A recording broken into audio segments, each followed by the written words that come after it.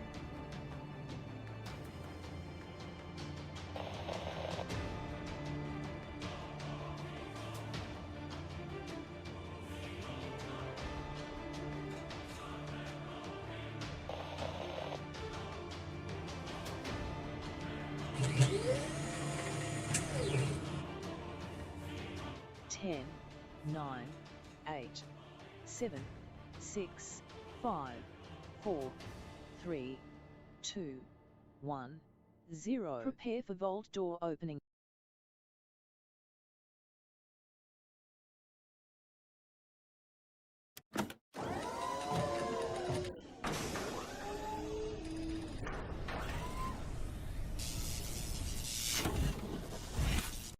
Hello and welcome, everybody. You ever just feel like gaming, everybody? Now's a good time to do it. Let's put a 1 in the chat if you can't see it. Hear me. Let's get into it. We're going to play this awesome game right here at 7 Days to Die. We've got a solo run.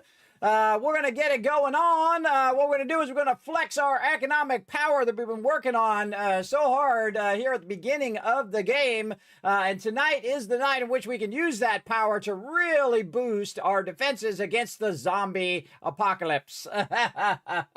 No, zombies are getting tougher and tougher again, especially in 2.5. It is definitely more difficult to survive because they do come in swarms. Instead of just trickling in little by little, they come in a big, massive swarm of peeps. Let me get myself in a good position here. There we go. So you guys can see the, or not over here. There we go. The Kismet kill box right there. Now this is a special base, everybody, that I'm building an underground location where that underground location has our farms. It has our dew collectors. So really, it's like a bunker. It's like a vault where it's underground and protected against the onslaught of the zombies. And as you can see, I've built a kind of foundation around it to protect that underground base, essentially extending the base without actually having to add the walls. Now, another thing that this does, this outer part there, could also add a bomb wall because we're coming up to that part, everybody, where there are going to be some bombers, and if they get too close to the center of my base, kiss that base goodbye. So I don't want them to get anywhere close to the center of my base. So we're going to be flexing our economic power tonight. We're going to be building up our base. We're going to be doing all sorts of things, especially starting to build up our super corn. Our super corn is how we make tons and tons of cash in the game. And so we're going to go ahead and do that. And again, each area, our base is going to be in different configurations. So you can see the different types of bases that you can build. And each biome has its own pluses and minuses that you have to accommodate. Now, of course, the forest biome being the easiest of all the biomes. We did restart, and we are restarting in 2.5. Right now, we're on day 40. So we are a bit in now. So now it's starting to really scale up. Once you get past day 14, everybody, it used to be day 21, but now it's day 14. The mobs really scale up. And so normally when I would just use wood spikes up to day 21. I don't do that anymore. Day 14, boom, start to upgrade them suckers to steel spikes because they're just going to keep coming and coming and coming. And it's actually pretty scary, which is great, which means they did it right. If you start to get nervous, even if you played the game for 4,000 hours like me, that means they did it right. That's for sure. Let's say hello to everybody. We got Whiston here, nice and early. Looks at everything set up before you even got in. It's in 9:50 right there. Nice job. What's up, Wes? We got Paul coming in as well. We got the G in there. He was helping us out with ammo last night, backing me up. I always appreciate you, G. Hopefully you're doing good. Appreciate you coming in, hanging out in the channel. We got Zum as well. Now, again, everybody's going to be an epic night, so I hope you got your snacks. I hope you got a nice place to relax and take it easy, because it's going to be good, man. This is going to be a good one. I really get that feeling quite often when I'm playing 7 days now, that kind of rejuvenation in wanting to play the game, right?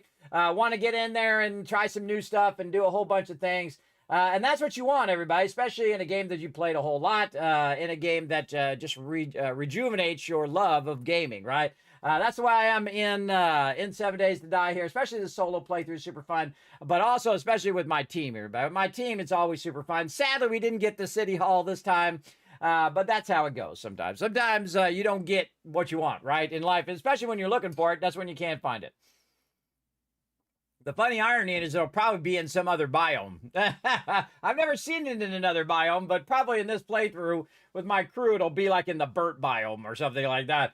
But that's okay. We found another place, the Zillion Tower, and we're going to be building that out. We had already started working on our entryway and our production area. And then, of course, as we go up the tower, we will continue to add more and more production things to the base as well. Now, if the top of the tower falls down, we don't care, because really all we need is the first couple levels to get started. We're also going to take a kind of a thing in construction and try to convert it into an actual kill box, and then have it as multi-level kill box, which I think would be kind of cool. It's been a while since I actually did a layered kill box, meaning that you could be on the first floor, second floor, third floor, that kind of thing. So I do love to try new stuff and maybe take a little bit of the experience from the past and apply it to something in the future. Really, that's what human beings are all about. If you want to know the difference between somebody who makes, $5 an hour or $10 an hour or whatever minimum wage is now, $13 an hour, something like that. Whatever the difference between someone who does $13 an hour and somebody's making a $200 an hour is just nothing but skills, everybody, and a little bit of luck too, for sure. That you'll luck upon the right place and the right thing that can accelerate your talent. But talent alone does not get you lots of money, everybody. It really doesn't. You have to have skills. And those skills can be just like in game, everybody. Whether you have skills, whether you know how to cook or whether you know how to do computers or whatever it is you know how to do, the level of your skill and the amount of skills that you have in real life determine your income. It really does. I used to make a lot of money, everybody, because I had a high level of skill that no one else had at that time. So it also is about timing of when you have your skills. Like right now, if you were exceptionally good at programming AI, you would be silent. Though I feel like AI is a bit of NFT. It's giving me that feeling of NFTs where they keep pushing it a little too much, and they keep saying, "Oh, this is going to be an amazing thing. This is going to be an amazing thing," and then it's I have like a little BS meter, or we call it the bullshit meter, everybody. And when that bullshit meter starts going off, you start going, okay. It can make pictures, sure. It can give you like something that's less good than humans can make when it comes to writing and stuff like that. And it has no context of why something is great. See, that's the thing. The humans know between why something is great and why it's not great. Where computers they don't have the emotion. The emotion is what makes humans know the difference. So if you're watching something and it doesn't have any emotion to it, and it's very deadpan or whatever it is, it could be funny depending on, if you like deadpan humor, but it's got to have that infusion of human spirit in it. If it doesn't, then it's just a fail. But this is the worst this is ever going to be, if you think about it. It's only going to get better for here. And people are like, oh, AI, da, da, da. It's out of the box now, bro. You open up Pandora's box, it's out. So you just got to live with it now. It's just like when computers first came out, everybody. All the artists got all upset and say, hey, this is going to take my job and da-da-da-da-da. Me, I embraced it, everybody. I said, well, it's just another tool, just like a brush or an airbrush or painting brush, whatever it is. It's just another tool for you to use. And that's how I approach AI as well. That's just another tool for me to use as the human being. When they can replace the emotion and the thought process of a human, well, then that's when we're obsolete anyway, and so we don't need to exist anymore. And we most likely won't. I know I won't be around to see it, but you guys might. I won't be around to see all that stuff. But hopefully I at least see Fallout 5 before I go. Or at least maybe I'm in Fallout 5. Again, if I die, everybody, I want you guys to go to Bethesda and petition them to get me as the Wasteland Tycoon in my yellow fedora, my blue suit, my red tie, and yellow shirt, as just an NPC that you walk past, and he says, "Hey, how you doing?" I say, "You doing okay? Here, have a little bit of purified water for your journey." So I give 1 purified water to every person who walks the wasteland, just to help them on their journey a little bit. I don't ask for much, just the smallest of smallest things, I think. Thanks for coming in and hanging out, everybody. Getting you guys started with a little bit of IRL check there. That's Mr. Non-You coming in with the Love Lurker trade. Thanks for coming in and hanging out. We got Tab coming in, showing in that hype as well. Appreciate it. We got Wish with the ones. That's Mr. Non-You. We got Zum, Just Bully. We got Tab, Rotisserie G, all let me know. Monster Zero with the 1 as well. Thank you, Monster Zero. Appreciate that. That's a 5 times combo. Let me go ahead and give you guys some caps in here. We also got the retweets already. Holy mackerel. You guys are on fire today. Let's go take a look. This thing never refreshes for me for some reason. Used to work just fine, and then it just stopped working for no reason.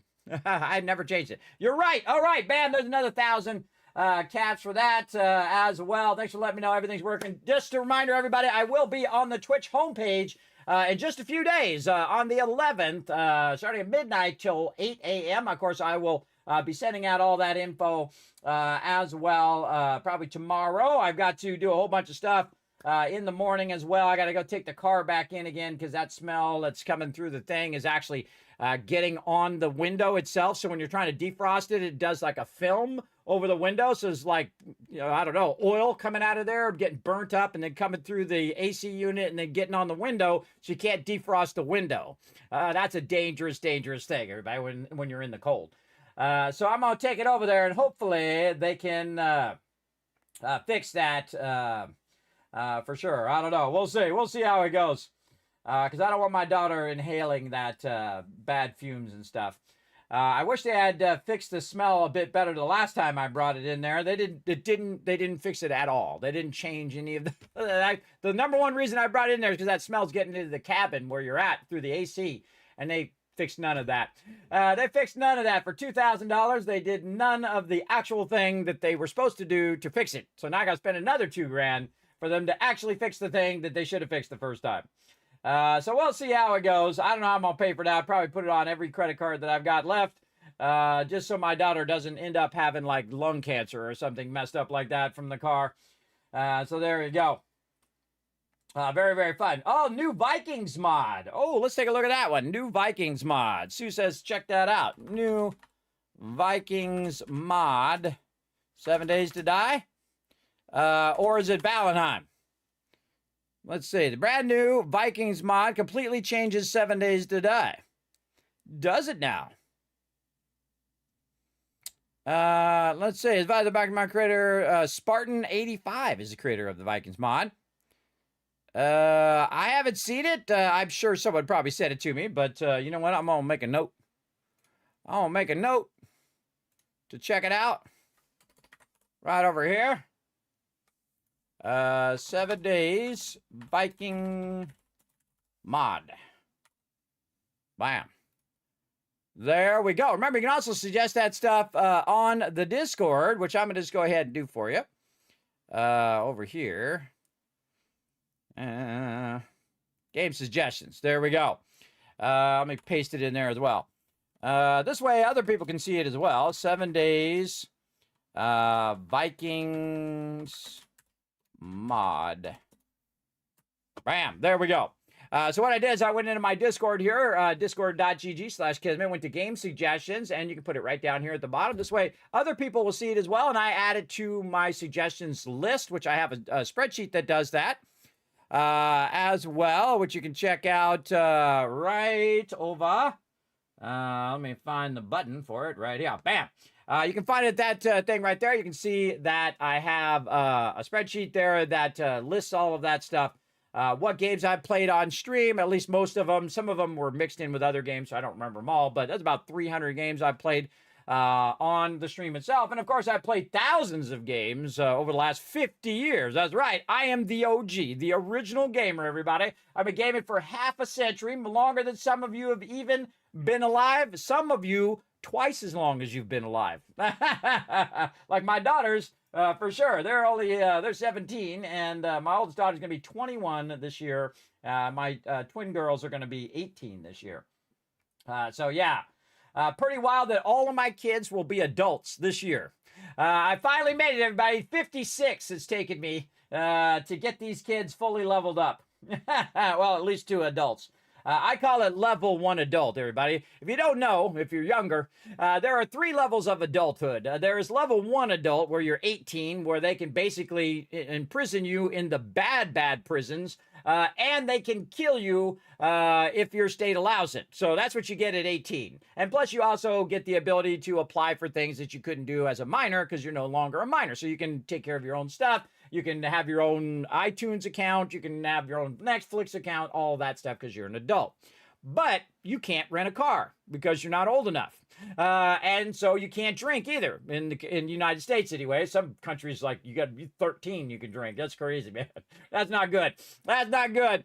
And so here in the United States, you have to be 21 to drink. So you can't even do that yet. So then, of course, you go and you level up some more. You get to level 21 in real life, and then you're a level 2 adult. All right, now you can drink. You can be killed by the state. You can enter into contracts.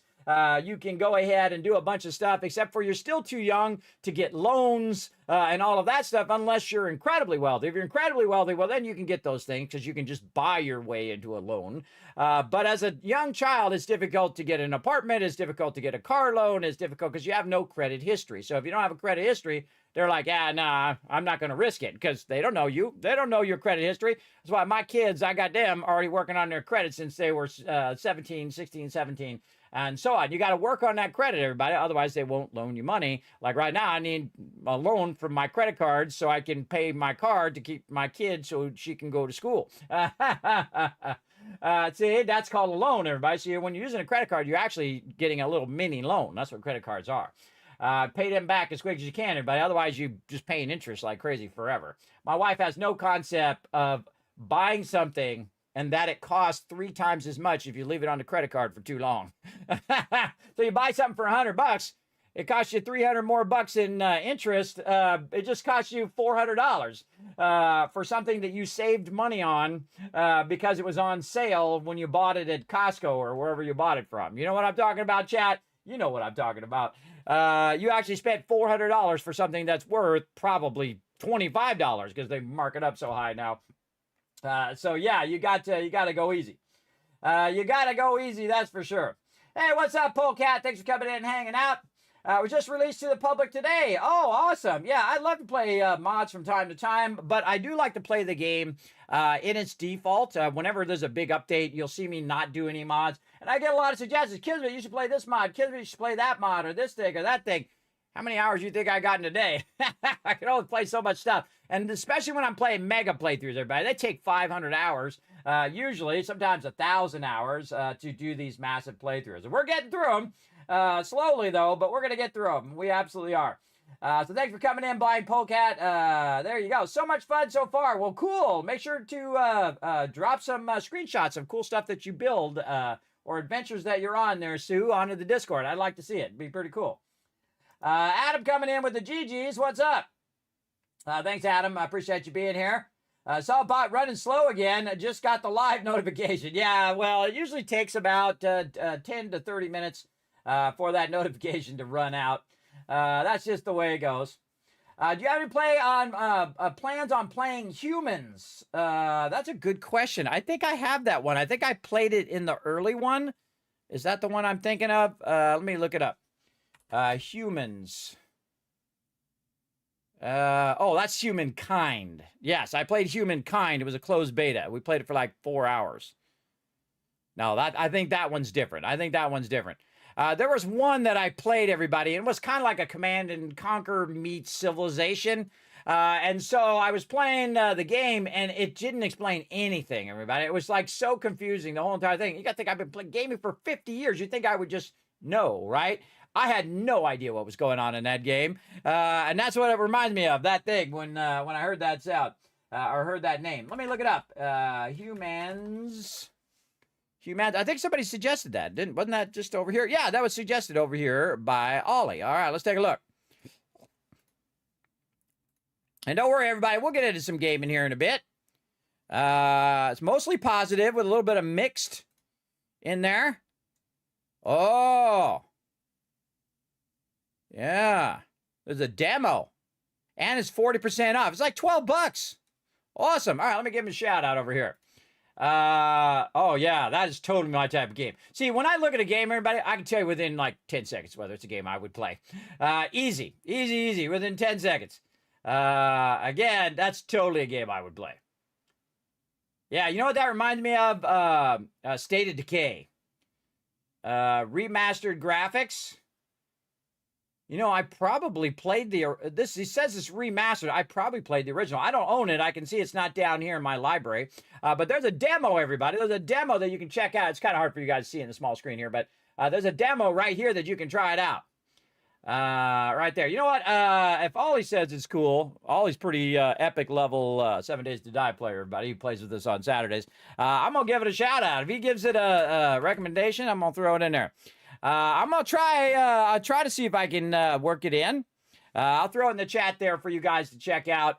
And I'm going to go ahead and remind myself. I'm sure it's on my list somewhere because every one you guys put in the thing, I put on a list eventually. But I'm going to go ahead and just remind myself to look that up. And, you know, the funny thing is I do get, because of all of you, everybody, not just because of me, but though I did work very hard to get to this point, I get a whole bunch of stuff where people send me stuff and say, hey, do you want to play our game on stream? We'll send you a free code to check it out and review it. It's like a review code, right? And so they'll send me a review code and stuff like that. To check it out. So, again, those are what I call learn to plays, everybody. And again, I don't have time to play every game, but I can play a game for like an hour and give you a little gist of it, and you never know. It might be your next favorite game. And that's what I love to do, everybody. Not just play games, but turn people on to great games, especially helping small devs like those who are basically giving their game away. But for 12 bucks, that's like giving that game away. And it looks pretty cool, so even for 12 bucks, it's very low risk. Now, when you're spending $70, $80 for a game, that's high risk, everybody. That's usually 2 days of working for most people because you got to pay your taxes and all that other stuff too toward the government here in the United States anyway. So that's 2 full days of working. Then they take out that big chunk out of your paycheck. Then you have your $80 left, and you go buy this game, and that game sucks. You know what I mean? You just spend $80 on a game, and the game sucks. So that's when you refund that sucker, man. If it sucks within the first 10 hours, everybody, I'd just refund it. I'd go back. That's the only way to tell them. It's the only way to show them that they should stop doing that cash grab and actually make great games. If they make great games, I'm going to shout their name from the mountaintop, whether it's sponsored or not.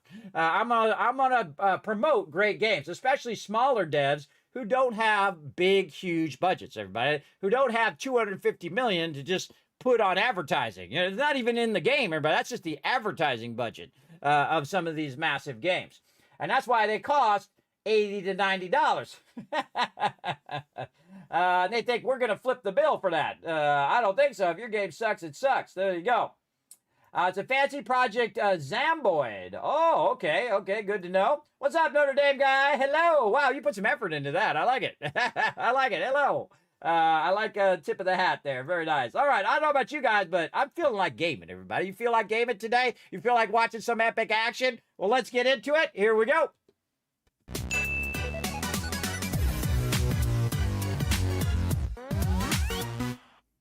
All right, welcome to the Kismet Kill Box. Now, right now, see, I told you, wherever I move that thing, everybody.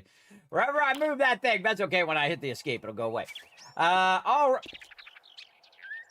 We got little birdies chirping. So as you can see, everybody, again, I try to keep my designs very simple because I've iterated on this base hundreds of times, and simplicity is where it's all at. You can build a fancy castle and all that kind of stuff too, but that takes more time and effort and resources. And of course, your most important resource, your time, everybody. That's the most important one. Now, of course, you have the first layer here, which is the Kismet kill box. We just extended last time out the outer edge here to have a whole platform here so we can expand the base underneath. Now, I suggest to leave a buffer between the top part of your base and the second part of your base. Now, the central core right here is where I'm doing a bit of crafting. You can see I've got some benches and stuff down here. Now, because I'm down underneath here, these zombies can't see me. And I can just close that right there and just chill out down here. I'll be just fine. As long as you got spikes around your base that'll kill, like, your feral mobs or your screamers, you've got that going on. Because when I'm running these forges, it's attracting the mobs, right? It's like a moth to a flame, right? That's basically what's going on with your production. You can see I've got some iron in here and some clay soil. Wow, I got a lot in there. Very nice. I got a lot of stone going as well. We'll go ahead and queue that up. Let that run. Over here, we can probably queue up some forged iron. Probably going to need some of that. Over here, we are working on, looks like stacking. I don't even need to remember from last time. I can just look at it and tell you that I'm stacking clay so I can do brass and lead in there, because I can see I got bullet tips there as well. So that one is for ammo. Now, eventually, we are going to move from the forest biome to the burnt biome. And then we'll build a whole nother base from scratch there. So instead of basically struggling to build the base, we have a lot of tools now, or economic power, that we've built up that we can utilize. And that's what the theme is today, is flexing our economic power. Now, another thing that's flexing our economic power is this vent right here. And you're like, what's up with this vent? Well, I just realized I put a thing on top of it. And what it's doing is it's coming down into here. It's actually still working. It's coming down into here and bringing the dew down here in the lower level. Also, what's going on is we made other vents right here. They go all the way to the surface. And those vents are coming down here to let our super corn grow. This is our power here, right? This is going to make us a lot of dukes. So we sell the super corn. The super corn is going to give us massive amount of dukes, and then we can buy whatever we need. Right, and I play a lot of games that way, and you can see that I've also extended it where I can keep going down, down, down as far as I want. All of these supports here go all the way to bedrock.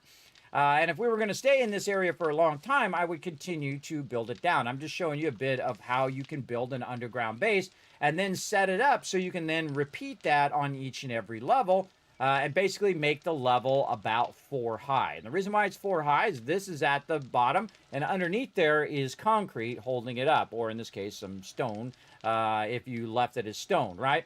In my case, I made a concrete base first, and then I went ahead and put this over the top. Then you got to have at least 3 blocks high whenever you're doing corn or super corn. Other ones only require 2 high, so you could put it up higher if you want. You could also recess the floor where you have your one underneath that actually goes all the way under, and then have it down by 1. But you want to make sure you're hitting your supports, your support beams, all the way around. And I can recess that down, which you'll actually see me do in other bases. Or I can bring this part up. I can bring this up to the same level as the rest of this. I'd probably just have to watch out for my dew collector, because it's going to need a gap of 3 high, right? So it's 3 blocks high, which I could actually do, because if this can go, because these are 3 high, these super corn, so can that, right? And so can this, right? Because it's only 2 blocks high. This is 2 blocks high. This is 1 block high, right? These are all the things. These are all the measurements you need to know when you're building a base. How big is something? How wide is something? How tall is something? You know, the width, length, and height of each thing.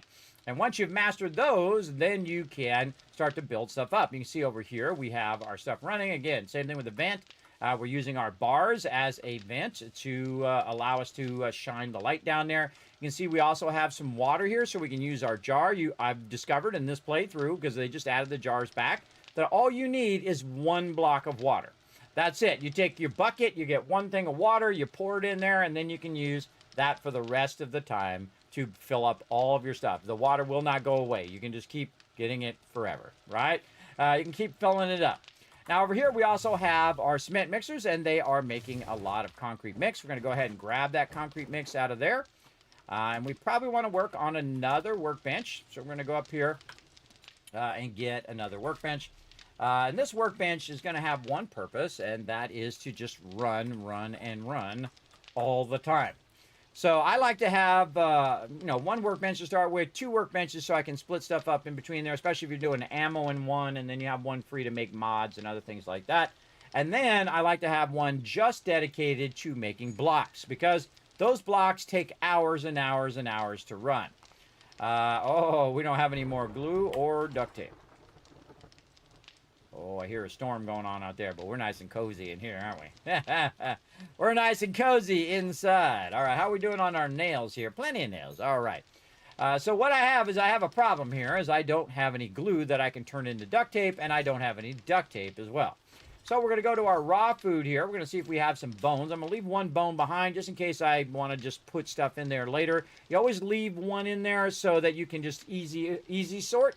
That's what these buttons do right over here. You can just go ahead and click. If you press it once, it'll fill the stacks that are there.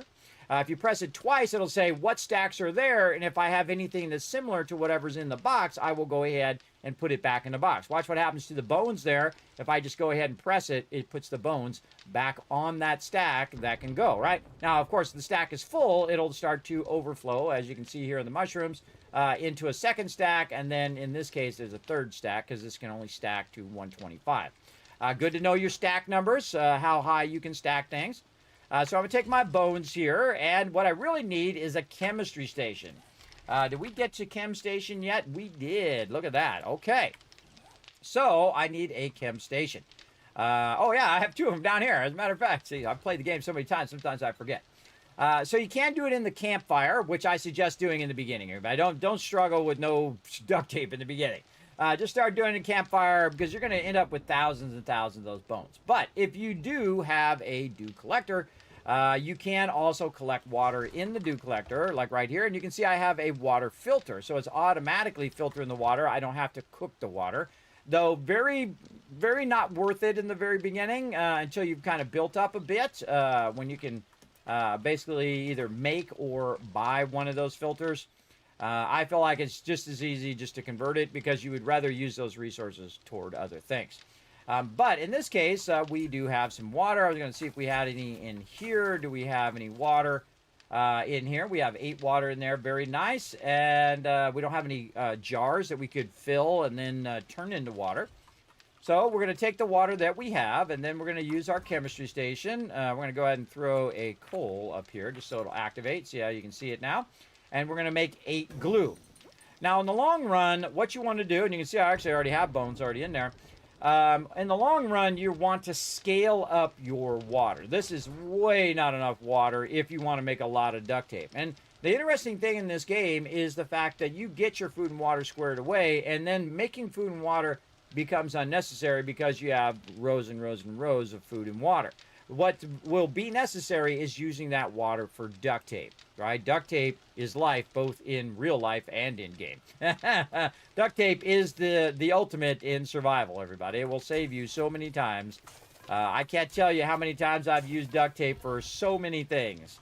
I don't even remember what they are, because they are hundreds and hundreds of times I have used it for whatever. In fact, my green screen that's behind me, everybody, one of the little piston things that hold up the green screen is messed up. So I was using duct tape to duct tape the back of it to keep the green screen up. I don't think can I turn the green screen off? I can't turn it off. I'd have to flip some stuff and do some things. But the thing won't stay up, so it just goes and falls down anymore. But you got to think, everybody, that I have ran that green screen up and down over 2,300 times. Because when I first started doing it, I actually got that green screen about the time in which I started the best stream ever, the BSE. So if you look at the number, which is actually a numerical number from number 1, by the way. Again, that's what the BSE stands for. We're on 2,745 best stream evers, and this one is going to be the best stream ever. We're gonna try to make it so right here in the stream. So let's get back to it. So we already have our chemistry station. We can let that run to make a little bit of duct tape so that we can go back and make our other item we want to make here, which is another workbench. So we'll get our workbench going. We need two more duct tape. So we'll go over here. Oh, well, yeah, already done. Very nice. Then we'll go ahead and say duct tape. Now, for duct tape, we're going to need cloth fragments. This is why I'm always collecting cloth, everybody. Everywhere I go, you'll see me hit the curtains. You'll see me hit whatever I can, couches, sofas, because I know how important this is. And you're like, well, Kismet, you got plenty. It's never enough because we're going to be scaling all this stuff up to a point in which we can massively produce a lot of these things. So we've gone ahead and made that, and now we can make a workbench. Now, my favorite thing is to make a workbench in the workbench. Wow, look at all that ammo running. Look at all that ammo running, everybody. That's going to be running for over an hour real time in those benches. That's making a lot of ammo right now. Holy mackerel, it's like 1,000 plus ammo. So I can't really use the workbench, otherwise I'd have to wait like an hour for it to produce. Now, the great thing about the workbench is that you can craft the workbench in your inventory. Some things you cannot. You have to actually craft them in another workbench, but you can craft the workbench in your inventory, and so I can just let it run right over here, and it'll run for like 3 minutes or so. And then we can use that workbench separate, and we don't have to stop the ammo, and we can just let this keep running the ammo for us. While we use right over here, and you can see I've left room for it on purpose, right there, so I can put the bench down there and then grab the concrete, put it in here, have it produce the blocks. Now, the blocks are these blocks like this, these concrete blocks that we're going to use for our next base. So while you're working on this base, you want to be thinking toward the next thing, right? So the next thing that we're going to need to do is get that base going. Now, I'm also going to go ahead and just bring this all the way down. Now, it just makes it easier to get up and on the ladder because I don't need to get behind here anymore where I used to have the farms. And you can see I have a central support here, and again, it goes down multiple levels.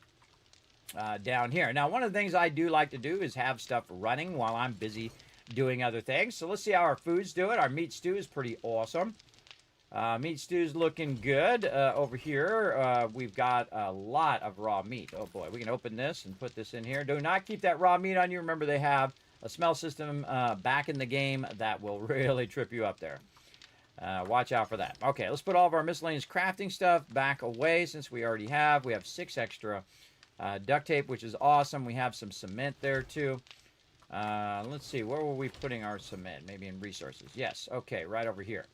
You can also see I have a bunch of concrete mix and cobblestone, cement, and a bunch of different resources that when I'm playing a solo game, everybody, I typically will put it in one box because I don't have as much as when I'm on a team game. On a team game, there is a point in which the whole entire thing could be filled with concrete, or the whole thing could be filled with iron. But if you don't think that whole thing is going to be filled, you don't need to put iron in a separate box and clay and all of that. Just keep it in one box, especially if it's just for you.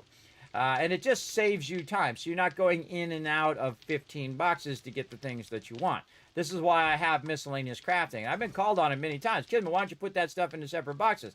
Because I don't want to have to go in and out of 10 boxes. Because that costs time, and time is very valuable. We don't want to waste our time on going in and out of boxes. Now, while we've been working, everybody, we've been working away on our gear. You can see I've got some nerdy outfit.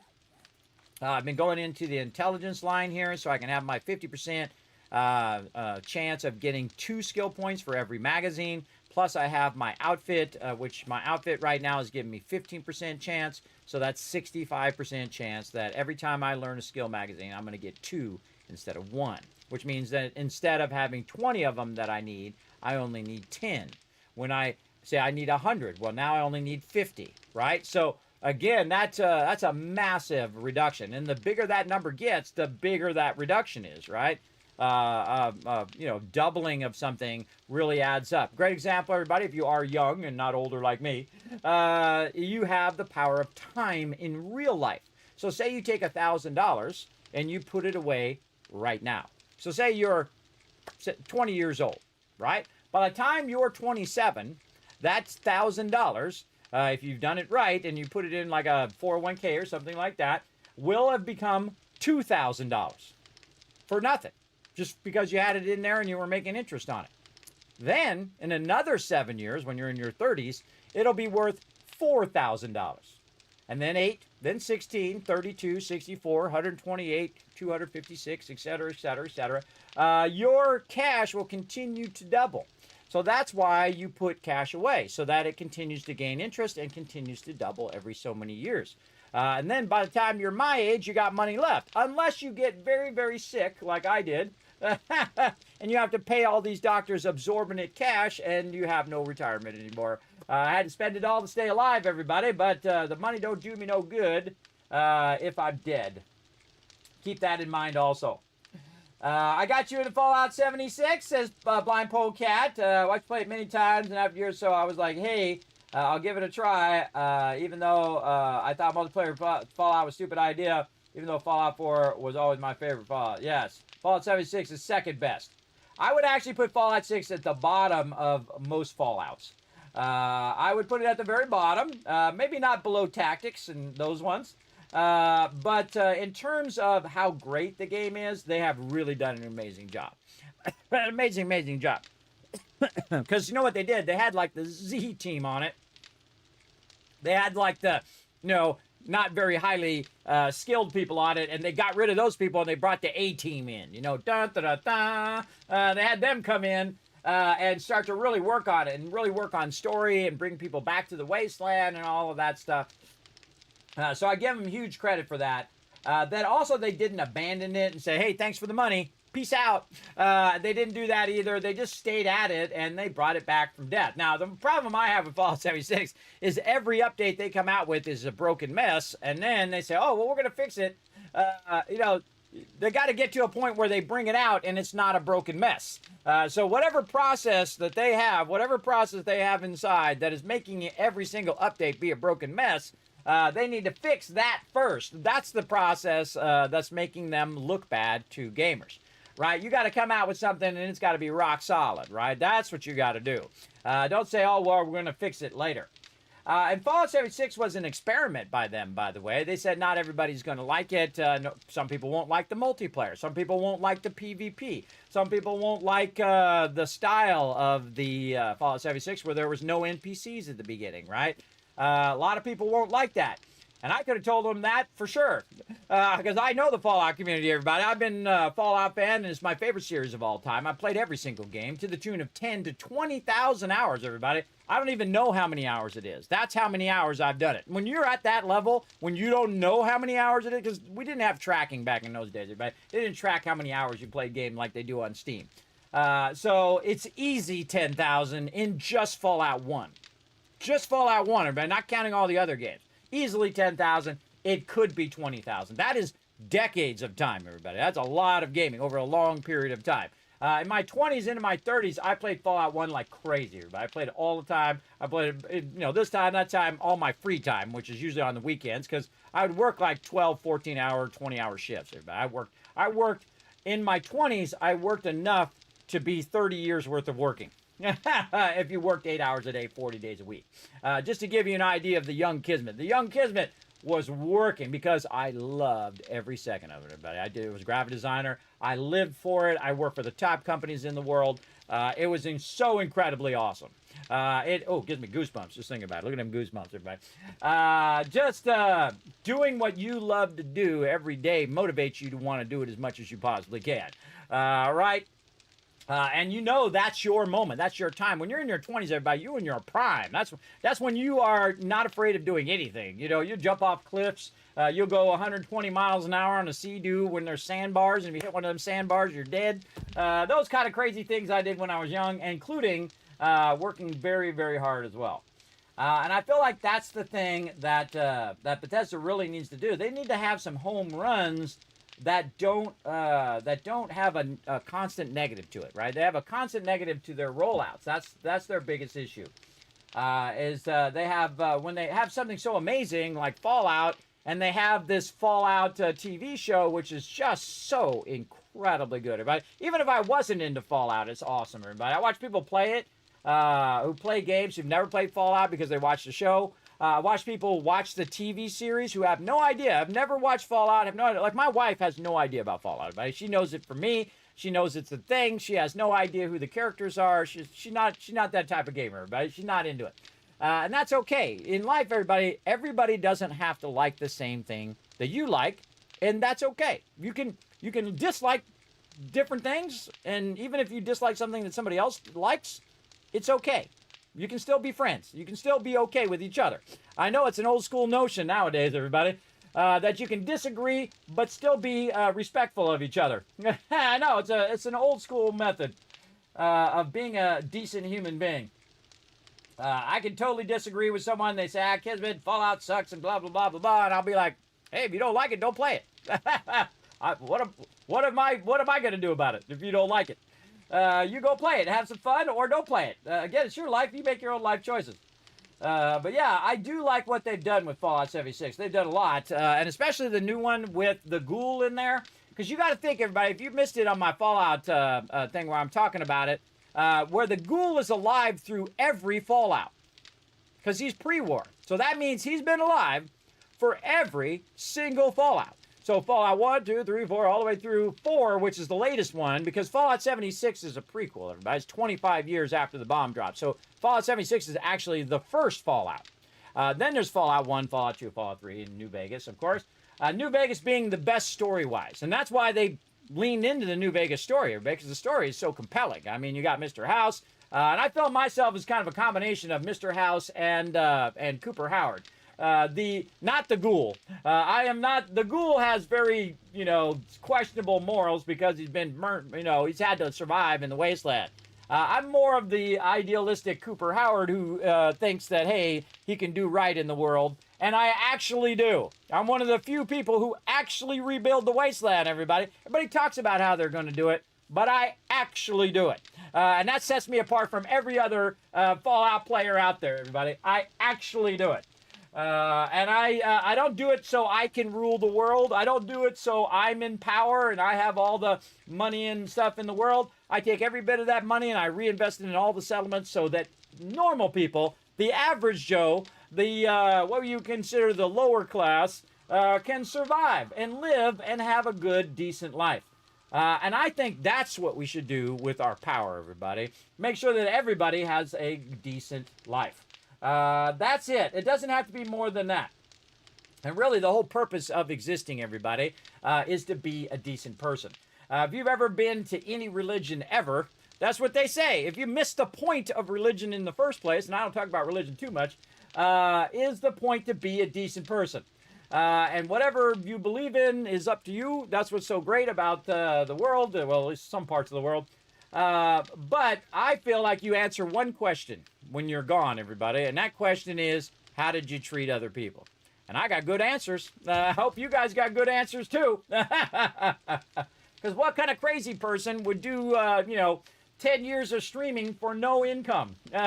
Putting every penny back into it again. Because it's not about fame or money or those things. Those things are for the people who are young, everybody, who think that's going to make them feel accomplished and make them feel good. People who are wealthy, they die of drug addiction all the time. You can look at somebody like Steve Jobs, billionaire, everybody, still died. He actually died. I think he died earlier than me. What age was he? What age was Steve Jobs when he died? There we go. What age was he? Oh my God. He died at 56 years old. I'm going to be 56 this year, everybody. And I'm not a billionaire. Nor will I ever be. The problem with being super rich like that, everybody, is you got to trade in your morals. You got to say, here's my morals. I want this money. And I will never do that, ever. And you'll never see me do that here on stream, everybody. I don't care if they come and say, Kismet, I want you to play this game. I'm going to give you $1 million. I'll be like, nah, I don't like that game. Or that game sucks. My community won't like it. I don't sell myself that way, everybody. And you can say, Kismet, you do it for $1 million. No, because I don't care about that stuff anymore. Because I'm at the age now where I know my time is almost done. And I would rather like who I am for the rest of my life. And you guys know that I'm going to give it to you straight. There's going to be no BS, no lying, no cheating, no all that kind of stuff that you get elsewhere. You just be the best you can be and like who you are. Because it's really hard, everybody. Because everybody is trying to be a horrible person around you and trying to tell you that the only way to survive is to be a horrible person. Totally not true. but you're going to survive without all those fancy benefits. The only thing you need in life, everybody, food, water, shelter. That's all you need. The 3 things. Everything else is a luxury. Your phone is a luxury, computers, games, everything else is a luxury. You just need those 3 things to survive. Now, if you want to thrive, get some skills. Circles back to the beginning of the stream, everybody. Look how I circle back on that. Get some skills. What kind of skills can you get? Doesn't matter.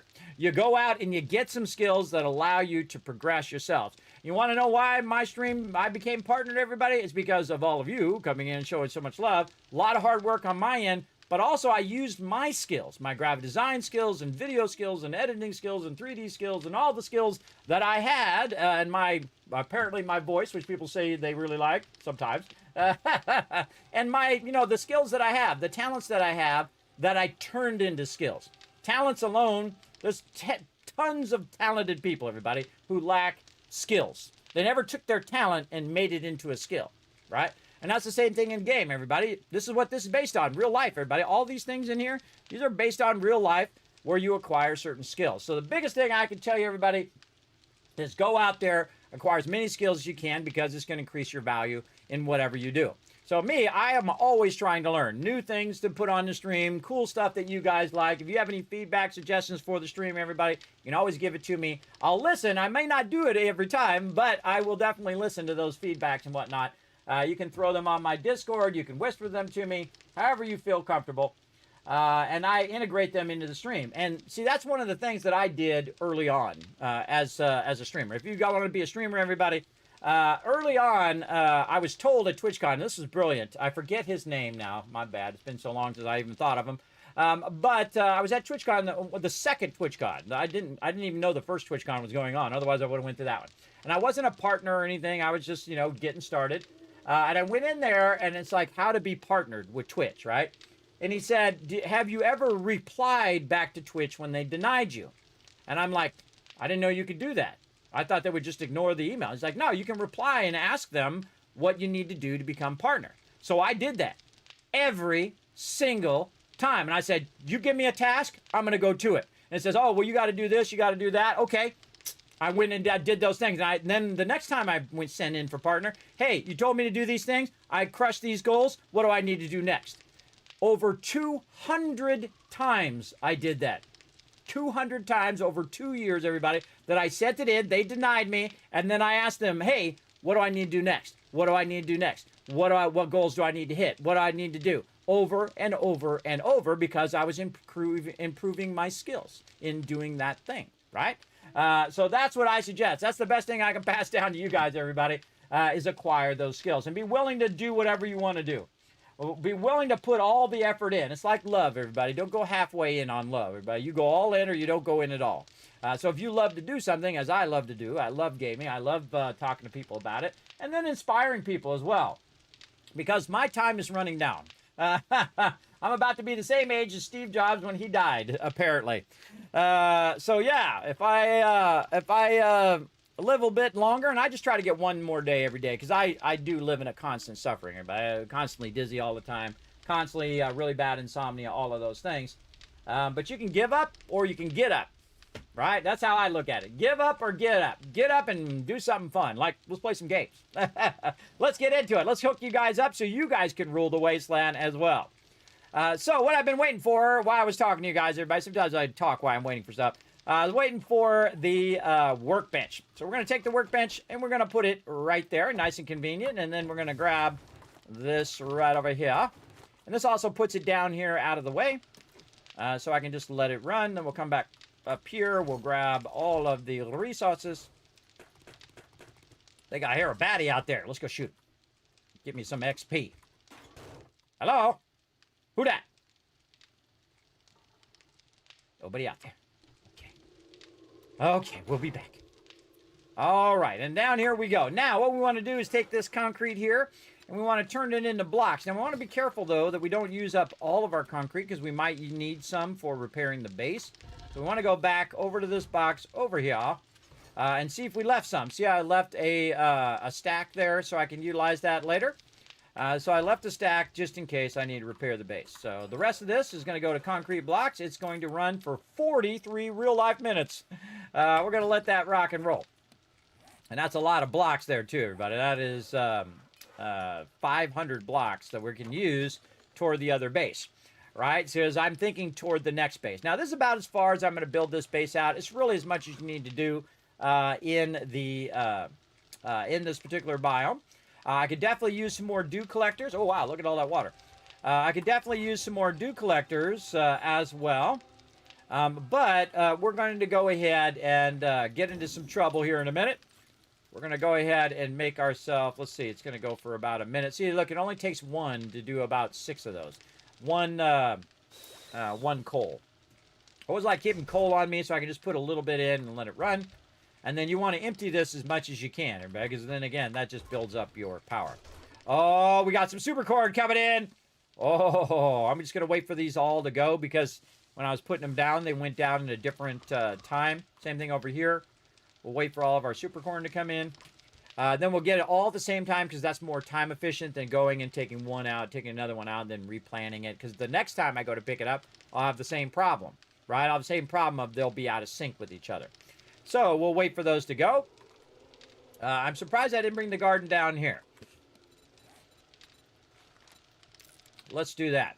Let's bring the garden down here and let this rock and roll right on my house. Garden. Okay. And we definitely want to upgrade these. I don't even leave these as wood boxes anymore. Just upgrade these boxes right away before you forget. Because you do not... Oh, we are out of forged steel. Hold on. We want to flip this over to forged steel. ASAP over here. Not that one. This one. Let's get some more forged steel going. Oh, we have some we had already done there. So very useful. I've got the hammer right now. It's a flaming hammer.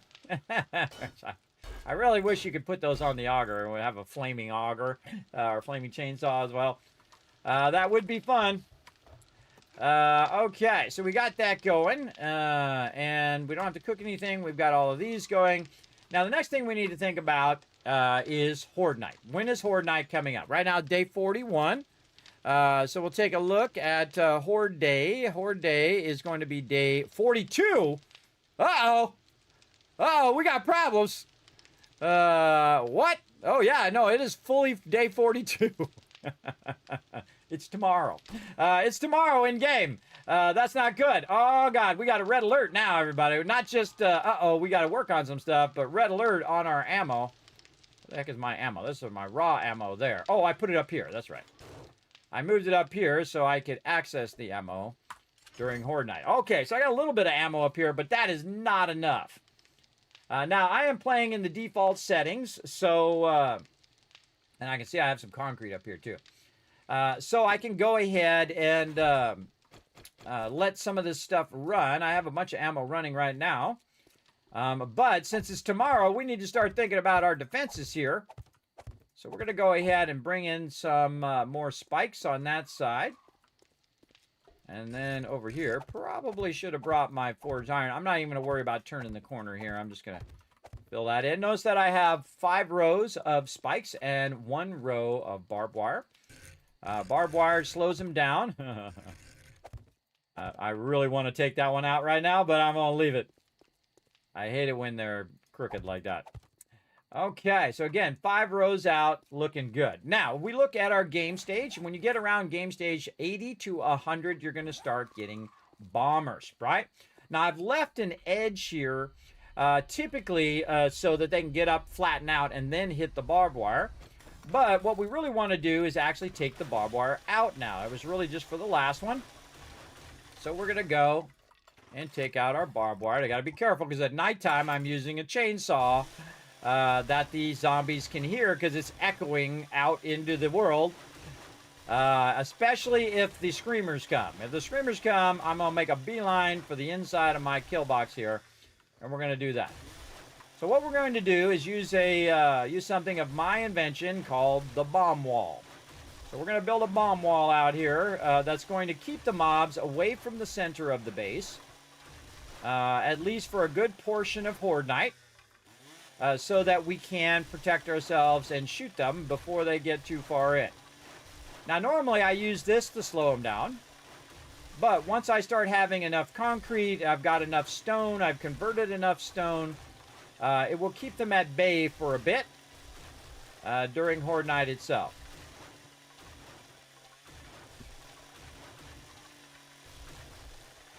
And there we go. All right, we removed that. Let's go up here for a second. Before we start putting in the bomb wall, we're going to need some blocks. So we're going to go ahead and go down here. We're going to use our building blocks over here. What did I do with all them blocks? Where are those blocks? Resources? Thought I had some blocks. Maybe I used them up? I say I have some on me. Yeah, I might have used those blocks up. Well, sure glad I'm running some blocks. Could have sworn I just saw some blocks. I bet you they're up above. I bet you they're up here in this Horde Night box. Aha! I knew I saw them somewhere. Right there. And there's some forged iron up here we could use. And I probably won't use the barbed wire for now to basically allow us to build this. So what we're going to do is we're going to start building our bomb wall now. Our bomb wall is pretty much the same as the interior wall over here that we can shoot through, but it's an extra layer of protection for your base. And it's vital. It's vital when you start doing bombers, because sometimes you're going to be reloading, you're going to be struggling to fight the zombies back, and you have this outer layer that's going to basically slow them down.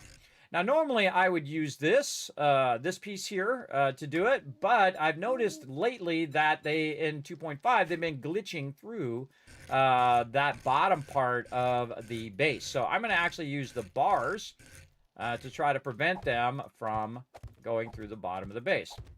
Like this, right? Now, if I go through and I do all of this, this is going to be in the way of fixing my spikes. So the smarter thing for me to do is to work on the spikes first. Like this, and you can actually aim this pretty far. I personally don't like having to get up on the spikes and repair them that way, because you got to put the blocks down, and then you have to go back and repair the blocks, and then take the blocks back out again.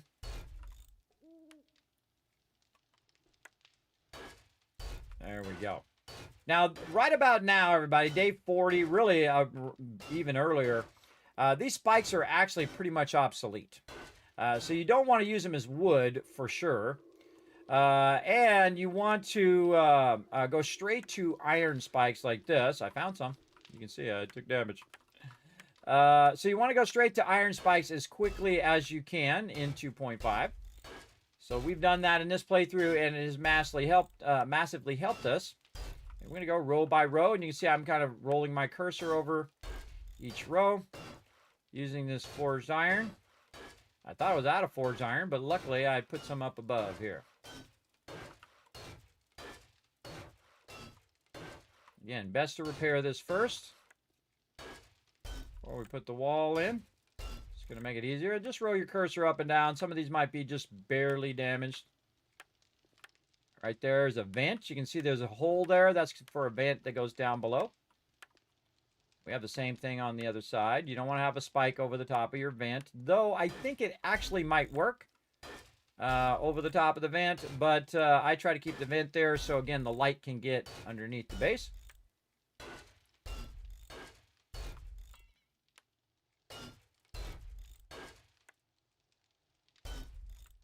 Okay.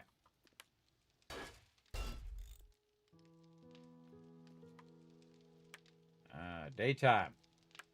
Some of these are real tricky to get, too, because it's kind of hard to aim at them. And then when you upgrade them, it won't let you go to the next, or repair them. It won't let you go to the next repair. So very important to get it going. So when you upgrade the storage, does it give you more room? Yes, it does, Racing. It absolutely does. It gives you more room in your storage, which is one of the greatest features they've added to the game. It also makes that box stronger. So you have your 3 different levels, of course. You have your wood ones, which are about, 500. Then you have your iron ones, which is a bit more, kind of like cobblestone, around 1,500 or so. And then when you have your steel ones, those are worth 5,000, which is like a concrete block, except for they're not. because there's also a lock on there. So that has to break the 5,000 lock and then break the 5,000 block. So the actual steel boxes are 10,000. Which is amazing, everybody. It's amazing. You can make your whole base out of those, which I have done in the past. Just like you can make your whole base out of... oh, look at that. We make that in steel, too. You can make your whole base out of hatches. Hatches are over 20,000. They are actually stronger than steel. So you can utilize those hatches to build out your base. Now, again, everybody, I'm going to go ahead and just run along here and build this out. Now, the interior part of the base, we definitely need to work on some steel. And if we end up with enough steel, we could also steel up this outer part. Again, this is the bomb wall. So named for bombers that are going to start attacking my base. Again, when you get about 80 or 100, depends on how good you're doing in the game. In this particular playthrough, I have died 0 times. And I'm level 52.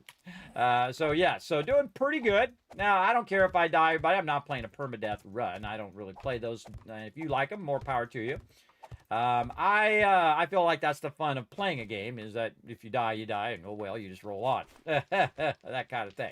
Now, I'm going to go ahead and grab the shape of that over there and bring this over here, so because we want to be able to shoot through the bomb wall. And really, it's just a copy of the interior, just expanded to be out here. Now, you got to be careful if you have a ladder here, because they could very easily try to get up on the edge of this and then get up onto the ladder. So I'm going to move that ladder back by 1, because I'm going to bring this up and extend that ladder out even further. Because what this is going to do is this is going to become a support for the outside edge of my base to help me get inside the base. I could also bar up all the way out, and that's definitely what we want to do in case we want to walk all the way to the edge of our base and be able to shoot straight down, whether it's in these spikes here or on the outside edge of the base. So each of these concrete blocks are becoming a support that we can use for the upper side of the base. And that rotated right way. I don't know why it's red, but it is. Still went down. Sometimes that coloring is lying, so try it, see if it happens, everybody. And there we go, out of blocks. And now you know why we started some blocks running. And again, just that 2 levels alone, everybody's going to slow most of them down, though they will crawl on top of each other and try to crawl on top of each other and try to get to you up here. Because right here, they could crawl on top of each other, and then they could go ahead and use that ladder to get up to where I am. So if there's too many of them, they could easily get to me. So that's why I got to keep bringing that up to the point in which they can't do that. They can't climb over the wall, because I've seen them do it many times. Especially a 3-level wall, they'll get over that each and every time. 4-level, a little harder, but I have seen them get over a 4. 5, never seen them get over. Only the leapers can get over those. All right, there's some more steel that we could use. Our stone is looking good, running out of there. Over here, or has run out of there. Let's run some more. There we go. Run some more out of there. Over here, we're still melting this down. We're going to try to max our clay, and then we're going to go to work on our bullet tips and brass.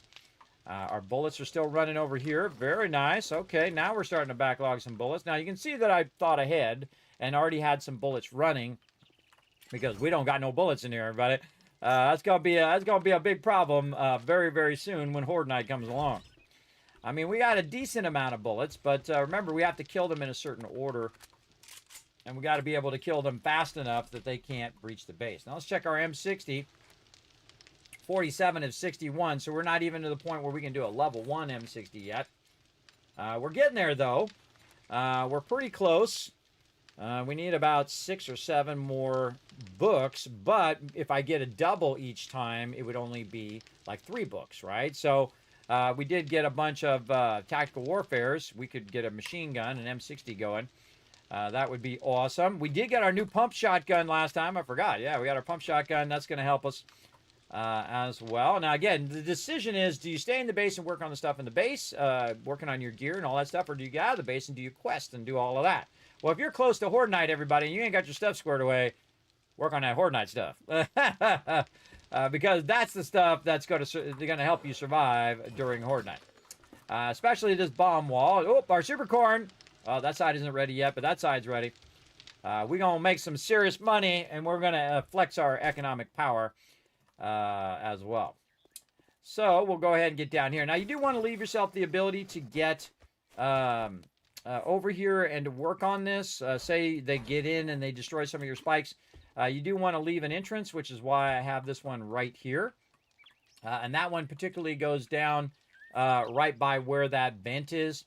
But I do have some spikes under it, so I might take that spike out, or, and see, I don't like to take this one out because that's a center support. So if I take this one out, it's going to make this weaker. But once I bring this side up, it won't be a big deal. I could go ahead and take this one out here, and use that to go down to where the vent is, so I'm not standing on a spike, basically. So we want to go ahead and fix this front part here, so that it is a support. So I'm going to go ahead and take this out. Hopefully no zombies come along and get me while I'm doing it, because this would be the perfect time to come get me right here. I hope they didn't hear me. I'm going to go ahead and use a ladder to jump up on here. There we go. And then basically just pick up the shape and the rotation. And we're going to try to bring this all the way up. Oh, we missed it. It's actually over by 1. But that's okay. We can do this. We can aim it at the side. And there we go. All the way up. Okay, now this is supporting that side there now. So we're all good. And what I do is I just get one side going like this, and then I can just do it from the ground level. I find this is way easier from the ground level, so I can do it multiple times. Because you can aim at it, and then you can just keep clicking, right-clicking in that particular spot. So if I go here and I right-click, it'll do it. If it does it right, it'll just keep going along there. Now, I would do it level by level or layer by layer. I would not just do one side all the way up, because that's not going to work out for you, because you'd have all these other sides exposed. And the zombies do try to go to the weakest point, especially after day 14. After day 14, so this is called backpedaling. Backpedaling, holding the right mouse button down, you can see I can just run a whole bunch of them at the same time. Very, very useful. There you go. And so, again, once they get past, like, day 14, they're not as dumb as they are in the early game. And actually, I think they might have fixed it where they're not even dumb in the early game. They will start to seek out the weakest point in your base. So if I have a hole right here in the base, you'll see them do it too. They will go toward this hole, and they will say, oh, where's there no spikes? Oh, there's no spikes here? Okay, let me go over here and run where there's no spikes. That's a very dangerous thing. When the zombies start getting smart, everybody, that's when trouble abounds. Oh, you know what I should have done on that top one? I should have made it a thing over here. Because when I go in to try to put my stuff on the outside here, that's going to be an issue. I should have made it what's known as an L-shaped bracket. So we're going to go up here, and luckily we have an auger now. And we're going to take this out.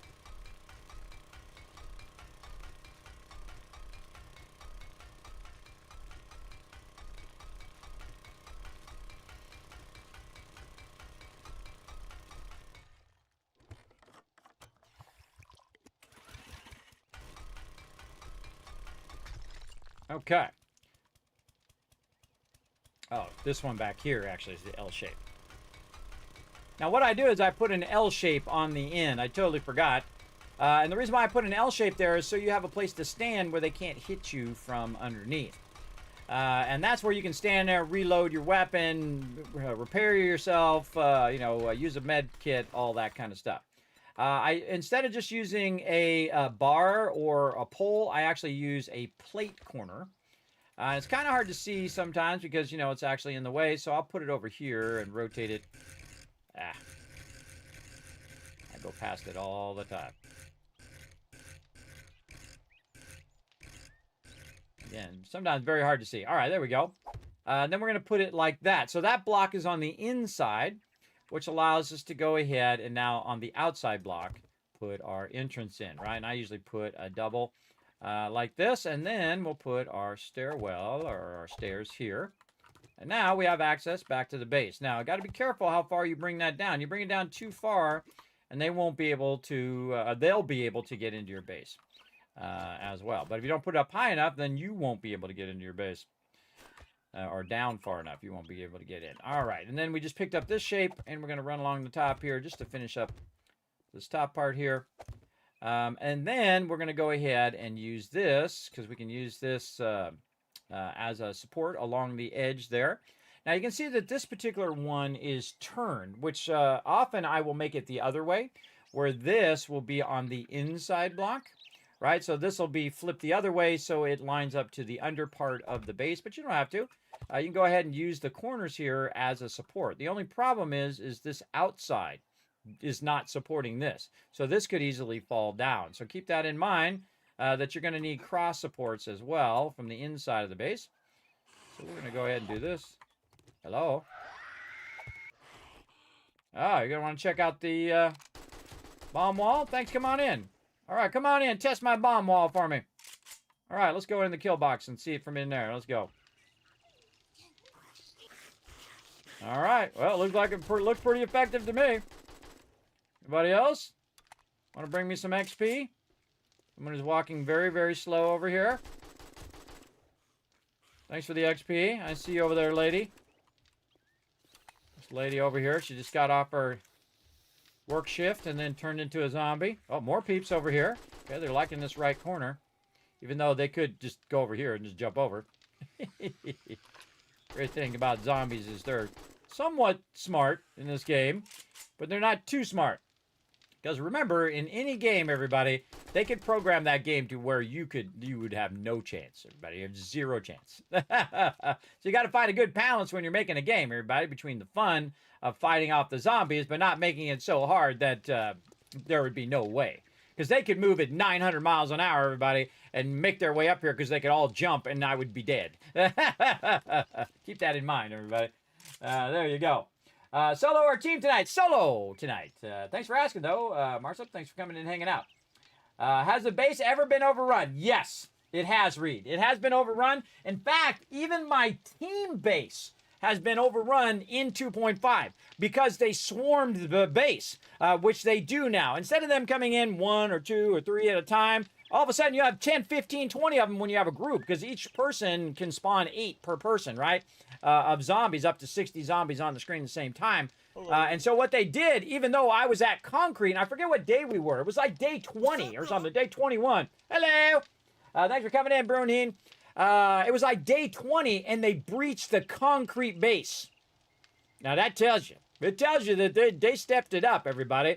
And as someone who's played for 4,000 hours, I can tell you, you got to step it up. Now, remember, everybody, if it's too hard for you, you can always crank down the settings, too, everybody, if it gets too tough. So, again, we're going to need that cross support there as well. And then this right here, we're going to go ahead and actually take this out and hope the whole base doesn't fall down. Because at any point, everybody, even though you're following the rules of building, at any point, your whole base could just fall down. Because it's still a work in progress. This game is not finished yet. And so you could have at any time lose everything. But remember, you start with nothing. So losing everything is you're losing really nothing. If you think about it. I know, it's almost philosophical there, right? So here's what we're going to do. We're going to go ahead and run this up.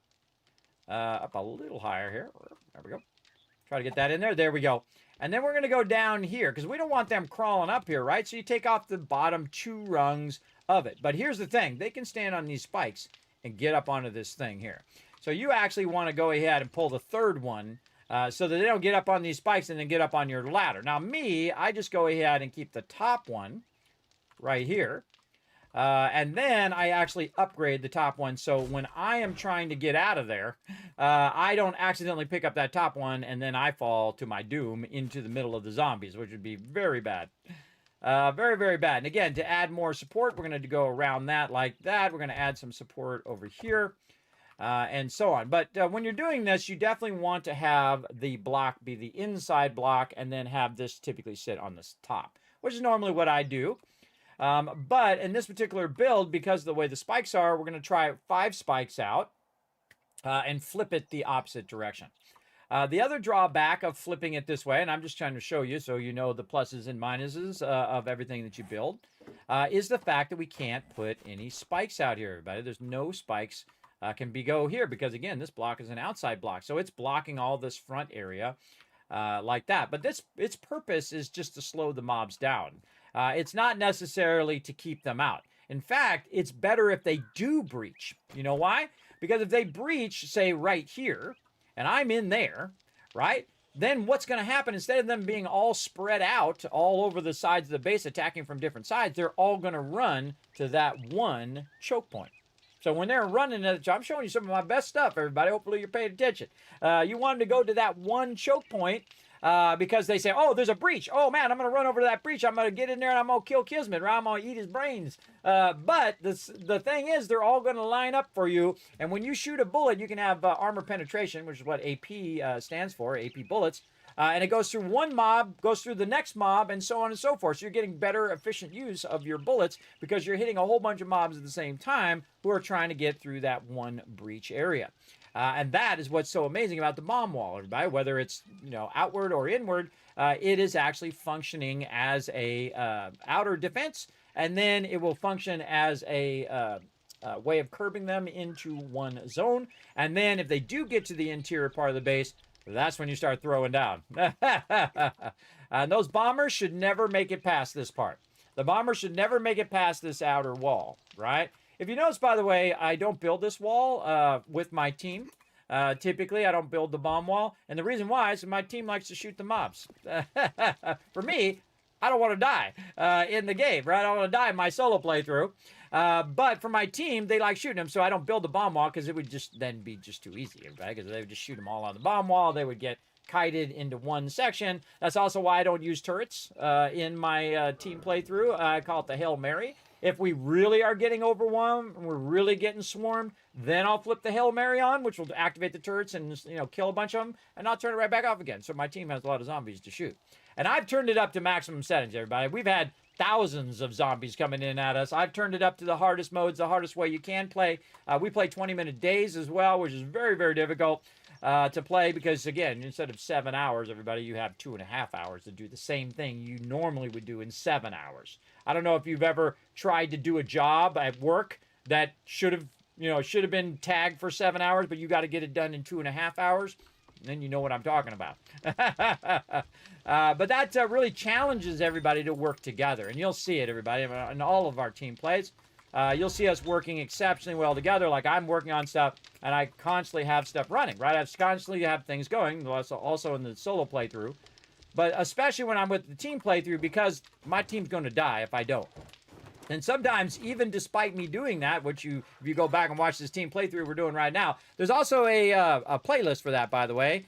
I'll go ahead and throw these playlists in the chat for you. You can just go 7D Team and 7D Solo to see my current playthroughs in a playlist on YouTube. So you can go back and look at episode 1 and say, okay, how did he get started? How did the team get started? Oh, God, you can go to episode 2, or I think it might be episode 3. Where maybe episode 2, where they breach the base, because we do 3 Horde Nights typically, or 2 to 3 Horde Nights per stream. Where on here we might do 1 or might do 2 because we're playing in default settings in the solo playthrough as well. Oh, there's some more blocks. Give me them blocks. You get the idea. Check your water. Get some more water here. How's my super corn still coming in there? We're going to get it all at the same time. I'm going to start to backlog a little bit of this water up here so my dew collector doesn't stop. And then we'll go up here. Now, I got food and water, but the cool thing is you can see where your food and water is down here. Don't really need that. Don't really need it right this second. What I need to do is I need to get this up higher. What I need to do all the way around. So we're going to go ahead and get that going on. Notice I got up on top because it's so much easier to do it from on top when it comes to this. Or you can just start it and then go to the bottom. It's actually easier to put the length in from the bottom and start it from on top. Because this game is no Satisfactory, everybody. If you've ever played Satisfactory, Satisfactory has one of the greatest building systems because you can aim at the side of it and then it will build a block this way. You aim at the top of it, build it that way, you build it this side, it'll build it this way. That little subtle thing is a massive difference when you're building stuff, everybody. It absolutely is. It massively helps you put the block exactly where you want it to go. It's a huge quality of life. In this game, it doesn't have that. But it has where you can aim at the side, but it's really hard to hit the side. So you have to actually be at the right physical angle to put that down the way you want it to put down. And I think it detracts from the game, personally. I think they should just take a clue from Satisfactory and make it when I aim at the edge of this block here, right there, it goes that way. If I am at the middle of the block, it goes up. If I aim it at this side of the block, it goes this way. If I aim it at this left edge in the middle, then it will go that way or that way. You get the idea. I mean, when something's great, just go with it. Go with that as the default, because it really does add to how well and how fast you can build stuff and how much you enjoy building. See, I enjoy building in this game, but I enjoy the fact that I think I accidentally put that too high. I did. I do enjoy the fact that it is thought through. Right? It's thought through from the player's point of view. I would take a few of those out. From the player's point of view, it's thought through. Okay, if I was building, well, how would I build, and what would make it easier for me to build and put down the blocks? Those type of things. If you look at it from the player's point of view, after a while, that stuff becomes obvious. That, oh, wow, it should be. All right, now it's affecting my stamina here. I got to eat some food and some water. Here we go. We're having some meat stew. Now, meat stew is both food and water. So I'm going to go ahead and have 2 of those, and I'll have 1 of my red tea just to boost my stamina. It's actually slowing my character down. We'll run along the top fence here. Try not to fall on the spikes. No guarantees. Might want to take these out. Up here. Now, what you don't want to do is you don't want to L-shape a plate outwards. Otherwise, it'll be in the way for you to be able to shoot down. Though you could. I could L-shape outwards if I want to here. And then just have another row of bars that I could stand on those bars and then shoot back in. I could totally do that. But we're going to try it this way, see how it goes. Again, we'll pick this up. And do this from on top. Sometimes it's kind of hard to see because everything's gray, including the bottom part over here. It's kind of hard to see whether you put that block in or not. We're going to try to get this in, and this is why we've been making these blocks. We got that in. Yeah, see, it's kind of hard to see whether I put that block there. Again, pick up the copy, the shape and rotation. Again, this is what's called an outside block, so it's going that way. It's going that way, and you can see the shape of the block. See, this whole part here is going to block our ability to put those spikes right next to the edge. Again, it only serves the purpose of protecting the against the bombers. See, look how easy it is to build a base when you already have the blocks because you thought ahead, right? Very, very smart thing to do is to think to the next thing, right? Think ahead as you go. All right, now the smart thing for us to do is to start to work on our bars here. So we're going to put the bar down incorrectly because it decided to jump right when I clicked. And you're going to have that happen, everybody. You're gonna have, I hate wasting resources, but you're going to have it happen from time to time. Things just jump around like that. And again, that's another thing that's so great about Satisfactory's building system is very rock solid. It doesn't do that jumping around thing. If I ever so slightly move, it goes off over there.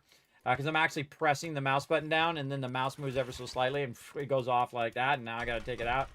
That's what happens, everybody. It happens. Time to eat and drink. Yeah, it's actually not a high priority if you're in the base. If you need that stamina, and you'll see when I play with my team, everybody, that I don't even bother with food and water. And if I die, oh well. I just put that down wrong shape. It doesn't matter because the people who really need the food and water are the people who need the stamina, right? And I haven't died yet, so obviously I've been taking care of it. Otherwise, I would have already died and had that. Now, another cool thing about this particular configuration, everybody, even though this block here is hanging on the inside and is not actually supported by this outer wall, is that this block is. That block, even though it's got that gap between the top part and down there, it still acts as a complete block. So this right here, these bars are actually supporting this right here. So again, if you know that, then you're good. And I wouldn't do too many of these without putting the bars up in the front like this, right? Now, the cool thing is once you have it down like this, you can just start doing all this stuff in a row. Now, here's a great little trick as well. What you want to do is kind of build this out in all 4 directions. So we'll go here somewhat to the center. It doesn't have to be exactly the center. And again, to make this go forward, I have to aim right at the edge like that, and then I can make it go forward, right? Just like a 1 pixel spot. And I think it should be like a 10 pixel spot back. That would make it where I can do that.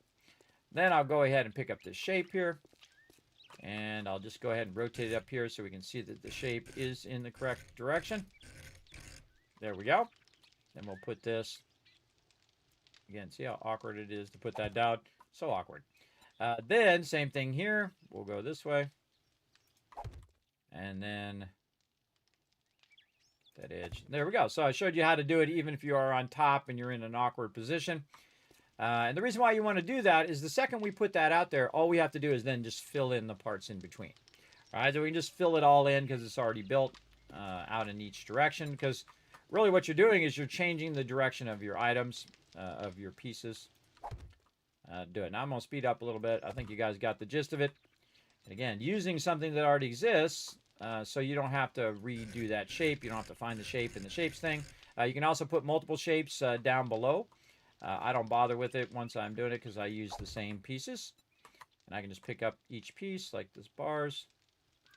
And very awkwardly, this is so awkward every time, do that. Okay, there we go. So we got that way. Then we'll do this over here. I usually pick it up anyway, even though it's already rotated the same way.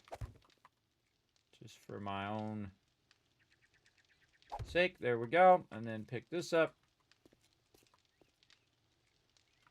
And rotate it. There we go.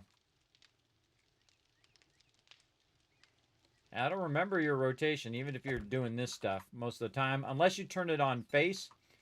If you turn it on face, it is unwieldy, I find. There's times in which that's useful, but most of the time it's unwieldy, and it just starts flipping around different directions depending on where your cursor is. It'll make it very, very awkward. Okay, so now all we gotta do is fill this in, and we got ourselves a bomb wall, everybody. You just saw it happen. Again, simplicity is going to be your friend, because again, the amount of time it takes to build is much less, but it gives you the biggest return on your investment, right? That's what I'm all about. That's how we flex our economic power, both when it comes to time and both when it comes to building a base.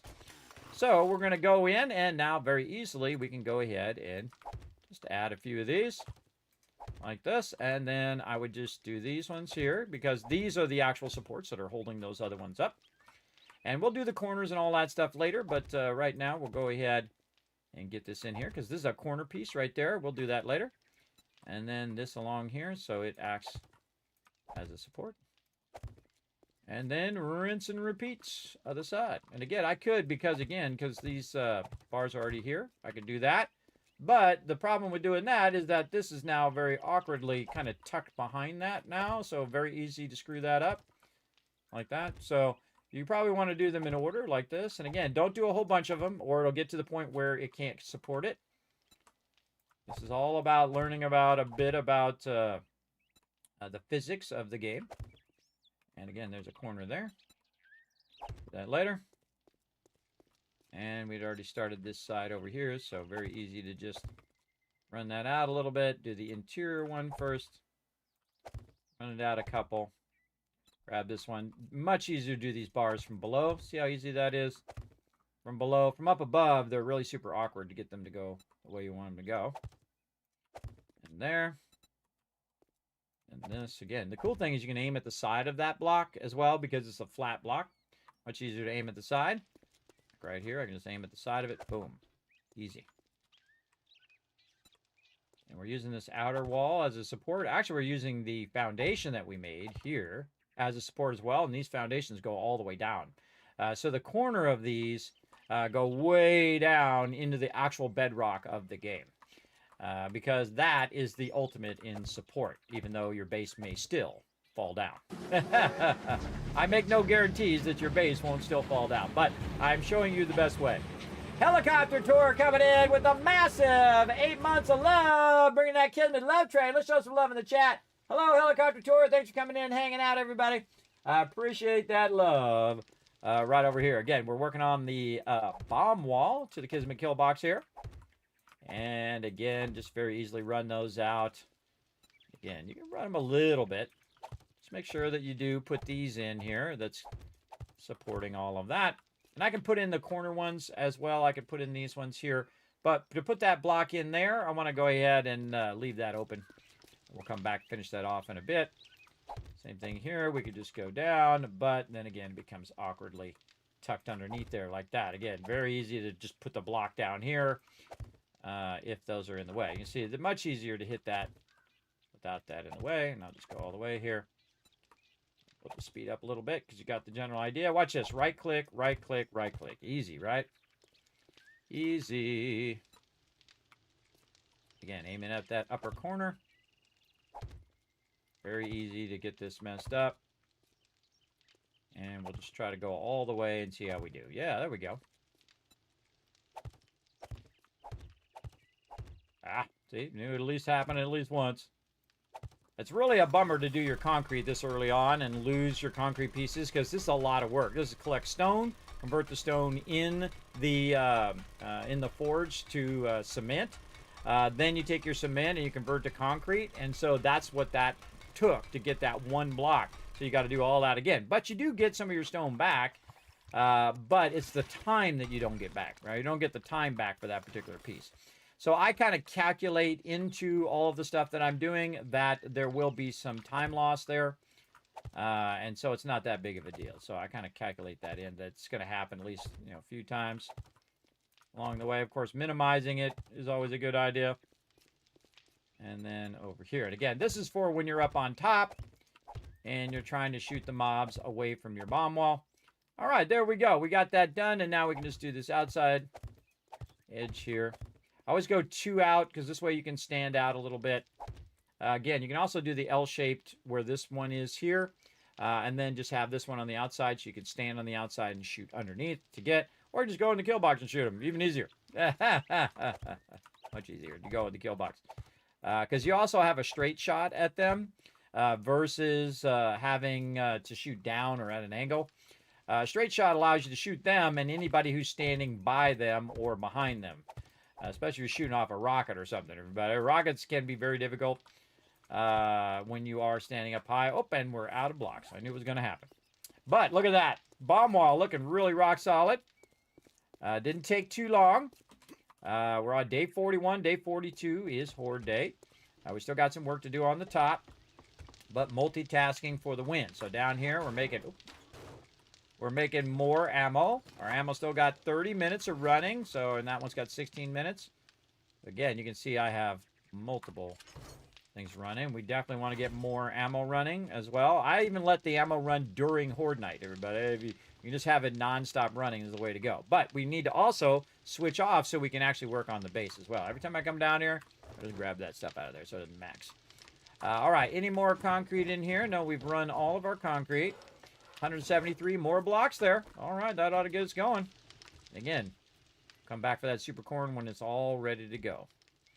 And then we can sync it all up and utilize it. Okay, so we got that going. Let's go ahead and work on our upper part here. Pretty easy stuff. Look at this guy. Get off my lawn. You bunch of crazy zombies. Oh, the whole bunch of them. Now see, this is why this is so awesome. You got the high ground. This is why it's called a kill box. Now you might say, well, this is the kill box. Actually, no. Where they're standing is the kill box because they're in a bad position. It just facilitates the kill box. So what happens is when you have the high ground, everybody, if you ever watched Star Wars, you'll know why. But when you have the high ground, it's difficult for them to get to you or hit you when you're up here. They can't get to me up here unless I leave a ladder for them to climb up here. But it's difficult for them to get to me. So I have a massive advantage. Now, if I was on the ground level, they could try to swarm me, especially if they're all ferals, and I might just die. But because I have that high ground and it's difficult for them to get up here, it gives me that advantage. And that's the whole point of what we're doing when we're building out the base, is to give us an advantage against the zombies, to make have a separation between us and them. So we can wipe them out before they can get to us. And there we go. I'm only going to have the one entrance. Sometimes I put multiple entrances on different sides of the base to get down to the spike area as well. Now, another great use of the bomb wall is actually not to have any spikes. And you're like, well, Kismet, why would you not have any spikes there? Well, the reason why you wouldn't have any spikes there is because you'd put your garden there. On non-Horde night, you'd have your garden. And then when it is Horde night, you take up your garden, you put the spikes right over the top of where your garden is if you want, and then take the spikes out after. Of course, I suggest an electric fence. Electric fences are the best, but you can't do those in the beginning because you haven't unlocked the electricity stuff yet. That's usually for later game, and you're going to need that electricity, believe me. You gonna need it, big time. Yeah, just filling this in here. This actually mostly keeps you from falling. But it also allows you to shoot through and hit the mobs. You just don't want to fall, be running around and you left a hole and right down you go. It does happen. I've had it happen to me. This is why I'm also using concrete right here as opposed to wood or anything like that. In the early game, I just use building blocks. Then I might upgrade it to wood, cobblestone, and then later. But in this case, since we already have it, there we go. Looking sharp. Nice, nice, nice. Okay, now we need to do our corners over here. So we're going to go ahead and get our plate corner here. And just kind of finish the thing. Now, if we do the plate corner, we're going to have a problem. I'll show you here. We put the plate corner there, what's going to happen? Right? We'll just fall through there and end up on those spikes down there. So what we need is we need another piece other than the plate corner. And there's actually in the game. Doesn't matter how many pieces they add to the game. Everybody, you're always going to want some other piece. But we need this one right here, which is called the 2-wall. So we're going to go ahead and favorite that one. We're going to get the 2-wall here. And then rotate it so that we have this really nice corner. I want to go this way just to see. There we go. And then we'll attach it like so. And there we go. Now we have our nice corner, and we can go ahead and fill in this. And we still got to finish off these sides down there as well. We got to do that side and that there. We'll get to that later. And then what we can do is split this into a separate thing down here in my bottom bar. And then just go ahead and pick up that shape, and then I can just use that shape over and over again. Right over here. There we go. And again, aim it there. And rotate this. Actually getting pretty lucky on that rotation right now.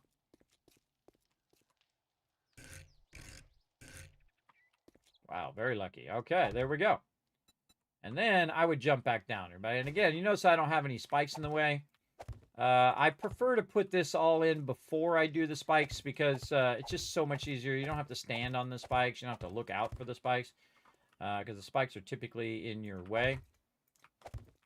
And we'll jump across here and do all of this. This is also to keep the mobs from jumping up on the top of your base. Leapers can still leap up there. This is 5 blocks up, I believe. Let's see. 1, 2, 3, 4, 5. I've done it at 6 blocks up as well, but I find 5 blocks actually be a good height, and that's because it's easier for you to jump down too. So you're not going to break your leg every time you jump off your base, which sucks. I will break it if I jump out. If I jump out and I land out here, oh, I'm breaking my leg. But if I just jump straight down and I land on this top block here, I'll be fine. I'll be just fine. Also, I have stuff that keeps me from taking damage from high distances. Because I do have a tendency to jump off of stuff. Because it's fun. Look at this, everybody. In no time at all, in less than a day, we have built a extension to the base. Oh, right at the end. Right at the end, they trolled me. Why you do me like that? Build an extension to the base called the bomb wall. And the second I build this, everybody, that's when it really starts up. Now, the trouble is it's hard to melee from this far away. But if I'm meleeing, they're in the interior part of the base and something went bad, everybody. They should never have made it that far. Most likely I'm out of bullets. That's probably the problem. And then that's all I have left is to melee them down. All right, there we go. So we've got the base and looking good. Now, one of the things that I could do, because I still do have the corner, and because this base is a certain length, right? So if it's 7 and you expand it out, everybody, it's going to be a certain distance between one and the other. I'm going to go ahead and get my blocks here. You can also count these blocks nice and easy by taking the blocks, reducing them down. See, I've got 19. Now it's 18. Now it's 17. Now it's 16. Now 16 blocks. So we'll go ahead and just put these as blocks. Oh, I got a plate. There we go. We're going to go ahead and count 16 because we just put 16 blocks down there. So I don't even have to count it. It's going to count it for me. Okay? I got 16 blocks there. I know exactly the length of this like this. So that's 16 blocks.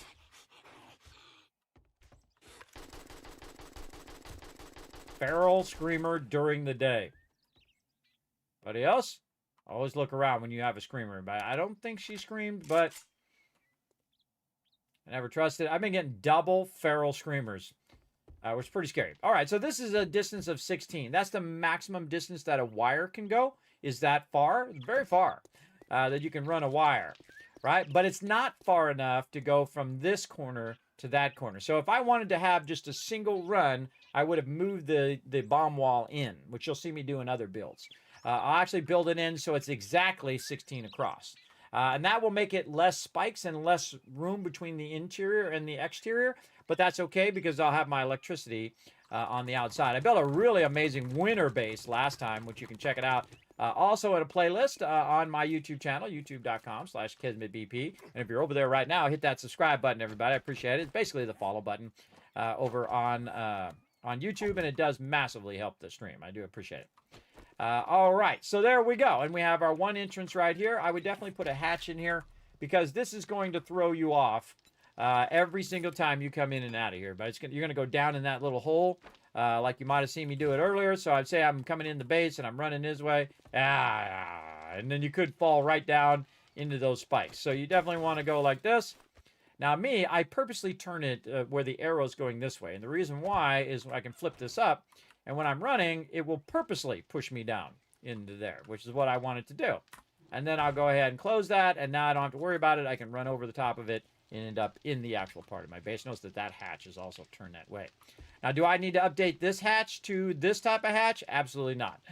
Because that's just a wood hatch. It's only there for my access to get down there. Ain't no mobs going down there, and if they do, they'll be on the outside of the base anyway. If they did get up here, they would go for this hatch anyway. Good to know all of that stuff. But there it is, everybody. The bomb wall. Very nice. And fully spiked out with iron spikes on the inside. We're ready for day 42, which is coming up. But we got to queue up some more ammo. So we got to work on our ammo here. We've got about a full day to make as much ammo as we can. All right. Now, we've let this run for a while. It's almost maxed out. So we're going to go ahead and combine that in. We're going to see what resources do we have. We're going to need lead. And we're going to need brass. Let's go ahead and check our bike box to see if we have any radiators. We have no radiators. Okay, consolidate all this back down. All that into there. We still have 21 bars left. That's good. And let's see if we can run some more concrete here. We've got some sand. We got a little bit of stone. Okay, we got enough to start some. And we can also go to our forge before we get it started and see if we've got some over here as well. We do. Now, I don't have enough stone right now to run it all, but we can run at least some of it. 2,700 ought to get it done. Now, I did add the awesome, hey, Peter, what's up? I did add the awesome ability for you guys to do math in the chat, and so can I. So we're going to go ahead and do some math. 2711 divided by 3 is 903.666666. Hey, don't blame me, everybody. I don't make these numbers. Hello, good sir. How life is going? It's going good, Andy. How you doing? Thanks for coming in and hanging out. I'm having a great time. I really feel like gaming today, everybody. I'm trying to get back into my gaming because, IRL has been a nightmare. I've been taking care of broken cars and things that my kids need and all of that stuff. Most of the time, I'm just doing stuff for other people all the time, everybody. I don't really do stuff for me. It's not like I'm out buying myself fancy things. I just trying to help my kids have the best start they can have in their life, and that's pretty much it. That's pretty much my thing. Is I'm like a money wizard, everybody. I can stretch a penny further than anybody. And I'm also disabled too, so it's difficult to sometimes even get up out of the bed, but I do it every day because oh wow, I got 500 over there too. Holy mackerel, I got 1,000 bones. Man, I need some water. I need some water. I could be making a crazy ton of glue right now. Make some more while we're at it. So we're going to grab some water there. Run some of that. There we go. Any more water in here? Oh, I got some more water in here. Let's run it over here. Now, you don't really need to split it between these two because, it's only going to take like a few minutes. So, but I do want to put this in here. And we got, the water did not go in my inventory. Get it. There we go. And then keep that glue going. You're going to need it. Put this back up here. I've got 6 glue on me now. We can go back up here. Oh, super corn's ready. Okay, we'll come back for that in a minute. Second that supercorn's ready. Oh, I don't think I'm going to hit the trader in time. When does the trader reset? He resets on day 43. Oh, okay, right after Horde Night. Oh, okay, we'll make a run. And you're like, Kismet, how do you know? Because I got this spreadsheet. You're like, dang, man, you're hardcore. Oh, you have nothing. If you just wandered in my stream, you don't even know hardcore. Hardcore is when you go like this, everybody, when you know all the Horde Nights up to day 5,000. Right over here. I did this like 8 years ago, everybody, a long time ago. This is my solo playthrough, which these are all the locations that we've already done, which we've also marked in-game on the map. And we also noted what type of thing it was, what type of POI, whether it was a Tier 1, Tier 2, or whether it was a fetch clear or clear zombies, or an infested. And, of course, where do you enter? And then where do you find the end loot? Now, remember, there's 1,000 locations, everybody, and you go into every single one of them. And there's a bunch of locations that are not even quest locations. So you got those as well. I've never done every single one. But this might be the playthrough. We'll see. We'll see. We'll see how it goes. As you can see, so that's what I'm looking at over there. I have it where it resets the vendor. It's the vendor resets every third day. So day 1, obviously the vendor is available. And then on day 4, then you add 3 more days to that. And then it's day 7, 10, 13. You get the idea. Horde day, easy, right? Day 7. That's why they call it 7 days to die, because the zombies attack every 7 days. So 14, 21, whatnot. Now, once it gets past like 28, I stop doing the math. I just let the spreadsheet tell me, okay, when's the next day? And usually I have a sign, too. I put a sign up, even if in a solo playthrough, so I can just look at the sign and say, okay, oh, man, I need to start prepping some ammo, like right now. Okay, so we got that still melting down, but we need something we can throw in there. Some lead that we can start going. Now, we also want to look at how much lead and brass that we have. Now, oh, my God, wait a minute. We already have a bunch of bullet tips, so we don't necessarily need lead, so we can turn it into bullet tips. Do we have enough gunpowder? That's probably the toughest thing, because you got to let that run for a while in your chemistry stations. And so, as you can see, I have thousands and thousands of gunpowder, so I'm doing pretty good there. But you can see I have 0, or really 1. I always keep 1 just so it's easy to put stuff away. But I have 1 brass right there. Now, again, this is when we want to flex our economic power.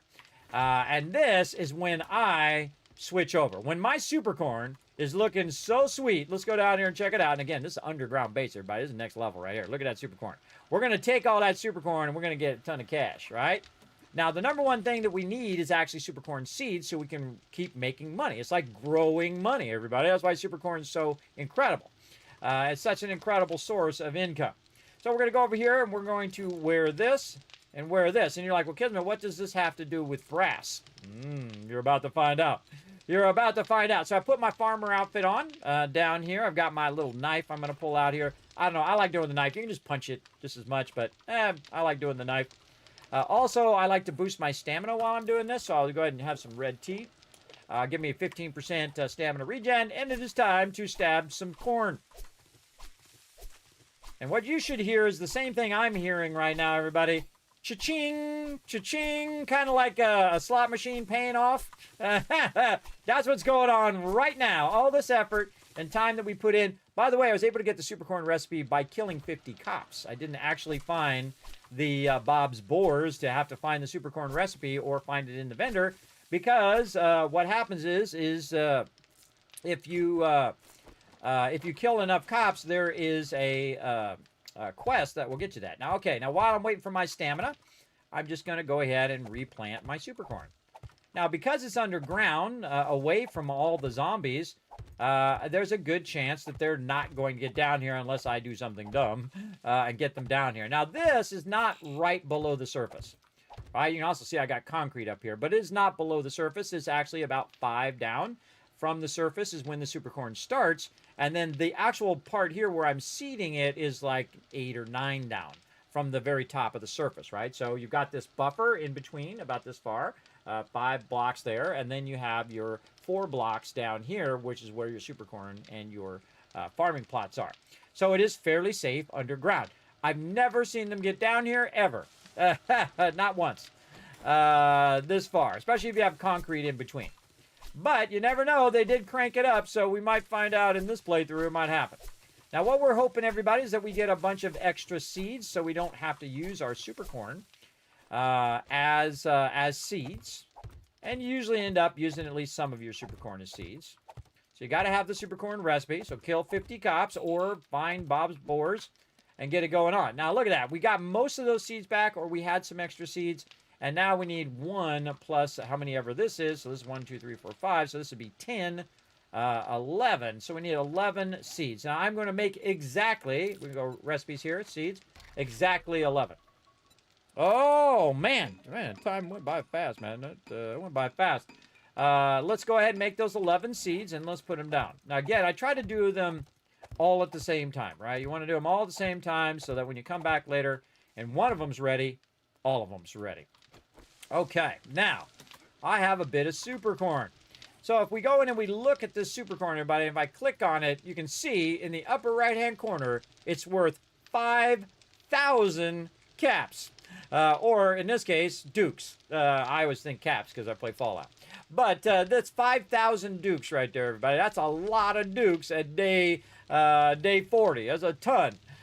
Because we've been working very diligently on getting stuff for our farms. We've been working very diligently on getting our books and our skill books to get our skills up so we can get to this point where we can farm and then get that much from each thing. So that's $5,000. Now here's the thing. I can take this and reinvest into the thing to get 5 more grand later, which I already did. Because when I put those seeds down, guess what? I'm going to get this much again the next time. And then again and again and again. And if I expand my garden, what's going to happen? Well, I'm going to start to exponentially double my income. So if I put another 2 things down like you see there, say I put it on one side and the other side, and then I have it on 4 different sides underground, guess what? Now I've just doubled my money. Now I'm making 10,000 every 3 days. And then if I double that again, guess what? Now I'm making 20, and then 40, and then 80, then 160, 320. Yeah, now you're making over 500,000 dukes in no time at all. And that is economic power right there. Now, another thing that we're going to use for economic power, and it's going to make some of you cringe. You're like, no, Kismet, don't do it. Is we're going to take our dukes right here, which are made out of brass, by the way, and we are going to use those for bullets. Because we can take that money and we can take that power that we have now, that economic power, and literally just throw that right in there. Because I have 5,000. I have 5,000 right there. All I got to do is take that, run it over to the thing, and I could sell it. Now, the thing is there's another way of helping your economic power, and that is getting more for each and everything that you sell and you buy. This is something I do in Fallout quite often, and that is to boost my power, right? Now, I would go to better barterer here because we get 5% better deal, then 10%. Oh, Ansifer coming in with the 82 months of sub-love. Show some love in the chat, everybody. Big time love right there. Wow, that's a long time. How you doing tonight, Ansifer? Thanks for coming in. Appreciate you. Appreciate you chilling out in the channel. We're having some fun today, man. We're having a good time. So, as you can see, everybody, as you go up, you're getting better trade deals with the vendor, right? Now, because I'm also working on armor, and you want to work on armor straight away, everybody, it is, I would say, it's probably the hardest thing to do in the game because it goes so slow. It is very, very slow to get those armors going. But we're getting there. We're at 4. We're almost there. We just need to get some more armor up books, and we'll be good. But I think at this point, if you wanted to make some more money, you can go ahead and get a Ranger hat. Now, Ranger hat over here, I think it's Ranger hat. Yes, bartering. Oh, I actually got it right. Oh, yeah, look at me go. Increases your bartering. So you're going to have a better bartering there, right? Now, to make this easy, everybody, over here in my spreadsheet, I was nice enough to go through every single bit of armor and list every single set and highlight the ones that I think are among the best. So I can go ahead, let me zoom in on this for you so all you peeps on mobile. See, look, I got you back. I got you back. And then I can also move myself over, too. Watch this. Whee! Over here. This whole column right here, everybody, is to accommodate my big fat head. So as you can see, these are all the various different ones. So you can go in. Again, that spreadsheet's totally free, everybody. Go in and use it. And just give me credit, of course. Patriots lost the Super Bowl. Ah, spoiler. Spoiler alert. Sorry to hear that, Isver. Were you cheering them on?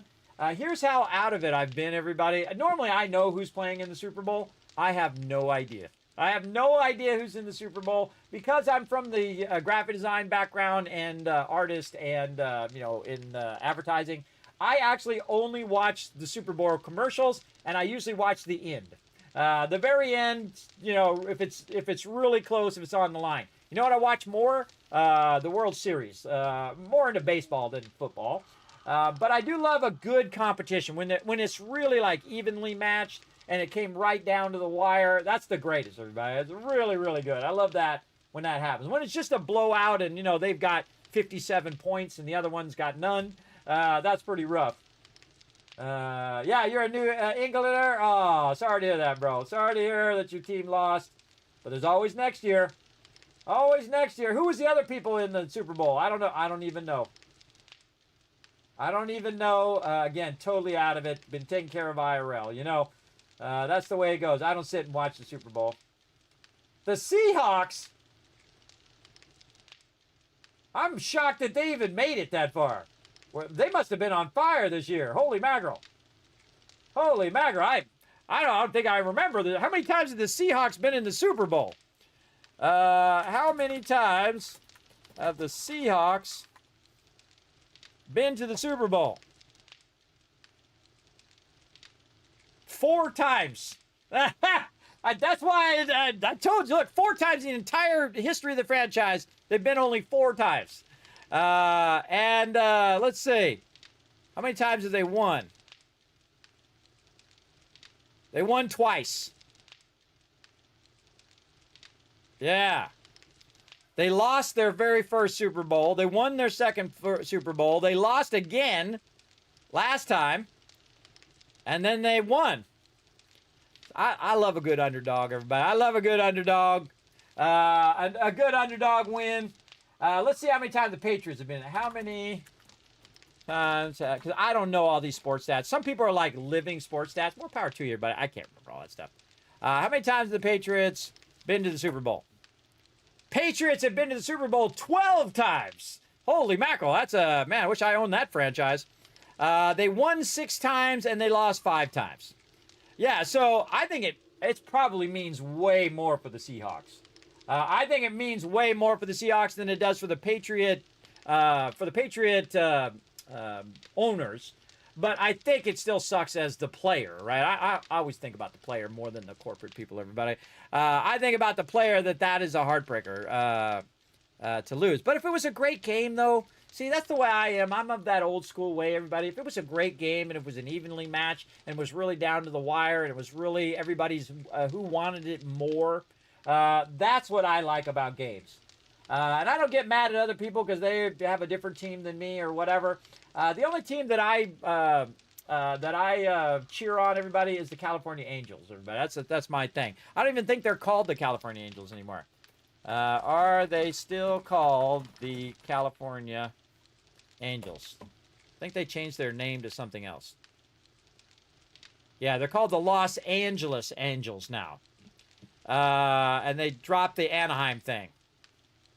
Because I grew up where Disneyland is, in Anaheim, in California. And so every single California Angels game I have seen, they have lost every single one. Every single one I went to. And I probably went to, 15, 20 of them. When I was a kid, Rod Crew, of course, being my favorite as a kid. I had a Rod Crew glove for baseball. I am terrible at baseball, just so you know. I have been first base, I've been shortstop, I've been outer field, like in the next parking lot, and I suck at all those positions, but I love playing the game, and that's the thing, everybody. You don't have to be great at something to love it. You don't have to be great at singing or dancing or playing games or whatever it is. If you get enjoyment out of it, because that's its purpose in the first place, is to enjoy that thing. Even if you're not great at it. And you're never going to get any better at it if you don't try to be better at that thing, right? Some people have natural talent, and that sucks for everybody else, but great for them. But the rest of us are like, we got to work at it, right? We have to really put the effort in to be great at that thing. And you can be pretty good at just about anything if you really put a lot of effort. Now, are you going to be truly great, the best of all time? That's all. The universe is going to decide that for you when you were born. That was already decided for you when you were born. You just got to discover what that is. And everybody does have those kind of talents, what they're great at, everybody has something that they're truly great at. You just got to discover what it is. And that's the hard thing. That's a very, very hard thing. I love to do anything with art, design. I love the water. I love skiing, surfing, and jet skiing, and doing anything with that. Those are the things that I truly love. And I love hanging out, talking games with you guys, and sometimes talking about sports. Now, most of the time we don't talk about sports in the chat because I have actually had this happen. And this is why we added this. My mods actually added the rule where we typically don't talk about sports, because what happens is this guy goes, well, your team sucks, and no, your team sucks, no, your team sucks, no, your team. If it devolves to that, then no sports talk. But sometimes I allow it if it's just respectful. If it's respectful in the chat, because that's rule number one, is be respectful. So there you go. So that's why I added that, by the way, everybody. If you ever wonder why that sports thing is in there, it's for that reason.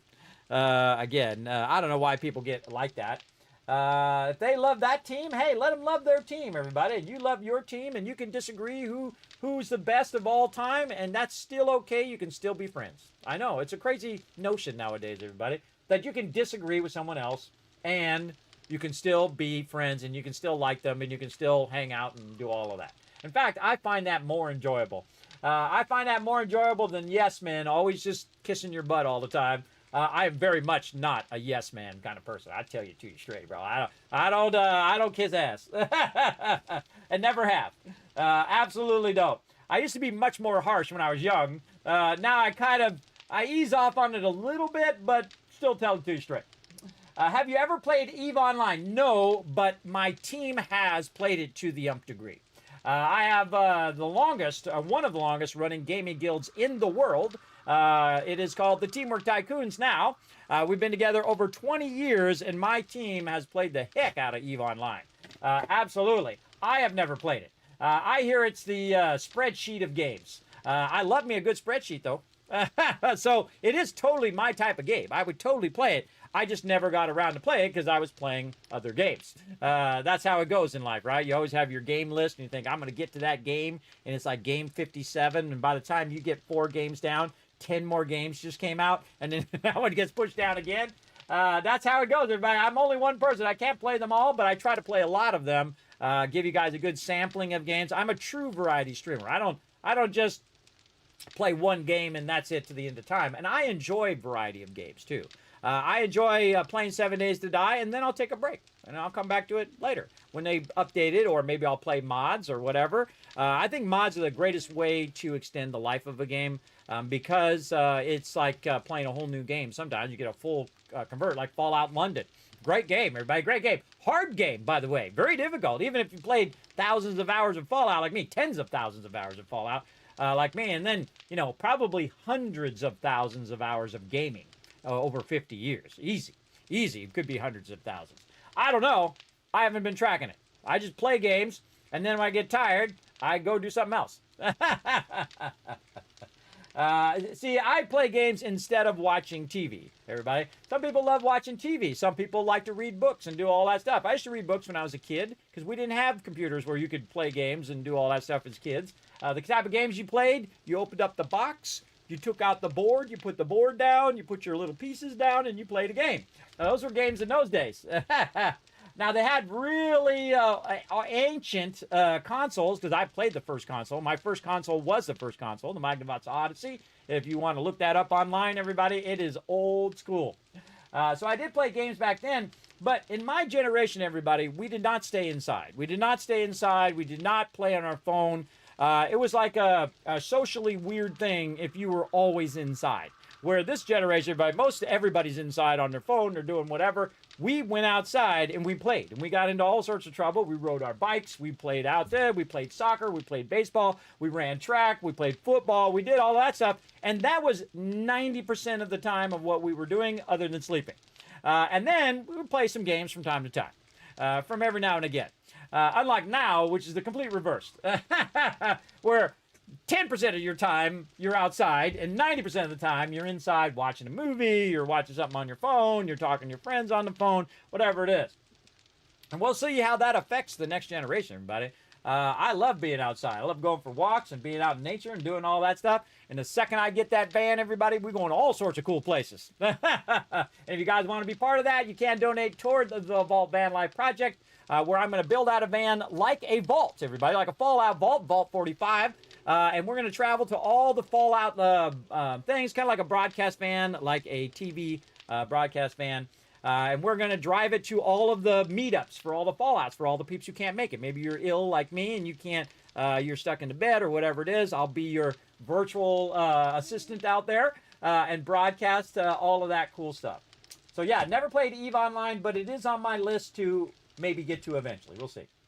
I definitely agree with you about sports and confrontations. I avoid those situations and just walk away. I'm the same way. But hey, I love the passion of it, though. I love those people who are really passionate about their sports and whatnot, and they're really into it. In fact, sometimes it overrides their sensibility a little bit. That, what's the big deal? What's the big deal? Is it really that important? Is it really that important that you need to tell someone else how bad their team is and how good your team is? Hey, if it's your thing and you have passion about it, more power to you. Just don't be hateful to people. I don't like to be hateful to people, and I don't like people to be hateful to me.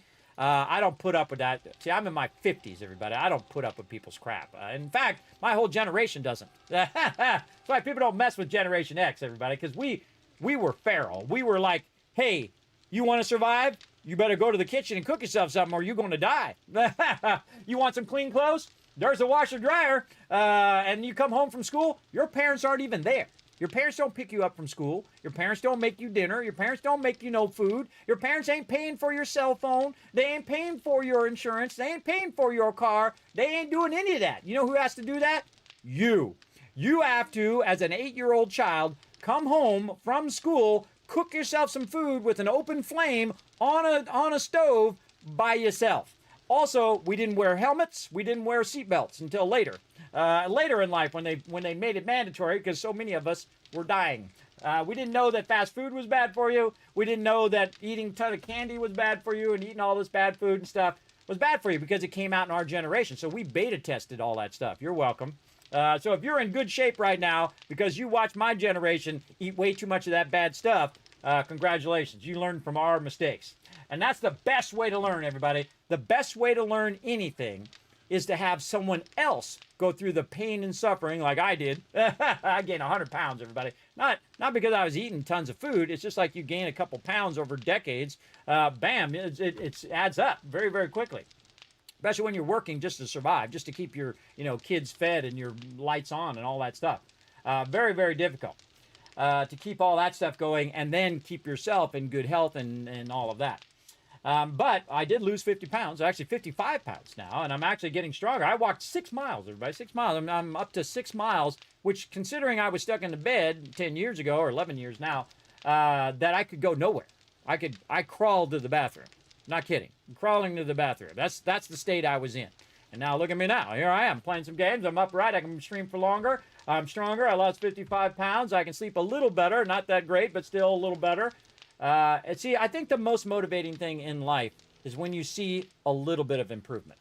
When you see that you're going in the correct direction. Not that way, but this way, the front way. Because this happens a lot, everybody. Life is like that. It's constantly trying to pull you back a few steps, right? You go 2 steps forwards, 5 steps back, right? Life is constantly doing it. Like with my car. I got to go fix the car. Everybody, it's going to cost me $2,000.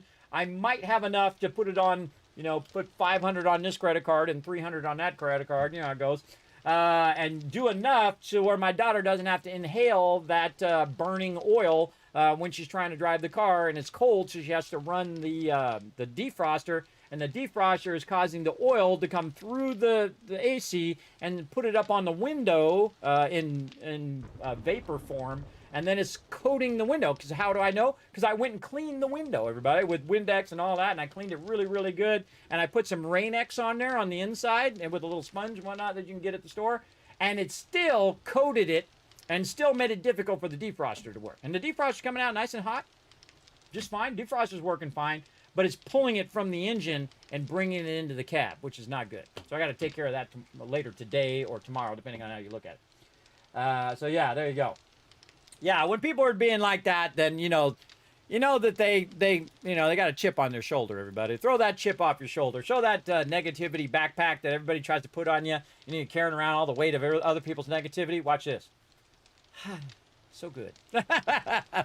So good, everybody. It's so freeing, I tell you, when you get to that stage. Okay, we are making some armor. That's what we're doing. Hopefully it isn't like horde time right now. Ooh, we're day 42. All right, so we're making some armor. I do got to run my laundry here. I got to remember before I forget. Okay, so let's see. What are we doing for bartering? So, I was going to talk about this down here. I got sidetracked. Right here. Now, I made a thing that said the best bartering armor set, at least the one I think is the best, is the Enforcer sunglasses. So you can use that thing if you get it as a drop. You can use that as a thing. But if you're going to actually make it, I think the sunglasses are better. The Enforcer sunglasses here, plus they look cooler. And so we're going to go ahead and go with that. Now let's go ahead and make some kits. See if I can remember what the kits are. I know it's this. Duct tape. I always forget what the third thing is. Let's go look for kit. What is the third thing? Duh, the parts. It's funny how I forget these things. Ooh, running low on armor parts there too. Okay, and we need 4 kits. Let's go. Glasses over here.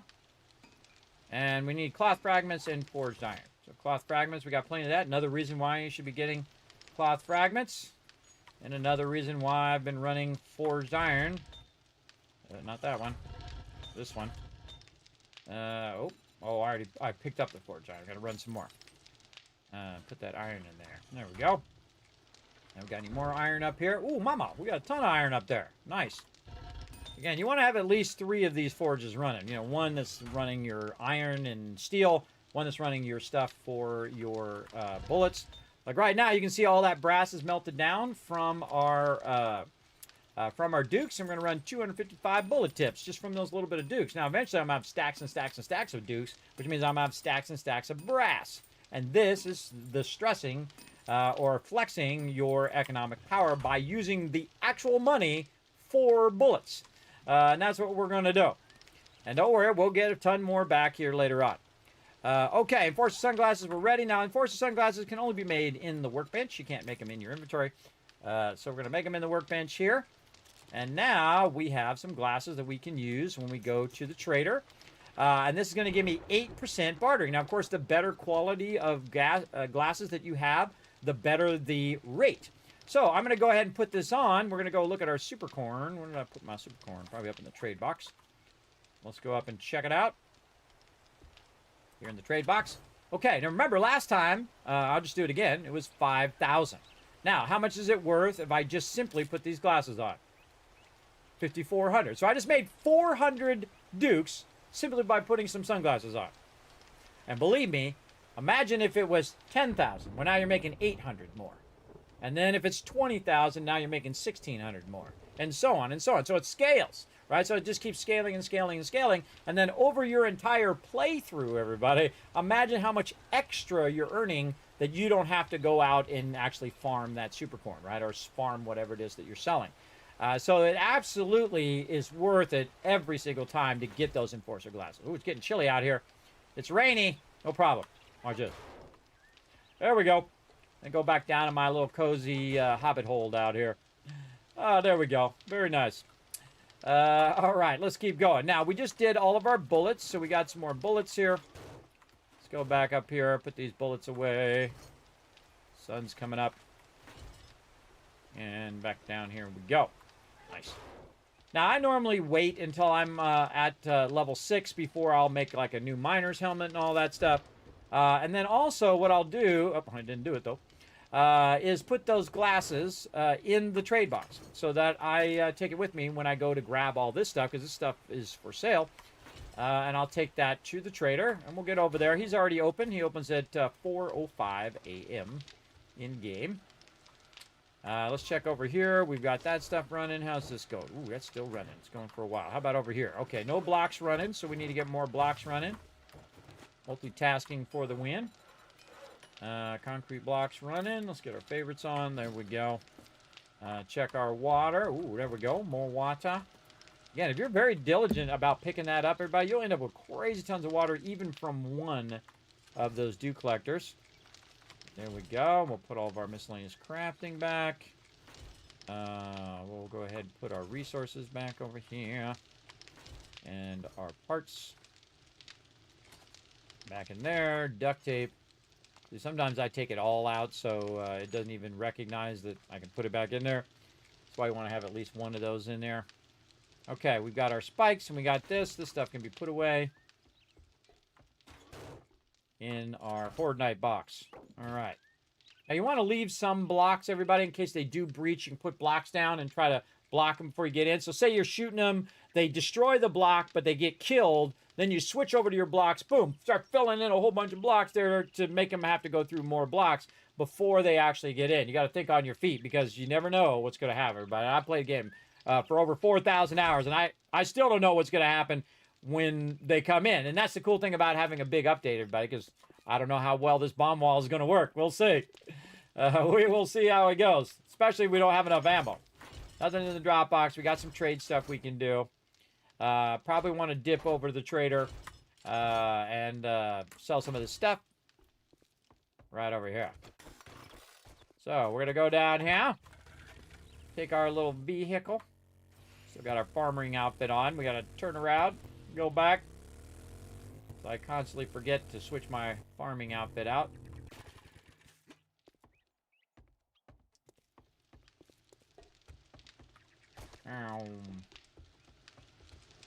All right, here in the garden. Now, you can lock the boxes now, as you can see. The hardest thing is me not accidentally telling it to scrap my stuff. So these lock in the bottom. So if I sort it, it doesn't affect those at the bottom. And we keep our stuff down the corner on a team play. And then also on a solo play, I do keep them in the bottom right corner. All right, engines. How many more engines we got in here? We got 2 traders, so we could probably go 6 engines. So let's get 6 engines there. We can sell some of this other stuff. You can also make handlebars and sell a ton of those as well. Those are worth a whole bunch. But I typically don't do that. Just not my thing. But hey, if it's your thing, more power to you. All right, here we go.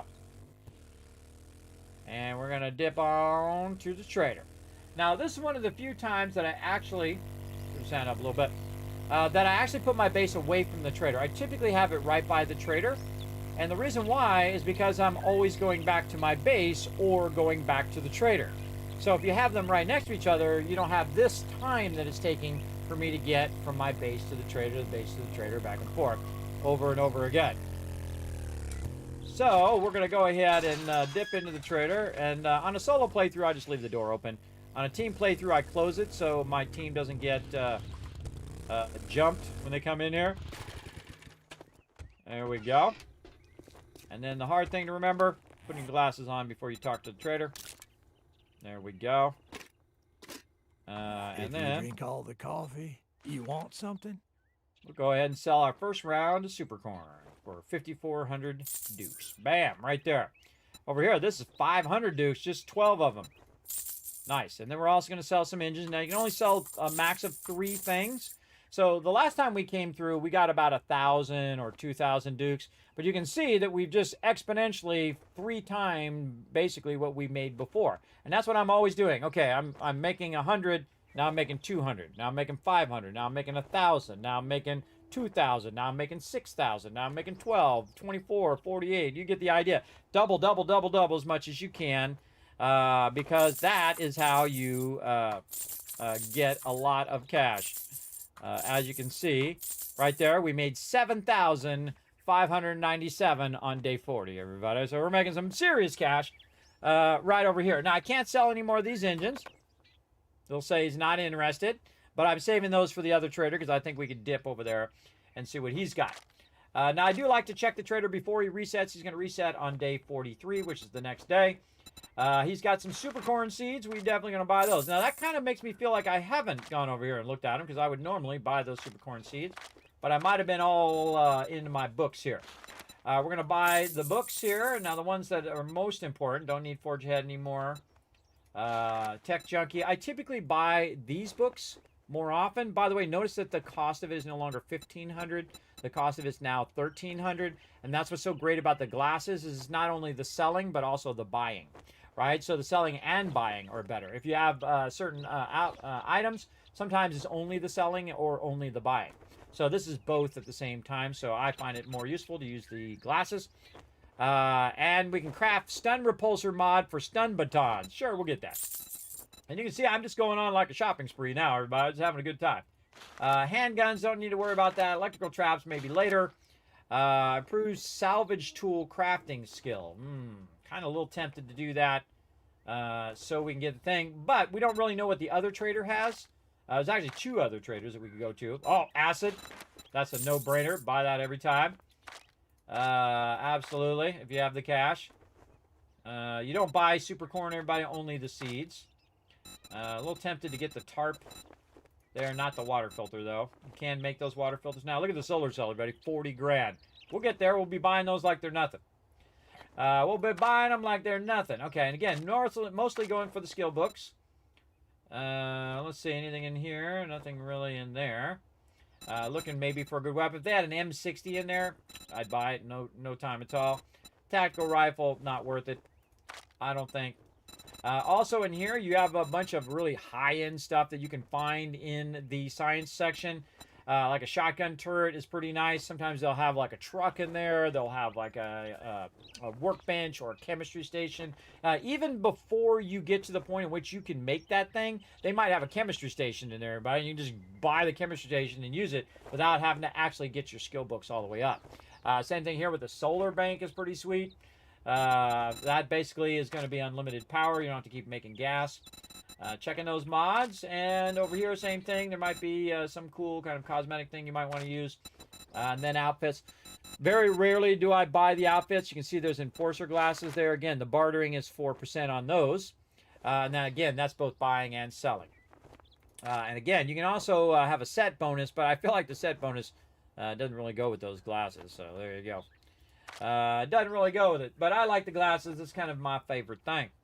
Okay, so we got that done. We've got about 4,500 dukes, and we did get this. Now, what I want to do is make sure that I have my 50% chance of getting 2 skill points, and then also make sure that I have my armor on, my nerdy armor here, which gives me another 15%, so 65% chance of getting a double.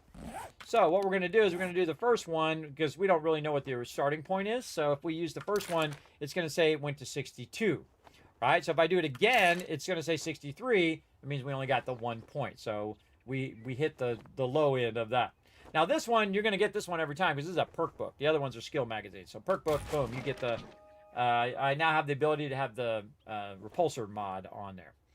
And we still have 4,500 dukes left. So let's go ahead and check it out. The next trader. Do a little trader run here before the trader resets. And we're going to go ahead and click on the other trader rec up there. Right click. And we're going to go this way. Now we have the motorcycle. So we're able to cook across the wasteland. Definitely want to look over there on the right side. Make sure that your gas is filled up. All that stuff. Buddy! You didn't make it. Now, animals are fairly rare, everybody, especially at the beginning of the game. If you see an animal, definitely want to grab it while you can. Now, the problem is this meat's on me, and my thing is very far away. You can see that the smell is about to kick in. Easy. Just go right over here, take the meat, put it in your vehicle. No problemo. Again, if I see an animal like that, most of the time I will stop. Oops, wrong way, this way. Most of the time I will stop and kill that mob because, again, very rare to find. I even have the ability to track those mobs and couldn't find them at the beginning of the game. They're fairly rare. Even though there should be 50 of them spawned at any given time, I feel like that's something that they're going to tweak later on. Now, when we had our moped, everybody, going up over this mountain was pretty tough. But with the motorcycle, no problem.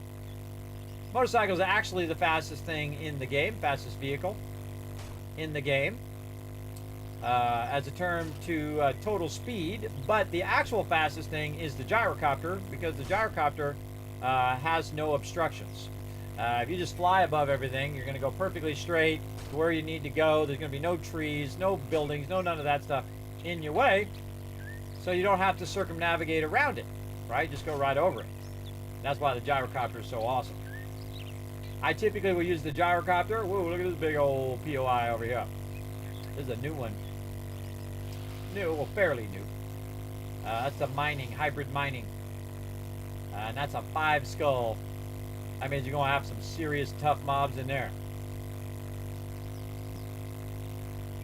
Or a tier 5, you might say.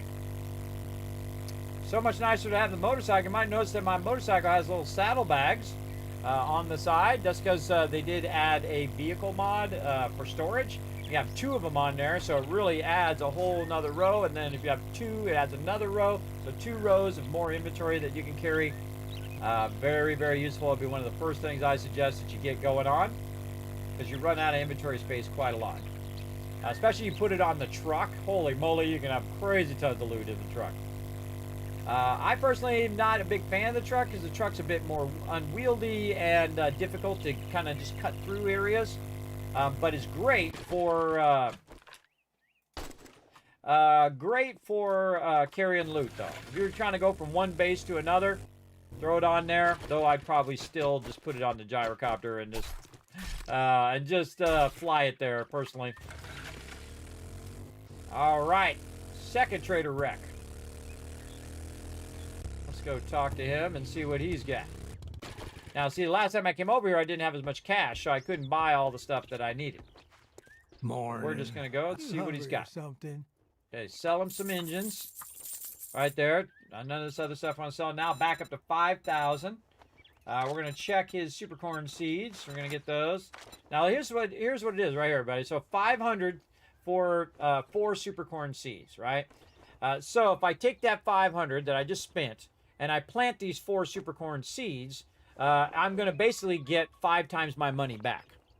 5 times my money back on that investment. So that's a good investment, everybody. It's a really good investment. Even if you don't have the seed recipe, just taking the supercorn seeds and doing it. And they did raise it to the level where you have to be in your tier 3 quests before he starts having those supercorn seeds. So you want to do as many quests as you can to get to that point, so he'll start to have them, and then you can access them. But most of the time, what I'm doing, ooh, look at that nail gun, level 5. Oh, if I had a lot of extra cash, I would do it. But not right now. Most of the time, what I'm doing is trying to get my skills up, right? Just like in real life, everybody. You always want to try to get your skills up. The same thing in game. You want to try to get your skills up as best you can. And this is for tools. This is harvesting tools, so for our auger. And sharp sticks would be great if I was using the thing, which I'm not. This is archery, not really doing archery. This drone plating, I very rarely ever use, but I definitely use this medic one for the drone, so that is tempting. But I'm in the early game, everybody. You know, I consider before day 100 the early game. A sale okay. is a sale. So there we go. And then, oh, I forgot to switch back to my miner helmet when I wasn't at the trader. That's fine, everybody. It's not like I'm mining, so I can just go ahead and keep my glasses on so I don't forget to go to my glasses, right? So you just leave them on the whole time you're doing trading, and you won't make a mistake like, oops, I forgot to do the thing. All right, so there we go. 92 took us to 94, so we got 2 points, and we got 2 points to get. Very nice. All right, tactical warfare, 96. Oops, or 50, sorry, 50, and then 52. So we got a double on that one as well. Oh, man, we making some good stuff there. So now we have 3,000 dukes left. That we can go to the next trader and maybe find some more of the books that we're looking for. And I'm looking for specific books. Now, here's the problem. The trader that I need to go to is way over here. She is 6K away. So let's go see if we can make it happen, Captain. We'll see how long it takes us. All right, so 11 a.m. In-game right now. How long will it take us to get from this trader all the way to there? Now, I think that the smartest thing to do is right before you get to nighttime, you start to build up a bunch of stuff on your character. Food, water, all of that stuff. You have all your stuff queued up, all your forges and workbenches and all of your chemistry stations, all of that stuff. And then during nighttime, that's when you travel. And you travel to the furthest part out. So this would be the furthest part out. So normally at nighttime, if I was doing a vendor run, I would do this first. I would go all the way out to this vendor and then start from this vendor and work my way back during the day so I'd have enough time to go to every single vendor. As opposed to doing it this way, where I've already gone to the vendors and now I'm going to be 5K away from my horde base on horde day. Which is probably not the smartest idea, but we'll see what happens. Now again, if we get to a certain point where we're going this way and we see that, oh wait a minute, it's going to take me 3 hours in-game time to get back, you should stop what you're doing, turn around and go back so you have enough time to be at your base. Unless you're not using a base, which you can totally do. You can totally play the game completely without building any bases or doing any crafting at all, other than, of course, the biome crafting, and even that you don't have to do. You can just go in the biome and make yourself a little shelter and then pop out and do your thing and then pop back in your shelter and do that the whole time if you want. That'd be a heavy challenge as well. But you do want to make sure that you do have enough time to get back. So that's why we've kind of looked at our starting time. And I always do. I always look at my starting time. When did I start? And do I have enough time to get back? Now, I've cut it pretty close many times, both in solo playthrough and in team playthrough. And we're going to cut it close here too. As you can see, we're already burned an hour. Remember, it's 2200, so it's basically in about 10 hours in game. Which is about half a day in real time, or half of an hour, so 30 minutes. We got to cook over here. I also got to get my laundry going too. I'm pushing it back. I could have had it already washed by now had I took a break and put it in the washer, but that's okay. It'll be fine. We'll get out here first. And see, I wouldn't even attempt to do this if I didn't have the motorcycle. Because there's no way I'm making it out here with a moped, or especially walking or bicycle. There's no way I'm making it this far in enough time in which I can get back. Also, is why I'm also going off-road, because the straightest way between 2 points is a straight line, most of the time, unless you're doing rockets. If you don't know what I'm talking about, look it up, everybody. They actually do a curve to get there faster. Might blow your mind. All right, here we go into the burnt biome. So a long way to go, man. This trader is way out here.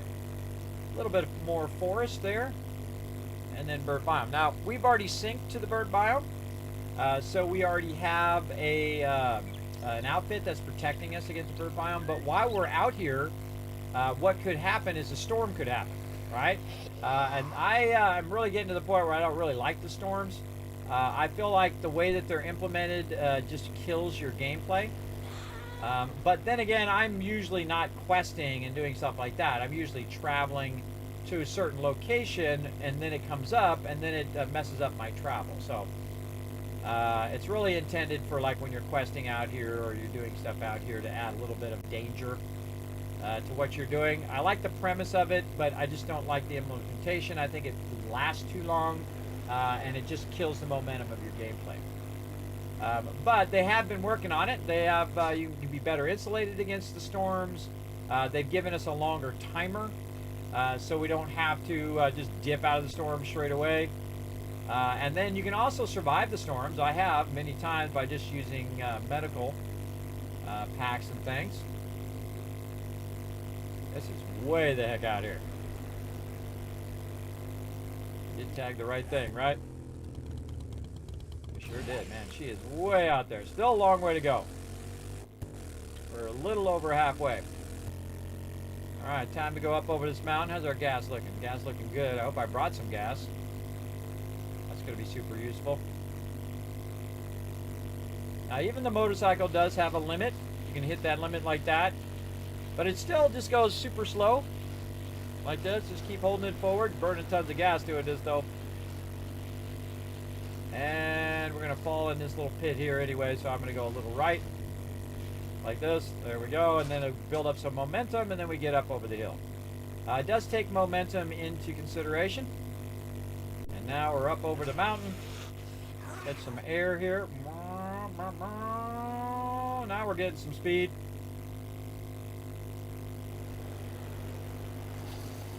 kind of watching, obviously the trees, but also rocks and other obstructions that's going to slow my vehicle down or cause damage to the vehicle. Sometimes when you're doing this, it feels like you're not getting any closer. It does happen. Now again, if I had the gyrocopter, I could just fly right over the mountain. I don't have to worry about it. I don't have to dodge stuff. Just straight there, and you're good. We'll do that later on when we've unlocked that. Go to the back alley. Again, you're trying to stay straight as possible, but you're going to run into different cities and stuff.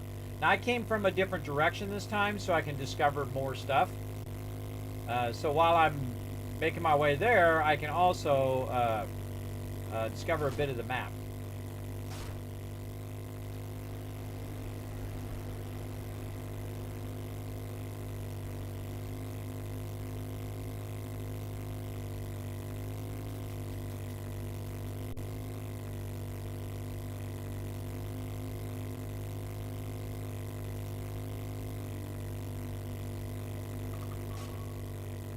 Reminded me about 8 times now. 44 minutes over on my break. But we're trying to get to the end of the thought here, everybody. Okay, so we started at 11. It's already 13:30. That's got to be close. We'll see if we make it back in time. Now, we've already set a bunch of ammo up. We've already done a bunch of stuff. We have a bunch of stuff running. But we definitely don't have enough ammo. We'll do what we got to do. We'll see how effective the bomb wall is. Yeah. Now, this is one of the few times I actually closed the door because these mobs are obnoxious. You see, I just ghost ride my bike there as well. All right, Trader Jan.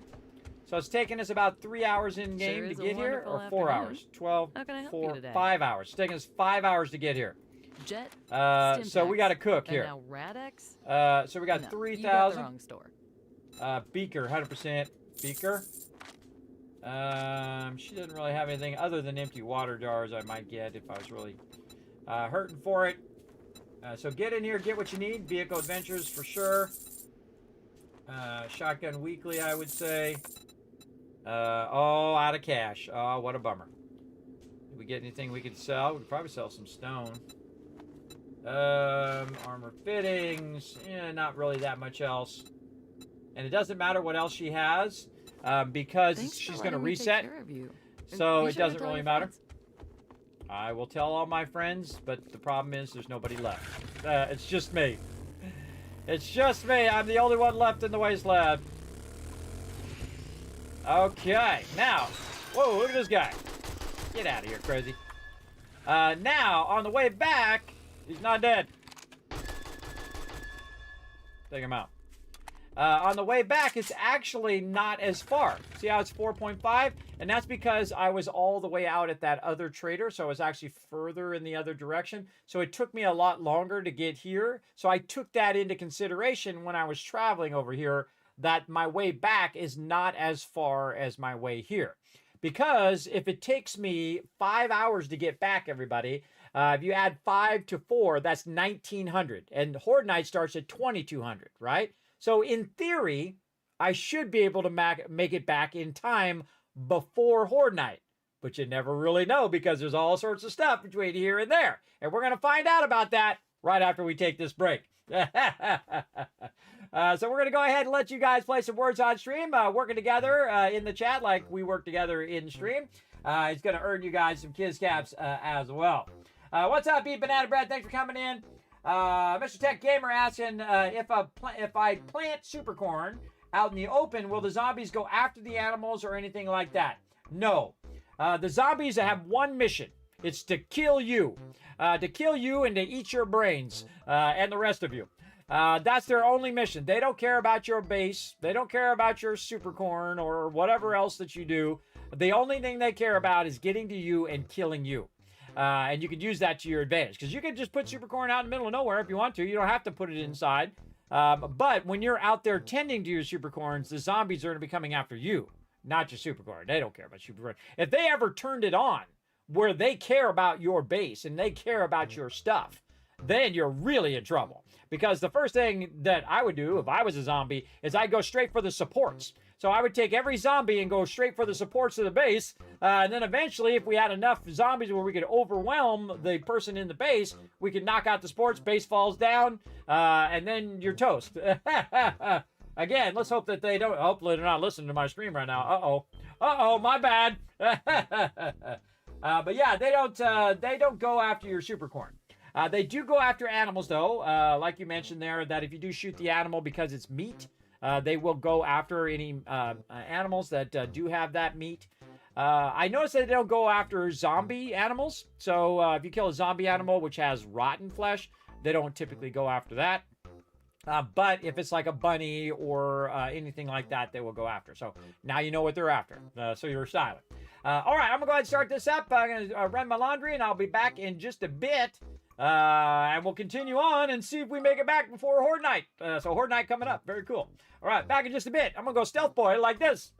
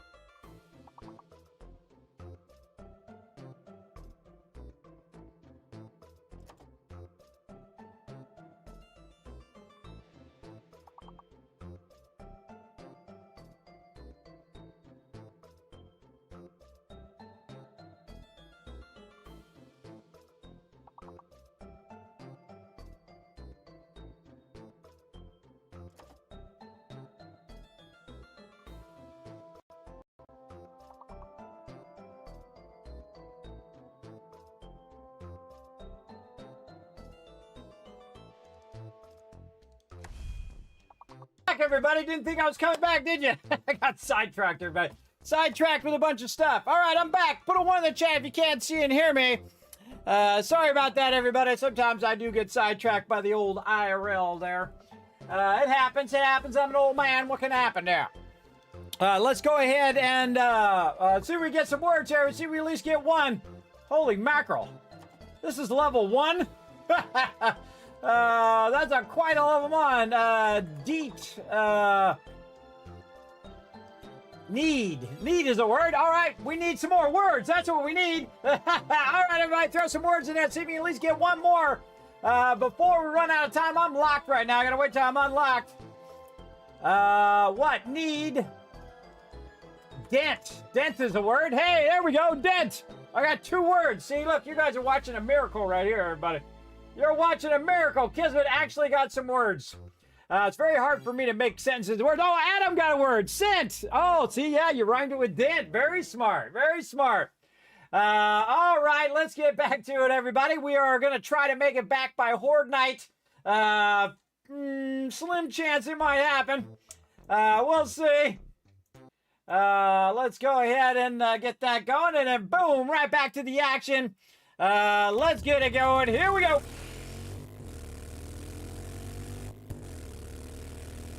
Right on it.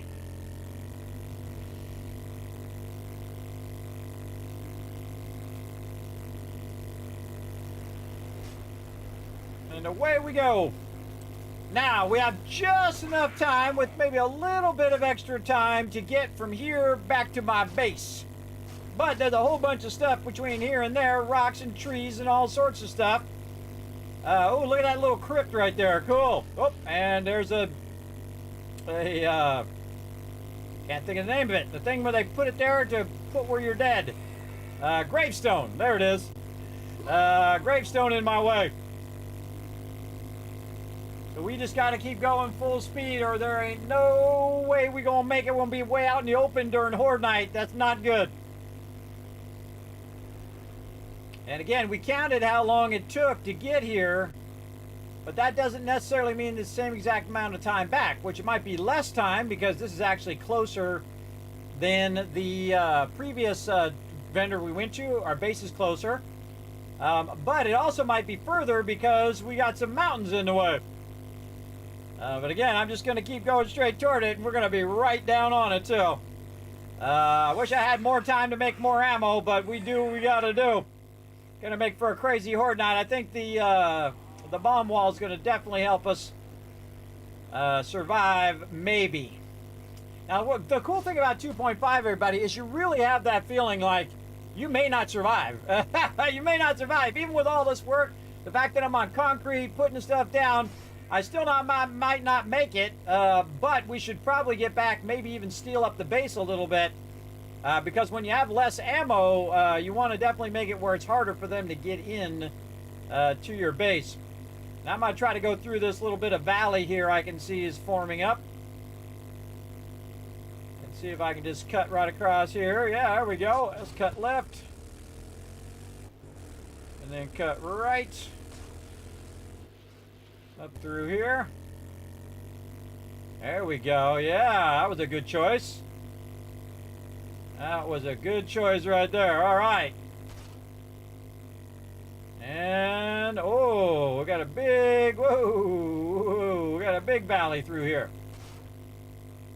Just gonna try to cut in such a way it don't stop me too much. See, when I come down, it stops me, my momentum, so that costs me time.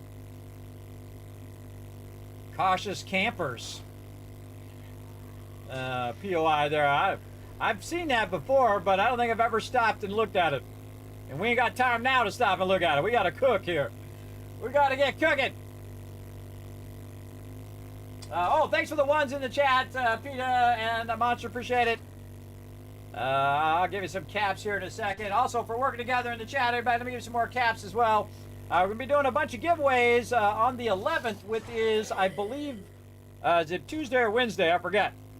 Let me look at my calendar over here while I'm driving through the middle of the forest. The 11th is Wednesday.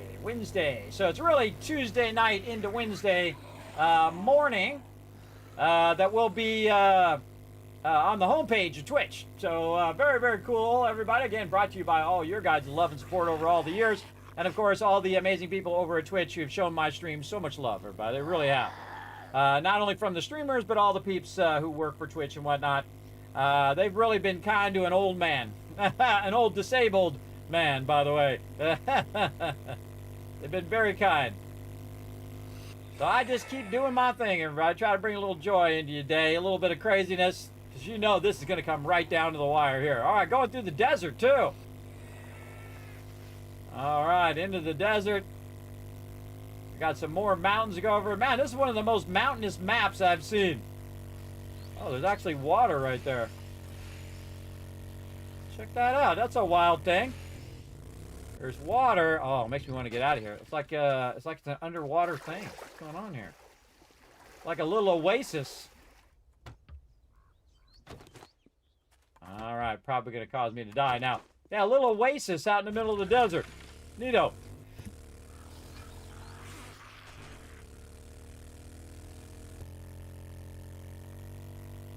Sneezing up a storm. All right. I hit a cactus. I say we just go right up and over this one. To the right. See if we can get up and over.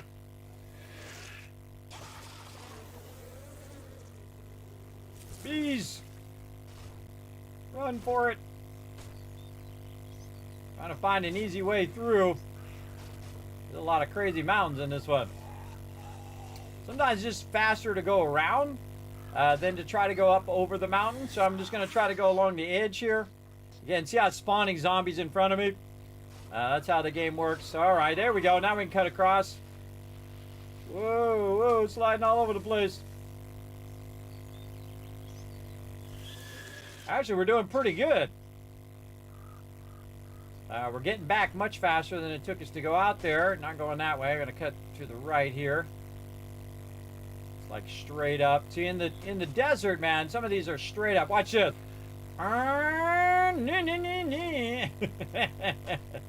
Straight up over that one. Oh, I see the forest coming up. Man, this is a crazy zone right here. It's actually pretty cool. I don't think we've been through here. We're just getting in this part we already been. Yeah, it's fun to go places the way you haven't gone yet in the game. Very, very fun. Just go along these crazy paths and stuff. That's for sure. And down we go.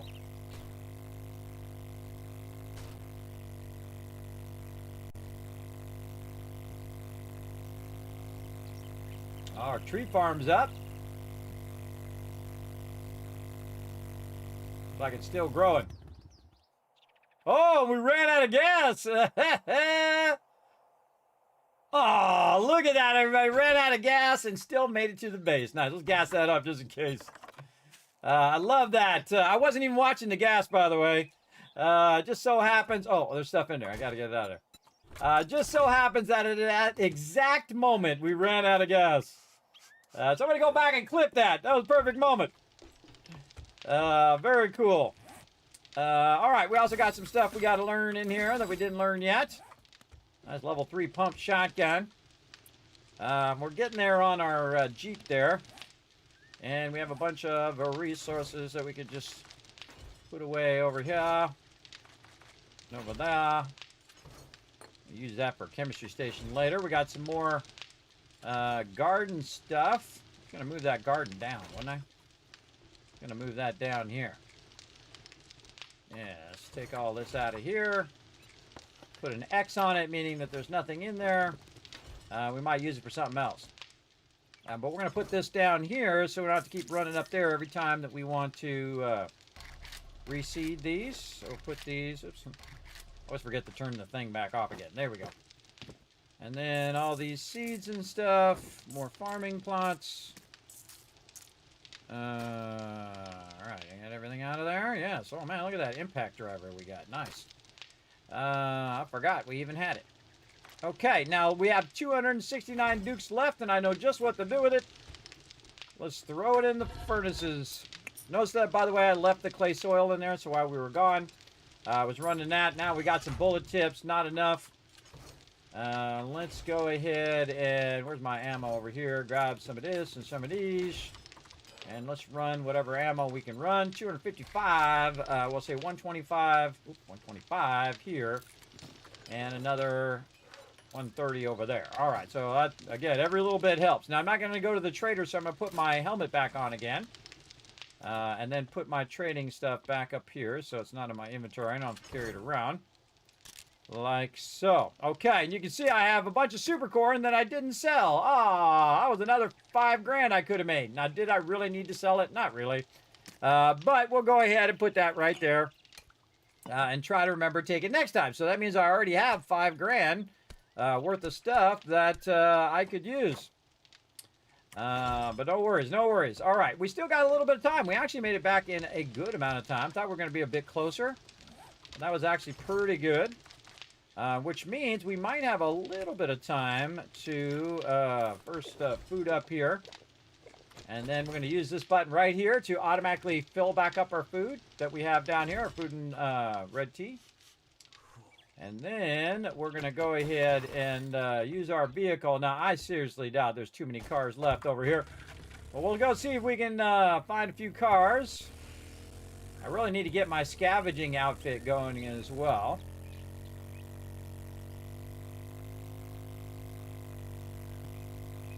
Probably try this left side of town. Any cars I might have missed in backyards and whatnot.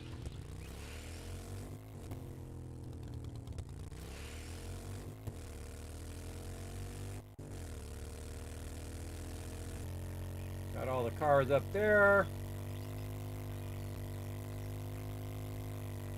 Aha! Usually 1 or 2 you run past, or you just run out of time to grab.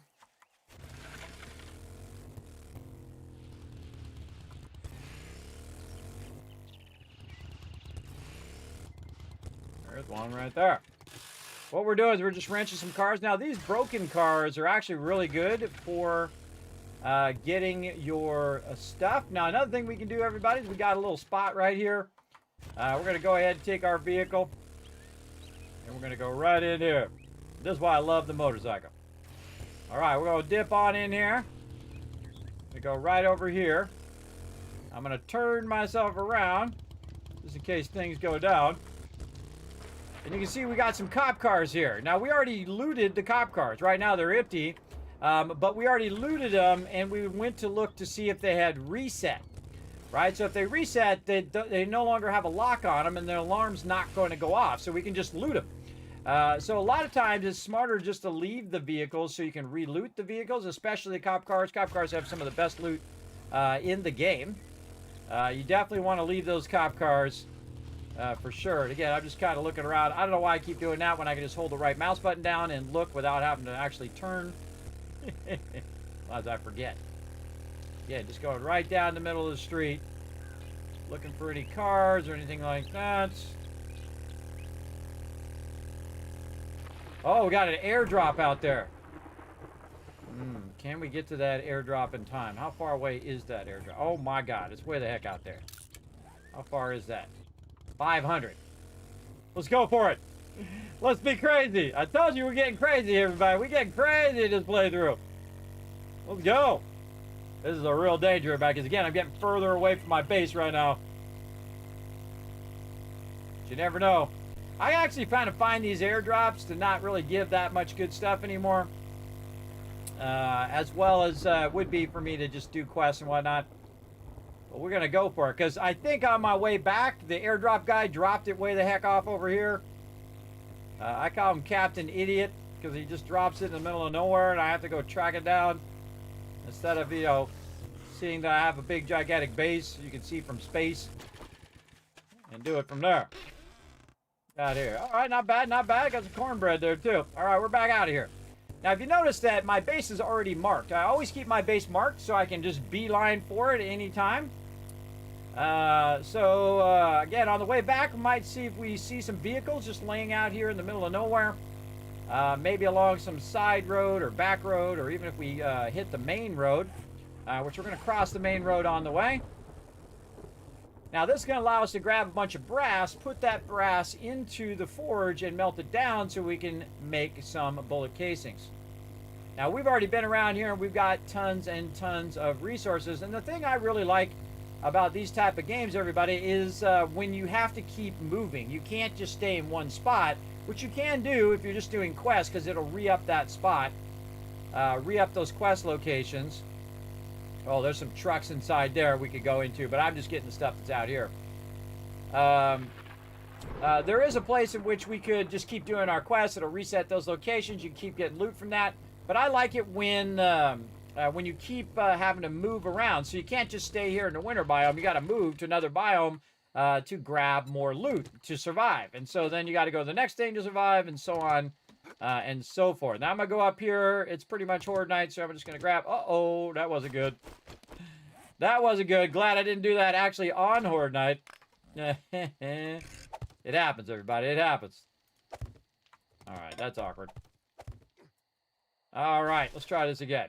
All right, this time, hopefully less fail. All right, up again. Ah, I did it again. Come on now. Get all the way up there. There we go. There we go. So basically just leaving this in case I do get up here and I'm fighting and I fall down and I need to get back up. I can very easily put that back in there. You can keep that on a ladder. Let's go ahead and open up our crafting skill bundles. Maybe something that'll help us during Horde Night. Better sledgehammer. We got a hunter mod. Ooh, we could use that. We could use that on our stuff. Do we have any space for it? Oh, that's on our weapon, actually. It's on our weapon. Here. Yeah, put that on my skinning knife, so when I go to skin it, we'll get that that advantage. And the hunter mod, what it does is 25% more damage against animals, which means that you're going to be able to pick it up faster. All right. Go check in on our ammo down here, and maybe even some bullet casings we can run out. Yep, there we go. Bullet casings, running them out. Not very much. We did get some more brass. We can throw that in there. In fact, we should probably just do this. There we go.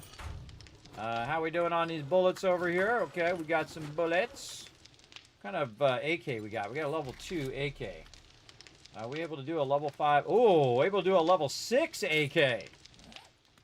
But do we have enough parts? Oh my god, we do. Oh, making it in the last minute, everybody. Probably not the best idea, but we'll get it going. Let's see over here. More forged iron is what we're going to need, but we got a bunch. We need 6 duct tape. We got 2, but we got 6 glue, so we're going to go ahead and get it going on.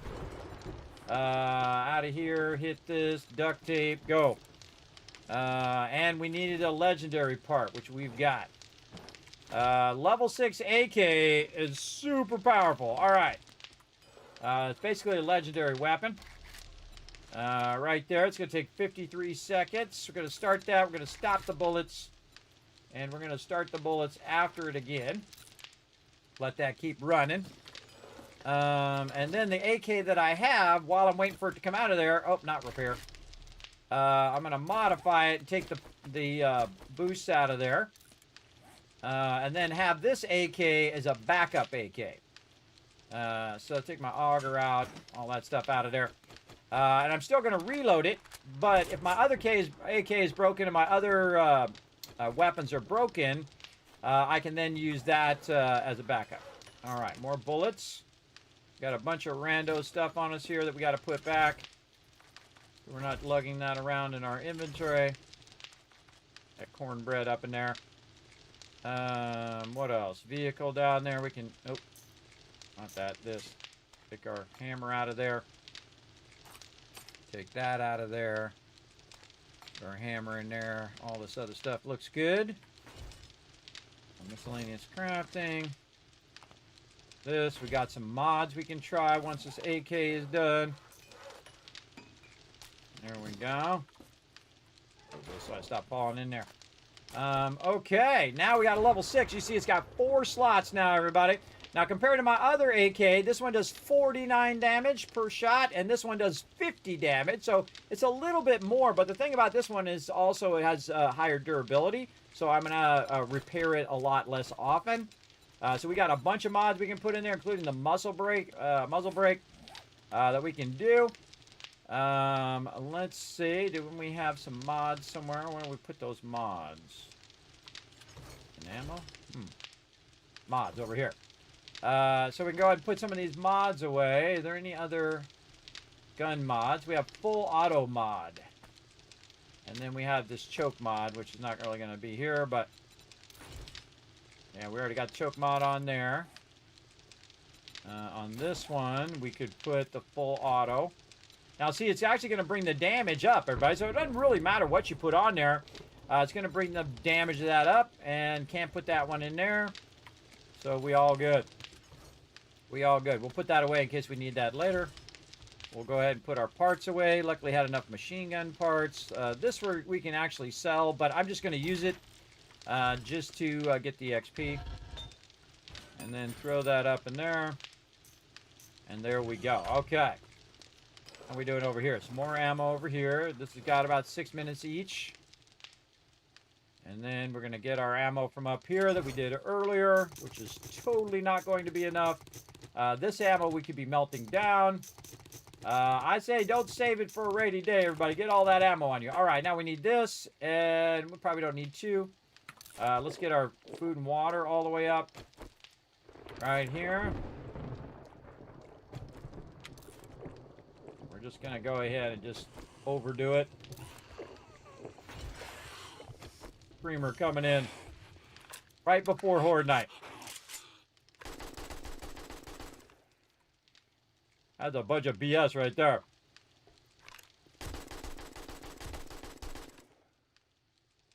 Yeah, I don't think the Screamer should spawn on near Horde Night, personally. Okay, so there we go. Let's repair our weapons so we don't have to do it in the middle. I'm even going to repair the one I just shot.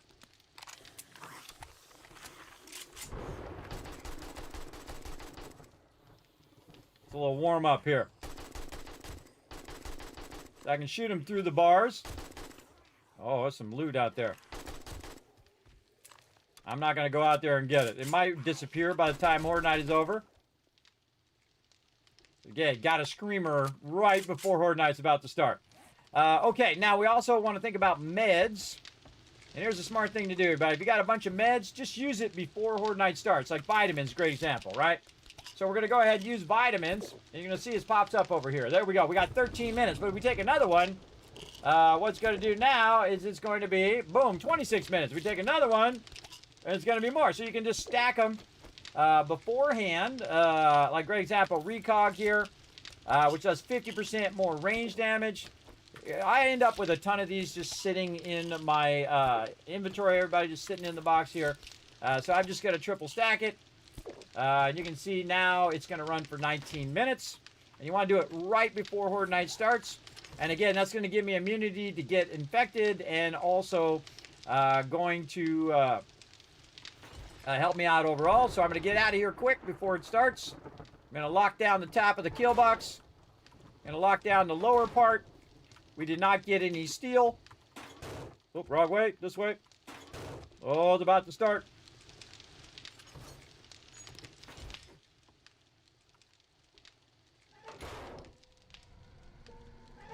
Oh, and here we go. Here we go. Put my hammer down here. Hi. All right, bomb wall. Keeping them at bay right now. Here's some people over here in this corner. Oh, this weapon's working better already. Holy mackerel. All right. Tons of ferals.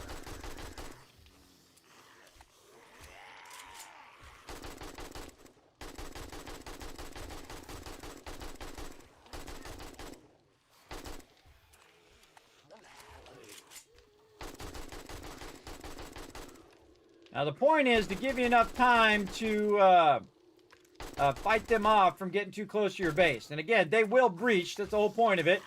Is that they'll breach a certain spot, and then I don't have to shoot one on this side. I don't have to shoot one on that side. They'll all run toward that breach spot. Right now, see how to go back and forth, back and forth. Look at them all standing on each other over there. They're trying to climb over, but again, I got the bars there, so they can't climb over.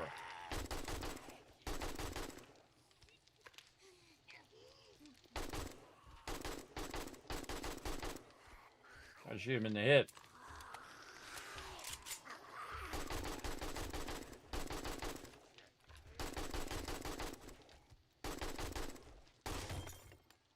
Oh, wow. Weapon already broken.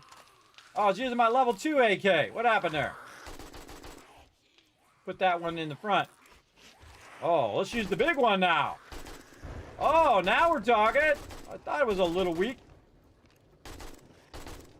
Yeah, now we're talking.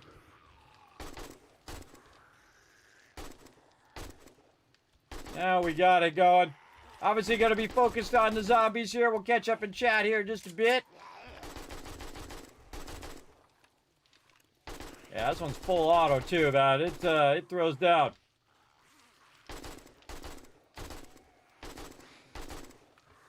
Ease up off your ammo too, everybody. You don't want to burn all your ammo too early.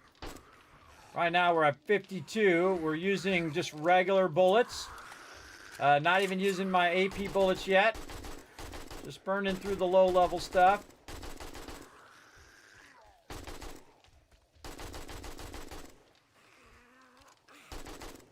What you want to do is just knock them down too. Sometimes you just want to kind of rotate because you don't want them to be doing damage to the actual base. All right, this way it takes them longer to breach.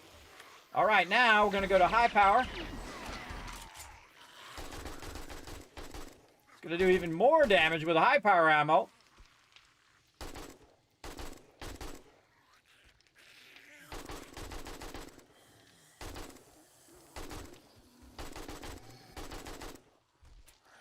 All right, at a high power. Now AP time. Oh, it's Chuck.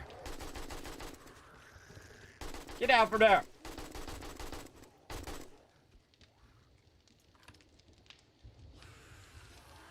Look around. Make sure they're not doing an in run on you where they go around behind you, break through, and then they're right there. And I feel like I should be at steel by now. I feel like I should have steeled this in part. Now, the bottom part is actually steel. In places. But we got to work on it a little bit more. We could take our choice, run to the trader, or we could work on the base. So we worked on the base a bit for the bomb wall and then ran to the trader, which I think was the smart choice. But now we have our level 6 AK as well, because we got some parts last time. The cool thing is, too, because they're slightly lowered like that, I can actually shoot them when they're running up, which actually is a big advantage, because you can shoot them through the bottom part as they're running up, like that guy.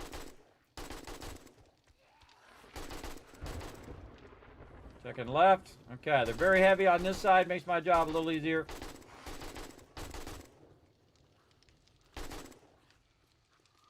No spikes out there, by the way, so they're not taking any damage. So all this damage is coming just from me. Long way to go, though. Long way to go. This weapon is definitely killing them faster.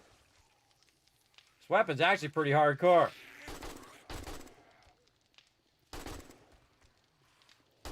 Just a couple shots and they're down. If I get a headshot, even better. And there we go, weapon down. Now, while this one's repairing, I can switch to my other one. Keep on going. I keep them off the base. Look around, make sure no one's around behind. Now, see, they're really removed from me, too. A little harder to hit them in the head because they're further away. The target's a bit smaller.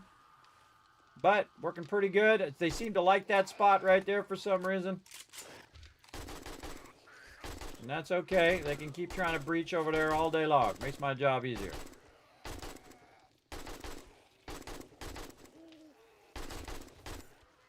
Now, here's a great trick. See, it's reloading. Switch weapons after you've reloaded. Again, you got that weapon as a backup. And it's fully loaded in case they do breach and all of a sudden you got a big emergency. Coming from this side now, huh? And see how they're running all the way around? That's because this part right here is damaged. So now, most of them are going to run around there. Unless they can't actually recognize that that part is potentially broken.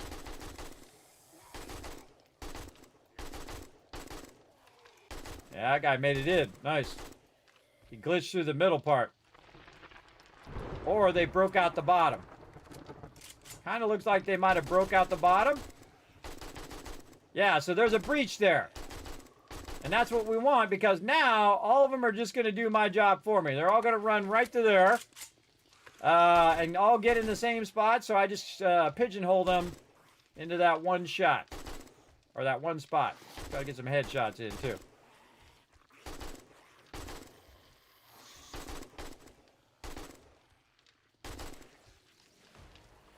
And that is the bomb wall, everybody, and it is awesome.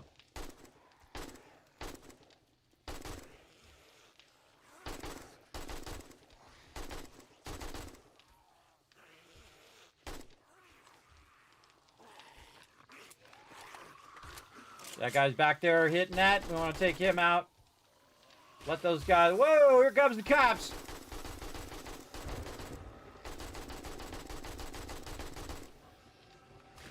Another cop over there. These guys are breaching. Pop them out. Now look, I bet he runs all the way around, so that gives me time to reload. Oh, he stopped to try to shoot me. Hit himself instead. Double checked he doesn't stand back up. Another cop back here. It's 2 layers of me being protected. Cops down. They're going for that breach. See how effective that is, everybody? Very effective. Let me turn my light on. Let me see some action. Here's the bird. Yeah.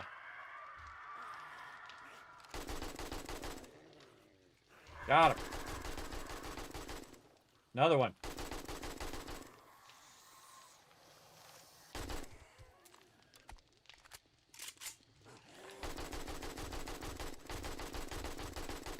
Thousand bullets left. Long way to go. I think this is going to get down to shotgun ammo. Right now, we growing some money right now. Down below the base. Perfectly safe under there. As long as no bombers make their way in here and make their way down into my base, it should be just fine.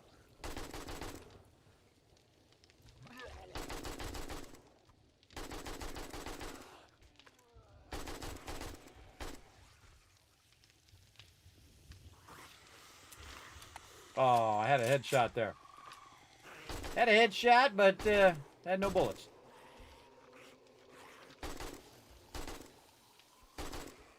And see, they're just far enough to where you can zero in on them. Hold down the right mouse button, by the way, so I can heavy aim.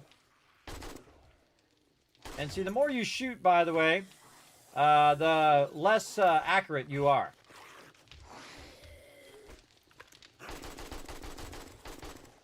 That's why that thing widens out like that, because you're less accurate. Look at him over here having a good time. Look at you. You made it inside the base. At least you thought. That's a lot of ferals. Holy mackerel.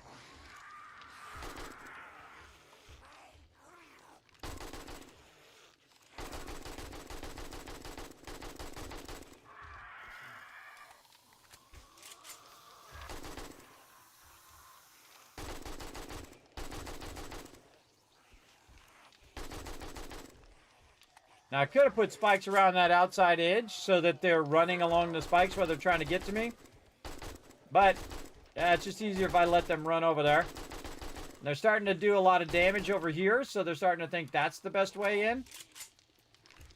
And that's okay.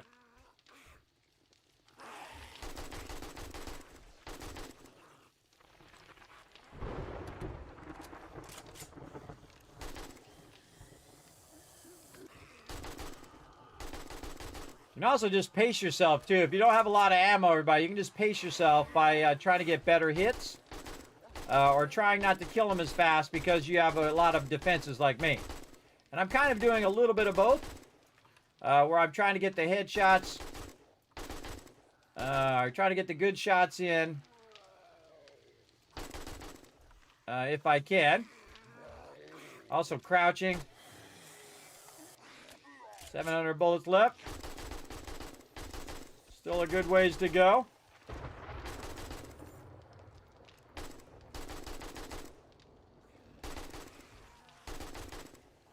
So even if they do make it in, everybody, there's 5 layers of spikes. So they're going to take damage on those spikes. And then I also have the interior kill box, which is really strong. I haven't seen any bombers yet. We'll see how it goes. I heard a cop somewhere on the right. Another cop to the left. Get him down. Get these guys off the side here. Reload. See if the cops get back up. This guy made it into the center. This guy off that corner. There we go. Another cop that way. Let's get these guys off of the base. Then we'll go cop. Try to get him a headshot. Good time to reload while we're in between.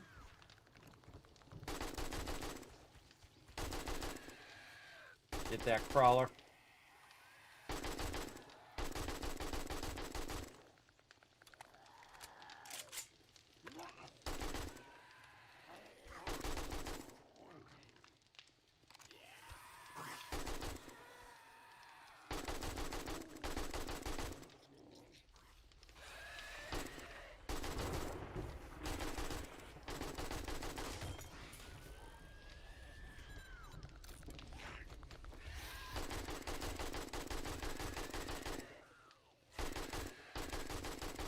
You can physically see this one shoots slower.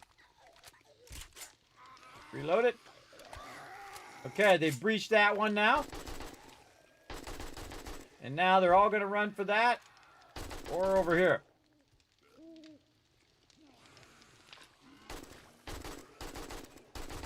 Here's another cop.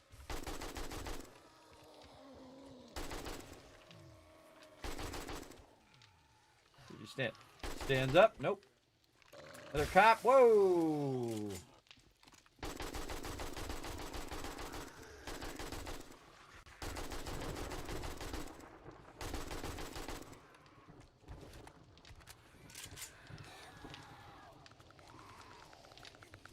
I hear that guy out there somewhere. There they are.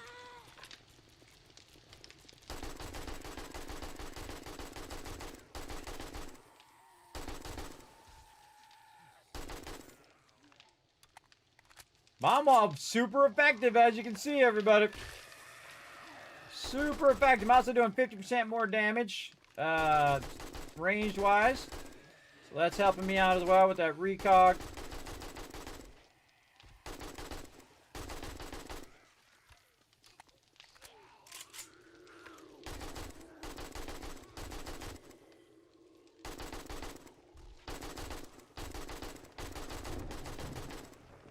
And this auto thing is actually making the AK shoot faster.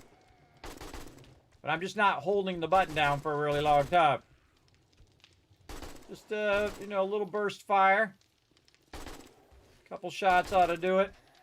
It's AP ammo. 200 bullets left. Still a good time to go. Still got a good ways to go. All right. Whoa, look out. Now it's time to start holding the button down. Wiping them out. A lot of these crawlers.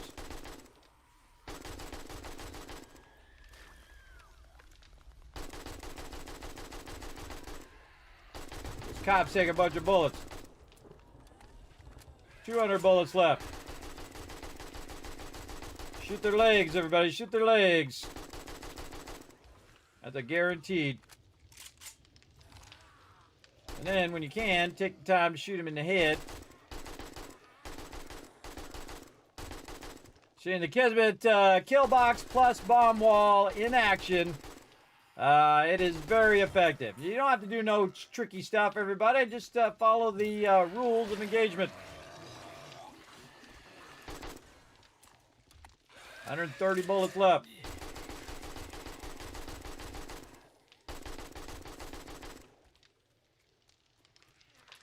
But he's still twitching back there.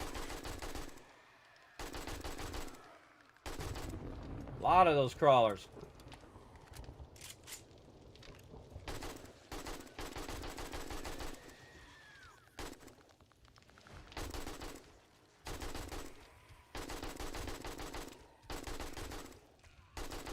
$40 bullets left. I think we timed this just right.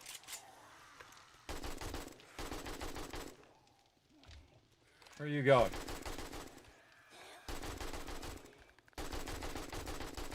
Nine bullets left. Get the crawler. All right, time for the shotty.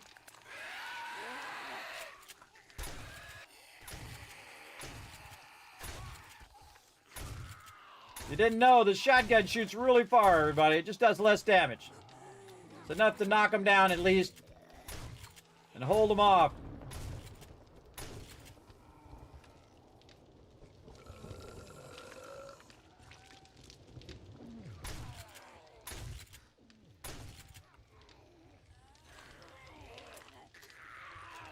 Yeah, come in here where I do more damage. Thanks. Oh, man. Come on.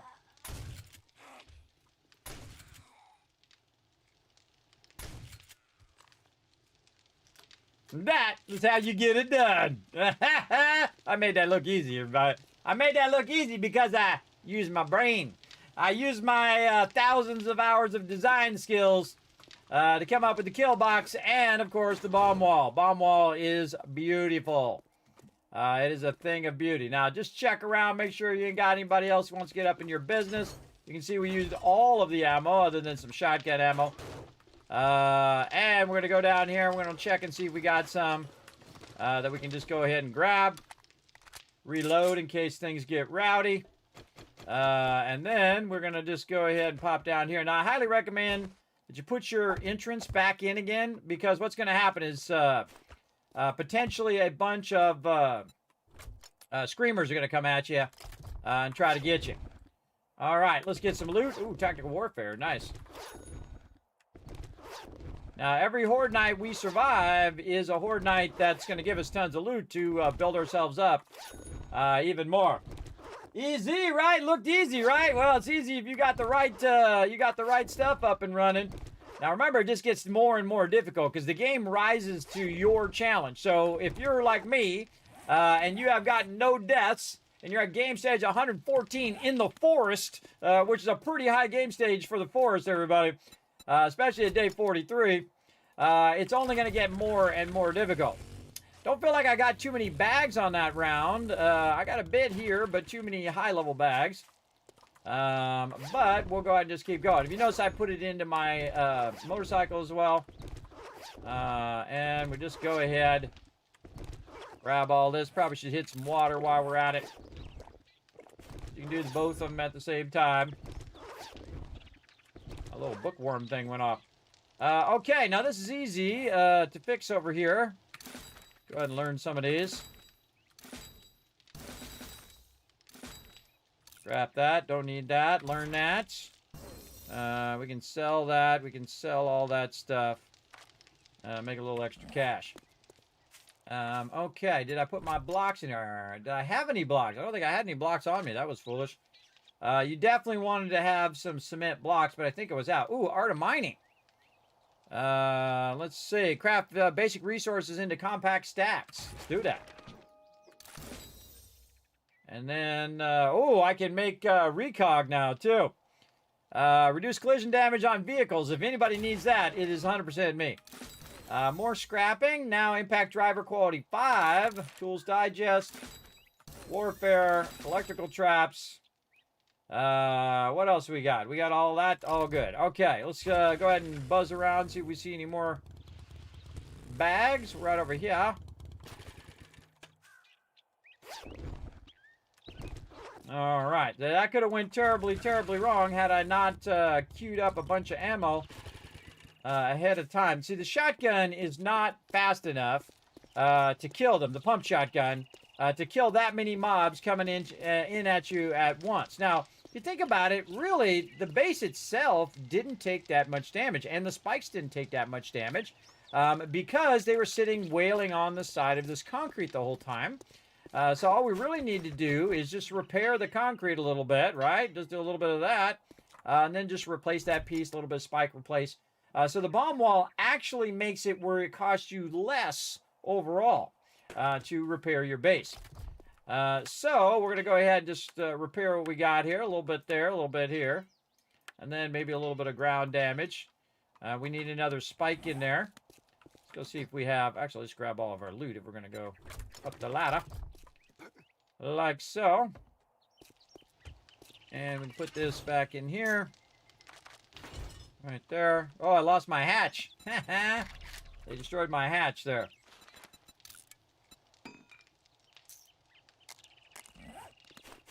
It happens sometimes. There we go. See, I stand there, and if they're shooting, they might accidentally hit the hatch or something up there. Okay, so we got all that stuff in there. Let's just double press this. We got some high-powered ammo. This ammo we want to put in the forge. We got another Tools Digest. Oh, look out! Level 6 mechanical tools. We got to get ourselves some serious... get the rest of this loot. Some serious amount of legendary parts here. All right, let's cruise around. Do one more check here. Make sure we didn't miss anything. You want to zoom all the way out. Just cruise around your vehicle in case you hit them really far away and they drop the bag way out here. I find usually one per round. All right, consider that good. Why am I holding this Molotov? Why am I holding this Molotov right now? That's a dangerous thing. All right, more drinky drink. While we're doing this other stuff. Nothing in the drop box. All right, cool. Now, we didn't get that much in that round. And that's okay. We got a good amount of books and stuff. That's going to help us out. That steel back in there. Now, I had the steel in case they did breach and they got to the interior part of the base. I could start stealing up that part of the base that they're hitting. Really is a backup plan. I got some more recog there, too. Nice. Put all that in there. We got some brass we can put in here and make ourselves some more bullets. Right here, some bullet casings. Also, I can take this, by the way, and put that in there and melt down the 44 ammo, which I'm not using, and melt that back down into brass and use that to make bullet casings to make the ammo that I actually want as well. What's the best way to get legendary parts? There's several ways to do it. There's several perks that'll help you, but mostly going into clothing stores. So if you go into like savage countries, there's usually a ton of places to loot in there, and that's usually the place where I find the most legendary parts. So that's what we're going to have to seek out after this. Get that going. Let's see. This does not belong in my inventory. Oh, got a lot of duct tape there. Very nice. I'm just going to go ahead and spread this across this to keep this stuff from going in there. I'm just kind of looking across this to make sure I don't have any stuff that I don't need. Take that wood and clay off of me here. Let's put this back in here so that can melt down. We need a lot of brass. Okay, we got some stuff we can sell. So let's go up here. Put some stuff in the trade box. Okay, we got our 5 grand worth of super corn still to get rid of. Let's put these in here. Not going to use that mining outfit. We got some dukes. All the rest of this stuff, keep that. All the rest of the stuff can go elsewhere. Do we have kind of insulation stuff? Do we got? Got some tattered liners number 2, and this is a 1. So this is definitely one that we could sell. I sell a lot of stuff in the beginning until my super corn really gets cracking. And I have a ton of super corn running down here, as you can see. Going underground. Again, just using this vent right here that's coming through. The light's coming down to able to keep my stuff going. And I also even left it so I could do multiple levels down below, so I could just keep doing this over and over and over again, all the way to bedrock, which you totally could do. And I'm doing the same thing on this side, as you can see, as well. But this particular base is in the forest biome, so we're just going to do this to get started. And then we're going to build bigger and bigger bases as we go along. And we're going to be able to build them easier because, again, as we're doing stuff like making tons and tons of blocks here, we keep running concrete, then we can scale up how much concrete we're running. We can scale up how much iron we're running and all of that. We just keep scaling it up. Let's get some more water, speaking of scaling things up. And putting that in there. There we go. And we got a big fat stack of duct tape. Pretty sweet. Back into meds here. What do we got? More glue. Over here, we got some ammo, and we have some resources. And miscellaneous crafting. We can throw that armor kit in there, sort that out a bit. Wow, we got a lot of acid. We could do 2 chemistry benches if we had 1 more beaker. Again, our bases are going to get bigger and bigger and bigger as we go along. We're going to put all that in there. We've got ourselves some spikes that we're going to need. We're going to need some forged iron. There's those blocks. I knew I'd put them somewhere. And now we're going to just go ahead and repair it before we move on to the next thing.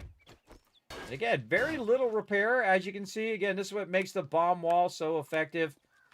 Is most of the time they're just beating on the outside of your base, and you're not even close to anywhere out here. But you're inside. You're 10,000 away and 5 rows of spikes away from them. And really it's there so the bombers can't just run up and hit the interior part of your base and breach your base, which you don't want them to do. Now, they were out here doing some damage to some of this out here, too, so... oh, I forgot to bring the concrete. I ran out of it, one or the other. Pick up my vehicle. Let's get some more over here. Plenty in this box. All right, let's make sure we did all of this, because they were really wailing on this part of the base. Just hold down the right mouse button as you're running to see if you see a little bit of damage. And we'll repair our spikes in here. Sometimes easier to see it from the long way like this. And then this part right here took a bit of damage. Not that much, though. Again, I was trying to keep them off the base the whole time, and so by doing so, I'm hitting them, they're falling down. I'm hitting them, they're falling down. Very, very effective way of making it hard for them to actually do damage to the base. Okay, a little bit around here. We'll check it out. And you can just leave it, by the way. You can just leave it where it's open, and they will end up in there. Now, there's a spike missing here because that's where our vent is. I don't like to put the spike on top, though you could probably get away with it. And just going around on the edge here. You see every now and again my little hammer goes. Just repairing a little bit. It takes a bit longer with the hammer. Definitely need to get me my nail gun. Not really even that big of a deal. That little of damage. Now, if it was like 80%, then I'd be worried, or 40%. But really, not taking that much damage. Now, the biggest drawback of this configuration is when the screamers come running in, and they're trying to attack my base. Well, guess what? They can't, they're not going to die. They're going to just keep hitting the side of this base until they get in, because there's no spikes or electricity or anything blocking them. So that's probably his biggest drawback, but as you can see, very, very effective, and we only had about 2,000 ammo, so we did pretty good there overall. Okay, let's put all this back in here, and we can utilize that later on. Put all these blocks back together. Put all that in there, and that'll be for working on the base later. And again, you can see that we also took some damage up above here because they're shooting at me, and they'll hit the top spikes. And we can take care of that as well. Right now, we want to get down here, and we want to start running a serious amount of steel. There we go. We want to make sure that all of our forges are constantly running something. See, I've got clay in there in case it runs out. This one's actually done. We can turn that off for right now. Get these bullets. Get these bullets going. All right, catching up on the chat. Let's see. In loot or clothing stores? Yeah, clothing stores. I got super unlucky with my current with very few savage countries. I had to do a lot of normal housing to get them. Yes, sometimes you got to go in the normal houses. You got to go in the closets and get them from there, or Horde Night is where you get it. Till the super corn gets cracking. Would have been so much better if you said poppin'. Oh, you're right. I missed an opportunity there, Mr. Gamer Tech. You were super right. See, I didn't do it intentionally, as you can see. You didn't know that about the light, similar to Minecraft. Just one block needs the light. Exactly. All you need, because it comes down like a triangle, like this. So it actually comes down like a triangle, like a light. And what I do is the triangle is so big that my square that I have fits in that triangle, right? So it's like in the center of it. So if the triangle was like this, it would be in the triangle itself, right? And I actually have an example of it on my Discord, which I'll show you guys real quick. I love talking about game mechanics like that. Very, very fun. It's under Teamwork Tycoons, I believe, here. 7 Days to Die. Right over here. It's under Notes. And so you can see right here, there's the diamond pattern. Let me zoom in on it for you. There you go. So it's 15 blocks wide and 15 blocks tall. And you can see that in my case, I'm going 5 blocks out and 2 blocks over, so it fits right inside that thing. So this yellow block represents the skylight or the light pass-through. And then this is how big of a farm you can do with just one light. So really, really helpful, everybody, to understand those mechanics. And again, you're getting all the gaming secrets up here in the Kismet channel. And if you like that, hit the follow button or the subscribe button if you're over on YouTube. If you like to know all the secrets, not just some of the secrets, you want to know them all. All right. Let's go ahead and, you notice I move my cursor away because when I come back from my thing, it tries to attack because I'm using the tab key. Okay, so let's put some weapons. Oh, up here. That's where I put the weapons for Horde Night. Get these mollies off of me before I do something crazy. Crazy up in here. Okay, so now we restart the process again, everybody. We have gone through, we burned up all of our ammo, but again, our economic power now comes into play, and we have the ability to go and sell some more super corn, and I actually on purpose saved some of that super corn, by the way, if you missed that. I did it on purpose so I would have some of that super corn for when the trader resets, right? So I sold some of it, used some of it. And then you can see here, this is still growing. This is like a day away before this goes. It's every 3 days, and we planted it 2 days ago. So we all good. Also, still thirsty here. Man, my guy really does get thirsty, doesn't he? All right, now this is word 24. It's not as good as the yucca smoothies, which we will get to. But I just use the red tea and vegetable soup or meat stew. In the very beginning, I use eggs. Use the eggs.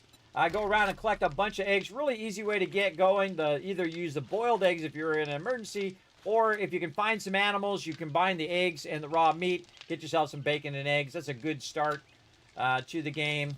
You can also buy stuff from the vendor as well if you're really in trouble. It's really just getting it going. Now remember, you can watch this entire playthrough. All has episode numbers, even has a playlist. If you want to see the entire thing over on YouTube, I'm one of the few people who go that above and beyond, everybody. I go way above and beyond for you guys. So make it real easy if you say, hey, Kismet, how'd you get started? How did you get the thing? And all of that. You can just go back and watch it. They're all in their entirety either, but I don't just cut it down into little tiny pieces like some people do. I mean, I might do a highlighter or something like that along the way, but I don't just cut it down where you like miss all the cool stuff. You want to see all the cool stuff for sure. All right, let's get in here. This is maxed out. Let's go ahead and run out that cement. That's an hour of cement running. Let's combine these and split those. We're definitely going to need more stone. We still got lead, but we need that brass right now. We need that brass. We're going to turn this off. We can just pull this out of here. Put this in here to max this out. So that'll run and run and run while we're gone. We're going to put our resources away. Notice how my wood here is starting to get full. It's at 5,990. What you want to do is you want to cut that in half, take that out of there, cut this in half, take that out of there. Because if you get more wood, all of a sudden you're going to have a second stack, and it's going to take up part of your inventory. Your inventory is based on how many things you have, not how much of those things you have. So if you have like two stacks of wood, you could have 1 and 1, and it would make you overburdened. So you don't want to have unnecessary stacks. Like Greg's app right now is I have some unnecessary stacks for my ammo because I'm running out of ammo over here. We need an absolute ton of brass. But we need to check on the trader. We also need to take a moment and check in on our updates that we just got. Oh, level 6 auger. Oh man, I wish I had to see now. I want that legendary part back so I can make that level 6 auger. But we'll look around for some legendary parts. Still not to the nail gun. Getting close, though. One away. We got level 5 impact driver, which are almost level 6, which means we got to get going on some legendary parts here. Again, only day 40. We're already working on our legendaries, including our top-tier legendaries, which is pretty sweet. Pump shotgun, almost to auto shotgun. A little bit ways to go to there, because you can see the auto shotgun down here is in the 50s there. Not going to use the sniper. Almost to the AK. About 7 away. Very nice. Really, if you think about it, if I'm getting 2 points each time, it would be even more. What I really want is this, everybody. I want my level 6 armor. If I get my level 6 armor, I'd be styling. What do we got here? Food is doing okay. We already unlocked all of that. Working on our electrical. We already got this done. If you notice, I'm not using the apiary here, but I don't really use it. I feel like it's mostly useless for a solo player, but you can actually take it and make recipes out of it. You can get the honey and use it to remove your radiation. But do I really want to spend my resources on that, or do I want to spend my resources on this, right? It's like, in fact, you probably got this, and this, and this you want to spend it on, right? So you got to make your choices, everybody, if you want to survive in the wasteland. So we got all of our stuff out of there. We are running no ammo right now. So what we need to do is we need to get out the base. We need to do some trading. Grab all that out of there. And then the first thing I do right away, everybody, is I go ahead and wear my glasses, because otherwise I'm going to forget. Let's put this in here. Don't need to carry the spikes around with me. Put that back up in there. Anything I can put down here, my blocks. There we go. Block that spot so it doesn't fill full of whatever. And let's get out of here before the trader closes. Now, right now, it's day 43. The trader just reset. Oh, I bumped my camera again. Get it over here, camera. I'm kicking it with my leg. That's my bad. Kicking it with my foot. Sometimes I can't tell because I got my shoes on, because I got to go and do my laundry here in a bit. I'm always kicking that cord, everybody.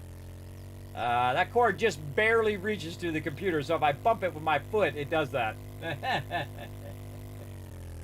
Yeah, we all want more legendary parts. You're absolutely right. All right, now here's what we're going to first do, everybody. We're going to do the trade list. All right, so at some point, you're going to be past the point in which you're starving to death.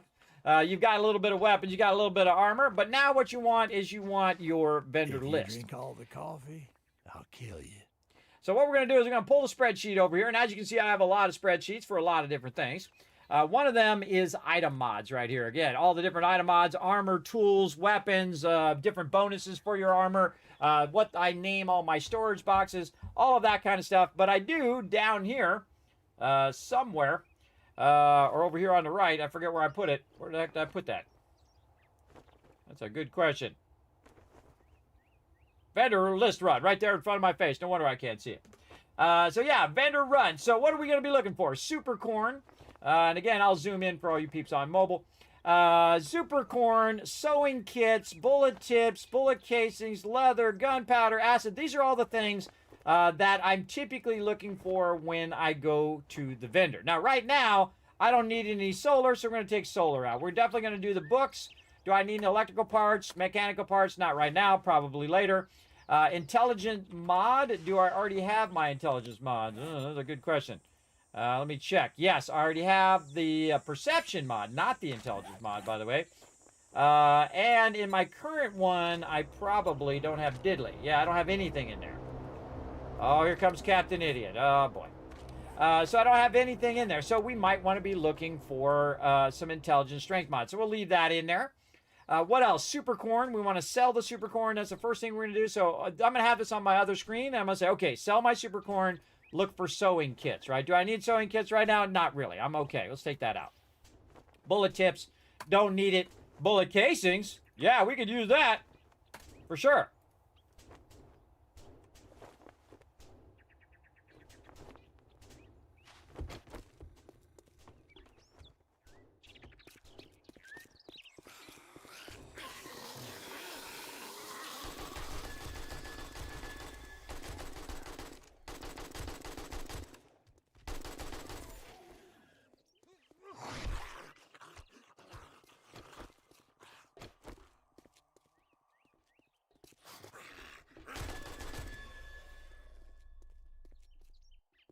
At this point, you should be able to kill a whole group of them, everybody. Those are normal mobs. Normal mobs, you should be able to just wipe them suckers out. Like that. Kismet don't mess around. That's why you don't bring it over here, everybody. You bring it over here, you better be in trouble. All right, so again, back to our spreadsheet. So do I need leather right now? No. Gunpowder, no. Acid, always. Beakers, always. Super corn seed, also always. So we're going to cut this down into our basics. And then, of course, books at the end, which we probably already have right here. We'll just delete it out of there. So this is our current vendor run. And as you get the stuff you need or you find you need more stuff, you can go ahead and switch it to here. So what we're going to do is instead of looking through everything, we're just going to go in order. So we want to sell our super corn. Right here, our super corn's worth 5,400. So, bam, instant dollar bills in our pocket. We're going to go ahead and sell any extra books. Of course, you can also learn them as well, everybody.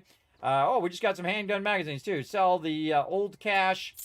Then anything else we want to sell. Looks like we all good other than this. And we'll sort that out. Maybe put our dukes right there. Oh, this miner outfit, we don't need that either. Keep that. Keep all this stuff.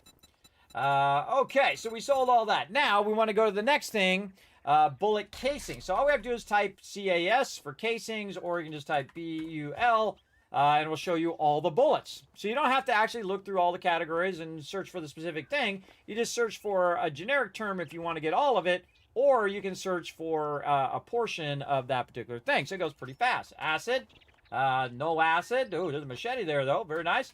And beaker, boom, okay, done. And then super corn seeds, okay, there's 3 super corn seeds, we're gonna buy those. I always buy the super corn. Intelligence, or I could put STR, or even better, I could just type mods, and then it'll show me all the mods that it's got. It's got a bunker buster mod, which I think I already have. Oh, I don't have the bunker buster mod. Oh, we buying that for sure. We got enough cash. Bam, put that in my pocket. Oh, that's going to be nice on my nice level 6 auger here in a bit when I find me a legendary part. So there we go. So we looked in there. What happened to the books? Thought I typed books in here. I think I messed it up. All right, there we go. So again, we can just type mods and look for mods. So I have it set as intelligence and strength mods, but what we're really searching for is just the word mods. So we can see all the mods that it has, find the mods that we need, like that awesome bunker buster mod as well. Then I just take everything out of there and I just go to the books, right? That's the one I'll do, and I'll say, okay, which one of these we need? Let's see, scrapping for fun, we'll get those. Tools Digest, we finished our Tools Digest, no longer need those. Art of Mining 6, we already have, because I can see it's already been read, and that's it. That's pretty much all we need. Now, the other thing that we might need, again, is bullet casings or brass. Things of that nature. You can go in. Make sure you're on the first one when you are searching. Brass, bullet casings, anything like that. You can also buy ammo. Like, say, all they have is like 45 ammo. You can buy that 45 ammo, melt it down, turn it into what you need as well. But ultimately, the goal is for me to make so much cash that I can actually use my cash as the bullet casings. And that takes a bit. Door hit you on your way out. All right, there we go. Pistol quality 6, nice. Okay, and I'm going to definitely put this in my auger right now while I'm thinking about it. Now, the weighted head mod is great, but this is way better, everybody. This does 25% more damage against stone, and I need a bunch of stone so I can make a bunch of concrete. So we're definitely going to need that later on. Now, of course, the level 6 is going to have more block damage and all that. By the way, you can make 5 level 6 augers, and one of them might be better than all the rest because it is randomized when you're making them. So you can make a whole bunch, even in a solo, to find the best one, and then the one you don't like, well, you just scrap them or sell them. They're worth a lot, by the way, if you do try to sell your stuff to the thing. So if I sold the chainsaw, it's worth 500. If I were to sell my auger, it's around 500 as well. Totally and utterly not worth it to sell an auger, especially if you only got one, like me right now. All right, so that gives you the general idea of what we're doing. So we're out of here. Like so. So again, that vendor just reset, so we got all the stuff on the reset. Going to the other vendor. Checking my gas, checking my repair. Go ahead and give a little bit of repair, a little bit of gas, so we don't have to stop. Now also, while I was in there looking for the books, everybody, I was also looking for recipes. So I was looking through the recipes to see, do I really want to spend my dukes on these particular recipes? Now, while I'm out and about, it's back there making me money. It's running forges, it's running all the stuff and whatnot, but not really at the best efficiency.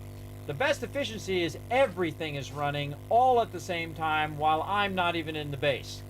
Right? So that's really what we want. Whoop, whoop.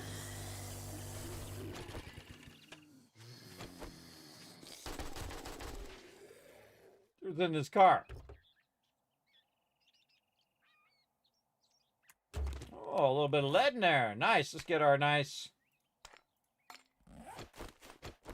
impact driver. Now, some things are even great at level 1, everybody. Impact driver is a great example. Auger, a pump shotgun, AK. Those things are great at level 1 because they are such a huge jump ahead of the previous stuff that you can use.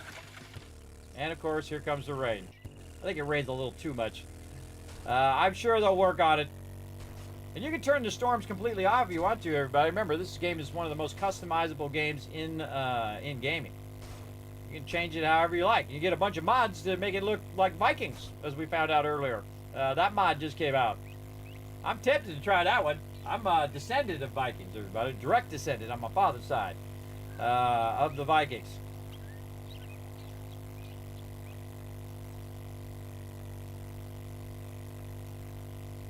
Norski, as they say.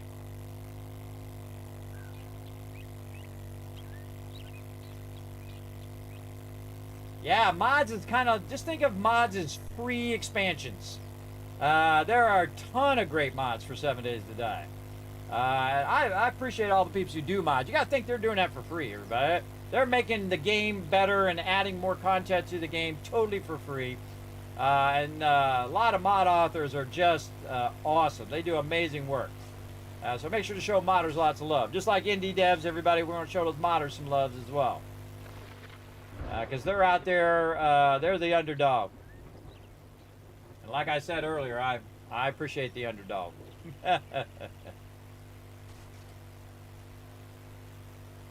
All right, we're heading on over here to the other trader. Again, normally I leave the door open, but if there's a big horde of them come in, I just wipe them out. Picking up. Let's reload.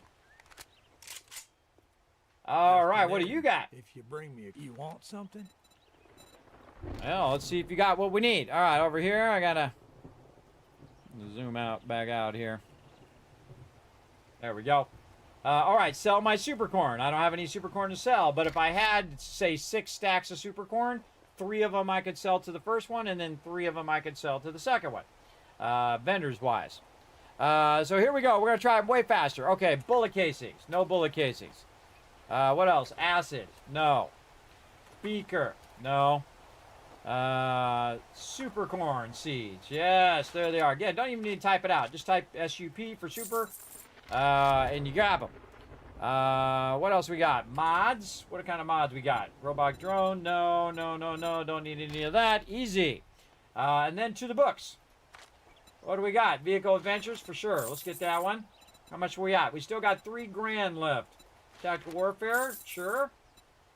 Any perk books we might need? Not really. And again, I can get medical journal and tech plan and all that. I would do that later. But use your dukes very, very wisely as you go along through the game.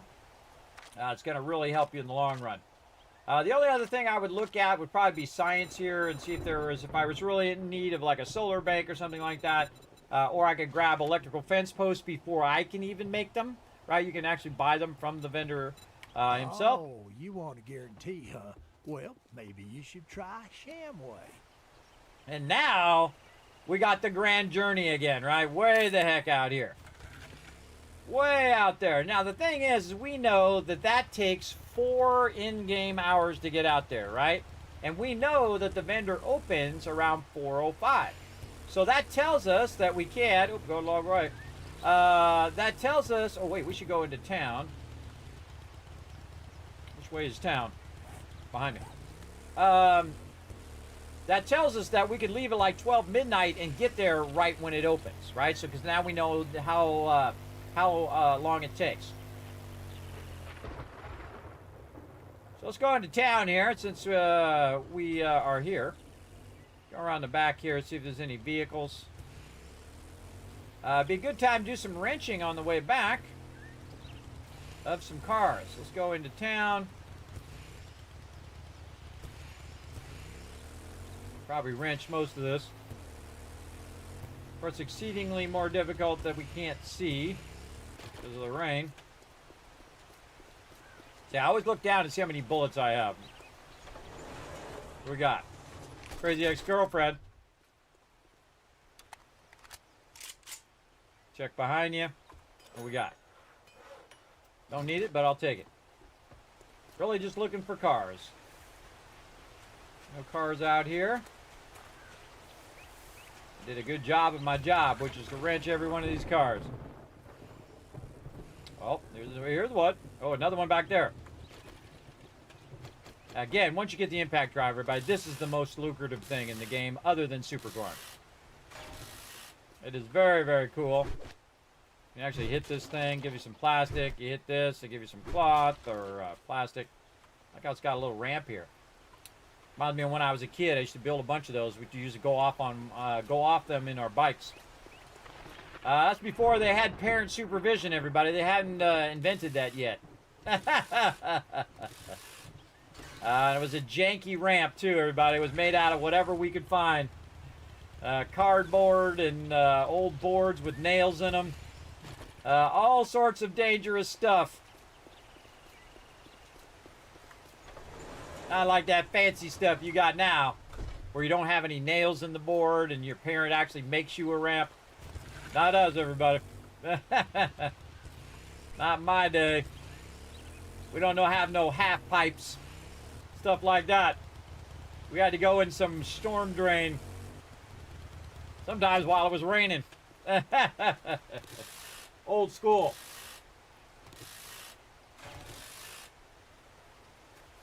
You might look into learning it with this game. Well, there you go. Yeah. And then you never know. You might come out with the mod. And remember, all the people who made all the things in the world, everybody, are no smarter than you. That's right. Everything that you see. Everything you know. Brilliant quote by Steve Jobs, by the way. That everything that's ever been made are by people who are no smarter than you. You could go out and do those things. It may seem impossible right this moment, but if you worked at it, you absolutely could. Oh, look at all this loot. Loot it. Don't hit the truck. Get the loot. Now, the safest place to be when you're doing this, right up here on the top.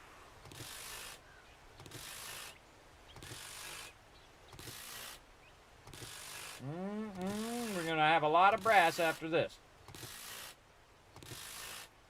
Now, before I finish looting that, shoot that guy first. Because what's going to happen, a couple more rounds, they're going to drop down on the ground. Dude's going to be right up in your business. Okay, we don't have a lot of ammo, or I would go... or I'd go after this. Wow, we really don't have a lot of ammo. Holy mackerel, I'm down to 36 bullets. Or I'd go after this cop car. That's definitely going to take more than 36 bullets, though I do have a lot of shotgun ammo. Feel a little crazy. Feel a little crazy. Now here's what we're going to do, everybody. We're going to make ourselves a ladder right there. So this way we can bail. We're going to do this.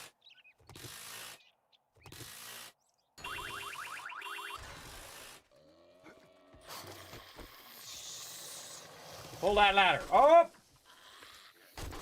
Use the heavy ammo on the cop. Make sure he don't get back up. Now, what's going to happen, everybody, is they're going to try to work their way up to you. Wherever you are, right?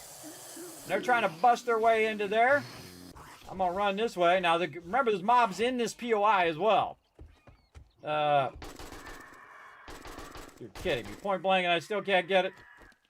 All right. Now, while they're trying to get to me, I'm going to go ahead and drop some loot on the ground, apparently. Oh, boy. We're full. All right. Let's learn some of these books.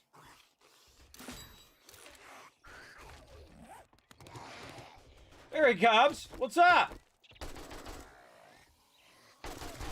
I'll wait for him to get up. Kill him while he's down. I watch way too many people I've watched a lot of 7 Days to Die, everybody. And they just wait for him to get back up. Just shoot him in the head while they're down. Makes no sense. Okay. Now, we got problems because we out of bullets, everybody. We got any other bullets? Okay, we got regular bullets. This guy's made it to us. Very impressed. Shoot him in the head. I got a level 6 AK, everybody, so it's pretty sweet.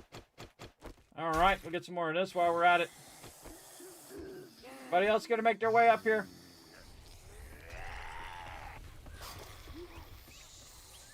I hear them. They're down there.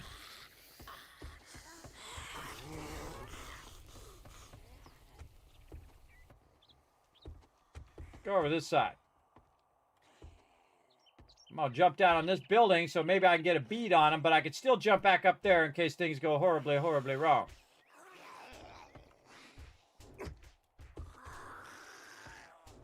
Oh, I hear him in there.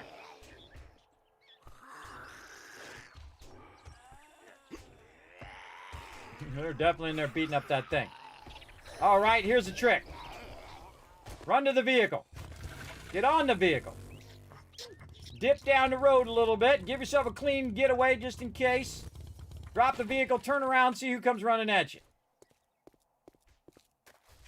Or, just grab the loot and get the heck out of there. Oh, good stuff, too. Ah, don't have enough room. Okay, while they're trying to figure out where the heck I am, drop all this loot in the vehicle. Notice how I can't be overburdened because I have my stuff all the way up. Now, mob like this, everybody, you don't need to waste your bullets. You got low bullets. Watch your melee weapon, whop them out. What else we got? Oh, some shotgun parts. Hello? Feel a little dangerous, everybody. I feel like going after them. There you are. Feral mob, by the way. There they are, feral mobs. Oh, get the feral first. This guy. This guy, not so feral. This guy dead. More of them coming out. 5 bullets left. There's one for you. And one for you. Anybody want another one? All right, here you go. Free bullet for your face. All right, there you go. And that is called battle tactics, everybody. You don't stand there and let them overrun you.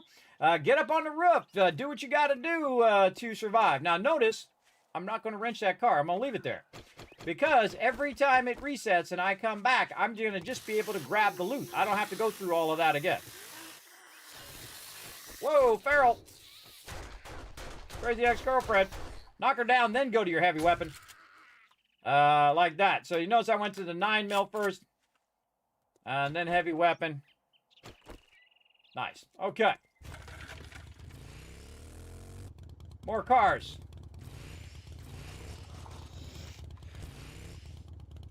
Crazy out in the wasteland today, everybody. It's crazy. Whatever it takes. Hit them while they're down, take them out. Yeah, you know it. Whatever it takes. Remember, they do the same to you, everybody. They absolutely would. They're going to chomp on you while you're down or out of bullets or whatever calamity has befalled you. They'll be all up in your business. Again, I'm way off in a different city now because my other city ran out of cars. So we got to get some cars so we get some brass going because we're going to need a lot of bullet tips. or a lot of bullet casings, actually. I see another car over there. Now, while I'm getting one car, everybody, I'm looking around for another place. I think there might be cars in those things there, but we know where one is for sure. And notice I'm always aiming my vehicle in a getaway position. All right, so you can get the heck out of there. If all of a sudden I see 5 ferals coming at me, everybody, I'm jumping on that and I'm out. Just like that. Oh, hello there. Oh, look at him. You see him spawn in? That's where the end loot is right there. That's okay. I don't need it right now. I might come back for it later. Right now, we need cars. We need a whole bunch of them. Look how there's like, see how there's no cars on the road? That's how you know where I've been, everybody. You know where I've been if there's no cars. Let's see if we got some fire engines in here. We've actually taken this over, everybody. This is actually a really great base. We've taken this over before. Oh, both of these are locked? Oh, nothing's ever locked if you have an auger. So I would just take out the one in between. But I wouldn't take that out. That's 10,000. You can do 5,000 over here. Or 30,000. Who knows how much that is. Plus, also, it opens it up wider, meaning that more mobs can flood you. Like, see over here, this 30,000. 30,000. So I don't want him to flood me, because that guy's a feral. Try to go out the door. I'm going to shoot him in the back, because he would do the same to me.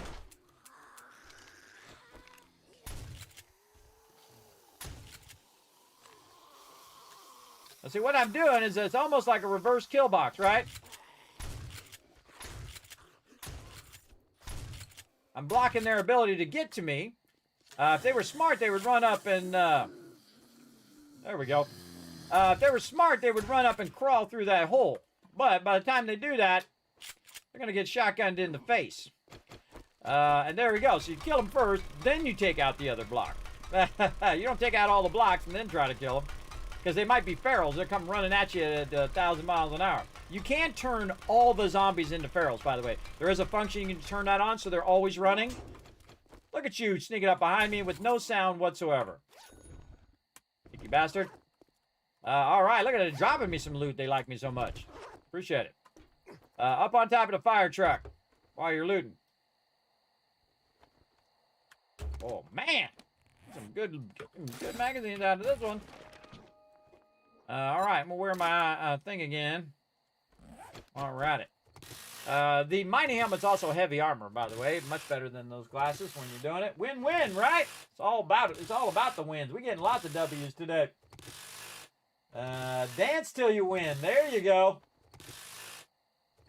I take it all. I loot everything. I'm a super looter.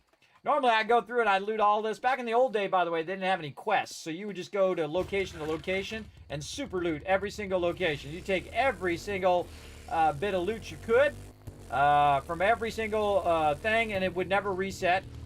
So you don't have a second chance to come back and get more loot. We got over here another cop car.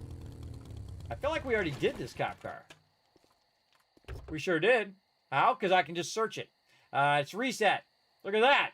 Some ammo. Sweet. Because it doesn't say I have to break off the lock. All right, more cars. Now, I do this for a certain amount of time here, but I could just do this the whole time, but I do it for a certain amount of time because what's happening right now is it's not melting this down in my forges right now, is it? There's nothing going on in my ammo forge. So you want to have a good balance between collecting the loot and having the loot run, and then once the loot is running, then you go back out, you collect more loot, and so on. But we're heading our way sort of, kind of toward my base. Can't grab it. The rest of this in here. Again, so much room in there if you have the storage mods, which is a new thing that they added in 2.5. I look for those vehicle storage mods as quick as possible. Look at this. Oh, another cop car we may have done. Oh, we sure did. See, this is called investing in the future, everybody. What do we got? More ammo. Ooh, purified water, some shoddy, and some parts there. Very nice. I feel like we want to go left. Let's see what we got out here. Now it's getting to be nighttime, so we gotta be careful. We can get easily overrun. Oh, I definitely been here. How do I know? The ladders. See the ladders there? I definitely been here. Let's see if they're back alive again. Yeah, they're alive. I can see them right there. I'm just going to run up here and shotgun him. Shotgun his friend over there. What I did is I put this ladder here so I can jump up here. I can jump up on top here and get the loot. Still switching? Nope. All right. Now, there's a bunch of barbed wire between me and those vehicles. And there's some more vehicles that way. So I'm going back down this way. What's up? I hear you somewhere. Also, did I make it where I can go through? I don't think I did. But I think I can dip through here. Sure can. All right, we're going to go right about there. Somebody wants to come over here and give me some XP. I'm all about it. Pump shotgun, very deadly. 100 bullets left. We just got some more bullets, too. All right, now you can see that there's no cars here. We took all these cars out. But we need to get in here, right? Again, you get every key can be unlocked. And I'm watching to see if they run. That means they're feral. If they don't run, well, I got a minute. I'm going to wipe them out with my hammer if I want. Right-clicking, by the way. There's no point in left-clicking if you have a lot of stamina, everybody. You see, I have a lot of stamina. Just right-click and knock them out with a one hit. All right, get the shotty. Up on the top here. Let's see who comes out. Dog. Totally missed him. Missed him twice. Got 2 hit on there because the shotgun penetrates both mobs at the same time because I'm using the shells right here. The shotgun AP slugs. Kill both of those with 1 shot. Never trust that they're not after you. All right, this is going to be for rotten flesh here. There we go. Can't loot this, but I can loot it like this. Now, the only way up on top of this truck is from the hood, usually, or at the top of vehicles from the hood. That's why I aim toward the hood. By the way, they do have a third person now, so you can't check that out. Oh, it's time. Time to go get my laundry. And we'll go get it in a minute. Do some third person shotgun blasting. Man, that shotgun is very effective. Totally missed him. Yeah, don't let him get up, everybody. Keep shooting him until he stops moving, and maybe give him an extra one anyway. Oh, look at that. Shotgun Messiah. Craft special ammunition used to breach blocks like doors and safes. Very nice. One step closer to getting my shotgun thing done. Now, it's getting to be nighttime, everybody. We got a few seconds left. We got to get this truck. We got to get that loot. We got to get back to the vehicle. We got to get the heck out of here. Because all the toughest mobs spawn at nighttime, like your dire wolves, your feral screamers, all of that stuff. It's very, very scary at nighttime. My vehicle is very far away from where I am. We want to get on out of here. Get my shotgun out. Load it while I'm walking. Now, there's a ton of loot we can grab in there, but I'm not going to bother. Just going to get on my vehicle and run Fred over. Like that. And then when Fred comes this way, he's going to start running here in a second. Back to first person. Yeah, second Horde Night, or the nighttime kicks in. Aiming right for his face, and I missed. Ooh, there's a deer over there. No bullets.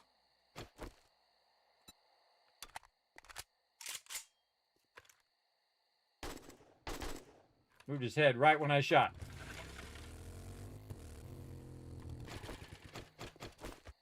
Man's gotta live.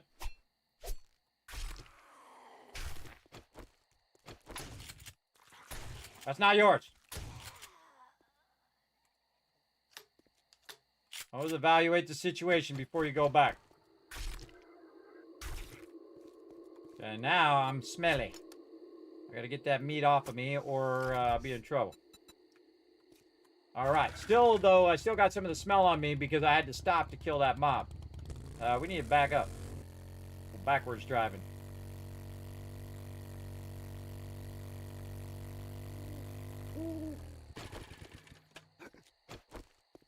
Make sure your gun is always out and fully loaded. Now you can play stealth too, so you can just sit over here and stealth. You can see my stealth really sucks. Oh, make it rain. Sure, Sue. Let's go ahead and make it rain there. 1,000 kitties cats for the chat. You can thank Sue for that. For sure. You have any guesses when 2.6 might come out? No guesses at all. I seriously doubt that they know. See, the funny thing is that people want to know when stuff is going to drop or whatnot. They don't know. You got to think they're just human beings, everybody. They're just doing what they can do to bring these games out. It takes time, takes resources, and takes lots of cash. So, again, we'll know when they know. I turn my light back on, too. Whenever you switch between, like, your helmet and glasses, in this case, it turns my light off. Yeah, see how I wait to see if he's still twitching? Then I go back to work.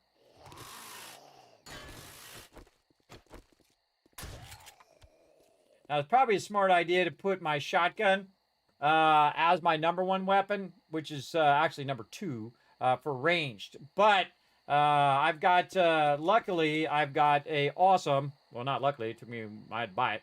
I have a button, I have a Corsair Scimitar, which has 12 buttons on the side. I think is the ultimate mouse, by the way. Because I can just press one of those buttons instead of have to reach up and press a 1, 2, 3, 4, or any of that stuff. Just press it on the side of the mouse. Your thumb is one of your strongest fingers, by the way. Very, very effective way of switching weapons right in the middle of that. So I can just go boom, hit 4, and got it. Just like that. You can also move while you're wrenching. And keep watching around you in case someone tries to sneak up on you. Again, we're using day 43 to grab some of this loot. Look how great that pump shotgun works. So good. So good. All right. Nice. Okay, now we got to get back to the base. I'm going to go ahead and pause it right there. We're going to come back. We're going to get back to the base. We're going to get into some more action. There we go. You like it more than the Razor? Yes, I've owned lots of Razor. Actually, I have one right here. Oh, I got to look at all the thing. Let's see if you guys can see it. There it is, the Razor with the one on the side. The reason why I like the Corsair one better is it has a little notch, kind of like you have on the keyboard, right on the 5 right here, so you can tell when you're at the 5. Kind of like on the keyboard. If you never noticed that on the J and the F, when you're typing, there's a little nub there that you touch so you know that your fingers start there, and then you put the rest of your fingers across. Right? It's called the home row key. If you never took typing, I would imagine most of you did, but for those who didn't, it will actually do that. It has the same thing on the side of the mouse, and Razer never thought of that. But I've used a lot of Razer mouses, everybody, and they've lasted a long time for since they came out, by the way. But my current favorite is the Corsair Scimitar. One, because the mouse lasts forever. Do you see a cord, everybody? It's like a magic trick. Do you see a cord? And I'm playing some serious first-person games here, too, as well. And it works really well. You play Fallout, whatever it is. And only if I forget to charge it, like a week later, does it die. Because I had the original, the very first wireless mouse in the 90s, by the way. Way back in the 90s, they actually contacted me and said, hey, we have the very first wireless mouse. And I said, send it to me. And they're like, don't you want to know how much it is? And I'm like, no. I said, I don't care. Just go ahead and send it to me. I'll pay for it. And so they did. And I had the very first wireless mouse. You want to know how long it lasted? 30 minutes. 30 minutes and it would die.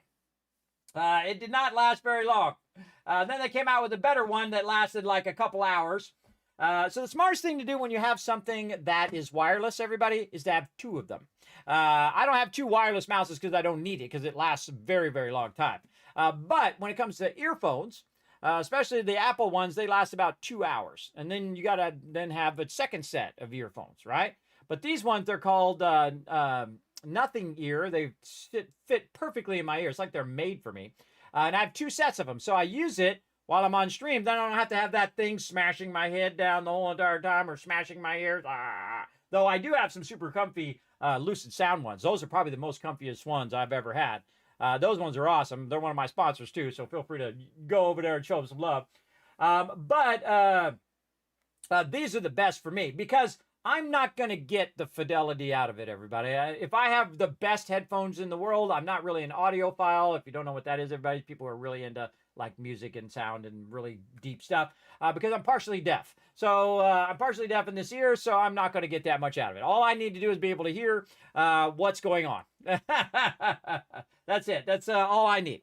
Now, I'm going to go ahead and take a break, everybody. Got to go grab the laundry real quick, but we're going to leave some fun for you guys. Now, I want to see you guys working together. This is your chance to rise up and be awesome and work together to try to solve these puzzles. We're going to go ahead and start it up right now. There we go. Going to take a little bit of a break, grab the laundry, and then I'll be back in just a bit.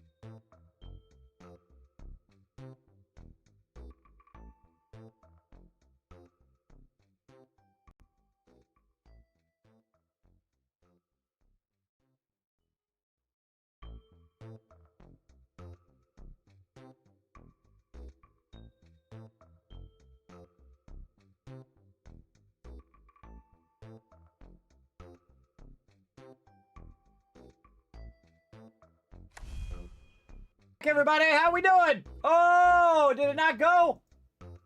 Did it not go? It's, oh no, it's restarting right now. All right, let's do another one. Let's go. Let's earn you guys some caps. Let's go. Let's do it.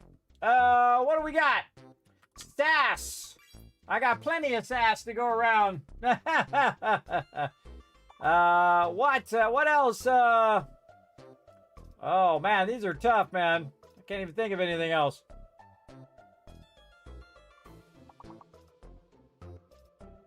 Noses. Nose and noses. Nose. There we go. Seasons. Wow, good. Yeah, noses. There you go. Very nice. Suns as well. Because you got seasons, and so if you just put suns in there, you should get it. Oh, it'd help if I typed it right and I wasn't locked. Suns. There we go. What else? Problem with having slight dyslexia due to my insomnia is, none of these look like words to me.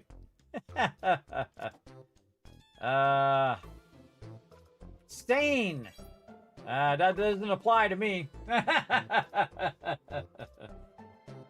Reference what I just talked about. Reference what I just said earlier. There you go. We already got nose. S-O-S-E. S-O-N-E. Sown. Sanas. Sans. Oh, yeah, like sans and serif. Oh, there we go. There we go. Oh, that's either an E word or an A word right there. It can only be one of those two letters. A-N-O-S. A-O-S-S. A-N-N-E-S. A-N-E-O. A-O-N-S. E-O-N-A. I don't know. I tried, but we still got it done. Everybody put a 1 in the chat if you can't see it here. We're going to give you a bunch of caps for working together as a team. I love to see it. Great job stepping up there in the chat, everybody. Always a fun thing to do, everybody. You guys are so better at that than me. See, the problem is I'm never going to get better. I'm only going to get worse with my conditions. Never going to get better at it, but hey, at least I can still put a few words in there. It's kind of like a little Kismet check to see if I still got it. All right, here we go. Let's run over some zombies. Let's get back to it. Yeah, take that, bro. All right, we're making our way back, and we're hitting up some cars along the way. Who's going to try to come and get me? That's a bad idea. I got a shotgun aimed at your face. Not a very smart zombie, everybody.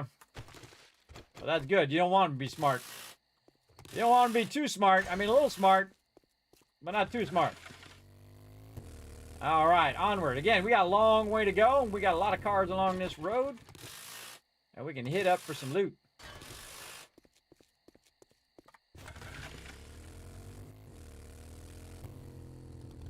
Yeah, a lot of cars. I remember if I've even been along this road. Oh yeah, I've been along this road. You thought. Look at this over here, man. There's a ton of stuff over there. I'm just wrenching it while she's trying to find me. Come on over here. Ooh, feral as well. Now, shotguns are pretty loud. Expect to drag a bunch of oh my god, she had a ton of stuff. More stuff than I can pick up. Put this stuff in the car. Or in the motorbike. Coming back for my loot. Hey, that lady was, she was carrying a lot of stuff. That was worth it. Yeah, crossing to the stage where you have the pump shotgun really helps a lot. Again, give him an extra second to see if he's still moving.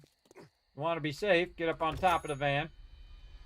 And see, my bookworm thing keeps going off, so it's finding additional books as well. So, very, very useful, and recipes and things like that. That's why I feel like the intelligence mod is one of the most useful ones in the game. Could be collecting all this stuff down here. What's this over here, man? It's like a parking lot full of stuff. Look at this. Holy mackerel. Look how many vehicles are over here. Shady Woods Amphitheater.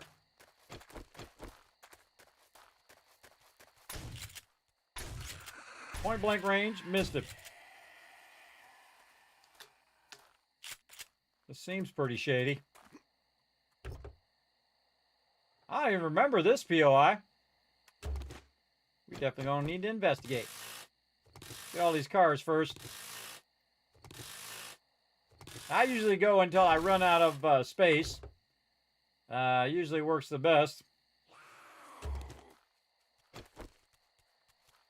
I tried to wait until I was dead on. I see there's another person over there going to try to get me.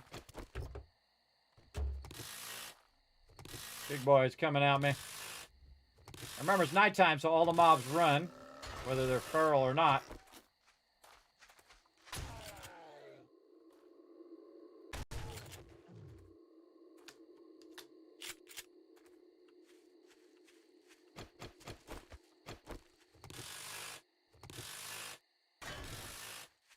Oh, look, it's got a little radar thing on it. See, that's me one day, everybody, right here. See, it's a broadcast van. It's that vault van I'm trying to put. I don't know if I'm going to get a box truck. But I've seen people build places out of box trucks, too. Absolutely. But yeah, look, he's got his old school Starlink. That's those old radar dishes from way back when. But yeah, you can see this is a broadcast truck from a TV station. I don't think I've ever seen that before. They got the broadcast truck, and then they have the camera over here.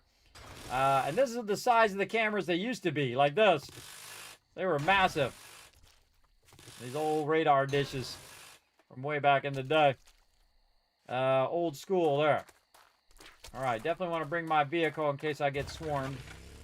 Or some screamers decide they want to show up. Man, this is a good spot right here. Holy moly. Probably a bunch more cars inside there, too. I think we just hit the mother lode. If you're too far away, it tries to hit it with the thing instead of... I'll get up here in case some screamers decide to show up.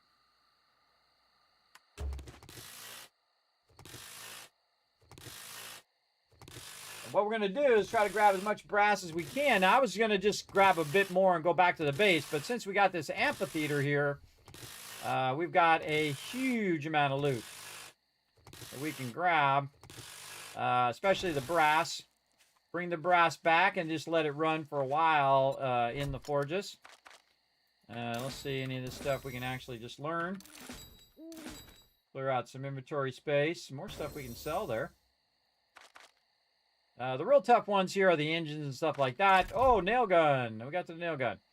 Are the engines and things like that because they only single stack. So we got to watch out for the single stack. Hey, Bub Stubbs, thanks for the one in the chat. Appreciate it. Here's some more caps for everybody for letting me know everything's working. Oh, I see a semi-truck over there, too. Again, I don't remember ever going to this one. So, I'm all over the place. So we might take a little peek inside here. First, we're going to get all these vehicles. Man. Want to know where to go to get the vehicles? What's this look like from the map? Yeah, look at that. Okay, well now you know what it looks like from the top of the map.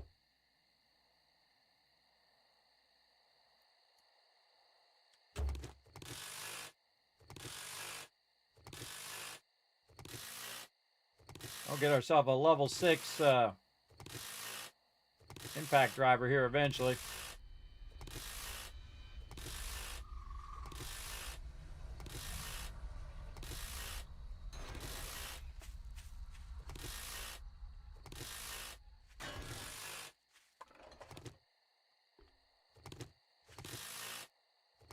Pretty spooky out here.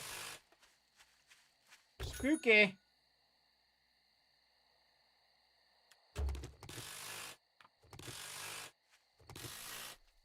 Oh, I thought there was a deer there.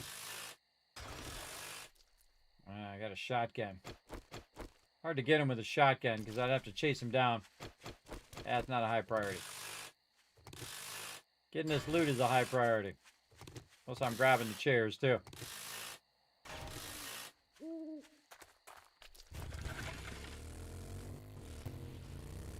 All right, what do we got? Oh, it's like a drive-in. Seek the high ground.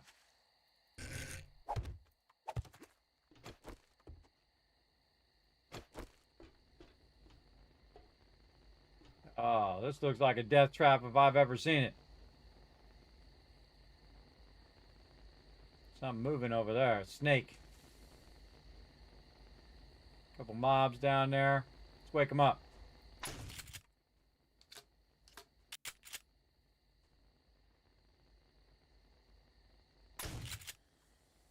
Nobody? There we go, at the concession stand.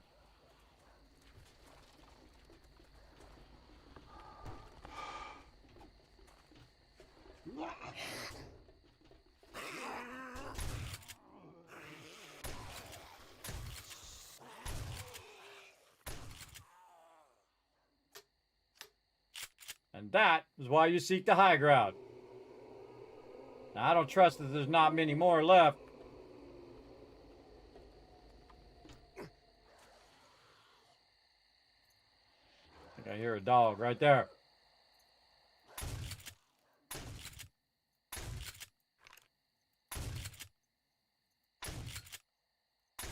He's just too far. All right, well, you make your way over here. I'm going to go ahead and...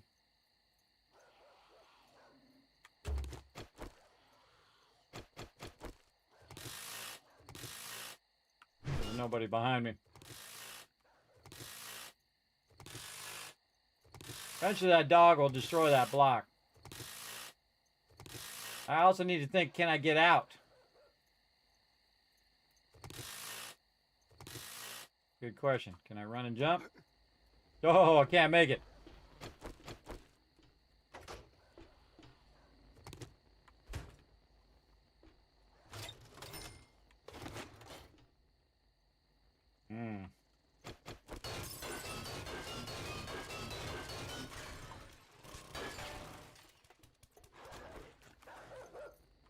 Yeah, he tried to go around this way and get me. Good try, puppy. Oh, I can just open the door.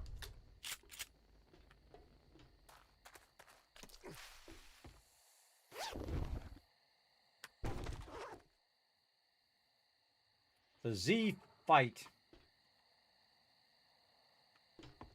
Really just here for the cards, but definitely want to come back and check this place out. Maybe we'll get a quest over here. Man, that'd be a cool one to do with my crew. Get my blocks back. All right, we got a truck around the side here. Let's go around the side and grab that.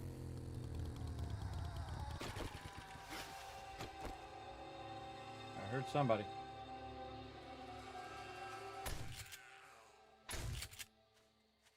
Get her before she gets me.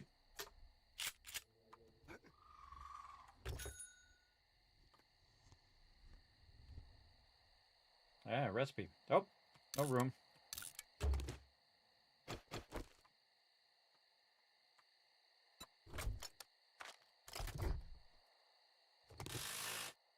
Keep on looting. Virus decimates America. Yeah. Not good. What if your character just happened to be immune to the virus like in I Am Legend?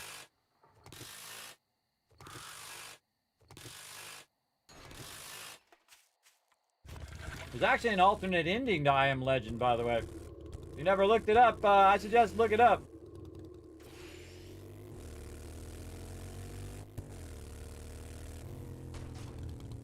Ah, another one on this side. Glad I looked around now. Look at the moon. Oh, so tempting.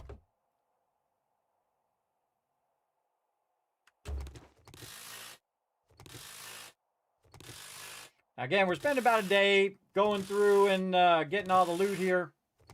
Now, I could be traveling all the way out to the other trader, but it's really far out there. I really just wanted to go along and get a bunch of loot that I could use in the forges. And we found this cool amphitheater. Like it. Okay, back to the road. Which way are we going here? We're going down that way. I think we were going along this road. Was the road we were going. So let's just mark it just in case. I kind of know which way it is because we just came up this road. But we're kind of on a road that's off on our main road, and that's why it has cars. Because the other one's not going to have any cars. It's already looted all those cars. The best way to get a bunch of loot like this, everybody, is just to go on a big road like this and do it over there. Look at that. Look at all that brass. Okay. We got some bullets in here, too. Why don't we get our bullets out of there? Get some bullets in there. Put that in there. Load that into the AK. There we go. A little backup plan. Yeah, load that. Nice, nice. Okay. Then what we want to do is do a little bit of inventory management here. We definitely going to keep the thing there. It's worth 39, but we'll just scrap it.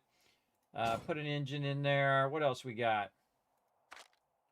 A lot of this stuff is going to stack anyway. Yeah.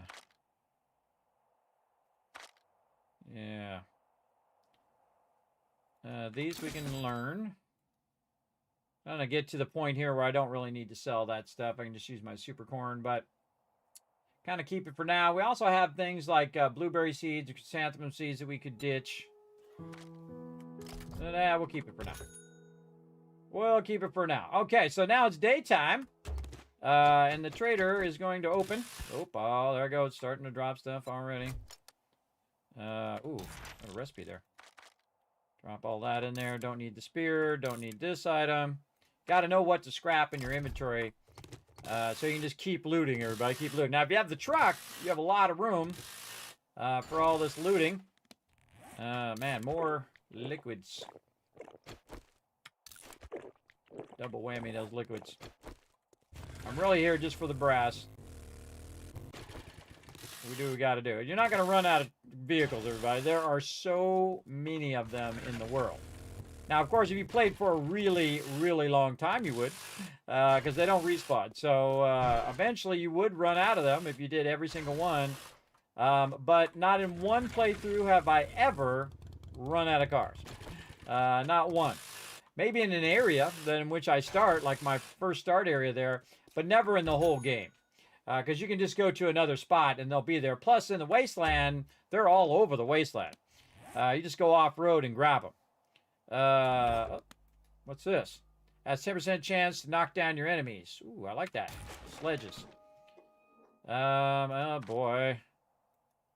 Yeah, we might want to ditch that stuff. Okay, here's what I'm going to do. I'm going to take the stuff out of there that's already in here, and then take the stuff that I know is not going to stack and put that in there.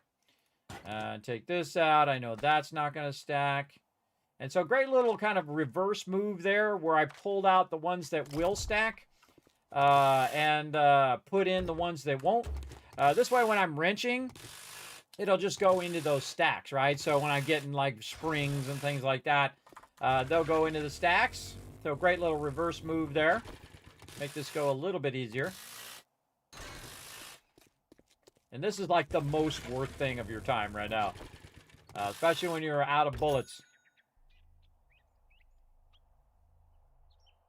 Oh, more stuff there. This we can scrap. Oh, dropping car batteries.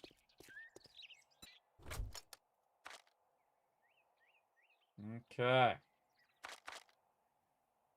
What can we take out of there? That's full.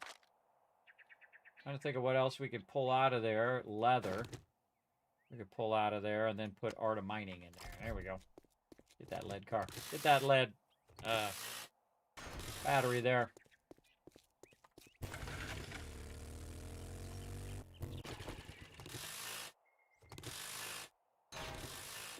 By the way, how much ever I collect will not be enough. Because all the ammo I'm going to make, I'm just going to burn up on Horde Night again. The real thing that helps you scale up your ammo is having the ability to do them in boxes. Like box of ammo here, box of ammo there. And for that, we have to get the sniper done. Which we'll keep working on as we go along.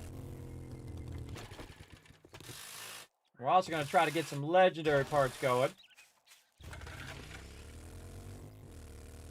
go off the rail here. I see vehicle over here, the tent there.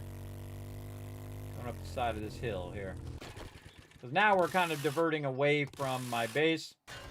So we're kind of going in the same direction. But see, this is going to go that way. So we'll just go through, and I can see it kind of loops back toward the town. So we'll go ahead and just dip down here.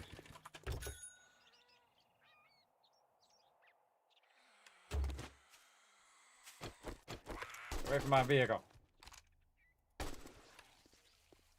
Stay away from the vehicle. Oh, there we go again. Where are we dropping? Bottle of acid. Whoa, I want to drop that. Got some acid in here? I do. See here, what you do? You switch it like this. Put in what you can. Oh, we're full. Now we're really full. You don't want to leave acid behind. Acid is incredibly valuable. I feel like we're hitting our max limit here. Might want to just go to the trader. Oh, we got some stuff right here we can learn. Recipe. What else we got? Don't want to put the meat on me or I'll do the thing. Yeah, we're getting to the point now where we're pretty maxed out if we want to sell this stuff. Yeah, let's just go straight to the trader. All right, Trader Rec over here. I think that's good enough. We'll have plenty of brass. Again, there's no brass running in the forges right now. So it would be best for us just to grab this stuff and run it back once we fill up. So we're running back.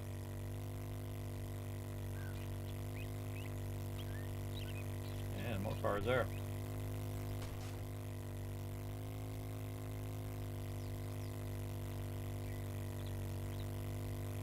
And then we can offload a bunch of this. You don't want to carry all this stuff around. You want to offload it, or I could just learn it or scrap it. A lot of times what I'll do is just learn it and scrap it so that so I don't have to carry it around, so it's not filling up my inventory. You'll start to see me do that with books. I'll start to learn all those books and stuff. But I'm still kind of in that in-between stage right now between having an abundant amount of dukes and just a little bit of dukes. So we want to be wise with our dukes. Almost.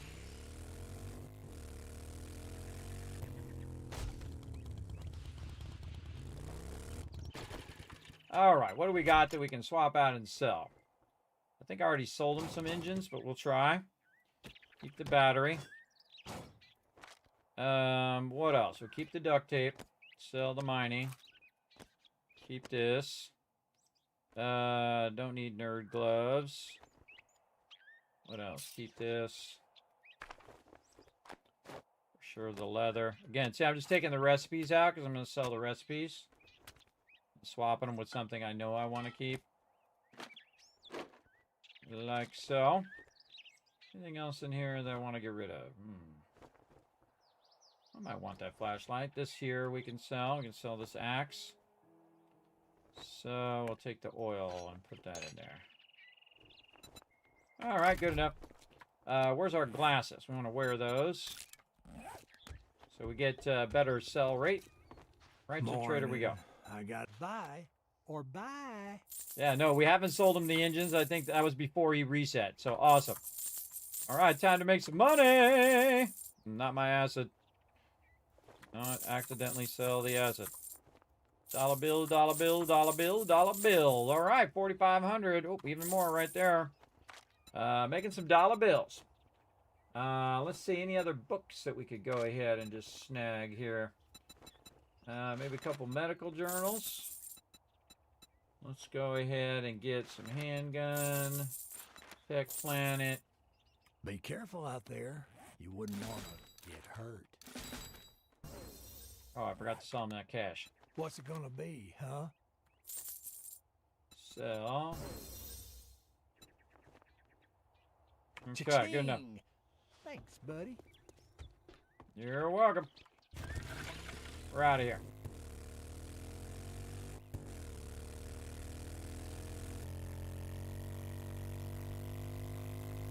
Heading back to the base to drop off all this sweet loot that we got and get our forges into full production. We've been away from the base for a while. And some of our stuff is probably wound down. Oh, look at our trees coming in. I think they might be at full top. Oh, and there's an airdrop out there too we got to grab. Right now, not what I was trying to do. There we go. We'll grab all this. Now I have it set up where I don't have to run all the way down to the base every time. I can just go ahead and throw it right here in the drop box. And as a solo player, you really only need one drop box, maybe two if you're running around with the truck. But one drop box should be enough. Get up there. Should be enough to hold it up, especially if it's fully upgraded like that between your inventory and your vehicle inventory. Should be good, and you should be able to pick your vehicle up as well. There we go. And then I can just put all that in there and decide what I want to sort. What do I got that's not supposed to be in my actual inventory? Let's see. Oh, that's good. Everything down here good. Okay. We'll take our Dukes out of there. Put our motorcycle there. Okay. Now, I don't need to carry my Dukes around for right now, so I'm just going to throw them in there. What else we got? We got a ton of brass radiators. That's going to be our very first thing to get going. All right, right in here. All right, so we're just going to double this up, turn that on, and then we're going to put these all in the output. And you're like, oh, Kismet's going to block your ability to run it out.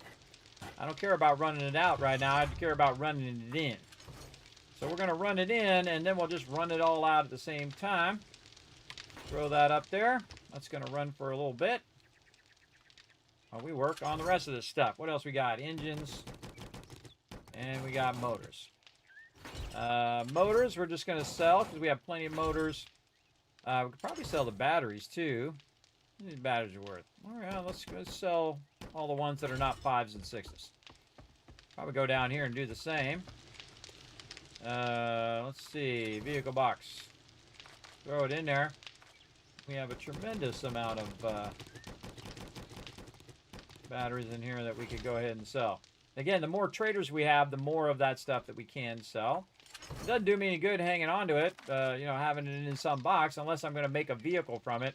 Now, you might want to keep yourself like a couple level 1s just to have those for making vehicles.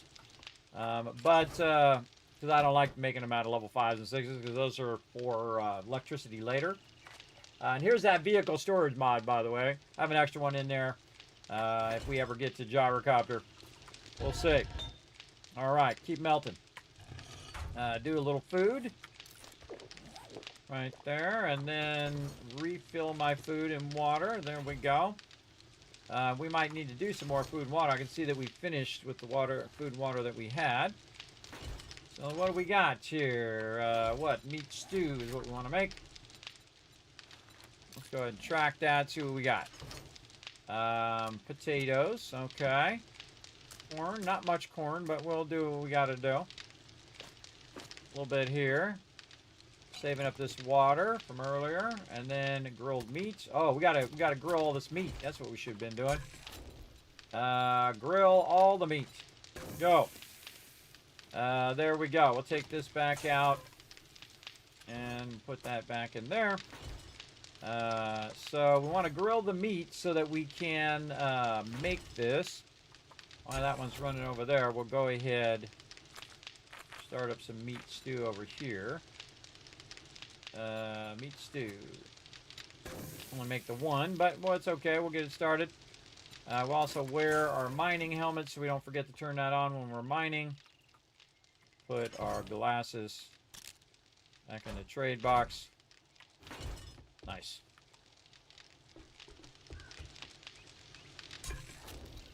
Okay, we'll just put these over here for now. Deal with those in a minute.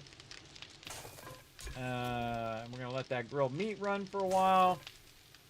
Actually, we could probably... How long has this got? 2 minutes? Cut this in half. 49.24 in this one, say. Actually, you probably want more in this one. 26 in this one. And then whatever's left in this one. There we go. out of run for a while. This is still melting down. Maybe refresh a few of these. There, just keep that going. How are we doing over here on our stone? Stone's looking good. Run that out. This is about to finish. Let's go more forged steel. It's all good. Okay, more iron. Oh yeah, we got more iron up here. All right, never mind. We'll go iron in there. In fact, I could double that iron. We can do a double iron run. Let's really melt it down. Ain't doing me no good sitting in that box up there. We definitely need tons and tons of stone.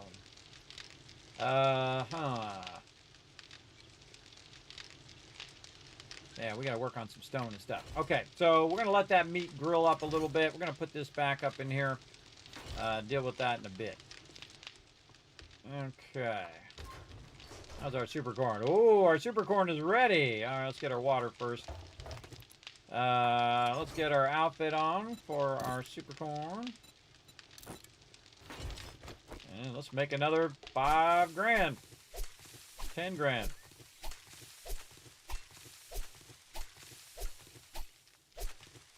See how much this is. Now, I do have my living off the land way up, so I am gathering more. Also got my outfit on.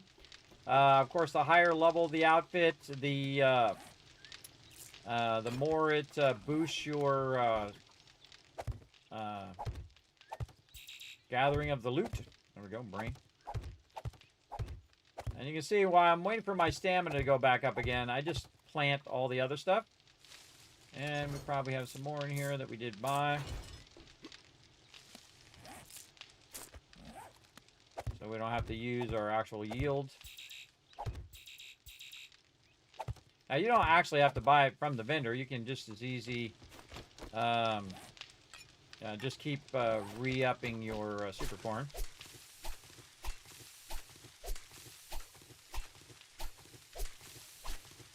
There's just something really fun about stabbing super corn.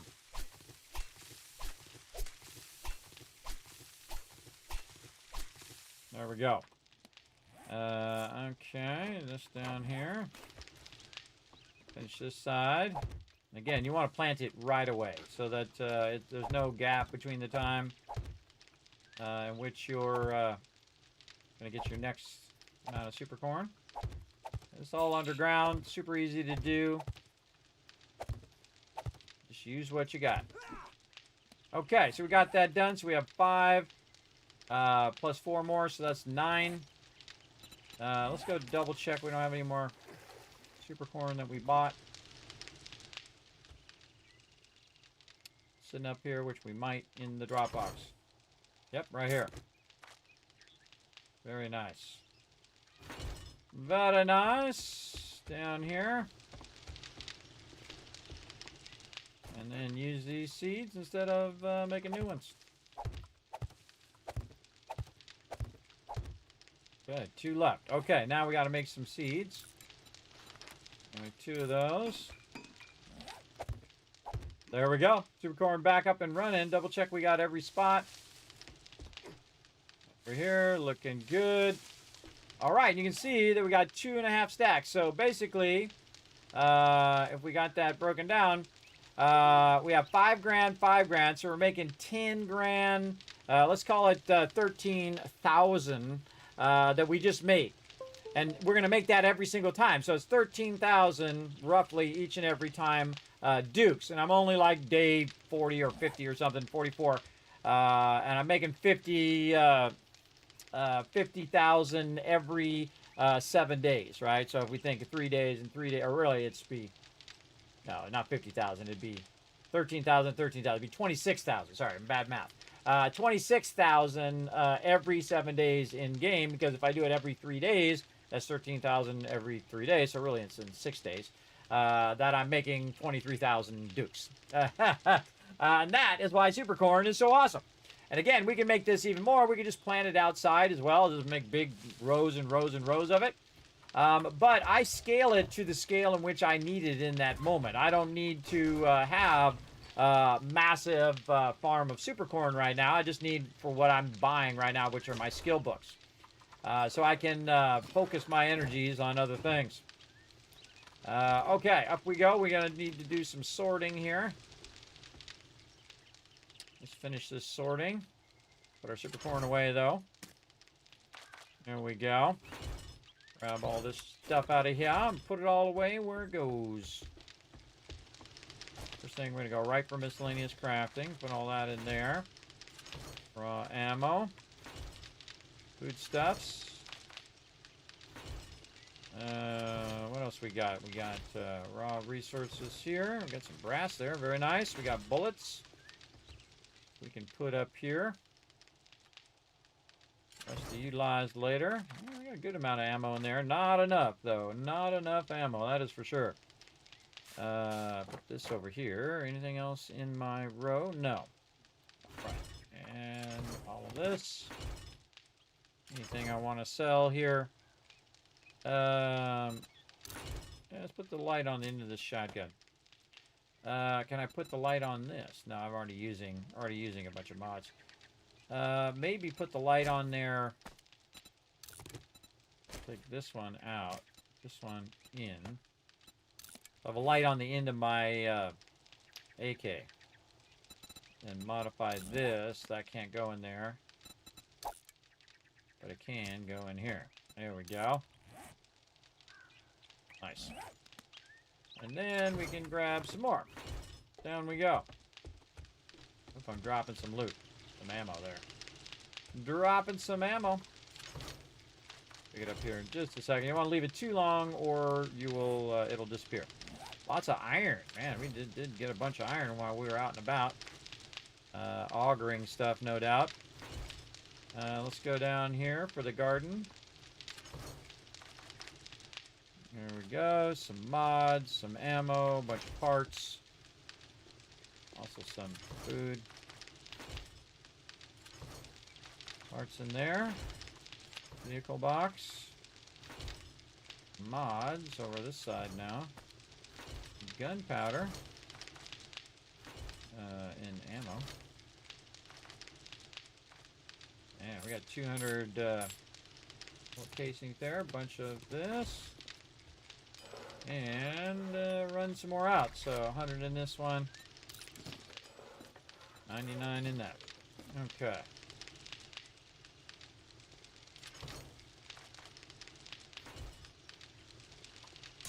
How are we looking over here? All right, more water. What we got here? Oh yeah, now we're gonna make some food here. Let's go up here again. Get our. Oh, here it is. Okay. So this. Definitely need to get farming some of this other stuff too. We want meat stew. Extract that. And we already got the water in here. So we'll go ahead and do this. Got a bunch of meat stews going. We're going to stop this meat and then restart the grilled meat after it does the meat stew. Now, I don't really need the meat stew right this second, but what you want to do is think about in the future where you are going to need those meat stews, right? And making those meat stews is 30 minutes too, and this is going to be 17 minutes. So that's 45 minutes from now. That's actually going to be done. So we're going to let that run. Over here, that's needs some more fuel to keep that running. Turn that on. Let's check the fuel over here. We got like 1 minute of fuel. And we need like 45 minutes. So I'll just go up to like an hour. Just right-clicking, by the way. And it's already on. So run that for an hour. This is going to run for 13 minutes, which is more than enough. This over here, how are we doing? All right, more brass. More brass in there. Over here. Ooh, we looking good. Looking good on that one. And stone is a problem. Stone is a very big problem. Okay, I don't think we got any legendary... Oh, we do have a legendary part. I was going to say, I don't think we have any more legendary parts, but we do. So the number one thing, other than a weapon, everybody, would be the auger. 100% want to do the auger. Let's hope we have the parts for it. Oh, we do. We certainly do. All right, all we need to do is have these. The two hardest things is the legendary part and the motor tool parts. And we have both of those. So we pretty much got this on lock here. That's why I kept some engines, now you know. As well as we want to go ahead and get some of this forged steel, which we did earlier. And then bicycle, handlebars. We'll do that one first. So we got to hope that we have enough duct tape and all of that stuff. Oh, we got tons of duct tape in here. Now, I forgot we got that from Horde Night. Lots of leather. Lots of everything. Right mouse down and then dragging. So that I'm getting like half a stack. And there we go. Bicycle handlebars. Let's go. Probably should do 2 bicycle handlebars and then stop the ammo. Requeue the ammo after the bicycle handlebars. The reason why we need 2 is we need 1 for the chainsaw eventually. And we might as well just do it while we're at it. Though the chainsaw, really not all that important to get to level 6, I think. The chainsaw is more of kind of a backup. You don't want to use the regular axe kind of thing. But for me, I go ahead and put it in there. And I have a little bit of stone. I can put that in there. Do I have any stone up here? No. I got a little bit of brass here, too, we can put in there. A little bit of lead. And not doing us any good sitting in that box. We'll go ahead and pull these out here for a minute. Throw these in. Let those build up. Alright. And then auger. Oh, it's on now, everybody. Level 6 auger going down. Nice. Take that out. Again, requeue that ammo after. I wish you could just drag it. Why can't you just drag it? Right? Just drag this in front of this one and it just changes the queue. Or if you have like an arrow and you press the arrow up above it, it moves it back in the thing. I think that would be a great quality of life thing for them to add, where you can just switch those things. I mean, it's obvious to me. I don't know why it's not in the game, but there's a lot of obvious things that are obvious to me that are not obvious to other people. I'm sure you guys know the feeling. Okay, and we definitely need more motor tool parts. We need 6 more motor tool parts to make that happen. Now, if I had 5 motor tool parts and a level 1 chainsaw, I just scrap the chainsaw. And then you get that extra motor tool part, and then you make the level 6. But we don't have a legendary part, so we don't have to worry about it.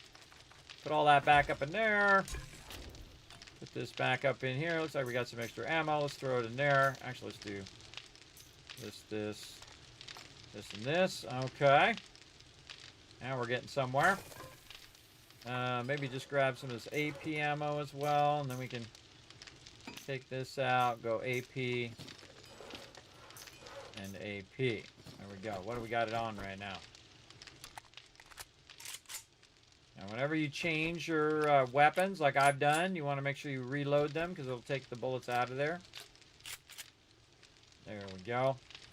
All locked and loaded. Oh, I forgot I have my backup gun. My backup gun's actually got bullets in it. It's got 30 extra AP bullets in it. Very nice. All right, so this, and we need to get some more 9mm for us to use while we're waiting for all that stuff to run. And then we're going to run a ton of ammo. Oh, we got a bunch of 9mm right there. That's the high power stuff. Of course, if I had AP stuff, I'd grab that instead. I can see I only have the regular shotgun. Most of the time, by the way, most of my ammo, other than the 7.62 AP, is from drops. I typically let that go. Okay, that all went in there pretty fast. Nice. Put that to 5, and this one. That one to 5. Keep melting it down. Melting her down. Over here, looking good. More forged steel. Let's go. All that's good. Okay, now we've got to go and get some stone. Eventually. More water. Don't really have anything running in these. I might want to run some gas. How's my gas looking? Let's go take a look. Where did I put gas? That's a good question. Over here. No gas. Oh boy, okay. How much shell do we have? Ooh, not a lot. Now, see, I've been wrenching a ton of cars, and that's been keeping my gas up as well. Hey, what's up, Crimson Knight? Yeah, how you doing, man? Hello. I see you waving at me. 5 months and 15 days and 23 hours of fun. Hasn't it been, Crimson? Thanks for coming in, hanging out, man. We're having a good night tonight. We are making some big progress. Right now, waiting on my level 6 auger. It might be done over here. Oh, she's a sexy, sexy thing, isn't she? Let's go. All right, now this auger, it's block damage 32. This one, 39, and that's without mods, because this one has all the mods in it. So we're going to do this like that. There we go. And now we can compare them apples to apples here. Block damage 39. This is 23, so that's a huge jump to a level 6 auger. Now, we're going to make it even more so by putting our Iron Breaker in there, our Bunker Buster mod, our Gravedigger mod, and our Structural Brace here, which helps the tools degrade slower. Or if you have plenty of repair kits, we could go and go here, which basically just gives it more block damage. Allows you to stun, chance to stun and slow victims. So if you're using your auger on a bad guy, you could do that as well. With that, but we're going to have it where it just basically breaks down slower. Like that. There we go. But it still adds to the block damage, as you can see. Now this one, I'm going to do something that you're going to be like, no! Scrap. You're like, Kismet, you're scrapping an auger. Yeah, well, I don't need that auger, everybody. Again, I'm just single player. Now, if I was in multiplayer, I'd give it to somebody else so they could use it. But I'm in single player, so what I need more is I need the motor tool parts. And that allow me now to get back up to 4 motor tool parts. And when I have 2 more in the legendary part, I'll make myself a level 6 chainsaw. Which is pretty sweet. Now, how we doing on our repair kits? We got 4. Let's go ahead and use some of them up. Repair. We can also go up here and put our weapon away for right now. Because I don't need to carry this weapon around. I'm carrying this weapon all the way across the wasteland here. Put all this back down here. Give me a little bit more room for some more ammo. Maybe some just regular ammo. Wait, we got more of this. Got a full stack of high power there. There we go. Let's put our high power in. Let's put this back here. And then maybe a little bit of this in case things get rowdy. Okay, we got all that done. We got our brass. We got to keep working on that. Down here. And again, I just keep filling it back up again until it's all good. Now, I put some up here as well, so we can grab that out of there. I'm not even going to save any of it for right now. I can always get more. We're just going to feed as much of that in there as we can. We're just going to queue it up. And let it run, and then when we come back, we'll have tons of bullet casings, and then those bullet casings we can go ahead and go. But now it's time to try out our level 6 auger. Let's go ahead and go down here and test her out a little bit.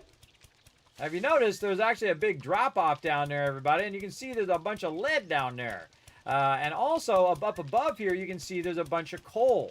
And that's because we put our base directly on top of an iron node that just happened to be also by a coal node, which just happened to find a lead node while we were in there. So pretty lucky. Pretty lucky that we found that along the way. And again, pretty dangerous to dig under your base, but I already know that I put a bunch of supports here. And so I'm going to go ahead and get some of this coal. And since we also have the mod for stone, oops, it went down just a little bit. We have the mod for stone, we can go ahead and get some of that as well. Now, always dangerous to dig under your base, especially on this. And again, we got this. I wonder if we did dig. Did we dig out the corner? That's a good question. We only need enough to keep our stone forges going. About 1,500. Another thing that we can do is dig straight down. Right here. Let's go right here.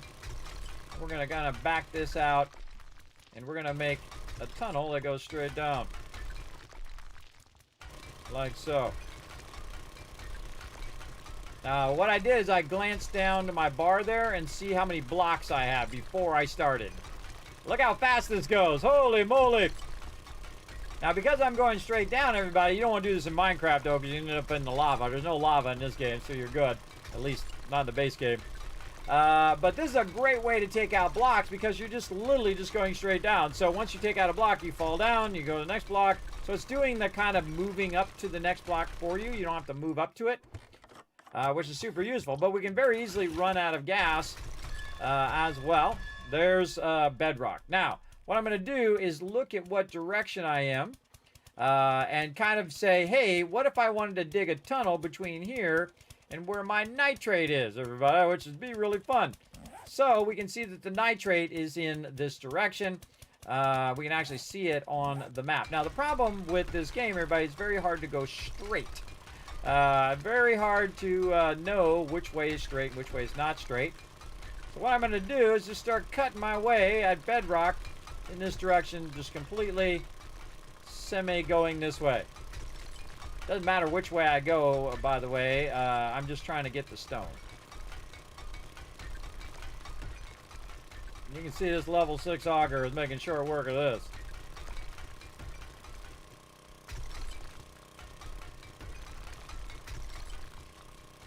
I also crouch to make it quieter.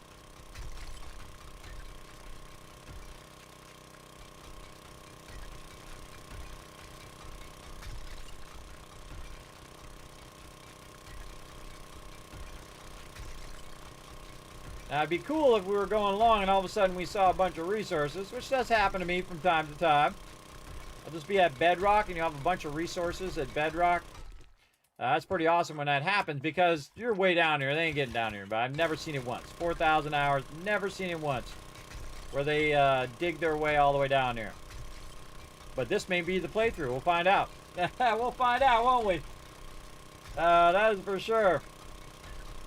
We will definitely find out.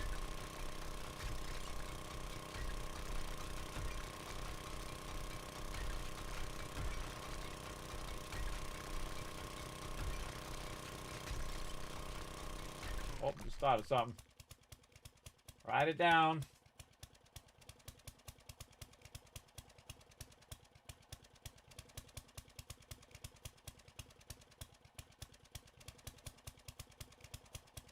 When you think of stuff, everybody, write it down. Write it down, because I'm not going to think of it again for a little while. Always have tons and tons of to-dos that I got to do. And that's how I get them done, everybody. I write them down. And I go down them like a list. Lots and lots of them.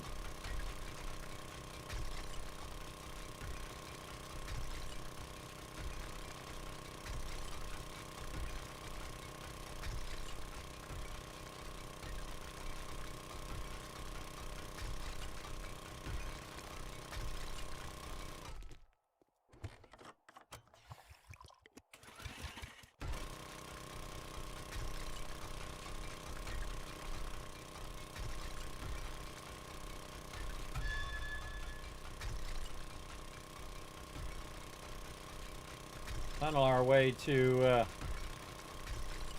tunnel our way. Look at that. Look how big of a tunnel. Now I'm doing a 3 high tunnel. You can do a 2 high tunnel as well. I like the 3 high tunnel because it's just easier. So now what we got to do is put our ladder in here. Then as you go up the ladder, you can just go ahead and keep adding it. Now this is like a corner ladder. Not a big fan of a corner ladder. Normally I'll put a backing. So I'll take out another block and then use it as a back for this ladder, but we're just going to do a corner one. Since we got things to do. I hear a baddie up above.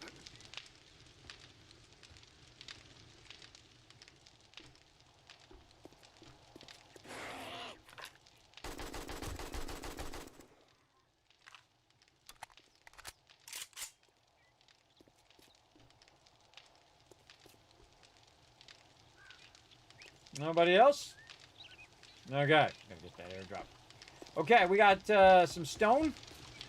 Let's get this going. Again, we want to put 2 full stacks in here so we can just let it run for about an hour. Then we want some stone and some sand, if we've got any more. Oh, all out of sand. To convert our concrete. Let's go ahead and see how much we can get queued up here. 16. That's not good. Because we got a sand problem. So what I'm going to do is just take all of the stone, minus a little bit, so it doesn't come out of my inventory here.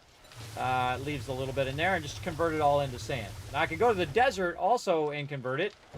Also, what I can do is just put this in the output to remind me to do that later after that sand's done. In fact, I can put the sand I have on me in there too. There we go. Check this again. Grab that out of there. Keep the corn's working away. Put this back up here now. How are we doing over here? That's looking good. Is this finished? Oh, this is done. Okay. Okay. And take this. Get this back. Now, of course, the second I put it away is the second I need it. We don't have much left anyway. What's the other thing? Potatoes.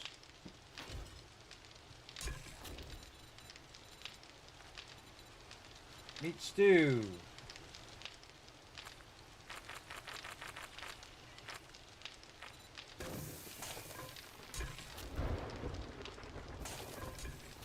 Over there, 4 over there.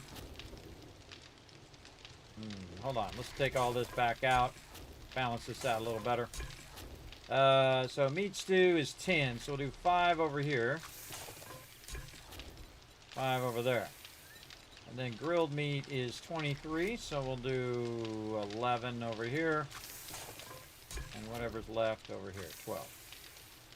All right, there we go. And then we'll just put the grilled meat and all this other stuff in the output. It's going to probably fill up, so we'll go ahead and just do that. We'll put the water in there too. The rest of this up here. Okay, we're all good. How we chewing over here on the brass? Now, I'm really just kind of doing a bunch of other stuff while I'm waiting for all the brass to get in there. Trying to maximize that brass. All those things that we got. That's a lot of bullet tips, everybody. That's a massive amount. Now, see, we were super smart. While we were doing other things and we didn't have any brass, we were getting all the clay in there. And so when you have so much clay in there, you can utilize that clay for running out your bullet casings. If you look at your bullet casings, your clay is 1 to 6. So it's going to use 6 of the brass and 1 of the clay. Now, because I have gone into the intelligence line, over here, I could actually reduce the amount of how much it uses in the workbench. So 20% faster crafting and cement mixers and stuff. And then all forge recipes cost 10% less and so on. So I can put my points all the way into that because I am level 8 right now. And I go very, very far in mastery. But I really don't need this more than I need this other stuff over here, right? Like my Skull Crusher and other things like that I could do in the thing, and especially my Miner 69er here, which, by the way, is not level 10. It's only level 7. So we can actually do it at level 7, both max our Miner 69er and Mother Load. And our Miner 69er is going to give us a bunch more damage, so increase damage by 50% and block damage by 150%. We find more tools and parts and loot, and then with Mother Load, we're going to get 100% more ore, stone, blocks, so on, with the auger. So that's probably the best thing I could do. We can also look around anything else in the intellect line that we might want to do. We already did physician a little bit. Grease Monkey, not really that useful. I find the best thing about Grease Monkey is the repair kits work better on vehicles. But the fact that it's cheaper in a solo playthrough doesn't matter because I'm only going to usually make one of them. Unless I lose my vehicle, then I would make a second one. But probably in this entire playthrough, everybody, maximum 2 of any given thing. So I kind of find that useless, especially in a solo. Also, we could work on our bartering and, again, get more for our buying and selling. Daring Adventure is a great one. In fact, if you get down to the bottom of Daring Adventure, you get to pick 2 rewards instead of just 1. Which is very, very good. But that's a long way down there, everybody. Long way down there, you got to be intellect level 10. So I got to get me an intellect mod eventually to help out with that. And I could try to go, again, all the way down, but I need 1 more point. You need 3 points to get to 9. Then I would use an intellect mod to get me to 10, because this way I could save me 3 points. But bartering right now is not that high a priority. Really just getting more resources so I can get more ammo. That's my number 1 thing, so we're going to go ahead and go 2 points into here. And I'm still not where I can get it, right? So I need 2 more points to get to 7. And then I can go ahead and do that. Now, I've also got boomstick here. I can go ahead and even make my shotguns more effective. You see the shotgun's already super effective, just even without any points into it. And that's what's so awesome about the shotgun. We're getting into Skull Crusher here, too. Working pretty great. Yeah. This has a chance of knocking down your enemies as well, which is pretty cool when you get there. I do like knocking them back and knocking them down because it gives you more time to just run up and smack them while they're down. Not too much stuff in here other than Animal Tracker I would use, and then eventually Treasure Hunter and Salvage Operations. Salvage Operations, you definitely want to get a few points into that. You can see I got to level 3, and it's only at level 3. It's actually at level 2, but I have a Perception mod, which is getting me level 3. I can see it because see how it's boosted there as level 3. So that allowed me to get 3 of those, and I can, basically, it's the stamina cost is reduced for working it, and we get 60% more resources when we're wrenching. Now, obviously, we want to get all of this to maximum. Oh, 1 book away from Art of Mining. Anything else pretty close? Yeah, Shotgun Messiah, also Sledge Snaga, and Wasteland Treasures, too. Wow, got a lot of Wasteland Treasures, apparently. Very, very cool. I'd really like to get my sniper. How are we looking on snipers in here? Where's the sniper? Sniper.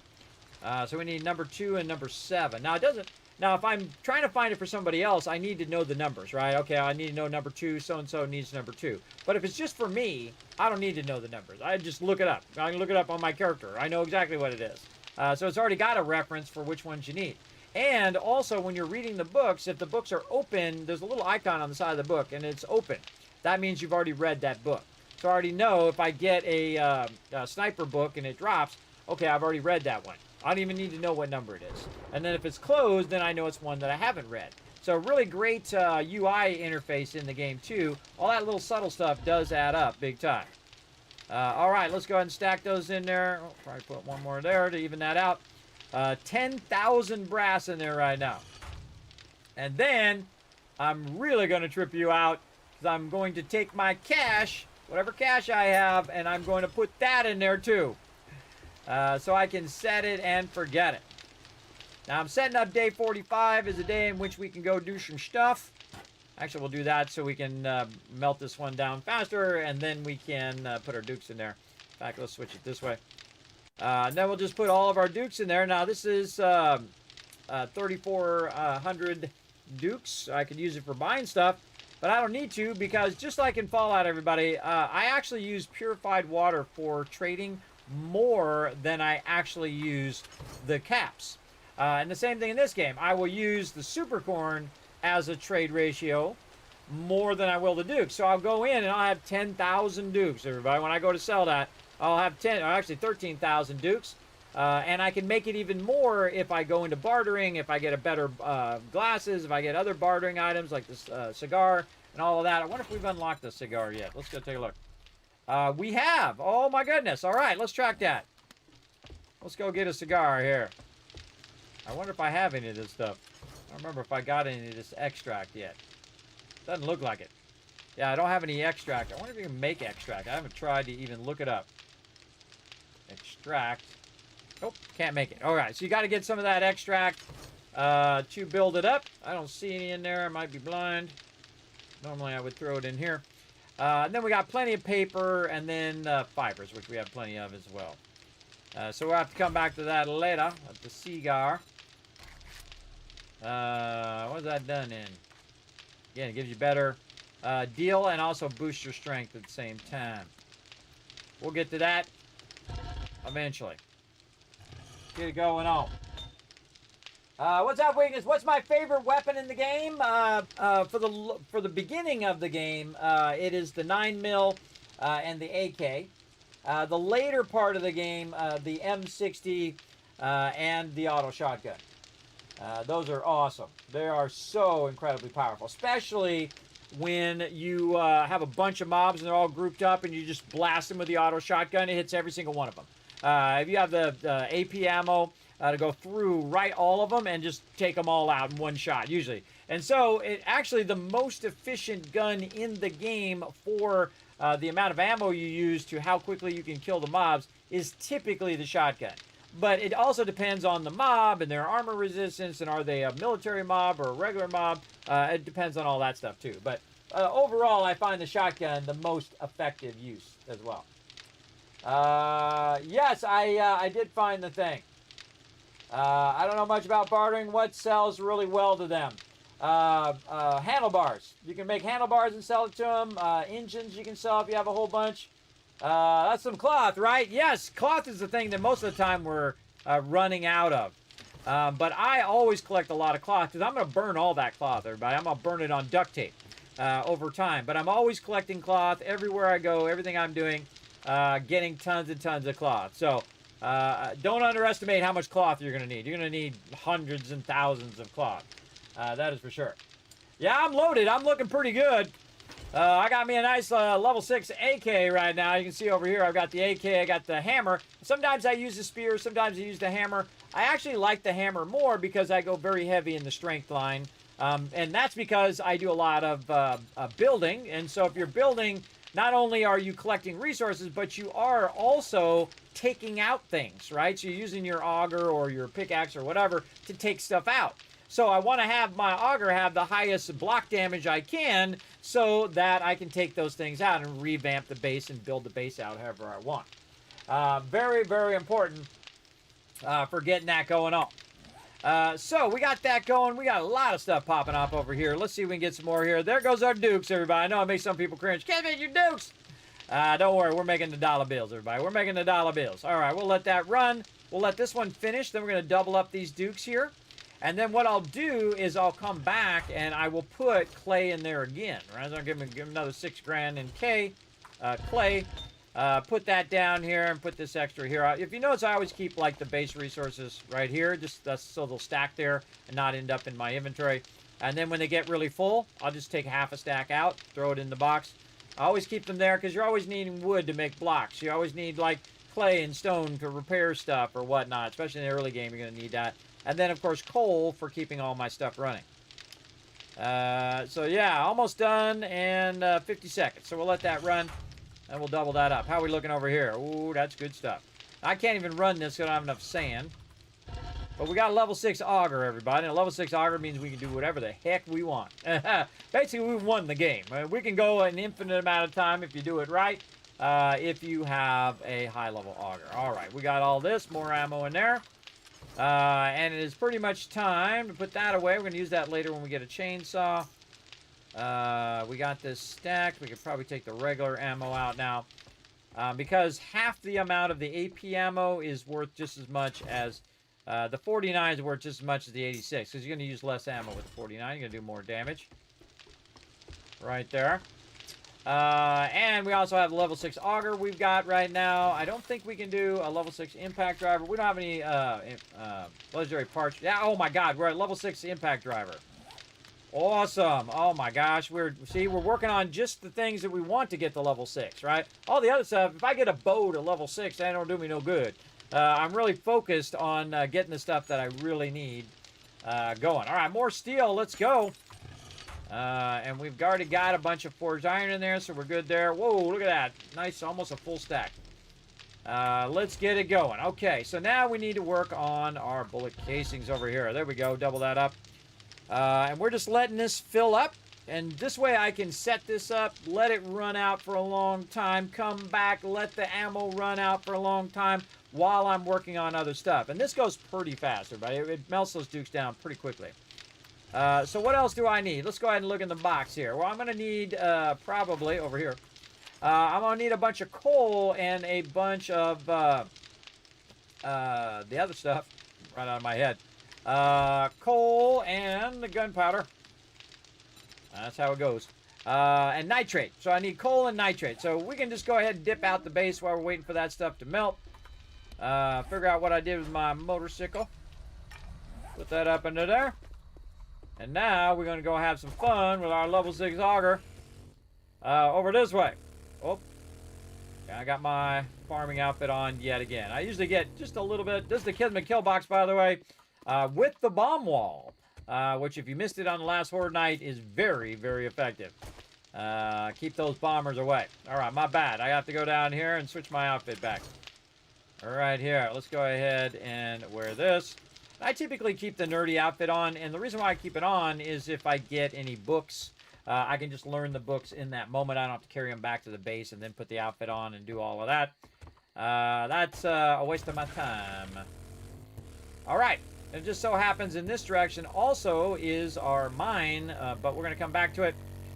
We're just going to dip out here and get this airdrop. I'm Captain Idiot, who can't see my base, even though you can see it from outer space. Dip on back over this way. There's a chicken. Tempted to get that chicken to make some more meat pies later, but all we care about is running out here. Now, this very much reminds me of PUBG, everybody, where you're trying to get that thing. You go for this thing, you have a pretty 99% chance you're going to die. In PUBG. At least I'm going to die. But that's where all the good stuff is, man. Sometimes you got to risk it to get the best stuff. There's one tree in the way. You can't catch me. I'm out of here.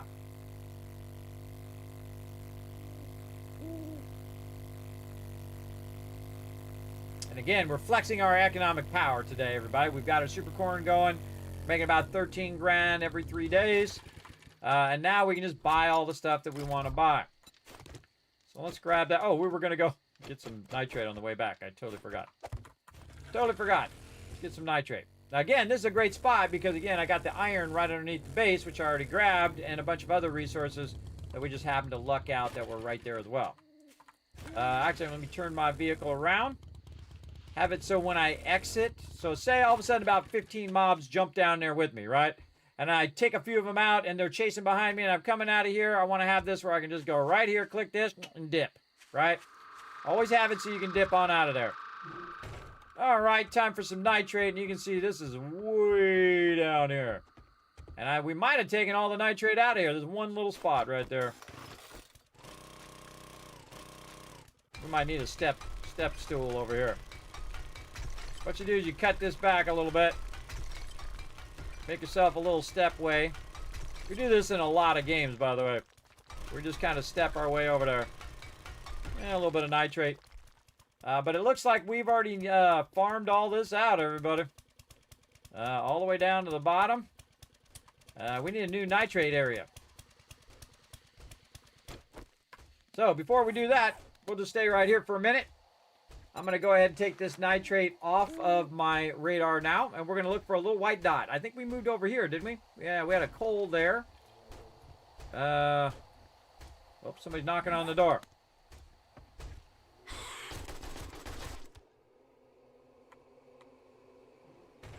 Sorry, we're closed. Reload. All right, what do we got here for books-wise? Okay, some wiring, some better sticks, some more of our other stuff. We've got a nice mods bundle. Maybe something good we can put in our shoddy here. What do we got? What do we got? Yeah, a nice little red dot. Retracting mod here. The weapon becomes more manageable in close quarters, which is a great one for the shotgun. We also have the shotgun tube extenders. Increases magazine capacity for pump shotguns by 3 cells. So which one do we want to take out? Handles accuracy when firing weapons. Tightens the shotgun spread. Ooh, I think I want the extra ammo, personally. We'll take the extra ammo. 3 extra shots is sweet. Okay, anything we want to throw in here? What do we got right here? Laser sight. Increases accuracy when fighting from the hit. Fast target acquisition improves weapon handling. I kind of like the one we got. Let's see. That's it. And the AK, I've already got that stacked. Okay, so we don't have another one over here that we found. Oh, right here. Right there would be a good one. Anywhere else? Over here by the coal that we could do? So if you have it by the coal, yeah, there's one up here in the hill. Then I can do the coal and dip over. Yeah, there's 2 of them. One here and the one on the low side. This one's close to the base, though. I mean, we can do them both. I mean, nothing. That desert is not actually in the desert. I think I just did that because it's in that direction. We'll take that out. Let's see. By the way, if you notice that I've labeled all of the buildings that I did as quests so far. I know it's pretty cool, right? You know exactly what all those buildings are. I think I should auto-label it myself, kind of like it does with the trader. That'd be cool to have them auto, when you go there, it auto labels it on the map. I think that'd be pretty fun. Hey, Casey, what's up? Thanks for coming in and hanging out. Didn't play 7 Days to Die for years. There's some new stuff. Oh, my gosh. There is a ton of new stuff. I'm playing the new 2.5. They brought in survival back to the game, everybody, and it is hard. Even in the normal mode, it is definitely difficult. As someone who's played for over 4,000 hours, everybody, it's my #1 played game on Steam, though I have 10,000 hours in Fallout, probably in just the first Fallout, and easily 20,000 hours across all the Fallouts. Easy. I highly recommend a new playthrough. Absolutely. Now, keep in mind, there's a bunch of new stuff, so the mobs swarm a lot more. They also changed around a lot of stuff. They added a bunch of stuff into the game. One of the big things that they did add is the ability to produce honey. So you have apiary where you can go in, put the bees in there, and then produce that honey, and then use that also for food recipes. And you can also use it for removing your radiation. They changed a bunch of the mythical mobs around, so there's no longer like a Yeti throwing stuff in there. They changed it to like a guy called Chuck. And what he does, he picks up the rocks and chucks them at you. That's why he's called Chuck. And again, that's an old school term, everybody. Chuck. Chuck it. I'm chucking this to you. Kind of thing. So I highly recommend checking out all the new stuff. And again, we're checking it out also as we're playing through. So if you want to see all the cool new stuff, hit the follow button. Relax, take it easy. We're going to get it going on. So yeah, I'm thinking either there or over there. Do I need to get the coal? Probably. So we might want to just do one right over here instead. And since that's on the low side, let's go do that. Now, I don't need this spot here anymore, everybody. So that's why I didn't put a lot of time and effort into it in building it. Let me move over here, too, so you can see all my stats over there. I just built a little top on it, cut out all the resources that I need. And then now it's empty, so it's obsolete. I don't need it. Now, I can use it for a stone thing. For getting stone. So you can always come back and use it for that, but I can just do that anywhere, really. I don't have to have that specific spot for that. And typically I would do that under my base anyway after I put all my main supports. And so fast with the motorcycle, especially when I get the supercharger even more so. So what I did is I right-clicked on the map, which has a little red flag, and that'll lead me right to the thing I'm looking for. And I look for a little white square on the map. And you can also see that I'm being affected by the cold. See the stuff going on around the outside? That's new. They have put that back in, by the way. It was in the game at some point. There's a lot of stuff they put back in, including gear that counters that. Right here. Here it is. That counters that. And I have some gear that does counter it right here. You can see we've got some kind of...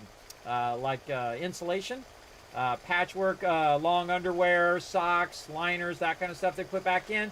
They also have survival gear, so when you go to certain zones, you have to get the survival gear for that zone. Otherwise, you start taking damage. They have storms. They have biome progression. They have all sorts of great stuff that they've added. I mean, just a massive amount of stuff.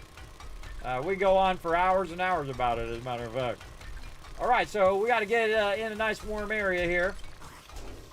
Whoa, somebody I didn't even know was there.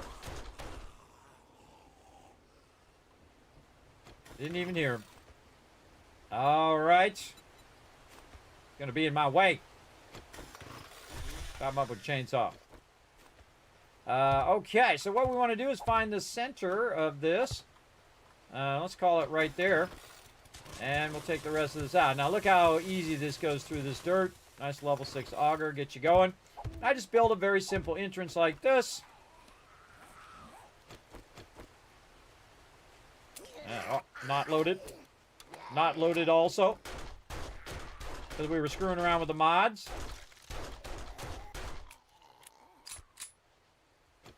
Bad, bad, bad. That can spell your death right there. Very scary. Reload all of that. That has 11 bullets now instead of 8. But you see I'm doing pretty good, everybody. Have not died once so far. I'm game stage 116 and level 54. Doing pretty good. We'll see how it goes. Now, I don't care if I actually die, everybody. That's all part of the journey. But it is fun to really work on your survival. And you can see we're going through, building this up. Now, we just want to work on the entrance here. And then put in a nice ladder. And upgrade the ladder as well. Put in a hatch just to slow them down a little bit. We're going to aim the hatch this way because we're going to come out and go back toward the base. I'm always aiming it toward my base. Then we'll do what we did on the other one. Gotta get on the motorcycle. Turn it around. Have it ready to dip in case we got to get on out of there. And again, also acts as a backing. So I can go down in here. Let's go. Drop the hatch. Down we go.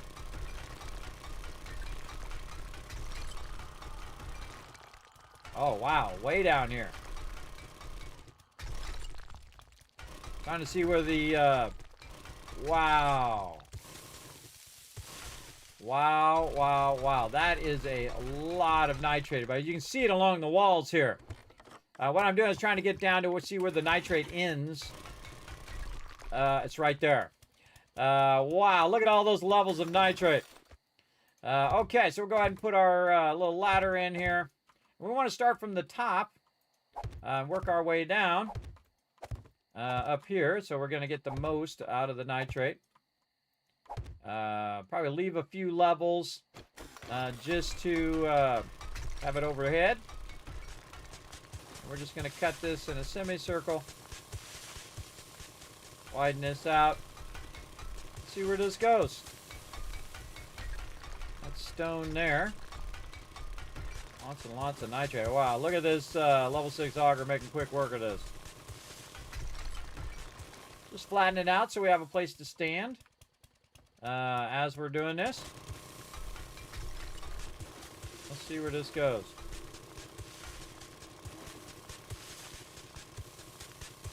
Now you can cause a cave in, so you got to be careful. Wow, a lot of nitrate. Wow, this is like the mother load of nitrate here. We picked wisely.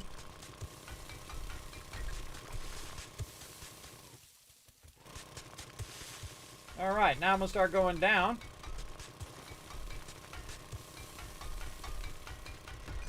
Now what we need is a lot of nitrate. We need nitrate for our base so we can go ahead and run more gunpowder. Right now our chemistry station's been sitting doing nothing this whole time other than a little bit of glue.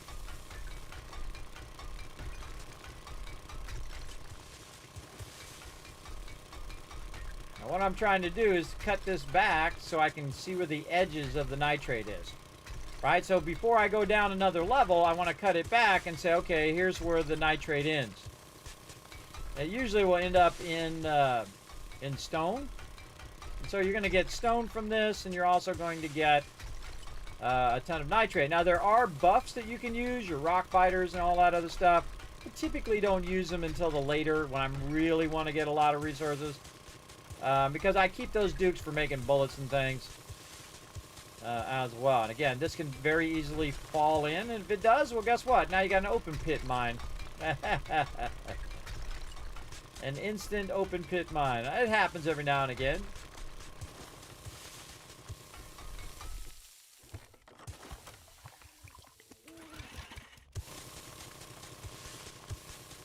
Again, especially when you're taking out so much sand here, you will have a chance of it falling on your head.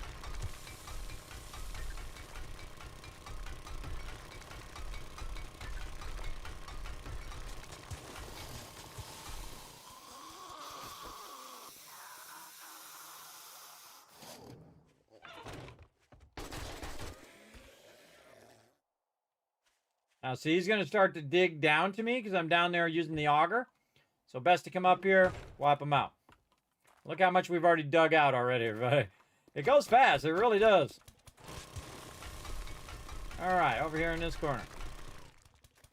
Still working this over here. I'm trying to widen it out again until we hit stone. Nitrate takes a while too. Nitrate can take a lot of damage.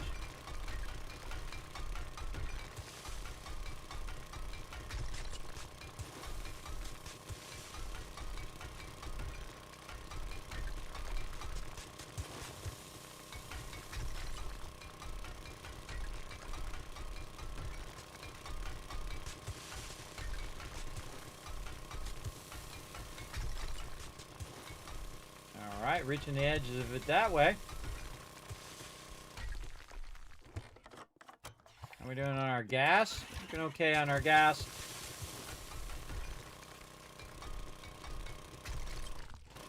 Now what I'm going to do is save some of this gas, though I can just go wrench some cars if I really run out of gas. But I'm going to save some of this gas so I can go get more gas. I know, brilliant idea, right? Daytime.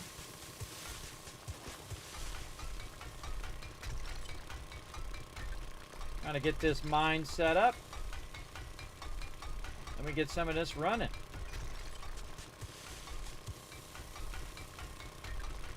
One of the first things I like to do again is just to take out one whole level.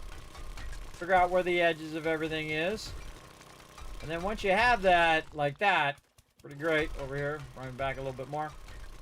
Now you have it all the way around. So this, you know, this is the actual size of the node. And then all you have to do from here is just keep going down, down, down until you get all of the resources for that node. Now it's about 8,000 nitrate that we just got. And you can see that we're only about 4 blocks down. And we know that that goes way down there. So that's a really good nitrate spot. I think I put that ladder in the wrong direction. Should have put it this way so when I'm coming out, I don't hit the backing of the thing. All right, let's have some food on the way out. Oh, we got some bacon and eggs as a drop. Let's have some of that too. All right, we'll lock that down. We're going to go ahead and mark it. I like to use the little cave thing. Nitrate. All right, that's a good spot. Now, we got enough nitrate for the moment. We're going to go ahead and go this way. And we're going to look at where our coal node is right here. We're going to drop by that on the way back. And get it going. Again, I don't think we have our boxes of gunpowder yet. Let's go ahead and take a look. Yeah, boxes. Stacks, actually, is what it's called. Stacks of gunpowder. There we go. We have stacks of nitrate powder, but I don't think we have our gunpowder. No. We need one more book in explosives. That's always how it goes, everybody. You always need the one more thing. The one more thing is what we need. We might go look for that before we actually get too far into it. All right, way down here. Wow, man, we've been doing a good job. Look at that. We got all of the coal out of this one, too. Dang.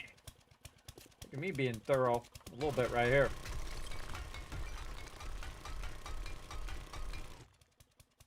Right there. You can see it's kind of a little bit kind of fuzzy or soft. Softened kind of look to it.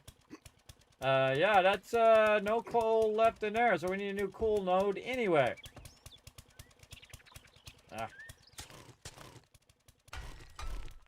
Hard to go up the ladder when it's like that. Okay, so our coal node is tapped out. So, coal node, delete. Now we need a new coal node. Coal is hiding somewhere. Let's see where we got some coal. Maybe some over here would be nice. More nitrate there. We got lead there.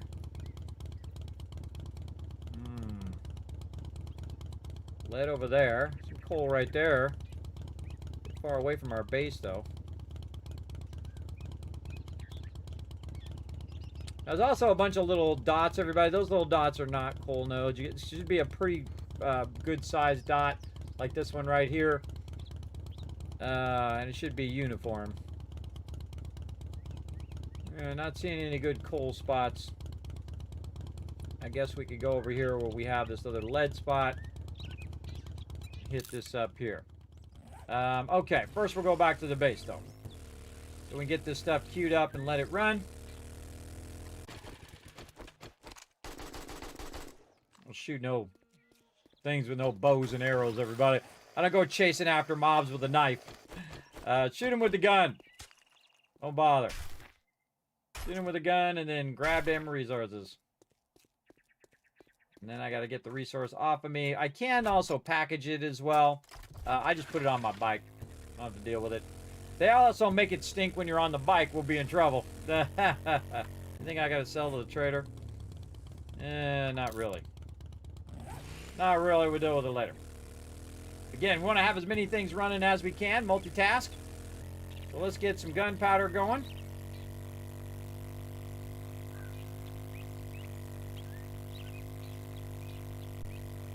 Oh, beautiful day in the wasteland. Oh, looking at the sky and not the rock that I just ran into.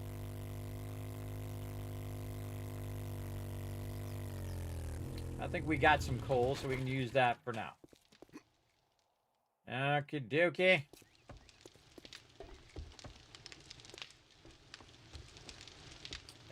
Down we go. Okay. Let's use some coal for fuel. Let's see how much gunpowder we can make. I was going to use up all my coal. Yes. Okay, so what I want to do is just crank this down just a little bit so it doesn't use all the coal. So I have a few coal here. And then I'm going to mix that. That's going to be around 4,000. So I don't need to do that. Let's say 3,900. All right, so we'll take, we'll divide because I added it to my chat where you can do this kind of math in there. 3,900, and then we're going to divide it by 2, and that'll give us 1950. So we're going to go 1950 in this one, and that's going to take 26 minutes. So I'm going to take some of this, and I'm going to make this 30 minutes. Then I'm going to walk over to the other one over here and kind of do the same thing. I might have to crank it down a little bit. So that's about 25 minutes. So I'm going to go ahead and just put it as 30 minutes. Do this, back it off a little bit so it keeps the coal there. And then that's going to run for like a half hour. That's going to run for like a half hour. Grab our water out of there. Now we're going to get a crazy ton of gunpowder, everybody. That's basically 4,000 gunpowder running right there. We'll let that rock and roll. We'll put this water up in here. And again, just keep backlogging it every time you come through. We got some more stone, so we can go in here and top off the stone in here. Like that. Actually, let's switch this one with this one. Leave that stone in there to be worked later. Let's go ahead and run this cement out. Looking good. How we doing over here? Oh my goodness, look at all that iron in there. How about we just run out 141 forged steel? Works for me. Works for me. Let's put that in there. How much iron do we got up here? Ooh, we got a lot. Got a lot of iron. Now here's a great trick, everybody. Just take this iron out. And then take this iron, cut it in half. Take this one, cut it in half. Like this. And then you've got enough to put in here. And if you have another one, you can split it in there. In this case, I'm actually going to double up in here. But you can very easily take it, put it in a different forge, and then you have two forges doing it at the same time, which we will eventually do. But I want to go ahead and get as much steel going as I can, because I'm going to be making some high-end items that will require a good amount of steel. So we'll let that run in there, and we've got this, so that's going to run for quite a while, for over an hour. And then we're ready finally for our bullet casings. We're going to run out 2,677 bullet casings, which is awesome because that's going to run for an hour real time. And that's what we want. We want to set that up for a long time. Then we're also going to melt back down our clay soil while we're letting that run, while we're off doing other things. Okay, and we'll put some of this miscellaneous crafting stuff back up there. We've got leftover nitrate, so we can put that in there. We need more coal and all of that. We've got some stuff we can sell or use for crafting. The diamonds you can use for crafting, but I rarely ever do. I just sell it to the vendor. We got some stuff to sell to the vendor. We've got some, probably sell those to the vendor. We can just use that red tea. There we go. Put our hammer up in here. Like so. We've got ammo. We're all good. Lock and load all weapons. And then all weapons are loaded. Yes, they are. We have repair kits, a couple. And we're all good there. Okay, now that we got that done, not that much ammo in here. Oh, we have a little bit of food in here too, so we can re-up that food. Let's see. So we got all that done. We got to do our coal next so we can run even more gunpowder. What else can we do? We could do some coffee. Let's go see if I have some coffee grounds down here. Might have some just sitting around. Oh, a little bit. And I have a good amount of water. Again, you see I just keep one of them in there in case I just want to sort that stuff in there. Just makes it easier. A lot of stuff in here. Look at this. This one's actually done. Very nice. Let's do a bunch of coffee. We can do 10 of them. All right. Cook them. They're going to take 10 minutes. So now what I'm going to do, actually not use my coal, I'm going to use my wood to extend it beyond 10 minutes. So that's going to make me some coffee. Now coffee will allow me to actually extract more resources than before. And then we can put some of this food away. We don't need that much food on us. And then again, we just keep coming in and refreshing our food. You can see I've got plenty of red tea. So we're good there. Now I leave a slot here for my vehicle if I need to pick my vehicle up. And I think we have enough ammo. Actually, let's go this way. So when it runs out, it'll run out this way. Like that. Yeah.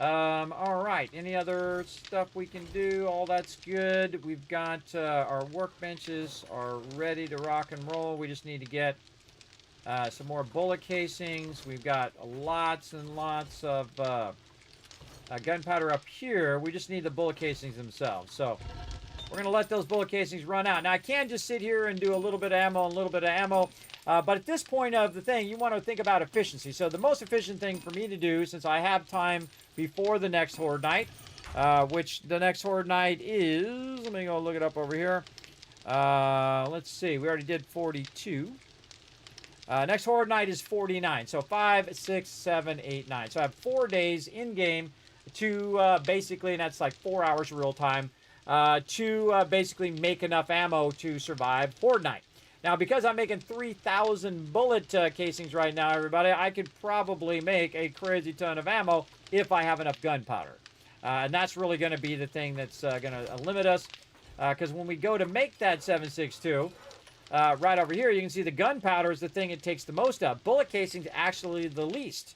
So if we had, say, if we had 6,000 gunpowder and we had 6,000 bullet tips, or actually you would need 3 times 5, because we're going to make 3,000 bullet casings. So you need 3 times 5. Let's ask the chat. Man, my brain is like totally not working. Multiply. What is it? 3,000 times 5. 15,000. So we need 15,000 gunpowder. And we need 6,000 bullet tips. So you can see which one we need the most of. That's basically what I was trying to show there. We need a lot. And really, most of the time, I don't worry about it. I just try to get a bunch of it, backlog a bunch of it, and then run out as much ammo as I can. But really, you can see that the gunpowder is the main thing. So, well, let's go ahead and work on that. We already got a good nitrate thing going on. We've already kind of depleted our other coal and nitrate locations. So we're going to go ahead and grab some shell. And you're like, Kismet, wait a minute. You said gunpowder. Why are you going to grab shell? Well, the reason why I'm going to grab shell is I'm going to run out of gas.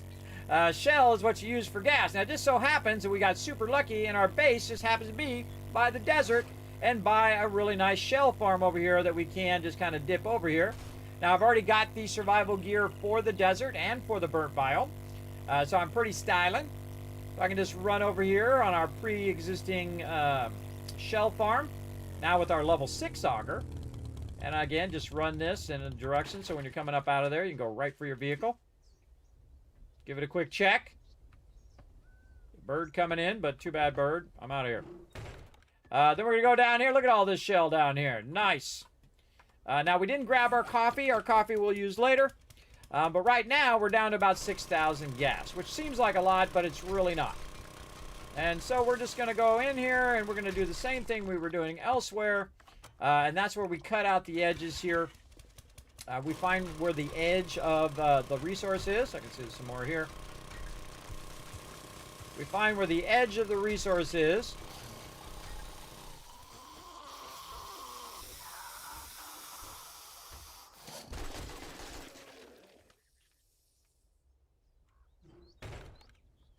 There we go. And then we start cutting downward. Now, in the desert, a lot more dangerous because it can cave in, which you can see it's actually done. You can see I filled all those blocks in because it did cave in up above. But you can just fill it up with blocks like I did, and it will keep them at bay at least a little bit. And every now and again, go in there and take care of business.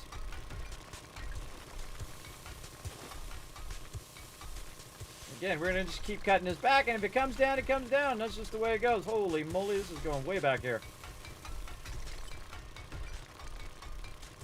Oh man, now that is a shell node. And so again, I survey the mine first, right? How wide is this? How much shell is back this way? Also, while I'm getting the shell, when I hit these little dirt spots, they're actually sand. So that sand I can use for concrete. And what I'll do is I'll go ahead and burn every bit of gas, other than gas I might need for my vehicle. So I'll probably leave myself, say, 1,000 or so. If I really wanted to spend a lot of time here. And then basically, I'll use this to make more gas. And then I'll have so much gas, I won't have to worry about gas for a while. And thus I can use my auger to get other things. Wow, this is really a good shell node, everybody. Look how far back this is going. This is crazy. Again, we're risking a cave-in every time we go back this far, but that is one heck of a node.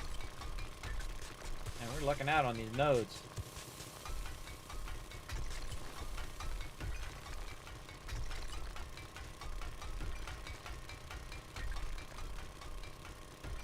Look at that, everybody. It goes way over there and then just keeps going this way for what feels like forever.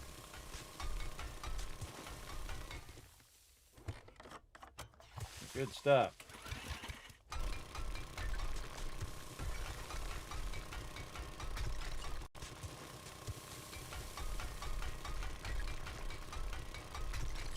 The desert is the #1 place where you're going to have a cave-in, by the way. When you get down far enough, though, we'll start to have this right here, which is the sandstone. That's good stuff. That's like stone. It'll hold it up.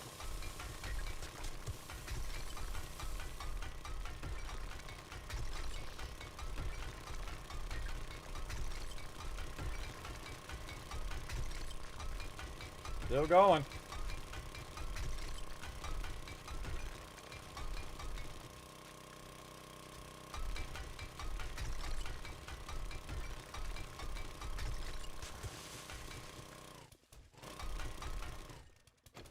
Hello?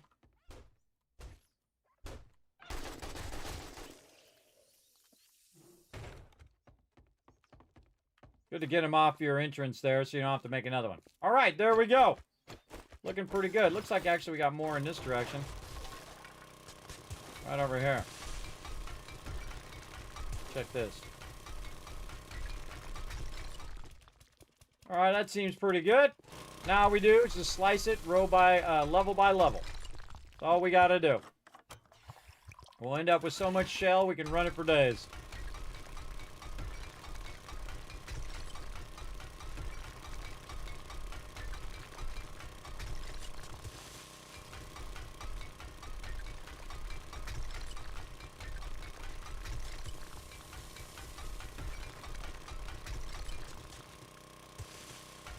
Now you want to do these in groups of 6,000. So if I want to have 2 stacks, then I'd want to get 12,000. If I want to have 4 stacks, I get 24,000. You get the idea. And usually that's what I do. I heard somebody knocking out a block. Nope. Keep on going.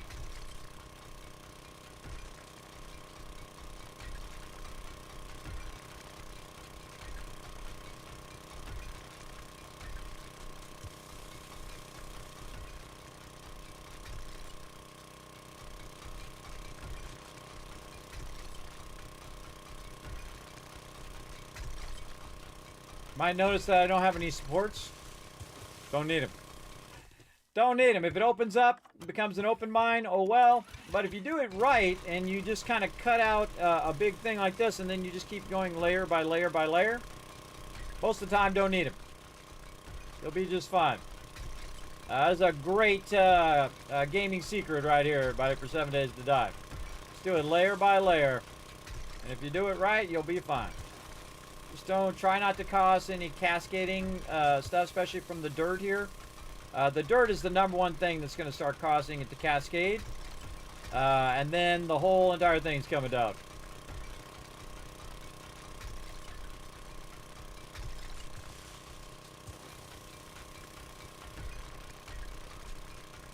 The sand in this case. Oh, my earphones are beeping. Time to switch to another set.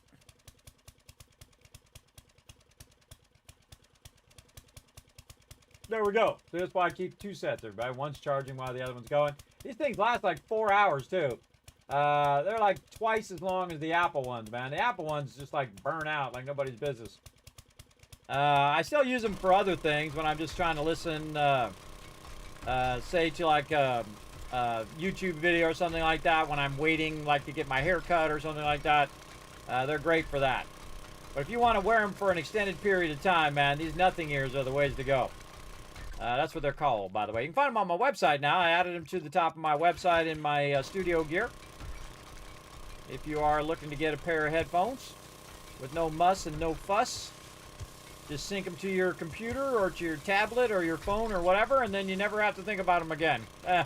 Those are the kind of products I like, everybody. The ones you just, you do the thing and then never think of them again.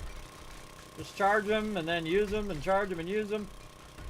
Now, I know over time, because of lithium batteries, everybody, they do diminish in capacity. All lithium batteries do that. That's why, you know, your iPhone after a while will, you know, not charge all the way up, or your Android phone or whatever, like it used to, because the battery itself diminishes every time it charges. So it diminishes. Same thing with like solar panels and things like that, everybody. They will diminish over time, so they're not bringing in as much energy as they used to. But the cool thing is by the time they wear out, hopefully some new ones came out that diminish slower. And when they come out with new technology, instead of lithium, we can use something else. They have a bunch of companies out there right now trying to find great storage alternatives to lithium. But lithium, real breakthrough, everybody. Again, because of the charging cycles, charged fast. You take it for granted, man. We used to charge stuff and we let it charge overnight. We didn't just charge it in like 20 minutes. It's kind of like printing back in the day, everybody. It used to be back in the day, you would go and you would print something out. You would start it printing, you would leave, you would go have like lunch for like an hour, then you would come back and it might have came out. I know, I've done it many times. Many times. That's how long that stuff took to print. Now, if it's more than like 8 seconds, everyone's like, God, this print is taking forever. All relative from back in the day. We are getting tons of nitrate. Or tons of shell. Look at this cool little cave we built. Let's work the corners first. That's what I like to do anyway.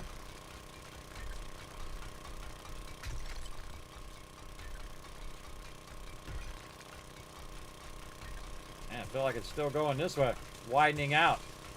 See, it's still widening out. It's not, because what it does is it'll widen out and then it will go back in like that. Usually. But in this case, it just keeps widening out further and further, meaning there's more and more and more of this down below as well. This is what you want, everybody. You want to have a really amazing node like this. And this is like 100,000 shell easy right here. Now, I didn't check how far it goes down. Now, it could be just really wide and doesn't actually go down.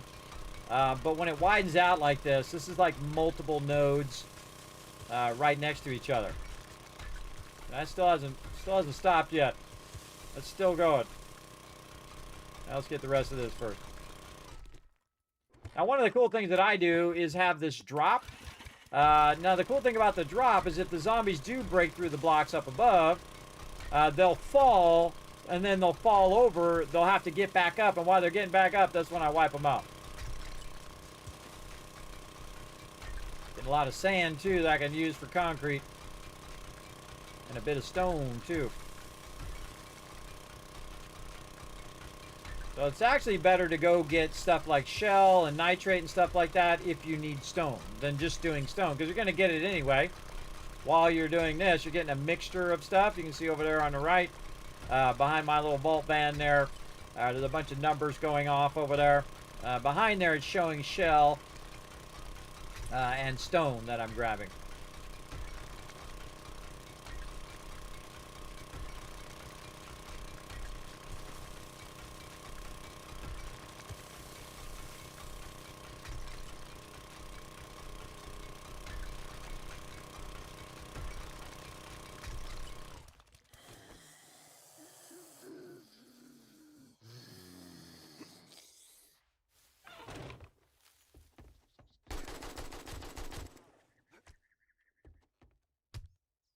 Just trying to dig his way down there. See, broke a hole through there.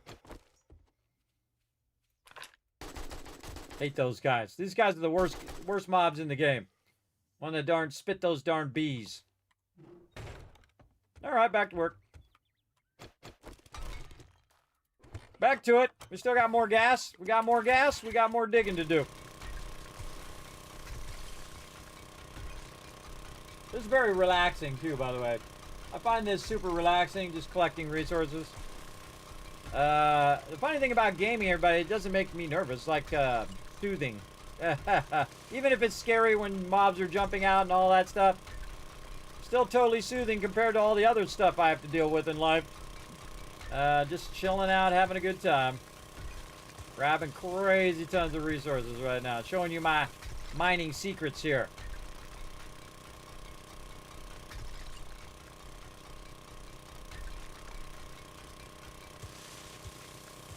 Look at this widening out over here, too.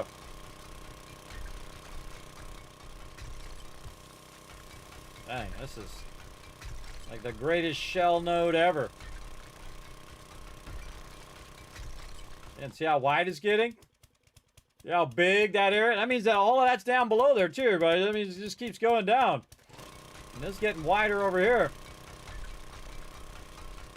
I found the mother lode.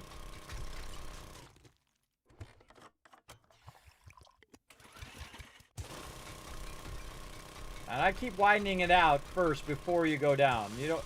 The second you start going down, then it's going to be harder to get the stuff up above and potentially cause it to cascade fail.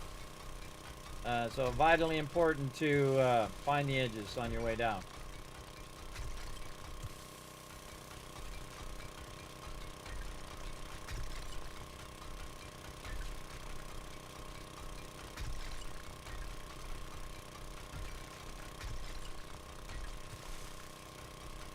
Now would be a good time to have all those boosts.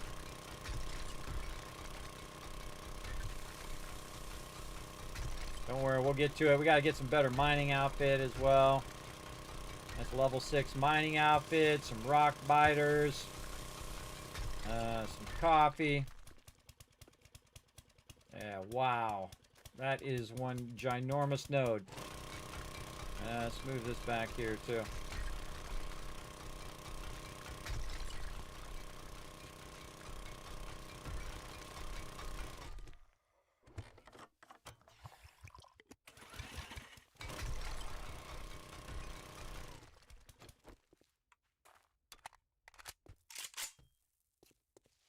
Hey, dude trying to get to me.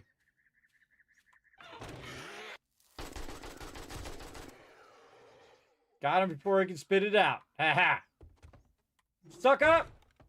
Now again, otherwise they'll just start digging down to you, everybody. Best to just wipe them out before they become too irritating. All right, repair my my auger here, and it actually does more damage, and will go faster if you repair it.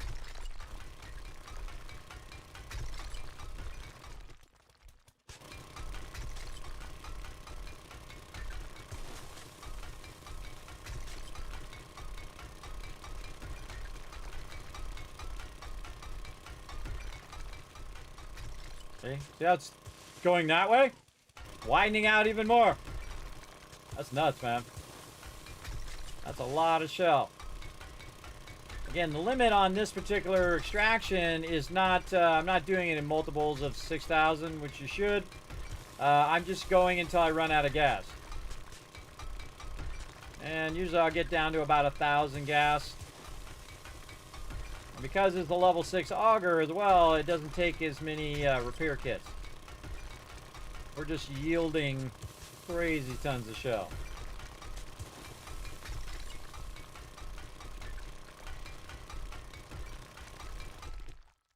This is like the ultimate shell node. I haven't seen one this big in a while, man. Pretty massive.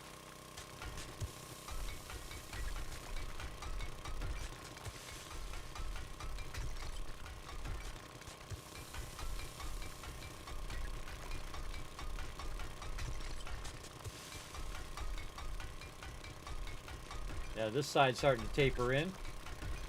See how that's that stone's coming in this way? Starting to taper in there. On that side, anyway.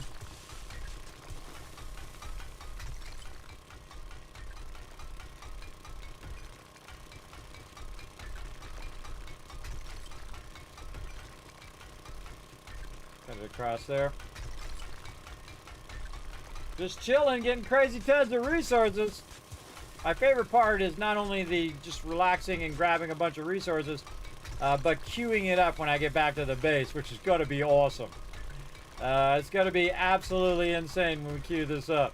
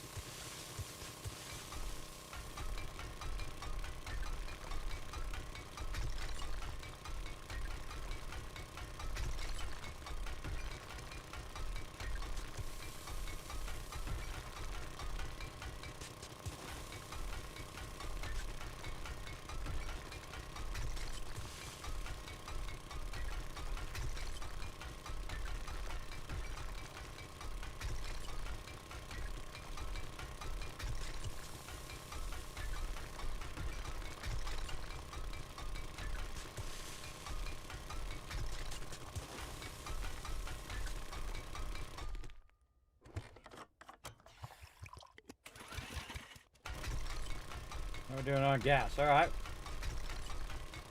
We're doing good.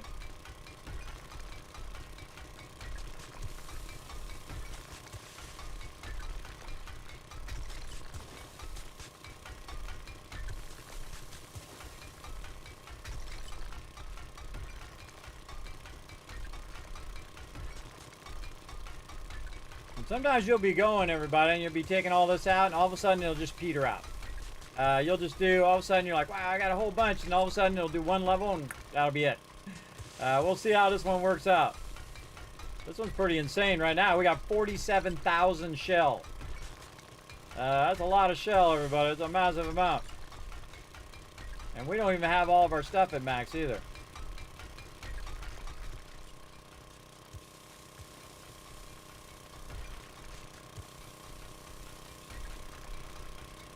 Not even going on. Thanks for the follow over on Kick. Appreciate it. Appreciate you coming in and hanging out. All right, what else we got? Going down.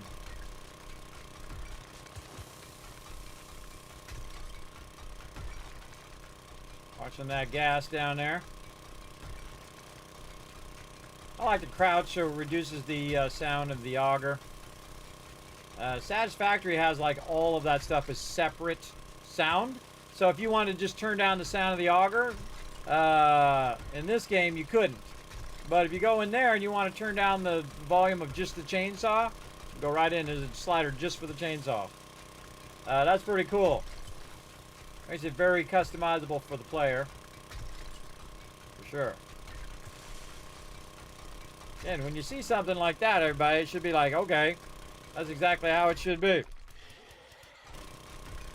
Oh, I hear the dude up there again. Be right up there, guy.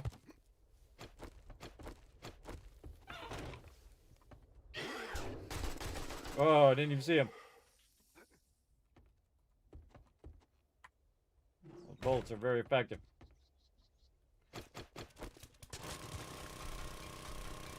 There we go. Again, we're out of the sun. We're down here, so we don't have any, like, storm problems. We don't have any heat problems down here when we're down in the mine. We just keep going and going and going.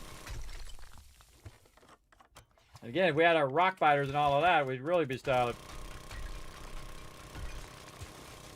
Level 6 mining outfit would be crazy right now.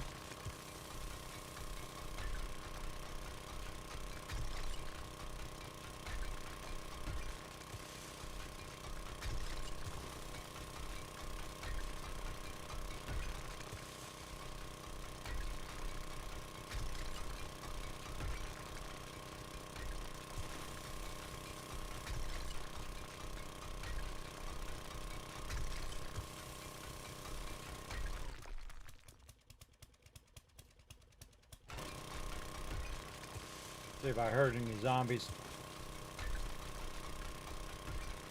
So what it's doing, everybody, every now and again is checking.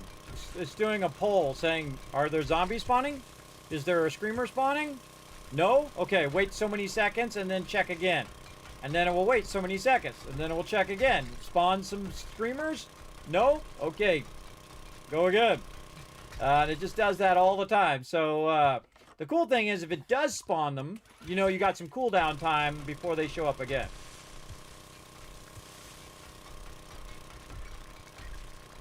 Yeah, finding the edge of this. You notice I work the edges usually first. That's just so I can see where the edge of this is. That edge is not stopping. See that? Look, still going. Still going back.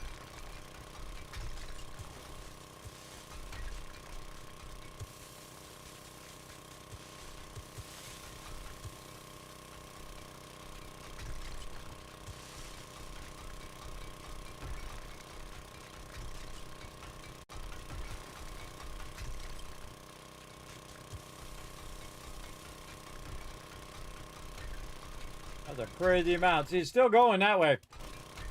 Still going. We'll take out another level here. So it's widening out on that side, but tapering in on this side. All right, I think one more round of thing will be below 1,000. Yeah, we're at 800 now. All right, so we'll use up this gas. And then take all this back. What are we at? Almost 60,000 shell.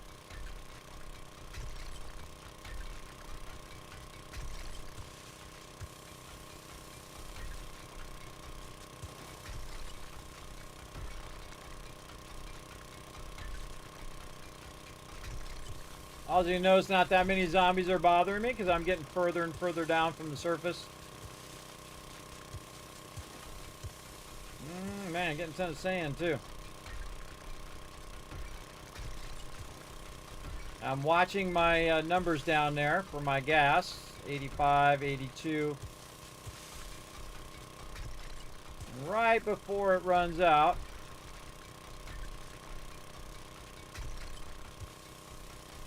I'm watching it. Yeah, let's say 20 is good. All right. I'm going to stop it. And the reason why is because I don't want to use any more gas and put it in my auger. I want to go ahead and take that gas and use it for my vehicle. Just in case. I can load my weapon. Come out, grab on the vehicle. How we doing? We got plenty of gas. We out. And again, since it's so close to my base, it's awesome. I can just dip over there, grab 60,000 shell. 60,000 shell is going to run for a very, very long time, everybody. It's going to be running a long, long time. But we're also going to have massive tons of gas where we won't have to do that for a very long time as well. So both of those things work out well. So let's get on over here. How are we doing on time? Oh, man, time sure does fly by, doesn't it? It does fly by. All right, up here we go. And let's go down here. And let's go like this as well. Let's search for chemistry station. Let's track that for a minute. Now, for chemistry station, you'll notice that I'm always trying to grab beakers like this. I thought we got another beaker. Did we not get another beaker? Oh, we got, I think we got acid. So we need the beaker. Look at all that shell in there. Holy moly, and a bunch of stone, too. Let's put our resources back up here for a second. Then we're going to go ahead and grab this. Now, if I had 2 beakers, I'd make 2 chemistry stations, because they do take a while. Got me some cooking pots in here, and then some bars, and there we go. We can make another chemistry station. Chem station. I'm going to go ahead and queue up in the workbench there. Very nice. How we doing over here? Whoa, mama! 1,300 bullet tips over there. As well, raw ammo. Let's grab a bunch of this. Let's grab all the gunpowder. Save 1. Same thing with this. This way we know we can max queue all the stuff that we have. We're going to go right over here, and we're going to take the AP ammo, and we're going to see how much we do. 642, so 321. I'm just going to do the math in my head, get it close. And then I'm going to queue the rest of this ammo after the chemistry station. The chemistry station takes like 18 minutes or so. So we'll let that run, and then we can very easily, since we left a little bit of bullet tips in the gunpowder, we can just now put all that stuff back by just double pressing this, and it'll go back into there. So that's all good. And the same thing with miscellaneous crafting. We left a bunch of stuff in there, so we can just easily put it back. Get that out of there. And we'll go ahead and put our shell up here. Now we're going to go in here and convert all this shell in a bit. So we'll have enough gas for a very, very long time. And we're going to have a separate chemistry station that's all its job is to do, is just to run gasoline. All right, how are we looking up here? We're looking good. We can fill up our red tea a little bit there. How are we doing on our water? Speaking of red tea, let's get that popping off. Did we start our yucca smoothies yet? I think we were going to. Yucca. Yuck. It's with the C. Yucca juice smoothie. So we do have it, but we got to get our blueberries going on. I think we ran out of blueberries and yucca fruit. Let's go see what we got. And again, that'll be expanding our farm. We'll need to do that. Raw food and water. Yeah. We actually have some. Just need some snow. Yeah, a little bit of snow goes a long way. All right, more stuff for our trading. Now, our trading is going to reset on day 46. Oh, so it's about to reset again. All right, cool. We'll go get more stuff on the reset. Let's turn this to a different color. Say something like that. There we go.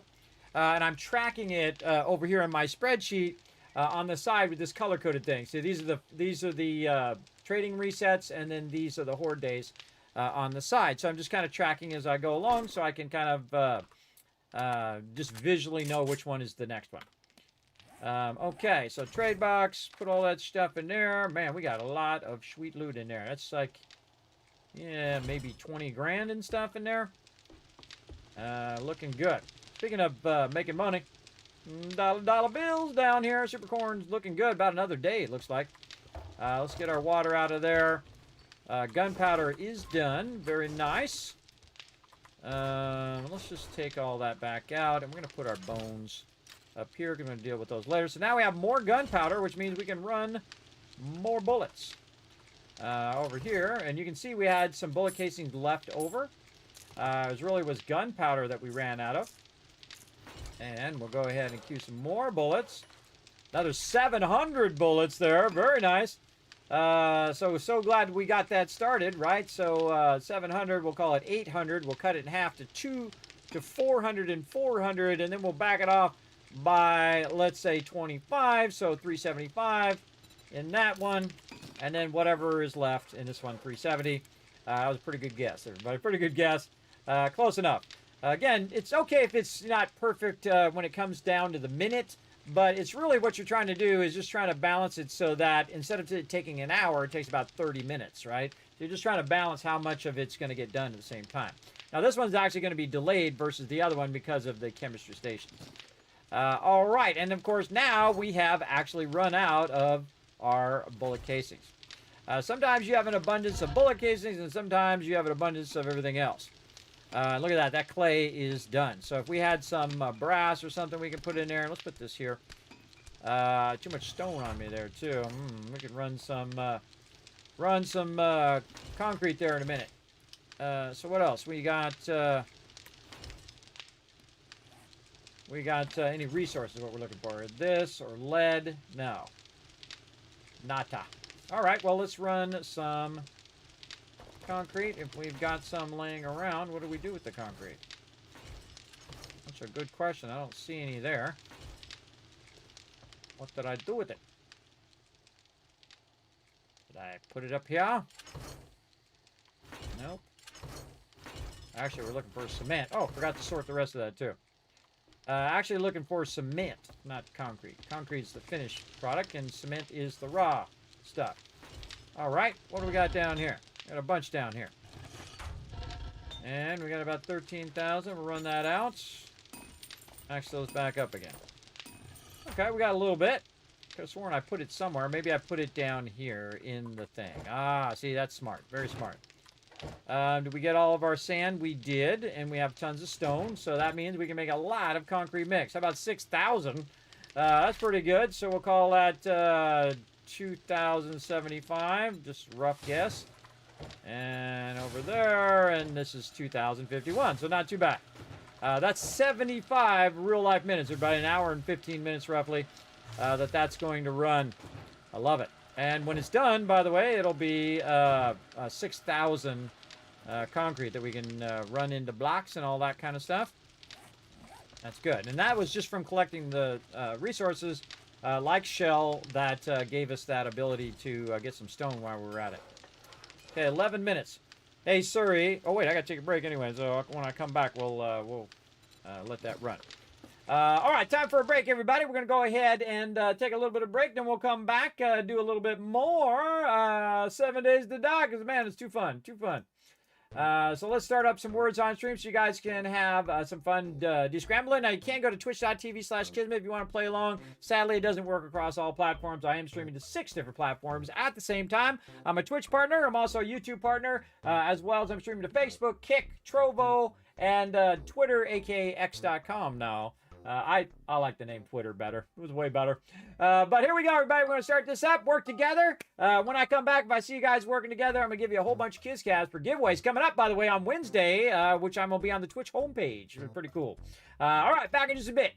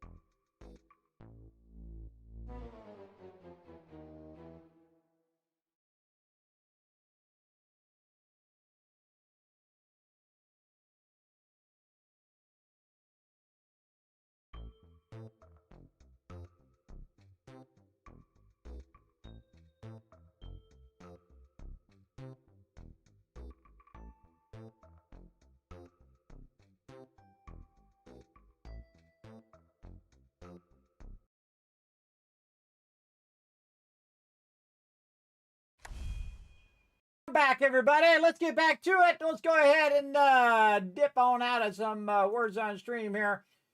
Make sure I've got all the stuff going. All right, we're ready to get back to some 7 days today. We're creeping up on Horde Night here. We got to get some stuff done.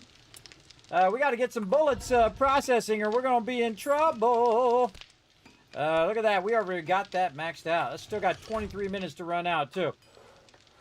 We got so many bullets queued up over here too. How we doing up here with our gunpowder? Okay, so we're running low on gunpowder. That out of there. I used up all my stone. It was my bad. Put one of that back in there. There we go. I like to keep a placeholder for all of that. Oh my gosh, look at that. That's an hour and 30 minutes. That's a long time to get all that to run. Still waiting on our other chem station. So we can run all of our stuff down here. How are we looking over here? Let's get all this. How's our super corn still coming in? Let's go up here and see if we can find any more just concrete that we can just run. Right up over here. Let's run this. Keep all the rest of the stuff. We've got some blocks there. All right. Always taking a little bit of inventory every time I'm doing stuff. Okay, how much of this do I got? How much of that do I got? That kind of thing. It'll inform you as into what the next thing is you need to do. We'll let that run. We're going to put this back in here and grab that later. We'll put some of these meds away. Grab that water. Let that water run. Because what it's going to do is let that water run for a long time while I'm gone and not stop. We don't want it stopping. We want it running and running and running. Okay, all this stuff look like it's running. I'd love to have more brass right now. But it might be a good time to kind of just dip over to the trader and clear some more of our stuff out. Oh, wait, no, it's resetting in day 46. Yes, so we actually want to wait until it resets before we go and do that. So, probably a good idea just to go ahead and dip with all the stuff. Yeah, we'll just dip out of here. I got my vehicle out here. Yeah. So we're going to go here, and we only have 3 traders, so we actually don't need to bring all of these batteries. Because each trader will only buy 3 of the batteries. So if we take them all, we're just going to end up bringing them back. So let's put this back in here and press all that, get all this. And what do we want to do? Let's probably start with the highest level one. So 1, 2, 3, 1, 2, 3, 1, 2, 3. So we'll basically take 9 of them, 3 of them per each trader. Because you only do maximum of 3 per trader. So we want to make sure that we get that going. And we want to go to our trader that's the furthest away because it's going to be nighttime. Great time to be traveling out there. Have we gotten close to our gyrocopter? We are very far away from that gyrocopter. We are 40 books away from that. Potentially 20 books if we can get our armor going. I'm trying to get my armor all the way up to level 6. And this way, if I make a level 6 nerdy outfit, I have a 100% chance of getting 2 every single time. So that'll basically cut that time in half for all of our books. And before you know it, boom, we'll have all of our skills at maximum pretty quickly once we do that. So, again, armor takes a very long time, I find. But armor is actually further along than vehicles right now. Because we're at 68 there, so we're about 12 away from maxing that out. That's not too bad, trying to find those armor ups. And that's why also, by the way, I'll put a point into armor here in general perks. You can see I put one in heavy armor. It's actually very useful to put them in 1 into each. Just to get that extra bit of stuff like Lucky Looter. You can see I put 1. But if you go to level 2, then you need 2 points to get it. So that's not worth it, I don't think. But you can put 1 point in each. I'm saving up my points right now so I can get into that higher strength. So I can get right here, which, oh, I do have the 2 points. Okay, cool.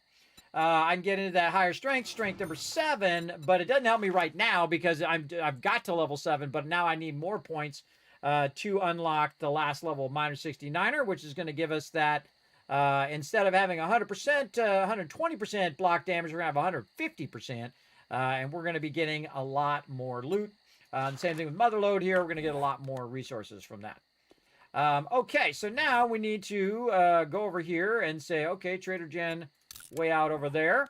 We're going to tag her. Oh, I almost forgot to check on my, queue up my gas before I leave, because I'm most likely going to run out of gas. So we've got to get this going. So we got to wait about 6 minutes anyway.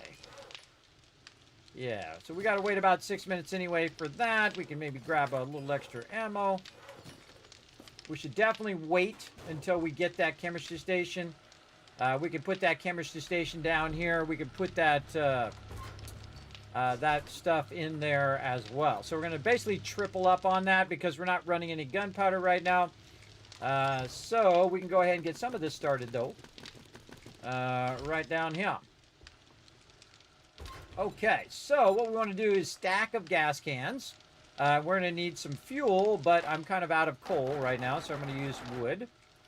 And how many stacks of gas cans we do? 30. That's 30 times 5,000, everybody. That's a lot of gas. Okay, so, and we want to divide that by 3, so we're going to do 10, roughly, and let that run. Now, it's going to run for 83 minutes, so we're going to need way more wood than that. The great thing is, if you notice, I put it in the first one and I get it started, because in the second one, I can go ahead and take it in and out of there, because it's not to that one yet. So it helps you figure out how much you're going to need. So I'm going to say, let's try 100, right around 100. Yeah, about 100 is good. And then I just put a couple extra in there by right-clicking, go up to 90 minutes. And so it's about 100 per each one. So, but we have more in here, so it's not going to be perfect the same, but it's going to be pretty close. And so we'll grab all the shell. There we go. And then we'll go to the other one here. Over here, we'll do the same thing. We'll say, okay, 10 in this one, which is going to be about 100 wood. And just keep cutting it down. We'll say 87, and we'll just go to 100. Maybe more than 100. There we go. Tell it 10, and off it goes. Okay. Put this all back. And that one's good. And then we'll get our last one here when it's ready. How much time now? 3 minutes. And let that run. Now, the stacks take a lot longer, but you get better resources from them. Now, another thing that I did to make those chemistry stations go a bit longer is I went in the intellect line and I went into physician. You can see here, this makes my bandages better. This is better. And then this one here, surgeons allow me to cure broken limbs right away. But really, this is the one you want right here, number 2. Number 2 allows chemistry stations to go 20% faster. So you're getting a real big boost there. And then, of course, down here, you got 40% faster. That's a good one as well, but I really don't want to spend my points on that yet until I get my other stuff. But I'll come back and push this all the way to level 4 just so the chemistry stations are running at a faster speed. That means we're going to do gunpowder faster. It means we're going to be doing glue faster, all that stuff faster. As well. All right, so while we're waiting for that chemistry station to be ready, we'll go out here and we will fill up our vehicle with all of our goodies. And take our shell back out, take our meat back out of there. I think we need to take our meat anywhere.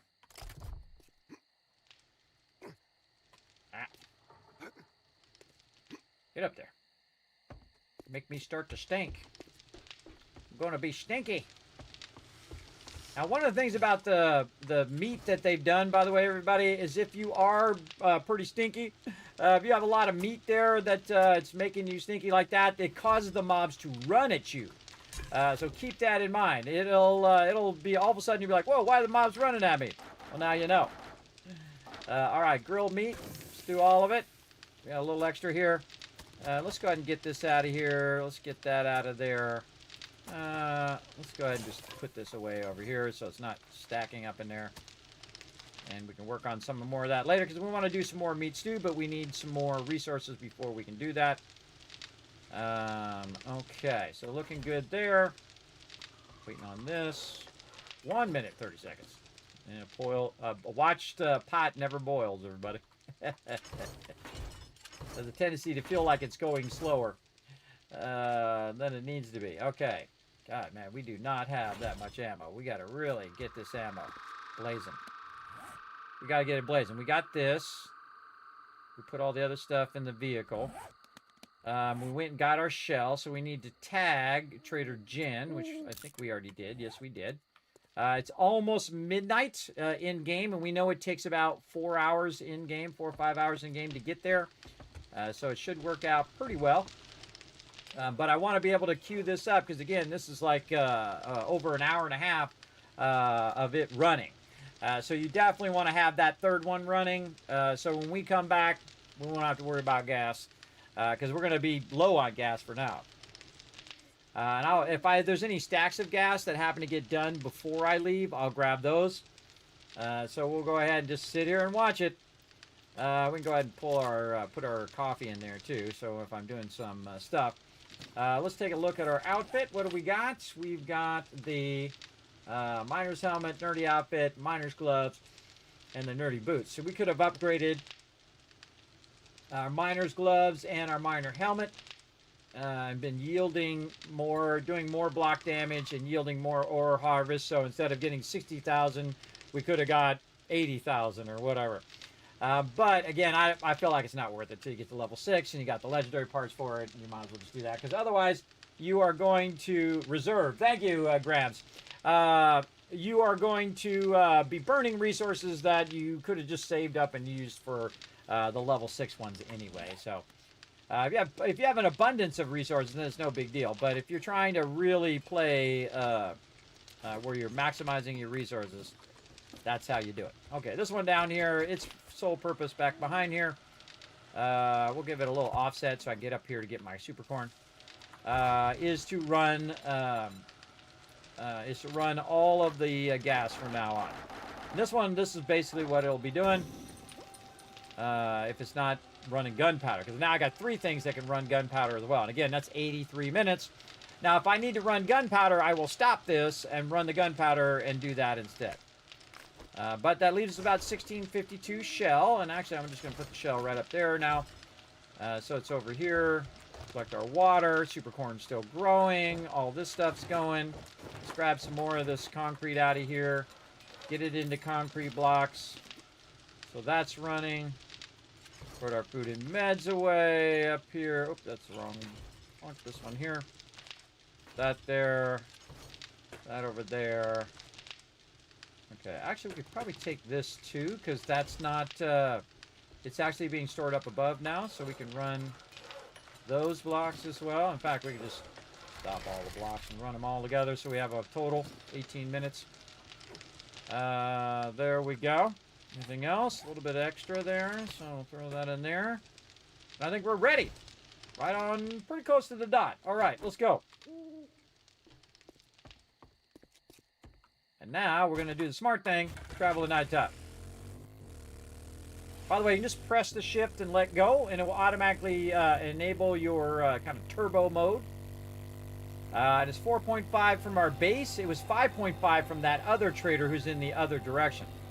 Now, it's day 46, so the trader has already reset. But the trader hasn't opened yet. So that's not really going to help us if it's not open, right? But again, by the time we get there, it'll be pretty close to being open. Plus, I can go around and loot some stuff, maybe wrench some cars and stuff. You know, stay busy. Kind of feel like I want to go left here. I can see it's flattening out into a kind of ravine area here, which is just easier to climb. Get up over. Trying to avoid the trees, of course. A little damage there. Kind of feel like we want to go left here because I can see again a flat spot around these mountains. A lot of mountains here, but it's slowing my vehicle down. Also, my vehicle taking damage. Whoa! Okay. Got some air on that one. All right, dangerous. Later. All right, again, we're low gas, everybody. Low gas, and we're taking some damage from my poor driving. All right. Let's go out a little wide here so we're out in the desert. Let's repair our vehicle. Whoa, geez, God, you're still following me. Oh, maybe jump. And let's go ahead and put all of our gas into our vehicles so we can get somewhat where we're going. That's a feral. And mob's going all in. Anybody else? All right. Get that. Okay, so we got 63% gas. Here we go. Now, one of the things you might want to do while you're dipping through the desert, especially if you find a main road, but even if you don't find a main road, if you see a car that's easy to loot, you might want to grab that car just so you have some extra gas. Will help you get where you're going. So I always have my wrench or ratchet or impact driver on me so I can utilize it.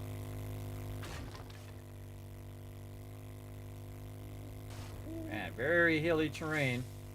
But again, we basically bypassed most of that mountain. And a lot of cactuses.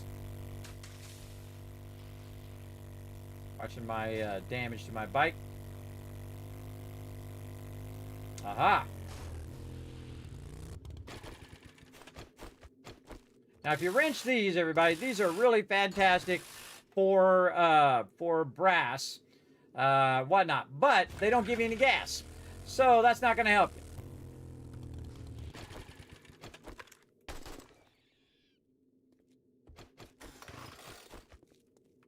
Get it while the getting's good.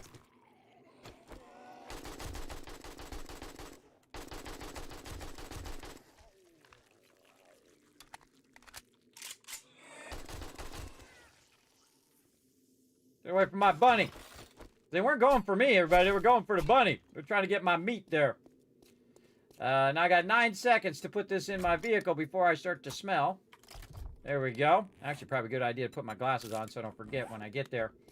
To do the trading. All right, so we're going to go ahead and go in this sedan here. And it said my bookworm came up, so chance to get a recipe and some books. So very nice. And then we're going to wrench it, and you can see we're getting some gas. You can see we're getting a whole bunch of other stuff, too.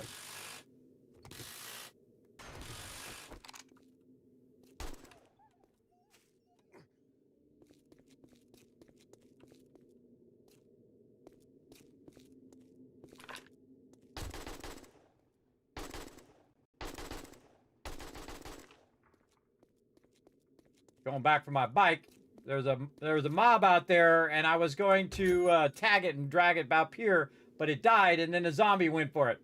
Holy mackerel, look at all that stuff in there. And then again, it's spooky, scary time, everybody. It's nighttime. Now, we got a long way to go here. We're just taking a quick break here to get a little bit more gas as a kind of a backup as well.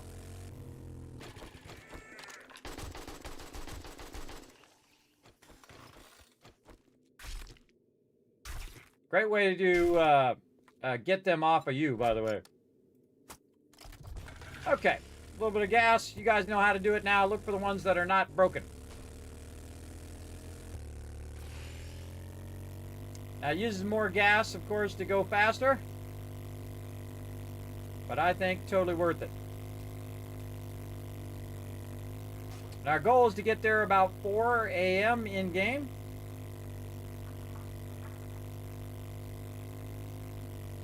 I'm just kind of watching for rocks and trees and stuff like that I can go around. Kind of going right into this valley here. There's a lot of mountains, man. I don't think I've ever seen this many mountains in a single playthrough. Just looking for a nice flat area where we can go up and over. This is going to be a tough one. Yep. Going down.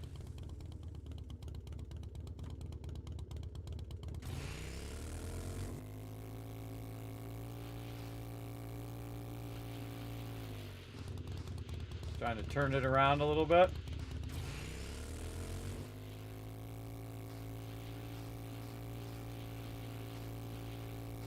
So many mountains. Come on. Trying to turn right. There we go.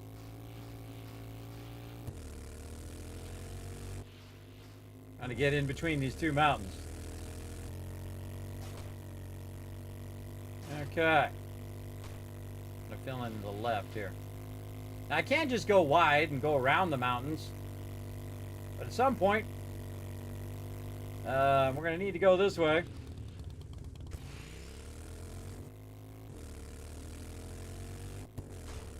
Yeah, maybe the other way better. Yeah, we'll see what happens. But eventually we'll have our gyrocopter and this won't be a problem anymore. We can just go ahead and fly over these mountains.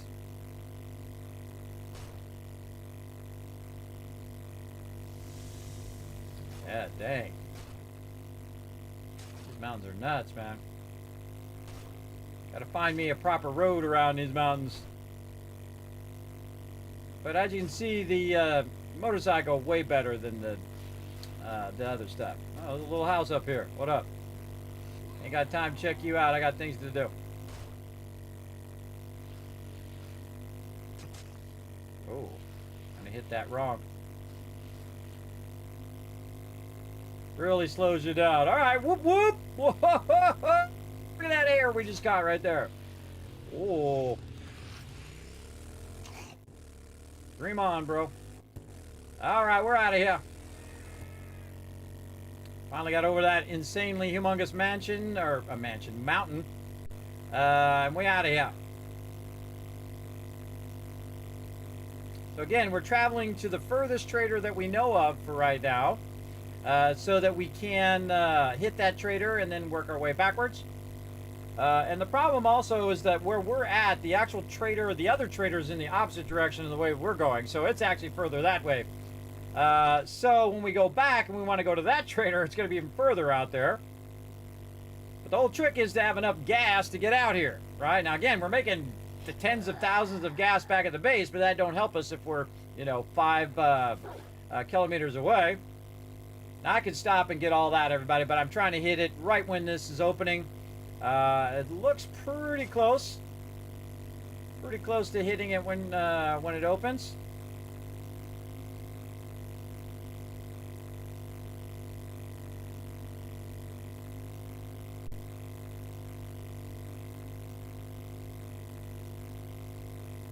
Try not to hit any stuff that you can loot as well, like those little boxes or a bag. Whoop. Tried to turn it. Or bags or any of that kind of stuff as well. Because what's going on? My thing is actually not turning it. Hold it, both buttons. There we go. I hit both buttons and it changed the driving style. So I try not to hit those because it will destroy those things. You won't get the loot. Oh man, we're going to hit this right on. Now remember, she don't open until actually 5 after. So you got to wait till 5 after. Man, we got here even early. Greetings, Wasteland. Trader Jen's is open for business. Close the zombies, though. All right. Let's get in here. Get ready to rock. And then we're going to go ahead and gas her up with the gas that we have. See what we got to sell. We got a bunch of other random junk on me I'm going to get rid of. Keep it down over there. People over here try to do some work. All right, we'll just go ahead and we'll just grab all this stuff. Because notice it grabbed the stuff at the top. It always starts in the upper left. It grabs all the stuff in the top. We'll go in there. We'll sell the higher end ones. We'll keep the lower end ones. What do we got? 3. We can just put all these back in here because we're not going to sell those. We've got some patterns we can sell. Some golden stuff. All the rest of the stuff we'll keep. Okay. And then also you can run in here and see if she has any loot that we might have either forgotten or has respawned. Because it's been a few days since we were here. Nothing in there. Also, by the way, up here at the top, you can jump on this and jump on this and then get up here. And there's some bird nests up there. So good to try to get that. Let's see if we respawn over here. No. Another wonderful morning in the apocalypse. How can I help you? You're absolutely right. I'm going to sell some All stuff. supplies sterilized. All right, so 5,400. Let's go ahead and make some dukes. 10,000. Again, there's 14,000 dukes right there. We're going to sell a bunch of stuff. Now, I do have my sunglasses on, which I may wear at night. You know that song. And you can see that we're selling her a whole bunch of stuff, and we've already sold her enough things. She didn't want that other engine. We basically just made around 19,000 dukes. And this is where you're using your economic power, everybody. So now we have this power of the ability to make lots and lots of cash. And so we can go in and buy things like a beaker, which will allow me to make another chemistry station, which will allow me to make my my stuff faster. Now, I'm also going to go in here and check our little vendor run list, and we're going to just go ahead and type in what we're looking for, right? So we want to sell the supercorn, we want to sell all of our stuff, which we did. Bullet casings, no bullet casings, or we can look for brass as well, which it usually doesn't have, by the way. Acid, none of that. What else? Beaker, we already got. Supercorn, which she doesn't usually have. She'll have, oh, the supercharger mechanic there. We definitely buying that. 100% buying that. It's going to make my vehicle go faster. We haven't gotten to that part yet, but the funny thing is I was about to go to mods, which would show me the schematics and would have shown me that schematic. But the second I saw it, I'm going to buy it. Straight away. Any other schematics or anything that we might need? Not really. A bipod mod's not bad. But don't need any of that.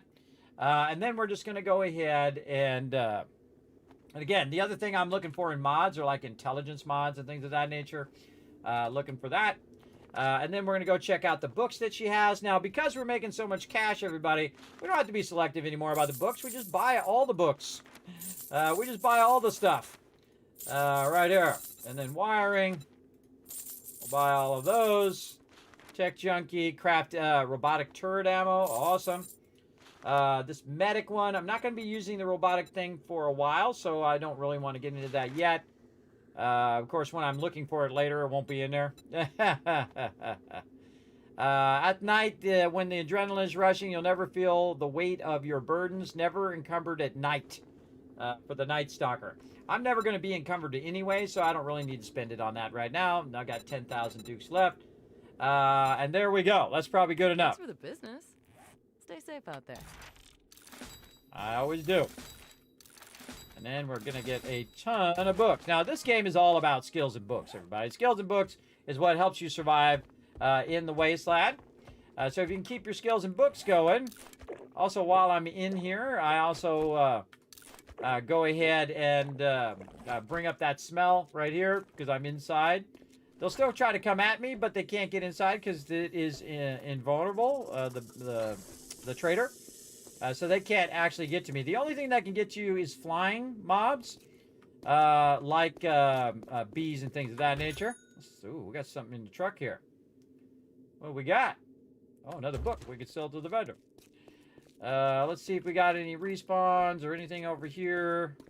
Don't really use these on single player. I don't anyway. You can take stuff and have it sell stuff in there. It's not my thing. If you want to do it, go for it.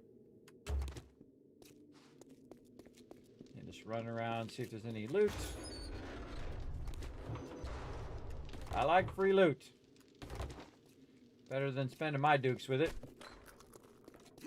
And then some areas don't respawn. Usually in here, you're not going to find too much stuff respawn. You can find it maybe in the cabinets and things like that. But stuff like on the table and stuff, that's not going to respawn. So I just check all the cabinets. See what we can find. The cupboards are also called. And then usually you can tell too, if you leave the doors open, you come in here and the doors are closed, you know that it's reset. Nothing else in here. All right, we got a little bit of stuff.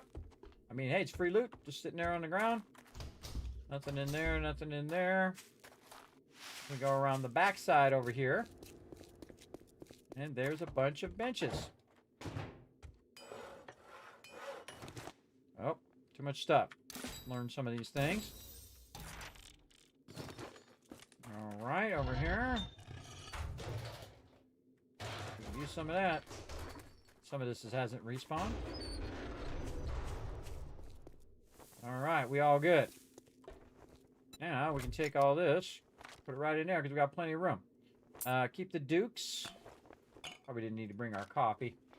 And while we're here, we can go ahead and just run back in and sell this so we don't have to carry this around with us.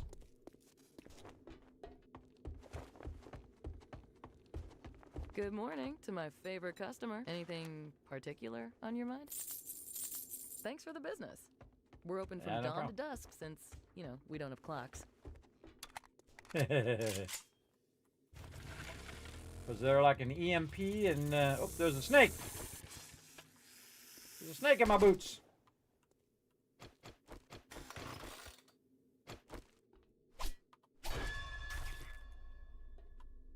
Okay.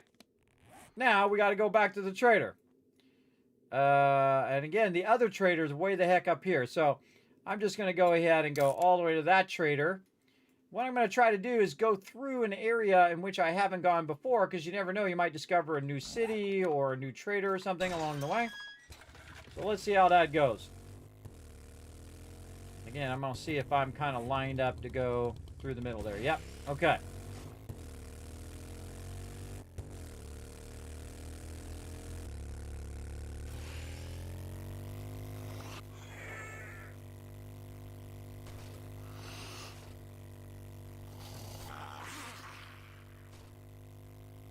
I like to be zoomed in when I'm doing this because it's a little easier to dodge trees.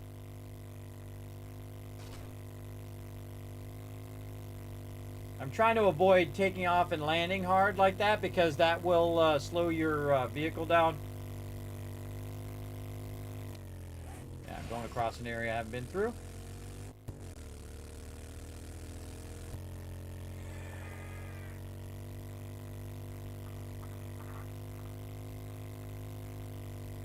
Car there we can wrench. Bunch of cars. Bulldozer too. Working stiff tools. Take a little survey. See, I haven't been down this direction here on this particular part of the city. Got a church over there. Uncle Ray's supermarket. Crack a book. Oh, we're taking a little side trip.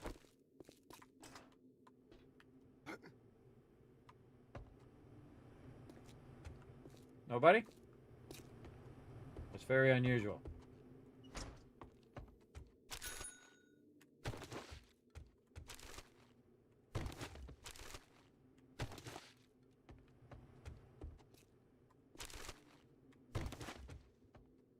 Now imagine how many dukes I've spent on those books, and I just got them all for free. Just by stopping in the Crack-A-Book. We just got a bunch of books. Especially easier when the mobs don't know I'm in here, which is awesome. And then we're just going to learn them. Oops. That one I just learned for XP.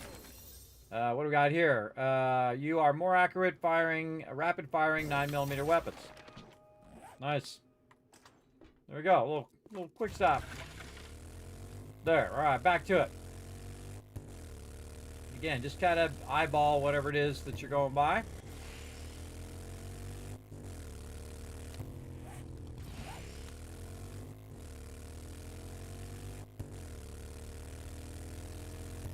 Out here where I haven't been. Little road. Utilize our little road here for a minute.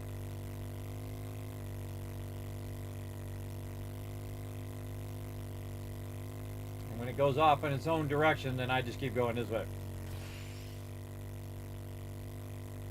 40% on our gas. A long way to go.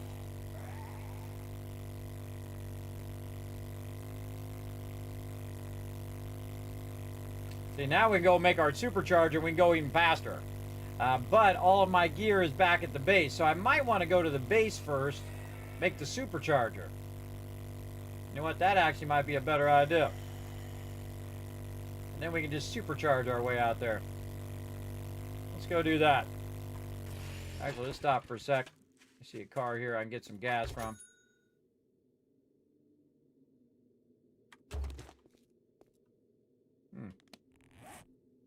That looks like a trader.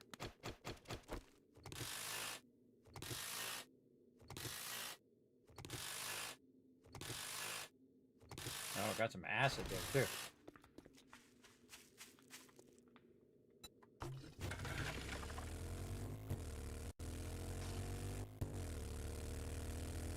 Oh, that is a trader.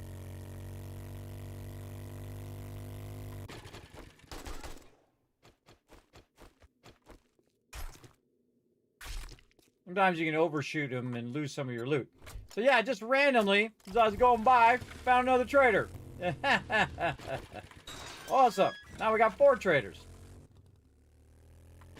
How do I know it's another trader? Because it wasn't on my map, and I just crossed into that area on the map because the other trader gen's way over here. So we found a trader gen that's closer to our base. So even more cool. Also, we can go in and see if there's anything else we want to sell out of here. Probably some more of these here, and the engine here. Then we have some extra books and stuff too. Might as well put some stuff in there that's already in there. Take some engines back out. Sell this, sell that, learn this. Acid, put it in there. And, oh, we have too many engines. Put this over here. There we go. Okay, and we'll loot all this here in a second. We'll go sell all the stuff first. Again, might as well loot all this first, actually, now that I think about it, because we might get some stuff that we're going to sell to Trader Jen. More books. Nice. Look at those here in a second. Really, nothing in there? Nothing in there. Okay, and again, this little trick. Books back here. Oh, man. Finding a bunch of books that we don't know. Then up here. Oop. Okay, now you got these little indoor eggs you can grab. Would have been easier if my character decided to jump there. Jump. What the heck? Oh, I ran out of stamina. That's what it was. Out of stamina. I'll give a little stamina boost. Try it again. Wait for the stamina. Run, jump. There we go. Helps if you have stamina. Okay, we got all that. Well, you're here early. What can I do for you? Yeah, doing what I gotta do. I'm gonna go loot all your stuff. Now, the funny thing is she actually acknowledges it when you go over here and you take all of her stuff. She just goes, hey, I lost some stuff. Have you seen it? And I'm like, I don't know nothing about it. Pretty funny, everybody. Makes me laugh every time. Grabbing all this loot, trying to rebuild the wasteland. I'm the one that actually does it, by the way. We're actually going to get it rebuilt. All right. Oh, look at that. Some potential legendary parts there if you find clothing. Over here, too. Oh, look at this. Thermosocks. Oh, they're better than what I got. And patchwork gear. Is that better? Oh, no, I got level 5. Sell that, too. Learn some of these books. We have more room. This one is 20% more. 9mm weapons have 20% more range when using scopes or iron sights. Cool.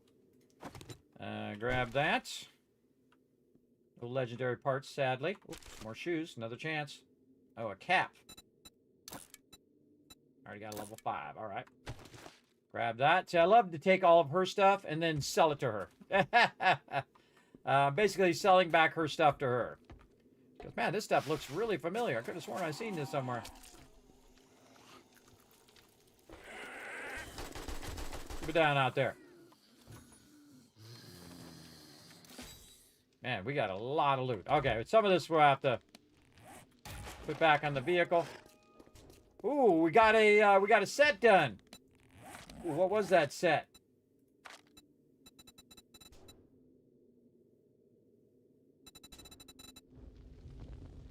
Oh man, I didn't see what it was. We just got a set of stuff done, I think. Let's go over here.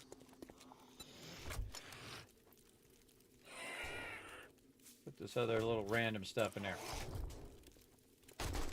Go down out there. All right, let's sell some stuff to the vendor, and then we can run around and grab some more loot. my foul mood. My coffee maker's on the jet, Stimpaks, and now Radex? No, you got the wrong store. Little Fallout reference there. Dang, dollar bills, everybody. Dollar bills we're making over here. Yeah, 12 grand right there. All right, what you got? Well, you just brightened my day. I'm glad I could know, help right? you. Get my dad out of here. Man's trying to buy some loot. Shush.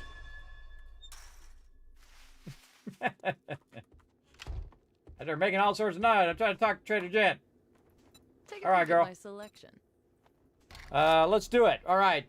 Sell my super corn. Sell all my stuff. I did that. Bullet casings. No. Acid. No. She got Fireman's Almanac there. We'll look at that here in a second. Beaker. Yes. Take that. Super corn. She doesn't have super corn seeds. She never does. Mods. She got an actual cripple mod, but not the recipe. Those are robotic turrets. I'm not into that yet. No mods that I need. And then we're going to look at her books, and we're going to buy all the books that we really need. What do we need? We got scrapping done. We got our tools done. Our hammer we're working on. Sniper number 6, which is the one that allows you to do AP ammo, but we need the rest of the sniper set. So we can do boxes of it. Yeah, Fireman's Almanac. We're going to buy that one. This one's mostly useless for right now. Really, the get hammered ones would be the ones I would probably get. Or are going to get. Really, this other stuff is not really a high priority.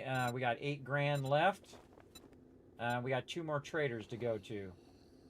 So, we'll probably just call it there. I think that's good. That's Should a have good anything deal. else we need. Trust me, I'm a doctor. She's a doctor. Got our sledgehammer up to 4. Very nice.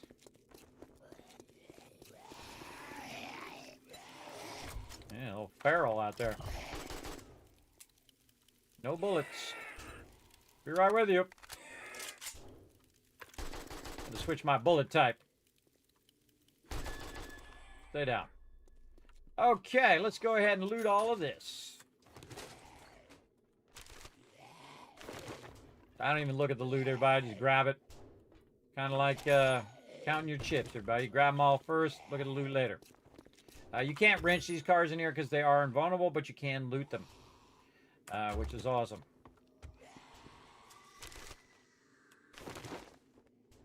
And always looking for, like, clothes I can loot.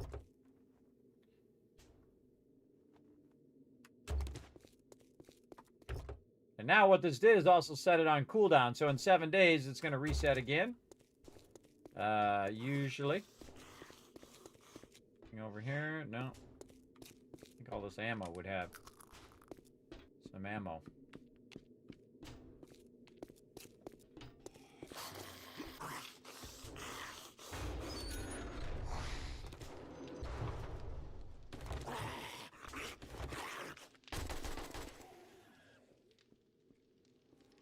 Keep it down. People in here trying to loot.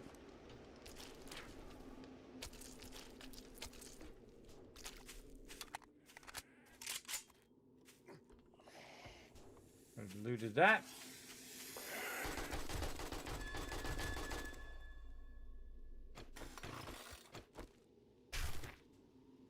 And the snake sliding sideways.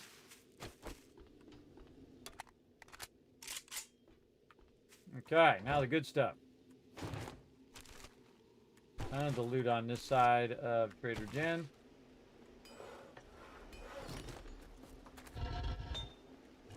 And I don't know what she did to this forge, but man, it looks blown up. Oh, okay. Get filled up. Some of these books.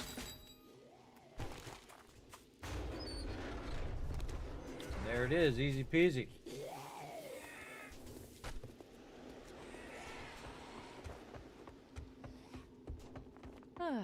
You can't get behind there. Another wonderful morning in the infected. No problem. Sell. More selling. Now back to 9,000. We sell this fire axe. And again, we could sell all this little stuff, you know, seeds and Thanks things. for the business. I let them backlog from if dawn I to have the dusk space. since, If not, I'll well, just put you them know in a the separate cracks. box and leave them in that box. But kind of feel like we want to take this loot and go make our supercharger. So our vehicle will go faster. We'll get this ready. Oh, there's a bag right there. Sweet. What's this? Can craft high power ammo for the 44. And we out.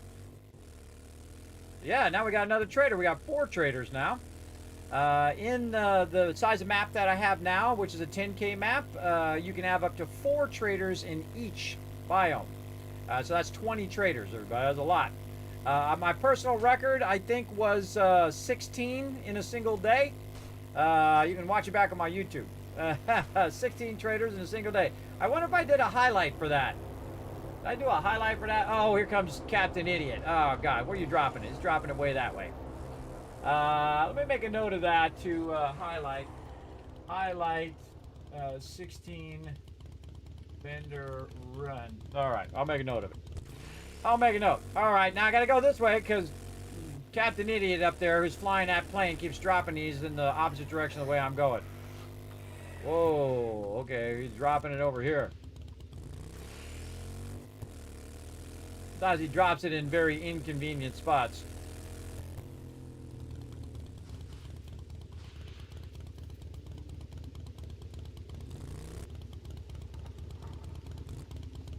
Take your sweet time. Well, I'm running out of gas or anything over here.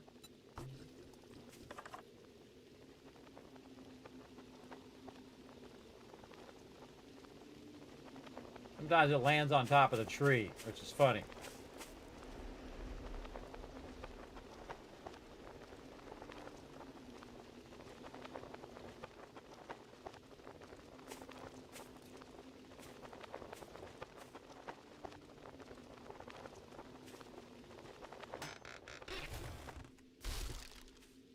Good enough.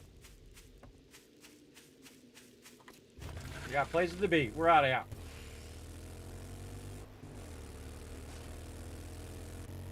Oh, I can see a storm rolling in. See the storm? Rolling in. Very cool. We got to get out of here. How far we got to go? A ways to go.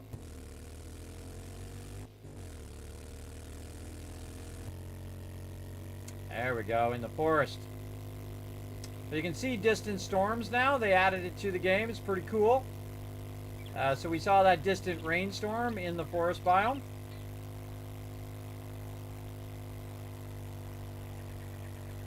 I'll see. I don't know what's up ahead, everybody. I don't know if I'm just going to fall off a cliff or what. I just go at full speed and see what happens.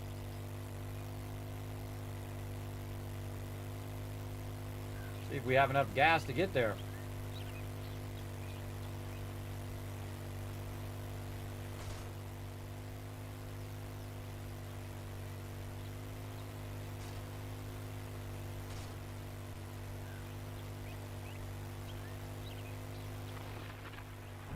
Tree stumps. Dodging those tree stumps.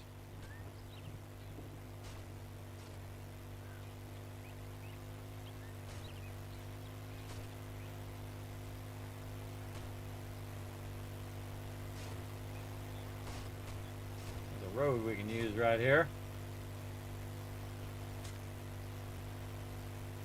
At least for that part.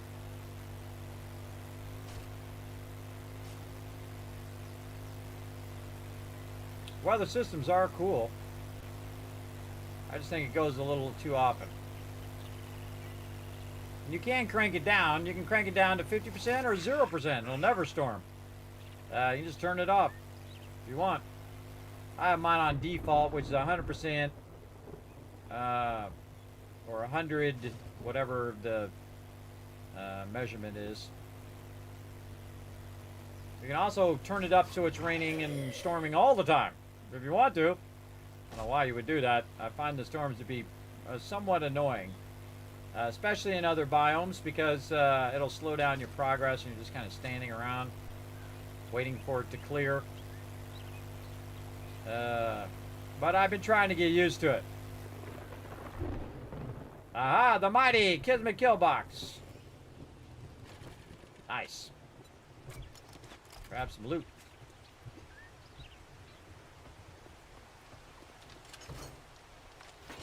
Drop all that up there while we clear. Always prioritize clearing the vehicle first and then looking through the loot after.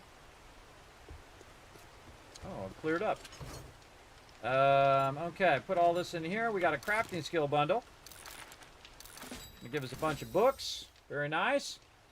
What else we got in here? I'm just gonna scrap that. Grab all the rest of this stuff. Go down here and sort it out. A little bit. Some of that in there. Some of this in raw food. If there's anything there. Miscellaneous crafting, of course. Resources. A lot of garden stuff. Oh, look at this. Supercorns come back in again. Here's another 14 grand. Let's go ahead and get the rest of this sorted out. Again, you can let this sorting stuff build up. You don't have to necessarily manage it. I'm going to put that back in there. Back in the trade box. There we go. Put that back in the trade box so I can grab that stuff to go trade those other ones to the other traders. Here. We can take this out of there and this out of there. I don't know. See, I always forget what the heck was there. I think it's my gas. Yeah, my gas was there. And then this one here, we could put my helmet there. There we go. Wow, I got 2 beakers. Sweet. Make ourselves a lot of chem stations later on. Raw food and water. More garden stuff. And food and meds and stuff. Oh, we already had some coffee in there. See how it went in there? Means there was already some in there to start with. That we'll put up there. This is parts. This is vehicle. Put this in here. Over here not really doing anything. More bullet casings. Up here. We definitely need to get more of our gunpowder going. How's our gas? Ah, there we go. I'm just going to move that over so I can just at any time, actually this way, at any time I can just go ahead and hit this, boom, and you can see now I got 5,000 gas. So 4,000 more, that's basically 20,000 gas I have on that stack right there.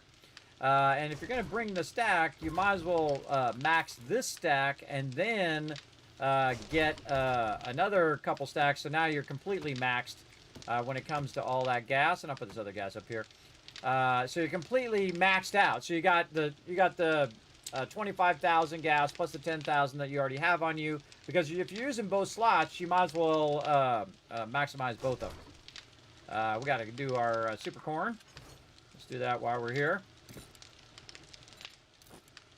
And we'll drink some of our red tea. Keep that going. Stamina going. Kind of feel like doing this side first today.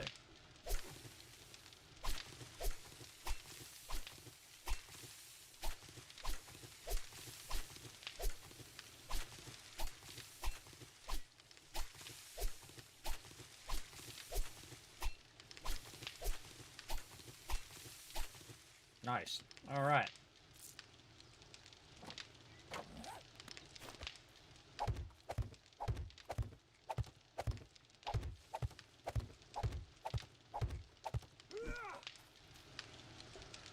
So I put those back in while I'm waiting for my stamina, and then I go do the other side.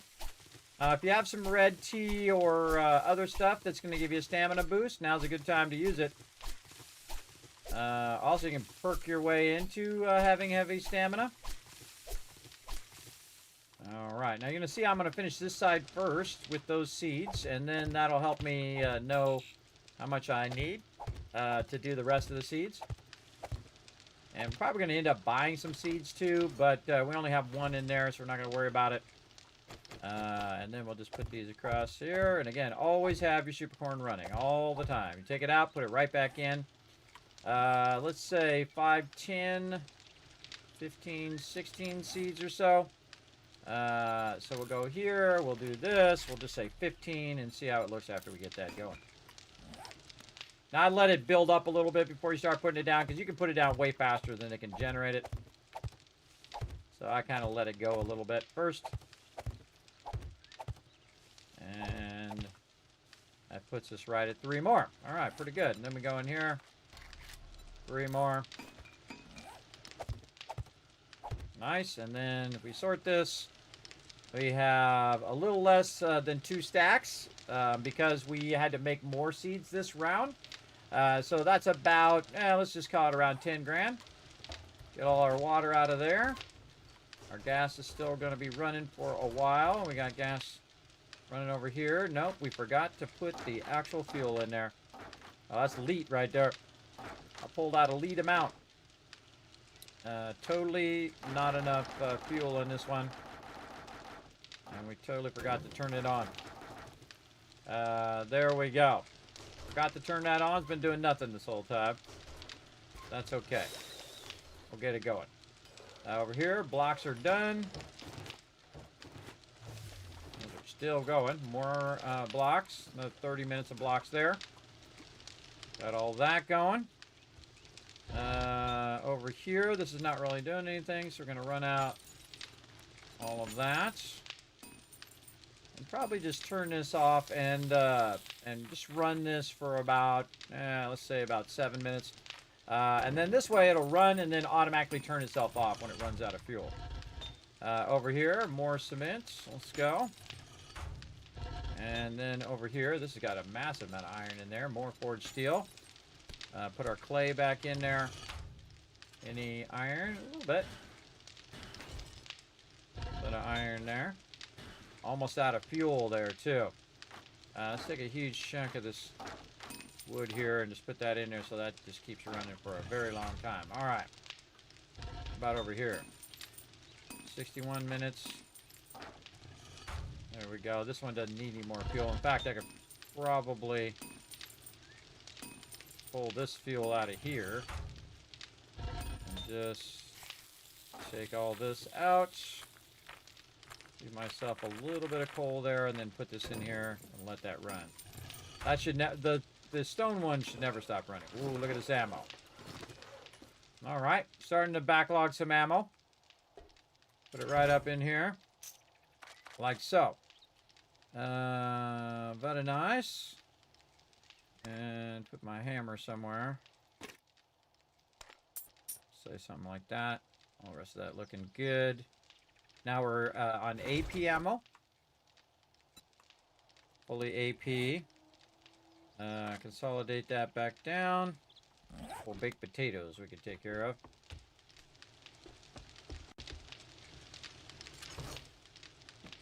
Actually, that's cooked food. Up there. Okay, all that's taken care of. We've also got some lockpicks we could probably sell. And it's going to be close getting to the traders, so let's make a break for it. 2, 3, 1, 2, 3. And let's go. Make some more dollar bills. Oh, and almost forgot my stuff again. Get up there.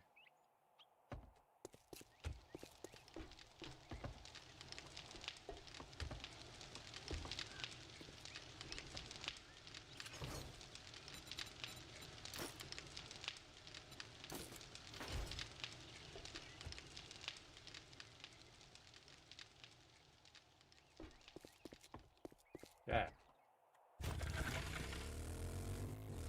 Cool thing is, not much we need to do on the base. The base is pretty good. Only thing I would do on the base is steel up the base a bit. Probably be the next thing I would do. And I would do that on the inside and not on the outside.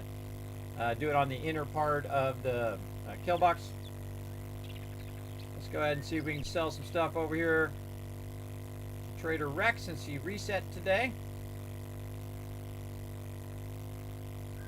Oh, we didn't build our turbocharger. That's what I was going to do. It happens. Anything in the vehicle? No. Yeah, we're going to make that turbocharger. Afternoon. Quit gawking. Either buy something or piss off. Selling you my loots. Holy mackerel, 20 grand. Not going to buy any more. What you got, brother? Let's see. Sold my super corn. Bullet casings. Oh, he's got them. Okay, let's grab them. This saves us from getting more brass. Acid? No. Beaker? Nope. Super corn seeds. We're just going to buy them from here. I just buy them every time. Unless I have to use my actual super corn for. Mods? That one keeps coming up, so it's making me think I should buy it, but I keep forgetting. Or I keep saying I don't need it, and then eventually when I do need it. Alright, gonna get the vehicle adventures first. Tactical warfare for sure. Helps me with my guns. Shotguns, yes. Magnum Enforcer. Bartering with a 44 gun gives 5% better deal. Yeah, we definitely take that one. We do like to get a better deal. This other stuff we don't really need. Right this second. We'll get it all later, though. Business. Get out of my store. Oh, and there we go. We got something done. I heard it go da-da. What do we get? What did we get over here? Magnum Enforcer complete. Now, all shots with the 44 ammo penetrate enemies. We can bulk craft that 44 ammo as well. So very cool, everybody. Oh my gosh. Man, this stream is flying by, everybody. We're going to run out of time. Running out of time. I better set a timer before I forget and we run over here. I got to take care of my car for my daughter. So want to make sure that I don't forget. We better set a timer because I'm all wrapped up. All wrapped up in it. Okay. So yeah, we got our first set completely done. Which again was our Magnum Enforcer. So we're getting all these bonuses plus that other bonus there. Now, I typically don't use the 45, but I do like to use the 45 for this one reason. You just come in here with a 45, you get a 5% better deal, which is pretty cool. And it doesn't have to be a level 6 45. It can be just whatever junky 45 that you find or get along the way. All right, we got to get out of here. And I forgot to make the turbocharger, so let's go back and make the turbocharger. Even if we miss out on that other trader, it'll be fine. He's not going to reset. So let's go make this over here first. So we can get around even faster.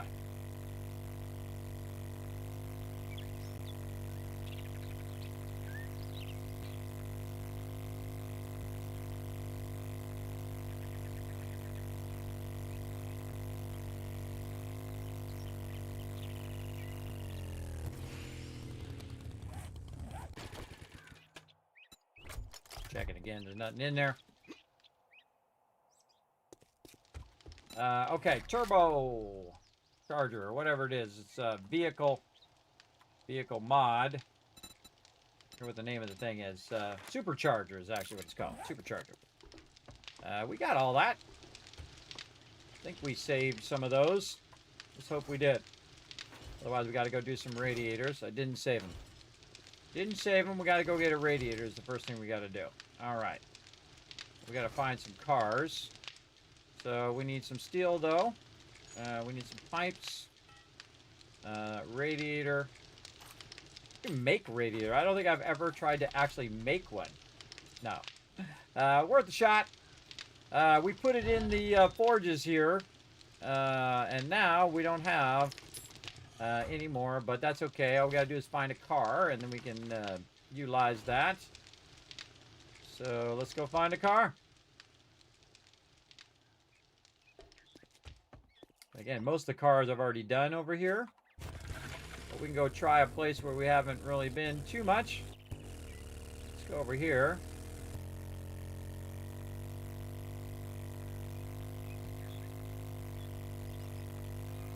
This little military bunker that was over here. Watch out, there's mines all the way around it. This might be a little tougher.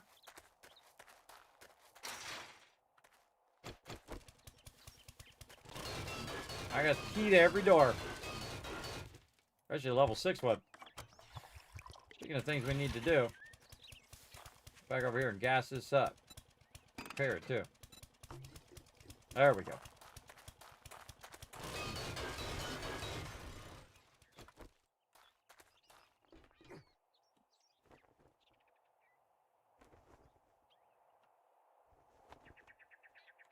Nobody in here.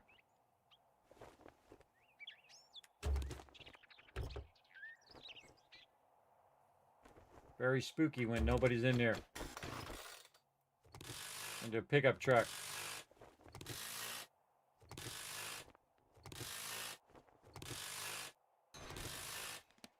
No, I didn't get one. Nice.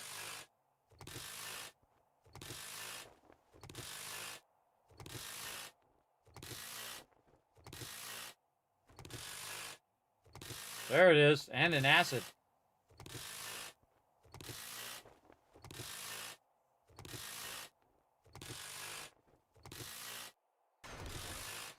We out. Again, we go in there and loot the whole place, but we don't need it that bad. We don't need all that loot right now. What we need is a supercharger.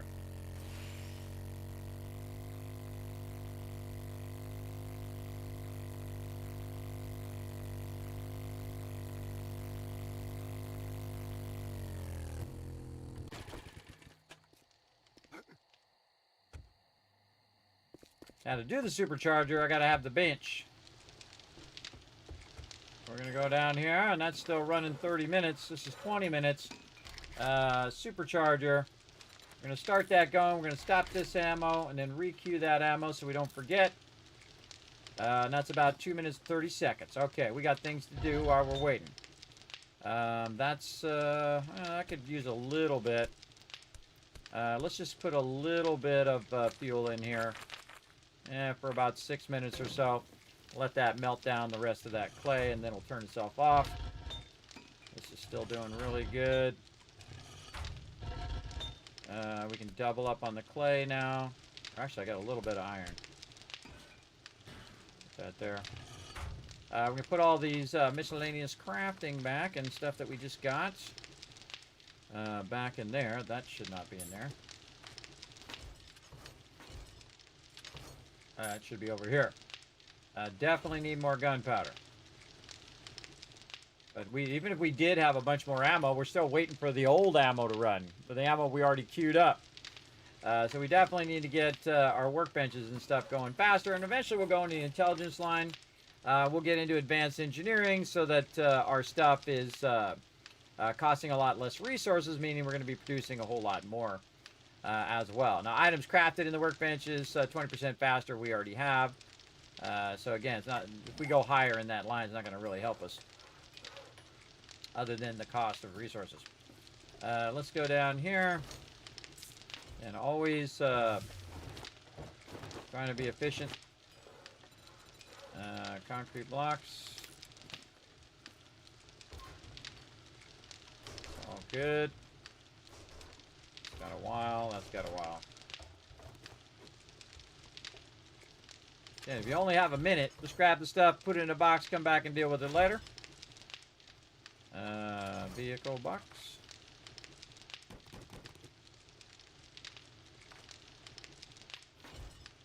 Throw that other stuff in there. All right. Come on, supercharger. 37 seconds.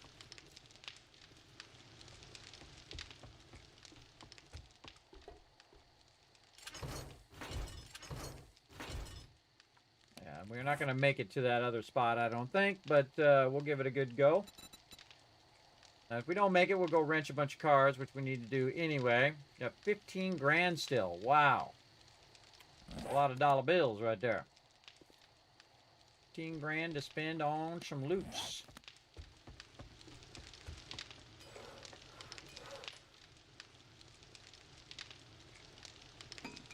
Yeah, that was a good find. Good find right there.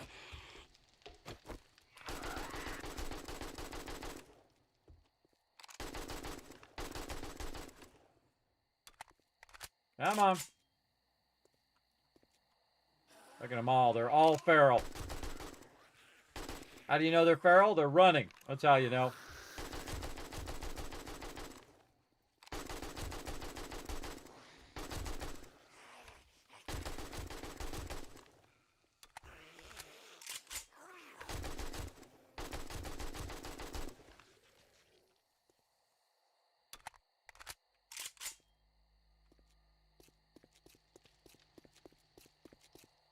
why it's so cool to have this kind of top area where you can run around, see if there's any more mobs.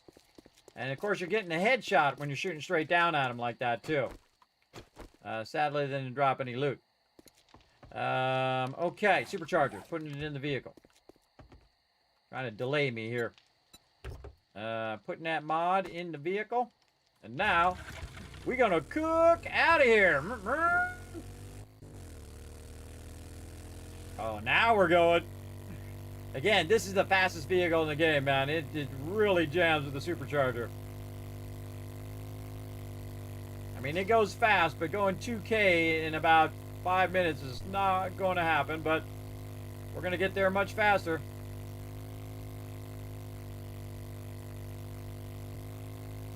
It's going to burn up a lot of gas, too, to get there, to get all the way across there. But we've got tens of thousands of gas, or hundreds of thousands when it's done processing. You can see that we're just cranking now, man. You can see it's getting by 1.4, 1.3, etc., etc. Pretty quick.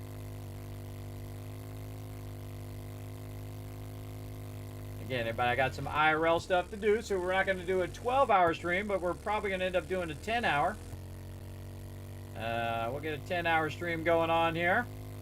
And then potential bonus stream, maybe Monday night, but I have a bunch of stuff to do today, so we'll see how that goes to see if we're going to do it. Wow, we might actually make it. Holy moly, at least we'll be pretty close before he closes. Wow, that really does make a difference, doesn't it? Especially if I stop hitting the trees. And the rocks. Well, that's a double iron node right there, too.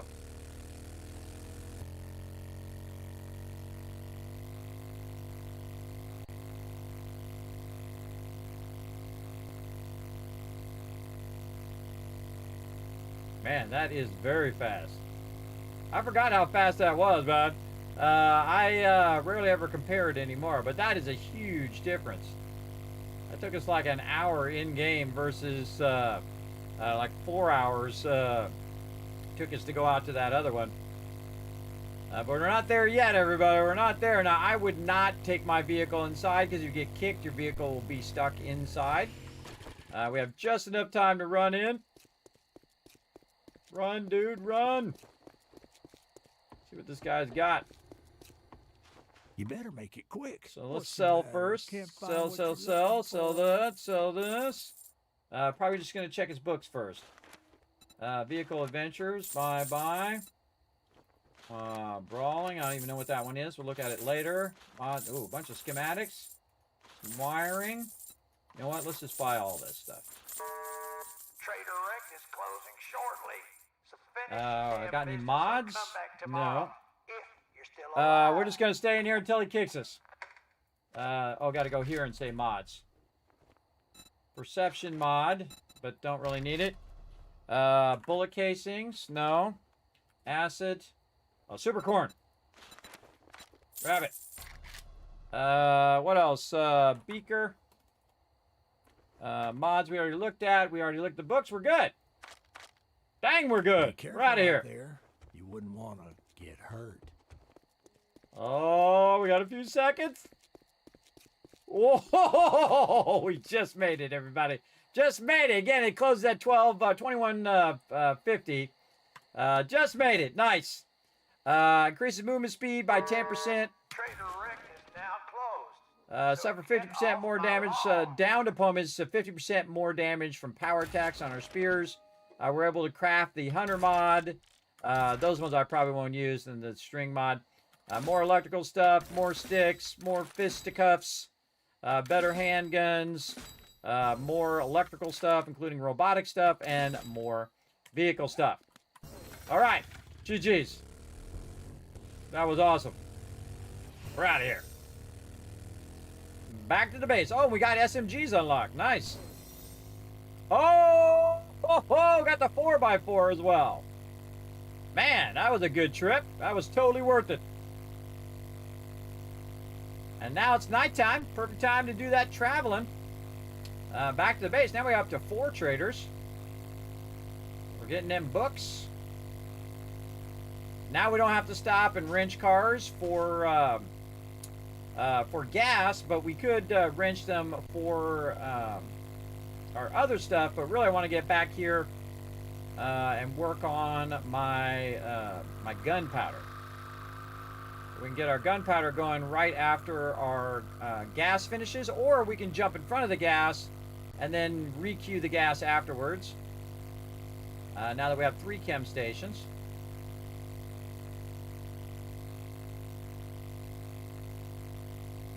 And we also have 3 workbenches too. So we can also use the workbench down below, which I'm currently using for blocks. I can also use that for making ammo. And look how fast! Look how much faster this is, buddy. It really cranks. It really does. Motorcycle just jams. And again, the great thing about the motorcycle is that it circumnavigates better. Because you're trying to go in between trees and close spots like that, or down back alleys and stuff. You're gonna be ramming that truck into everything. You know, going down streets. Cut over here. Use this street instead of going over.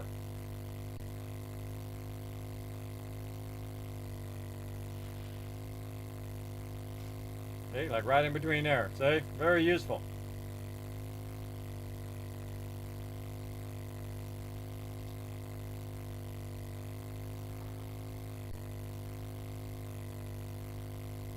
Yeah, that was less than an hour to go to 2K.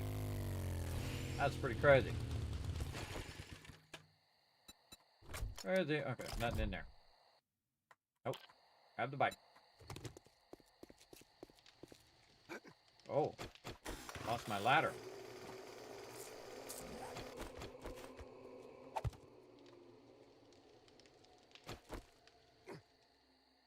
See, that's a tricky thing to do. If he breaks the ladder and I jump down, then he's got me.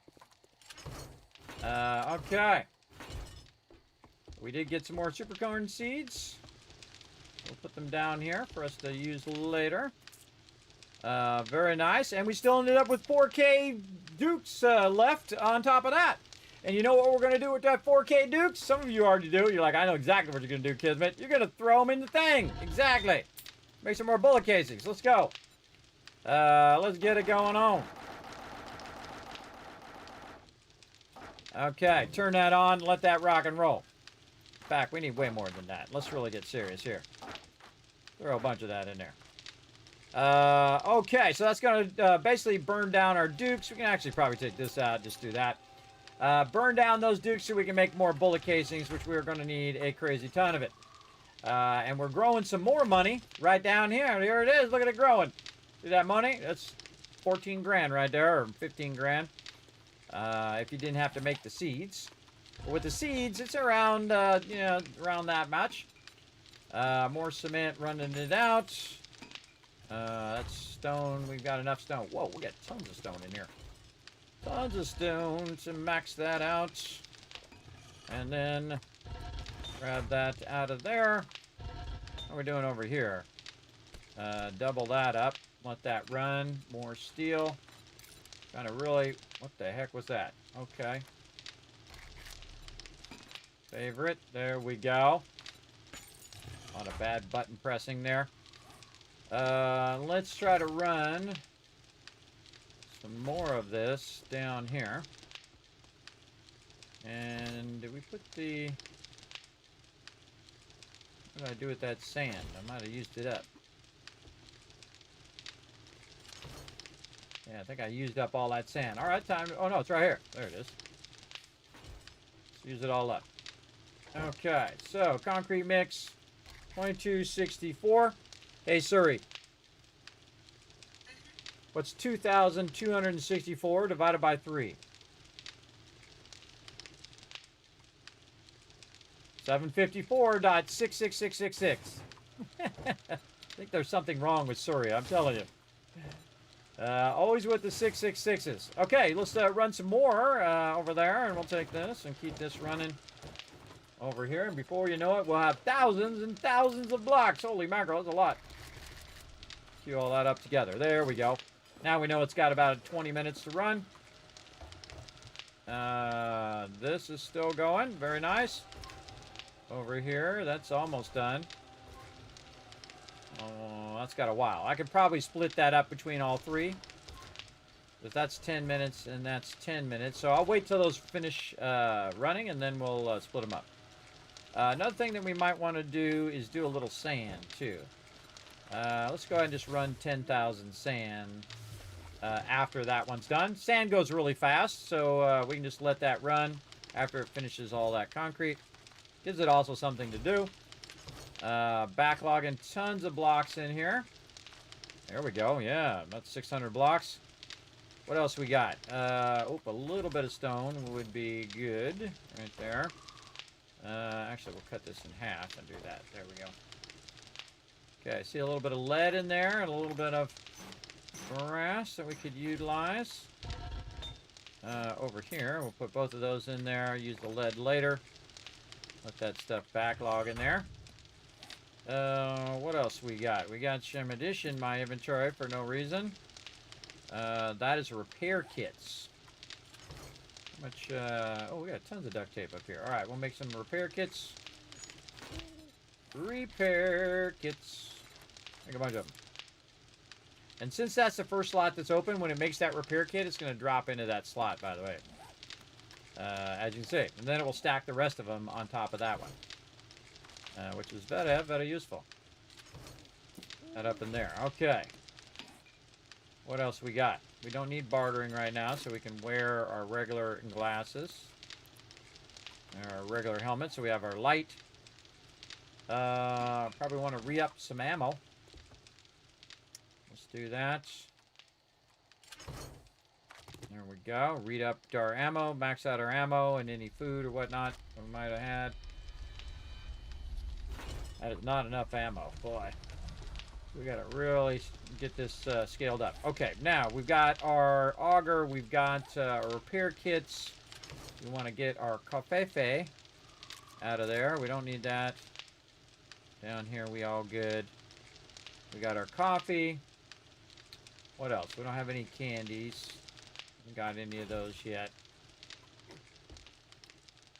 Let's put this up here in the trade box so that when we need it, it'll be there. And when the trader resets again, which is going to be day 49, which is also happen to be Horde Day. Well, good to know. Good to know. Okay. Now we need to go get probably coal, because we probably have some nitrate left over. Go see before we go out there.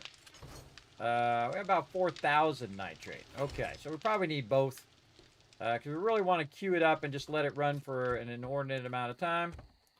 So we'll get our vehicle out here. Put that over there. And we'll go ahead and tag out where our new coal is. Which I think was off to the side here. Right, we have lead. Right here. Alright, here we go. Turn my light on too. By the way, you gotta, if you put a helmet light on there, you can turn the light on your vehicle, which is cool. You got a helmet mod or a headlight mod. Headlight mod. Man, this thing is cooking. Getting there in no time. Again, nighttime, great time to collect resources as well. Just be careful when you're out here. You don't get swarmed by a whole bunch of baddies.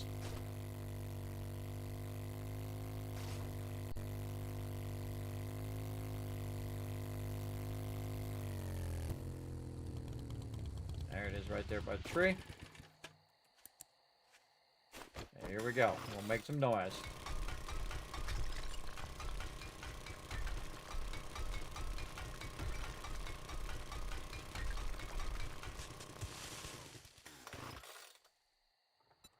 Blocks. Say that's the center.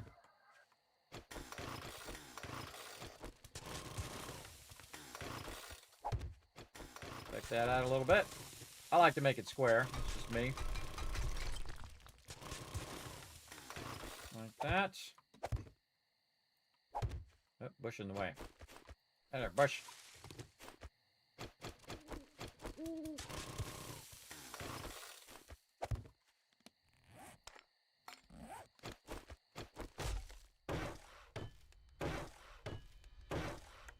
Get my nail gun. Amazed I haven't gotten a nail gun as a drop yet. Okay, which way is our base? That way. Okay, so we're gonna put the ladder. Make a ladder. We're gonna have it come out this way. Like that. We'll make a hatch.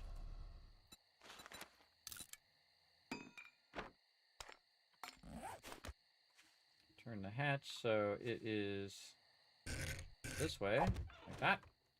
Get our vehicle, in case we need to run out of here, in case things get real bad.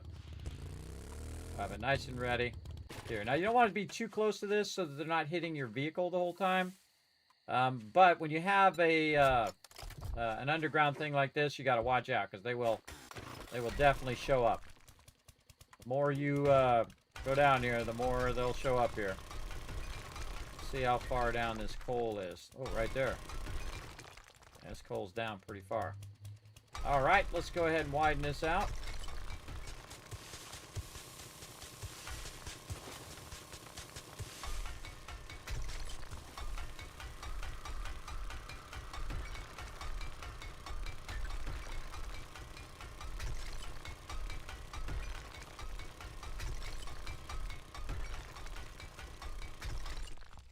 Okay, so we can see the dirt level, a little bit of coal level there. But what we want to do is see if we can find another coal bit of resources down here. If you notice, I'm not using my coffee yet. Not until I really see which way this coal is going. And whether it's going to be a node worthy of my time. Does look like it's going in this direction. We'll put that on our bar.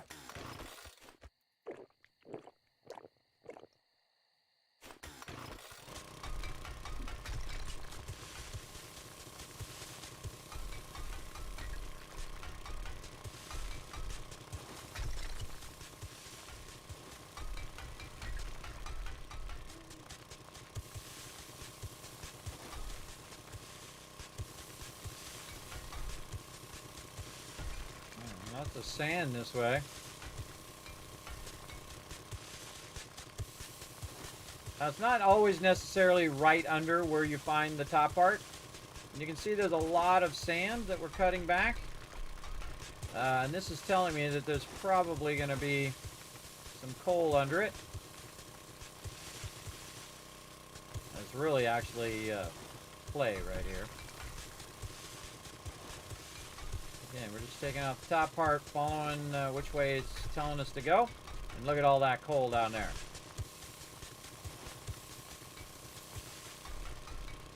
Looks like it stops about right there.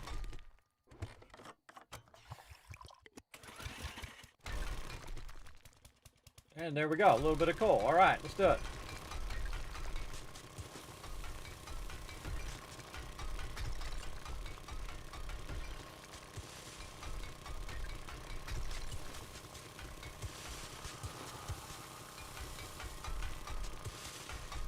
More coal in that direction. Hello?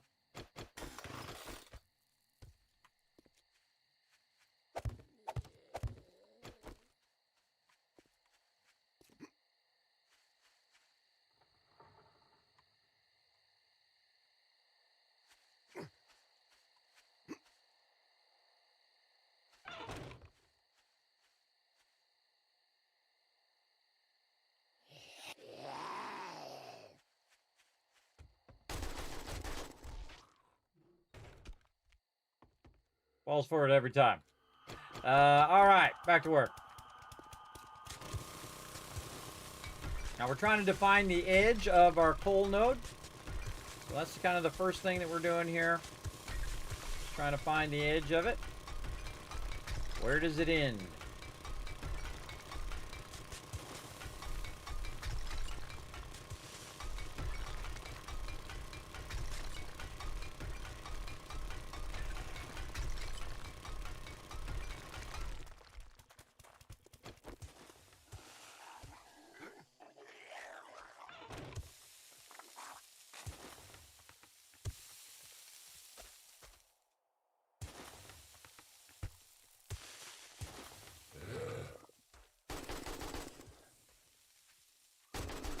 There's a big boy.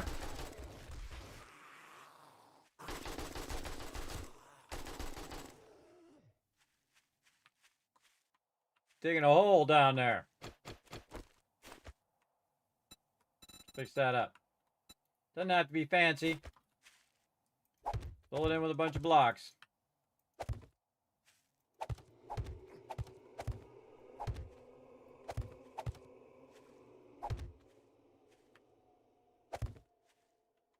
Good enough.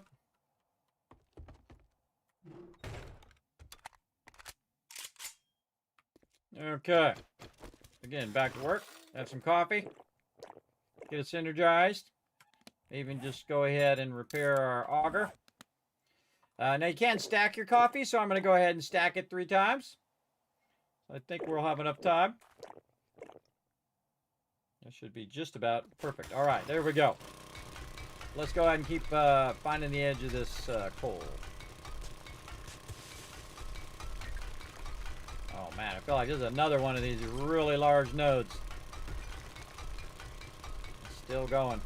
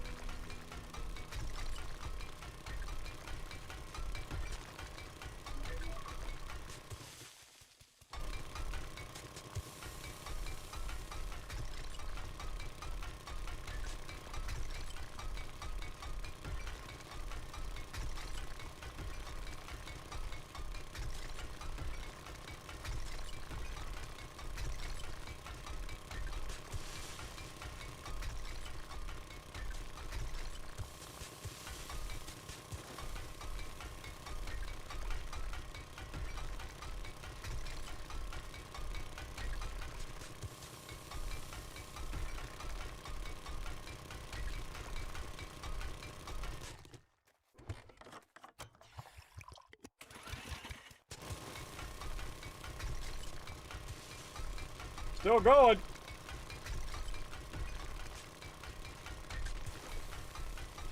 There we go.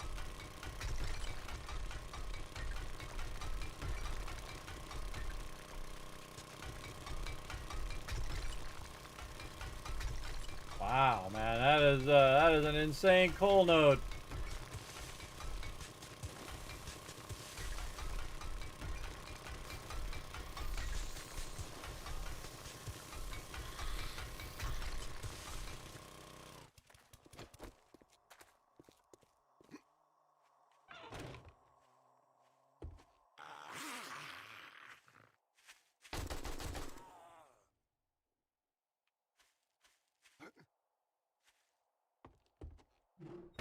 Gotta keep him from digging down there.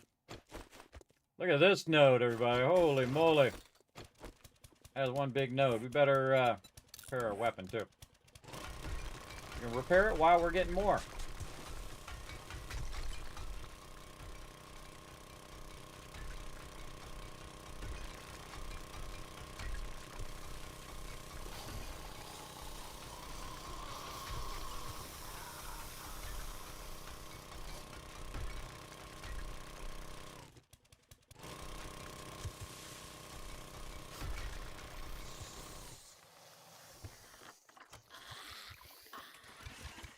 Mobs are being annoying. Trying to get some work done here.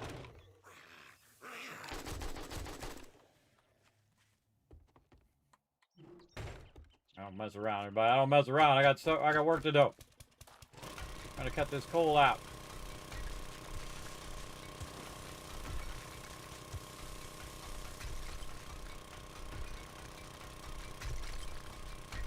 Man, I'm in the zone, man. I'm in the zone right now. I'll sit here and cut out all this coal, but I got IRL stuff I gotta do. IRL stuff.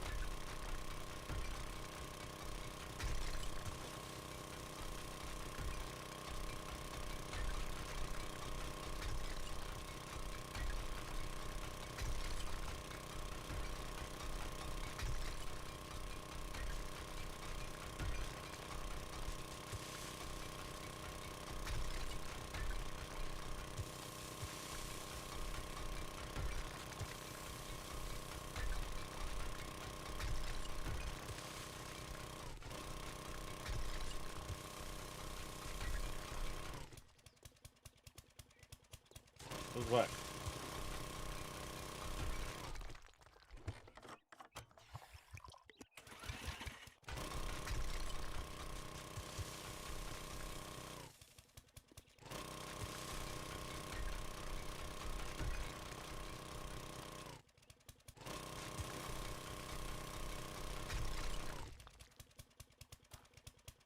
Wow, look at that, everybody. That is massive. That is one massive amount of coal. All right, going down another level.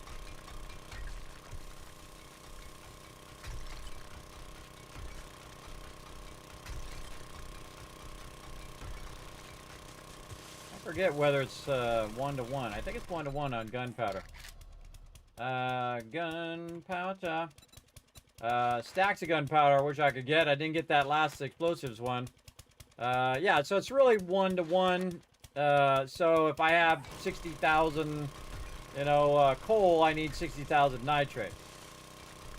Now I have a bunch of nitrate back at the base. We're going to try to get a bunch of coal here. We're also going to use these for our benches and stuff and forges. We definitely want to make sure that we're getting all of it at each level before we go down another level, because again, it's very difficult to come back and take out the upper level, and if you do, most likely, if you're taking out the stuff above you, it's going to cave in on you. So best to kind of cut out the outer layer here so you don't have to do supports, and then I can just go all the way down until we either run out of resources or we hit bedrock. Again, big gamey secret for doing mines. Of course, the further I go down, too, the further away from the mobs I'm going to be. And the harder it is for them to even know I'm down here. I like to do it at bedrock because there's not the mobs can't make it to you. Usually, unless you make it easy for them to get to you. But most of the resources that start that are large like this are within usually within the first 5 blocks. Down. Especially if you see a double node. Like this one right here totally feels like a double node of coal. So, oh, did we mark it? Probably a good idea to mark it. Good idea to mark it as coal. Oh, coal. Why is my caps lock so out of control? Coal. There we go. Let's go. Again, we're going to go until our coffee runs out. A couple more minutes. See how much of this we can get.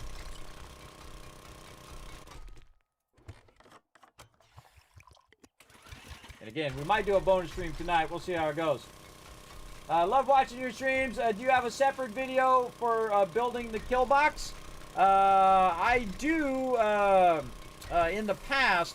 But if you want to watch me build it from the scratch, you can actually watch it back on my playlist.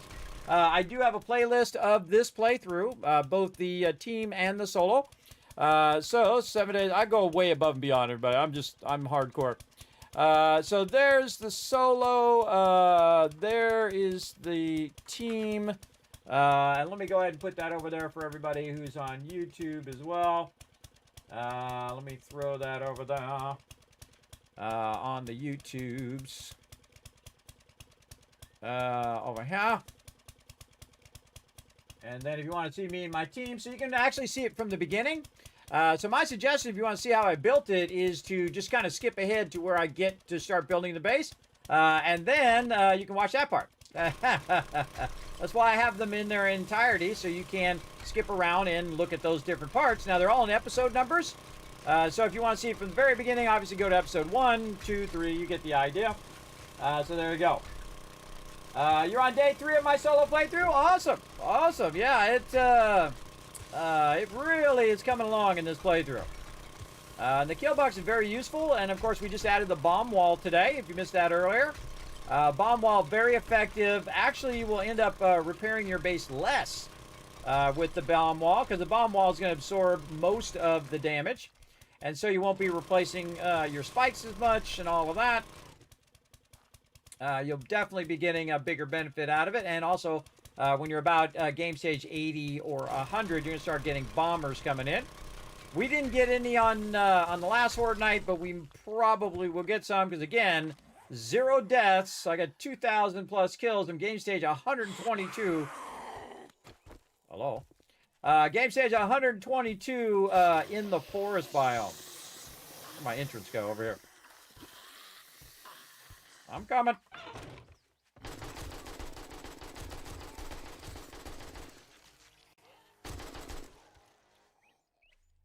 Levels up from that. Nice. That was perfect timing, though, because we just ran out of coffee. So we out of here. So bam. Again, great way to set a timer, everybody. Just drink drink 1 coffee, gives you 3 minutes. If you drink 3 of them, it gives you 9 minutes because each one's 3 minutes. Great way to kind of time. Okay, I'm going to spend about 10 minutes gathering that thing and then move on to the next thing. Because if you don't, it's very easy to get all wrapped up in that, and you're doing that, and all of a sudden you look up and you're like, oh God, I got 5 minutes before Horde night. I've done it before. Believe me, it's definitely a dangerous thing. There we go. I took the smelly thingy, didn't like the feature. Yeah, if you don't like it, the great thing about 7 Days Die is the most customizable game ever. You can turn it down, you can make it harder, you can do all sorts of things with it. You can even go into the code itself and modify it, which is really cool. So if you have a server, you can go in there and modify the actual code. And of course, you can also get mods for anything else you want to modify. It's pretty awesome. And here it is, the Kismet kill box with bomb wall and 5 layers of iron spikes inside. Now, this is the forest version of it. And of course, as we go through, I'm going to show you different versions of bases. And you're seeing the very rare. I don't do them anymore because they are just so OP, as you've seen in this playthrough. They are so OP to have an underground base. That's right, an underground base, while very difficult to do in the very beginning because you don't have the auger, you can kind of build it in stages, in modular stages as you go. So you kind of build this first part. You can put a little bit of your production down here. Now, again, remember that you have a bit of a buffer from the top down here. And then you can make a 3rd level down and keep making more and more levels down like this. Now, this side over here, you can see if we look up here, has about 5 blocks between the top and where this roof begins, right? So there's a bunch of dirt in between that's blocking. If a bomber blows up there at the top, it's not going to hit your super corn. It's not going to hit that. But it's still venting the light down here, so our super corn or whatever we want to grow down here is growing. Now, I could just do the same thing and just do it all the way around if I want to, and I've done it before, where you can just go all the way around and have the farms over there. So I could have my farm at basically, 4 times that size right now, and have that running. Now, I'm just making a little cozy little space in the forest because your time is your most valuable asset. So remember that utilizing your time is what's going to save you in the long run. What do we got here? This tip up, you scrounge up a bit more, find more food in loot. Okay, I don't really need that, but sure. And okay, now we've got some coal. We're going to go ahead and grab some of this nitrate up here that we have in our resources. And we're going to queue up some stuff here because, again, I got to go take care of some IRL stuff. You know how it goes. Not for me either, for my family here. All right, we're going to stop our shell here. Oh, this is already done. Over here. Oh, that's already done too. All right, so we got basically how much left? Stacks of gas, we have 4 left. So I'm going to put 2 in this one. And then over here, we'll put 1. Why am I tracking it? No, track it. Put some fuel in there. Or mix it. There we go. And then over here, put some more fuel in here. And mix that. Okay. So that's going to get the last of our gasoline done. And we have massive amount of gas. We have 50,000 gas, everybody. We have a lot of gas. That's a tremendous amount for a solo playthrough. So we're going to let this run. Oh, look out. We got a brand new Teamwork Tycoon, everybody. Show them some love in the chat. Bill's coming in. Thank you very much for showing that Prime sub love. Thanks for showing the love here in the stream. There you go. That strength build you have is impressive. I may try that. Yes, the strength thing is very, very powerful. Especially if you're going to build a base, especially if you're going to collect resources and things like that and kind of do most of it yourself. You can also not do any of that. You don't have to build a base at all. You can just get up on top of a building and defend yourself. You can also do a trade run where you're just doing everything via the trader. So you go get a bunch of stuff, sell it to the trader, build up your cash, go and sell it to the trader, do a bunch of quests, build it up, and then when you get to the higher tier quests, you're making a lot more dukes from those higher tier quests, plus you're getting the higher in loot, and of course if you're just focusing on looting, you're going to get the better loot, and thus you can sell it for more, and thus you can make more that way. Now me, I'm a builder, everybody. I love to build. So that's why I continuously iterate on all of my bases and then show you guys all my best tricks. So you have all the gaming secrets you need to survive the 2.5, because 2.5 definitely more difficult. Definitely more difficult, but in a good way. It's kind of like the survival mode of Fallout 4.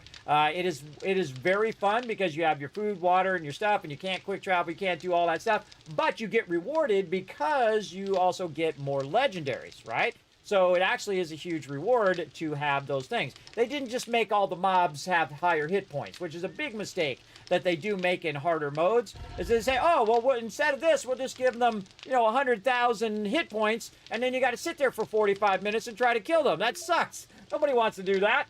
Don't just make mobs harder. You got to add some mechanics that make it more difficult, right? That's what really is great about making a tougher mode. Don't just make don't just make them bullet sponges, because that's no fun.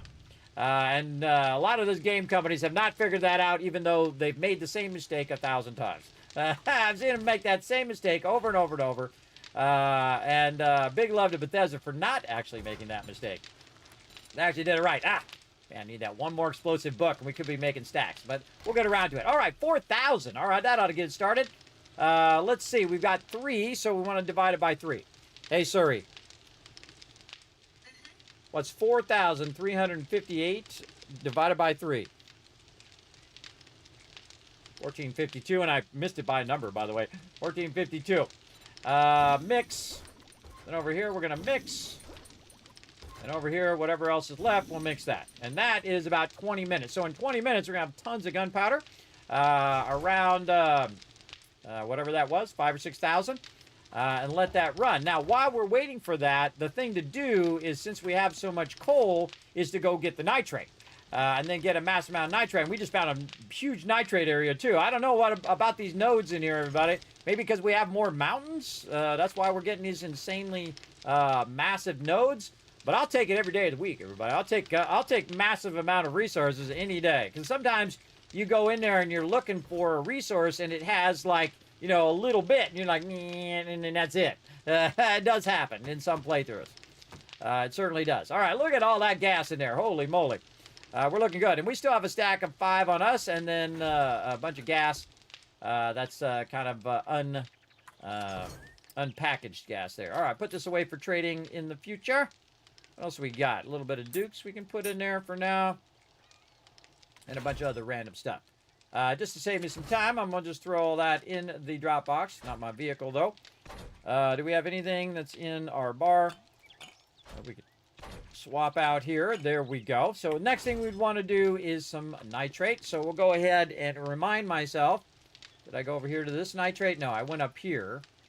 And then that nitrate was off the hook right there. Okay, so yeah, our coal, our nitrate is pretty awesome. I don't know if we finished up that lead, but we also have lead in the base. See, that's the thing. I put my base on top of the iron, and that's what's helped us fund all of this stuff so far, including all of the spikes out there, is that this was all iron here. And so we cut out all that iron, and then when we went this way, it was a bunch of coal. And so we got a bunch of coal. So we have iron and coal, so that's awesome. And then if we look down there where you can see where we've cut a bunch of this out underneath the base, which is very dangerous to do, everybody. Make sure you work on your center foundations first, that you drill all the way to bedrock. And then, of course, fill it up with concrete before you get really too crazy with your underground base. Very easy to knock it down. Also, if you have a tower, in the last playthrough, we learned that it still has that problem. Even though I put the supports all the way to bedrock, if you have a tower, it's going to cause the tower to start to fall down, even if you built it perfectly. Like I did. I built it at the strongest, easiest way, and with the strongest supports all the way to bedrock, and it still fell down. So watch out for anything that towers above the ground. But underground, all you have to do is just run your supports, and you can see them right here. These are the supports. They go all the way down to bedrock, and I could just keep going. Layer after layer after layer, all the way down, just being careful. Now, remember, the game's still in progress, everybody. Still working on it, so You might build this base and the whole thing falls down. Again, I'm just trying to give you the best start. And what should work isn't what always does work. But I'm giving you the best start so you can build yourself a really super OP underground base like this. Especially in the forest biome. Massively OP. So, and then also, again, we have our production base underneath. We also have our farming. We have our water via these vents right here. And we also have the kill box, which is this inner part. And then we have the bomb wall, usually about to game stage 80 to 100. You want to watch out for bombers. So you want to build that outer part. And you can build it where the block is outwards like this, or you can build it where it's inward if you want to put spikes on the outside. I don't have any spikes on the outside there. If they come running up, I just blast them.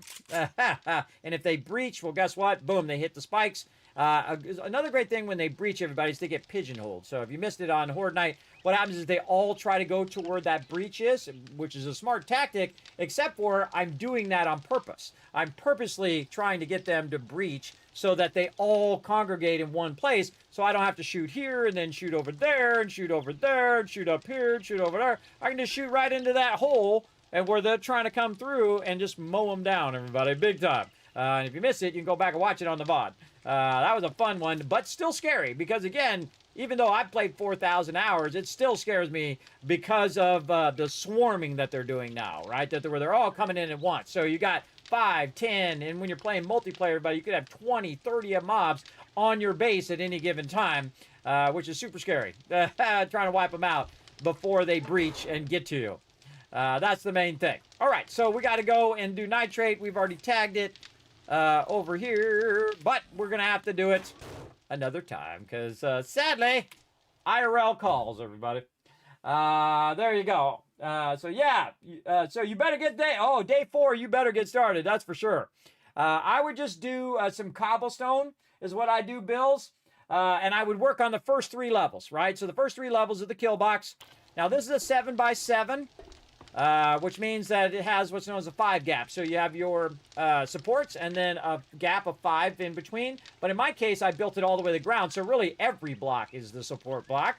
I would put some bars at the bottom. I normally will put these at the bottom, but with 2.5, they've been glitching through the bottom. So now I put bars under there. Again, I adapt to whatever they change. So I try to adapt to it. This allows you to melee too if they get close. You can go run out of ammo. You can smack them with your weapon, or maybe you prefer to melee as well. You see I got a flaming hammer. That works pretty awesome. As well as you want to upgrade your spikes as quick as possible. So once you get to forges, you want to be forging up that forged iron. You want to get a bunch of iron, put it in there, and go to iron spikes as quick as you can. And so that you won't be surprised on day 14 when all of a sudden they're just wading through your spikes like they're nothing, right? And again, it's hard to kill them fast enough before they get to the base and get it going. Always have stuff to repair. If you notice here also on this particular section that this is actually double lined too.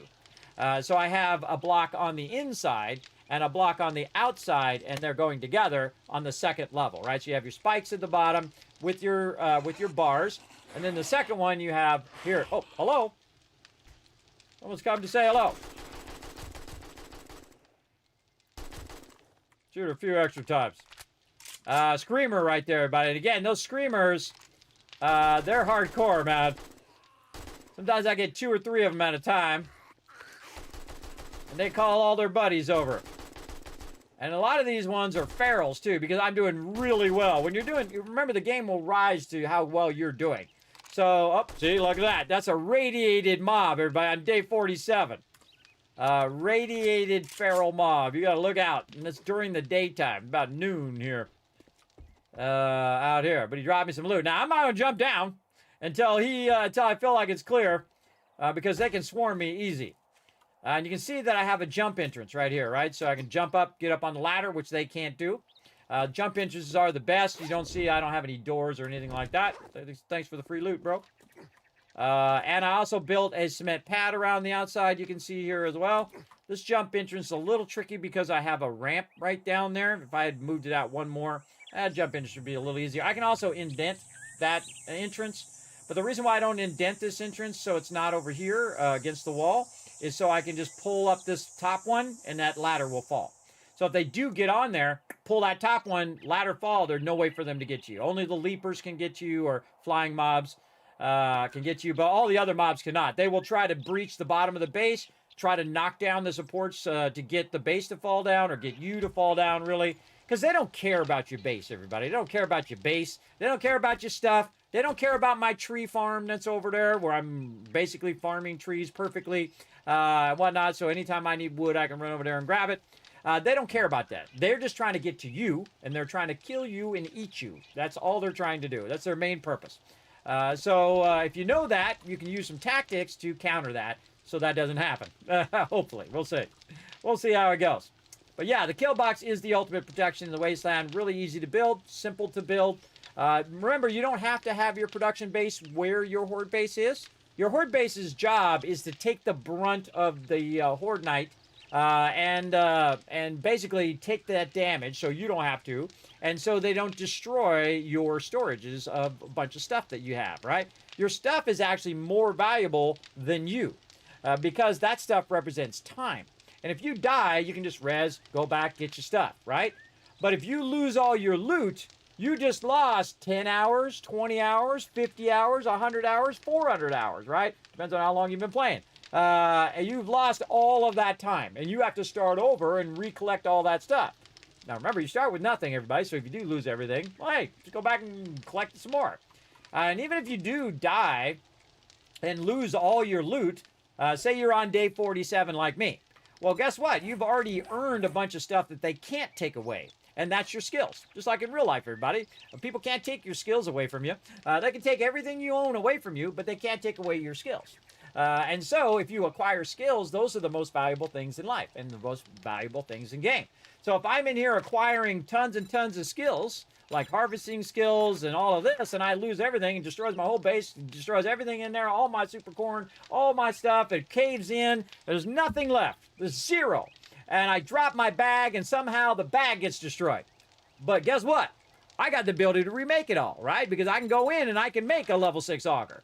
And I can make a bunch of weapons and things like that, right? I can make a bunch of stuff because I still have the skills, and I still have all of this, which means I have all these boosts as well. So I get 10% more when I'm drinking coffee, more ore, and so on and so forth. These things you will not lose. So that's great. They did have it where it would, when you died, it would actually lower your skill level. I hated that. I don't like the skill death penalty. I don't think that's a good mechanic either. I think you die. The biggest problem with it is that you have to get back to your gear and get your gear. I used to make it where the bar did not go away. And the reason why is that they used to have it where when you pick back up your loot, all your stuff would be jumbled. But now they added it when you pick up your loot, it'll put your stuff, if you don't have too much stuff, you're not overburdened, it'll put it right back the way it was. So it actually remembers which slot you had your weapons and your auger and all that stuff. So the second they did that, then I make it now where you drop everything. And again, you have all these things that you can adjust. You're from Germany. What's up? Is it better to start with a self-made base or to get into a house on the map? It depends on how you want to play. For me, because I'm a builder, I can build a kill box like this and be off and running. Within the first day, by the way. I can do it on day 1. All you have to do, go collect a bunch of wood, take that wood, put building blocks down, build yourself the inner part here very quickly. It's 7 by 7, right? And what I'm using here, and I'll even get the shapes for you here, you can see I'm just using poles, right? This is a double pole.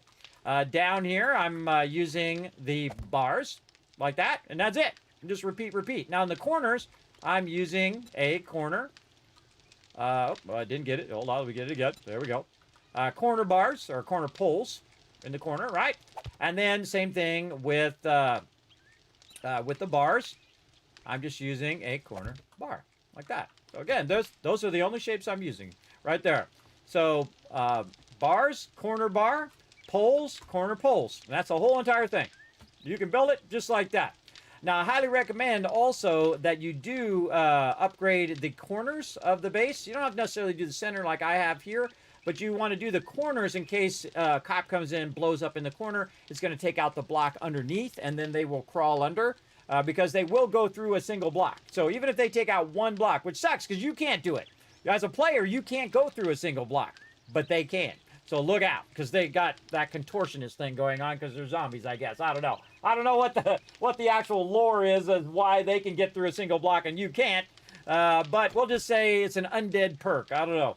But so you have to accommodate for that, right? Accommodate for it. So for me, I think building a base by yourself and just going and get a bunch of wood in the beginning and building that base out is the easiest way. It's absolutely the easiest way. And then building a base underground where the zombies can't see you and they aren't screaming all the time. Because I could just put some spikes around the outside or turrets or whatever, and I would never have to worry about screamers again. Because it would be automated. They won't see me, so they won't scream. So the turrets will just wipe them out. Or they'll hit the spikes and die on the spikes. Whatever it is will automatically defend me against those screamers. But I like to see the screamers, and I like them to see me, because if they scream and bring a bunch more mobs in, I get more XP. Again, there's that part of it as well. And I've made much larger kill boxes than this, too. The mega kill box, everybody. If you haven't seen that, we got a bunch of mega builds you can see on my YouTube channel as well, youtube.com/KismetBP. You can check out all of that. All right, everybody, IRL calls. I hope I answered your questions. If you have more questions, you can also leave me a comment on YouTube as well. And I do respond to all of my comments, by the way, if they're not mean. If they're not mean comments. If they're mean comments, I'm too old for that, everybody. I just ignore you. I'm at that age. So, all right, here we go, everybody. Kismet Love Train. Let's roll on out of here.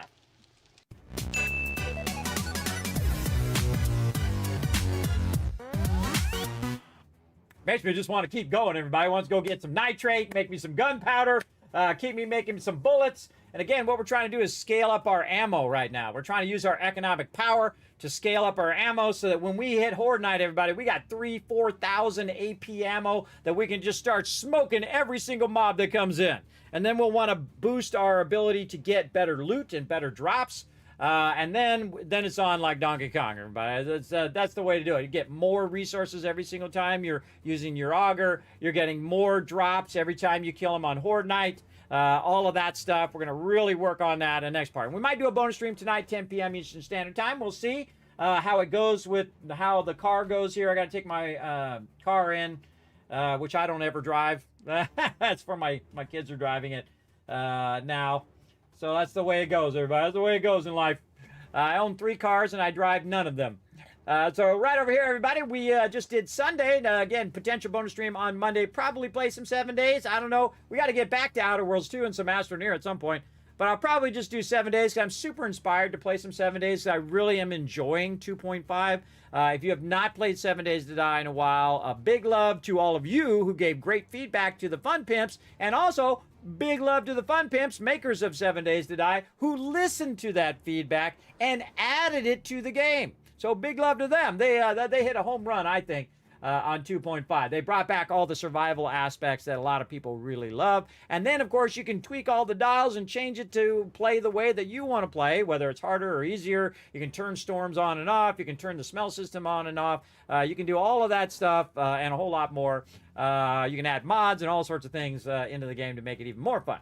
But I'll be back on Tuesday, and hopefully if I don't lose power again like I did last Tuesday, we'll actually play some Satisfactory.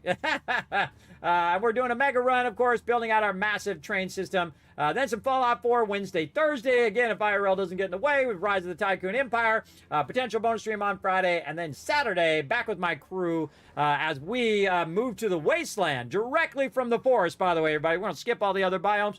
We're going to go straight to the Wasteland. We found ourselves a little tower that we're going to try. And see how it goes.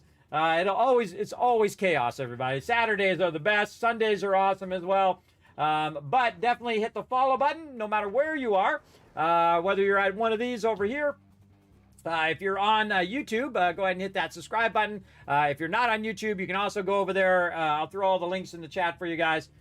You can just pop over to youtube.com/KismetBP, hit that subscribe button, which is basically the follow button. Hit that like button. Remember, every second that you do that, everybody, is a second in which I can do more giveaways, bring more stuff here to the stream as well. Just take a second, totally free. Leave me a comment of your favorite type of base that you like to build. Do you like to build a Kismet kill box? Do you like to build underground bases, above ground bases? Whatever you like, let me know. I always like to hear from other people and how they like to build as well.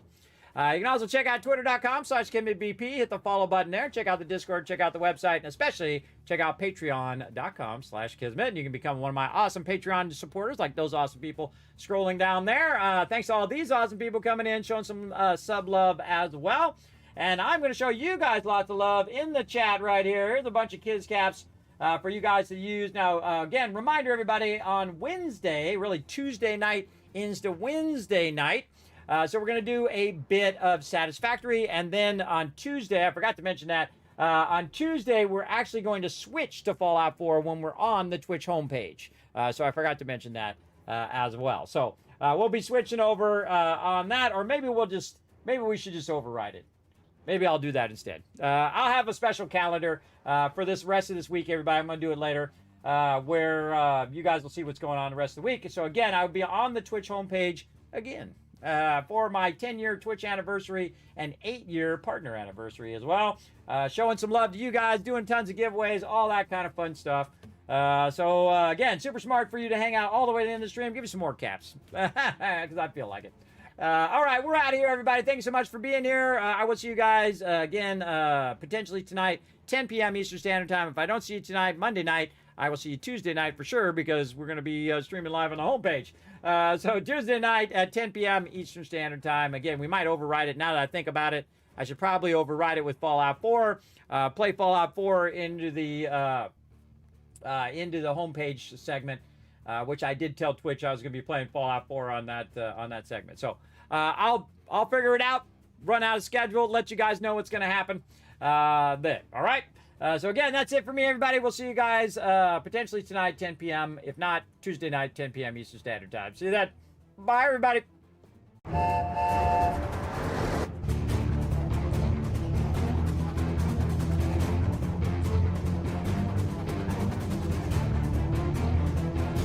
Hi, this is Norbert. Thanks for watching. Hit the subscribe button. We'll see you on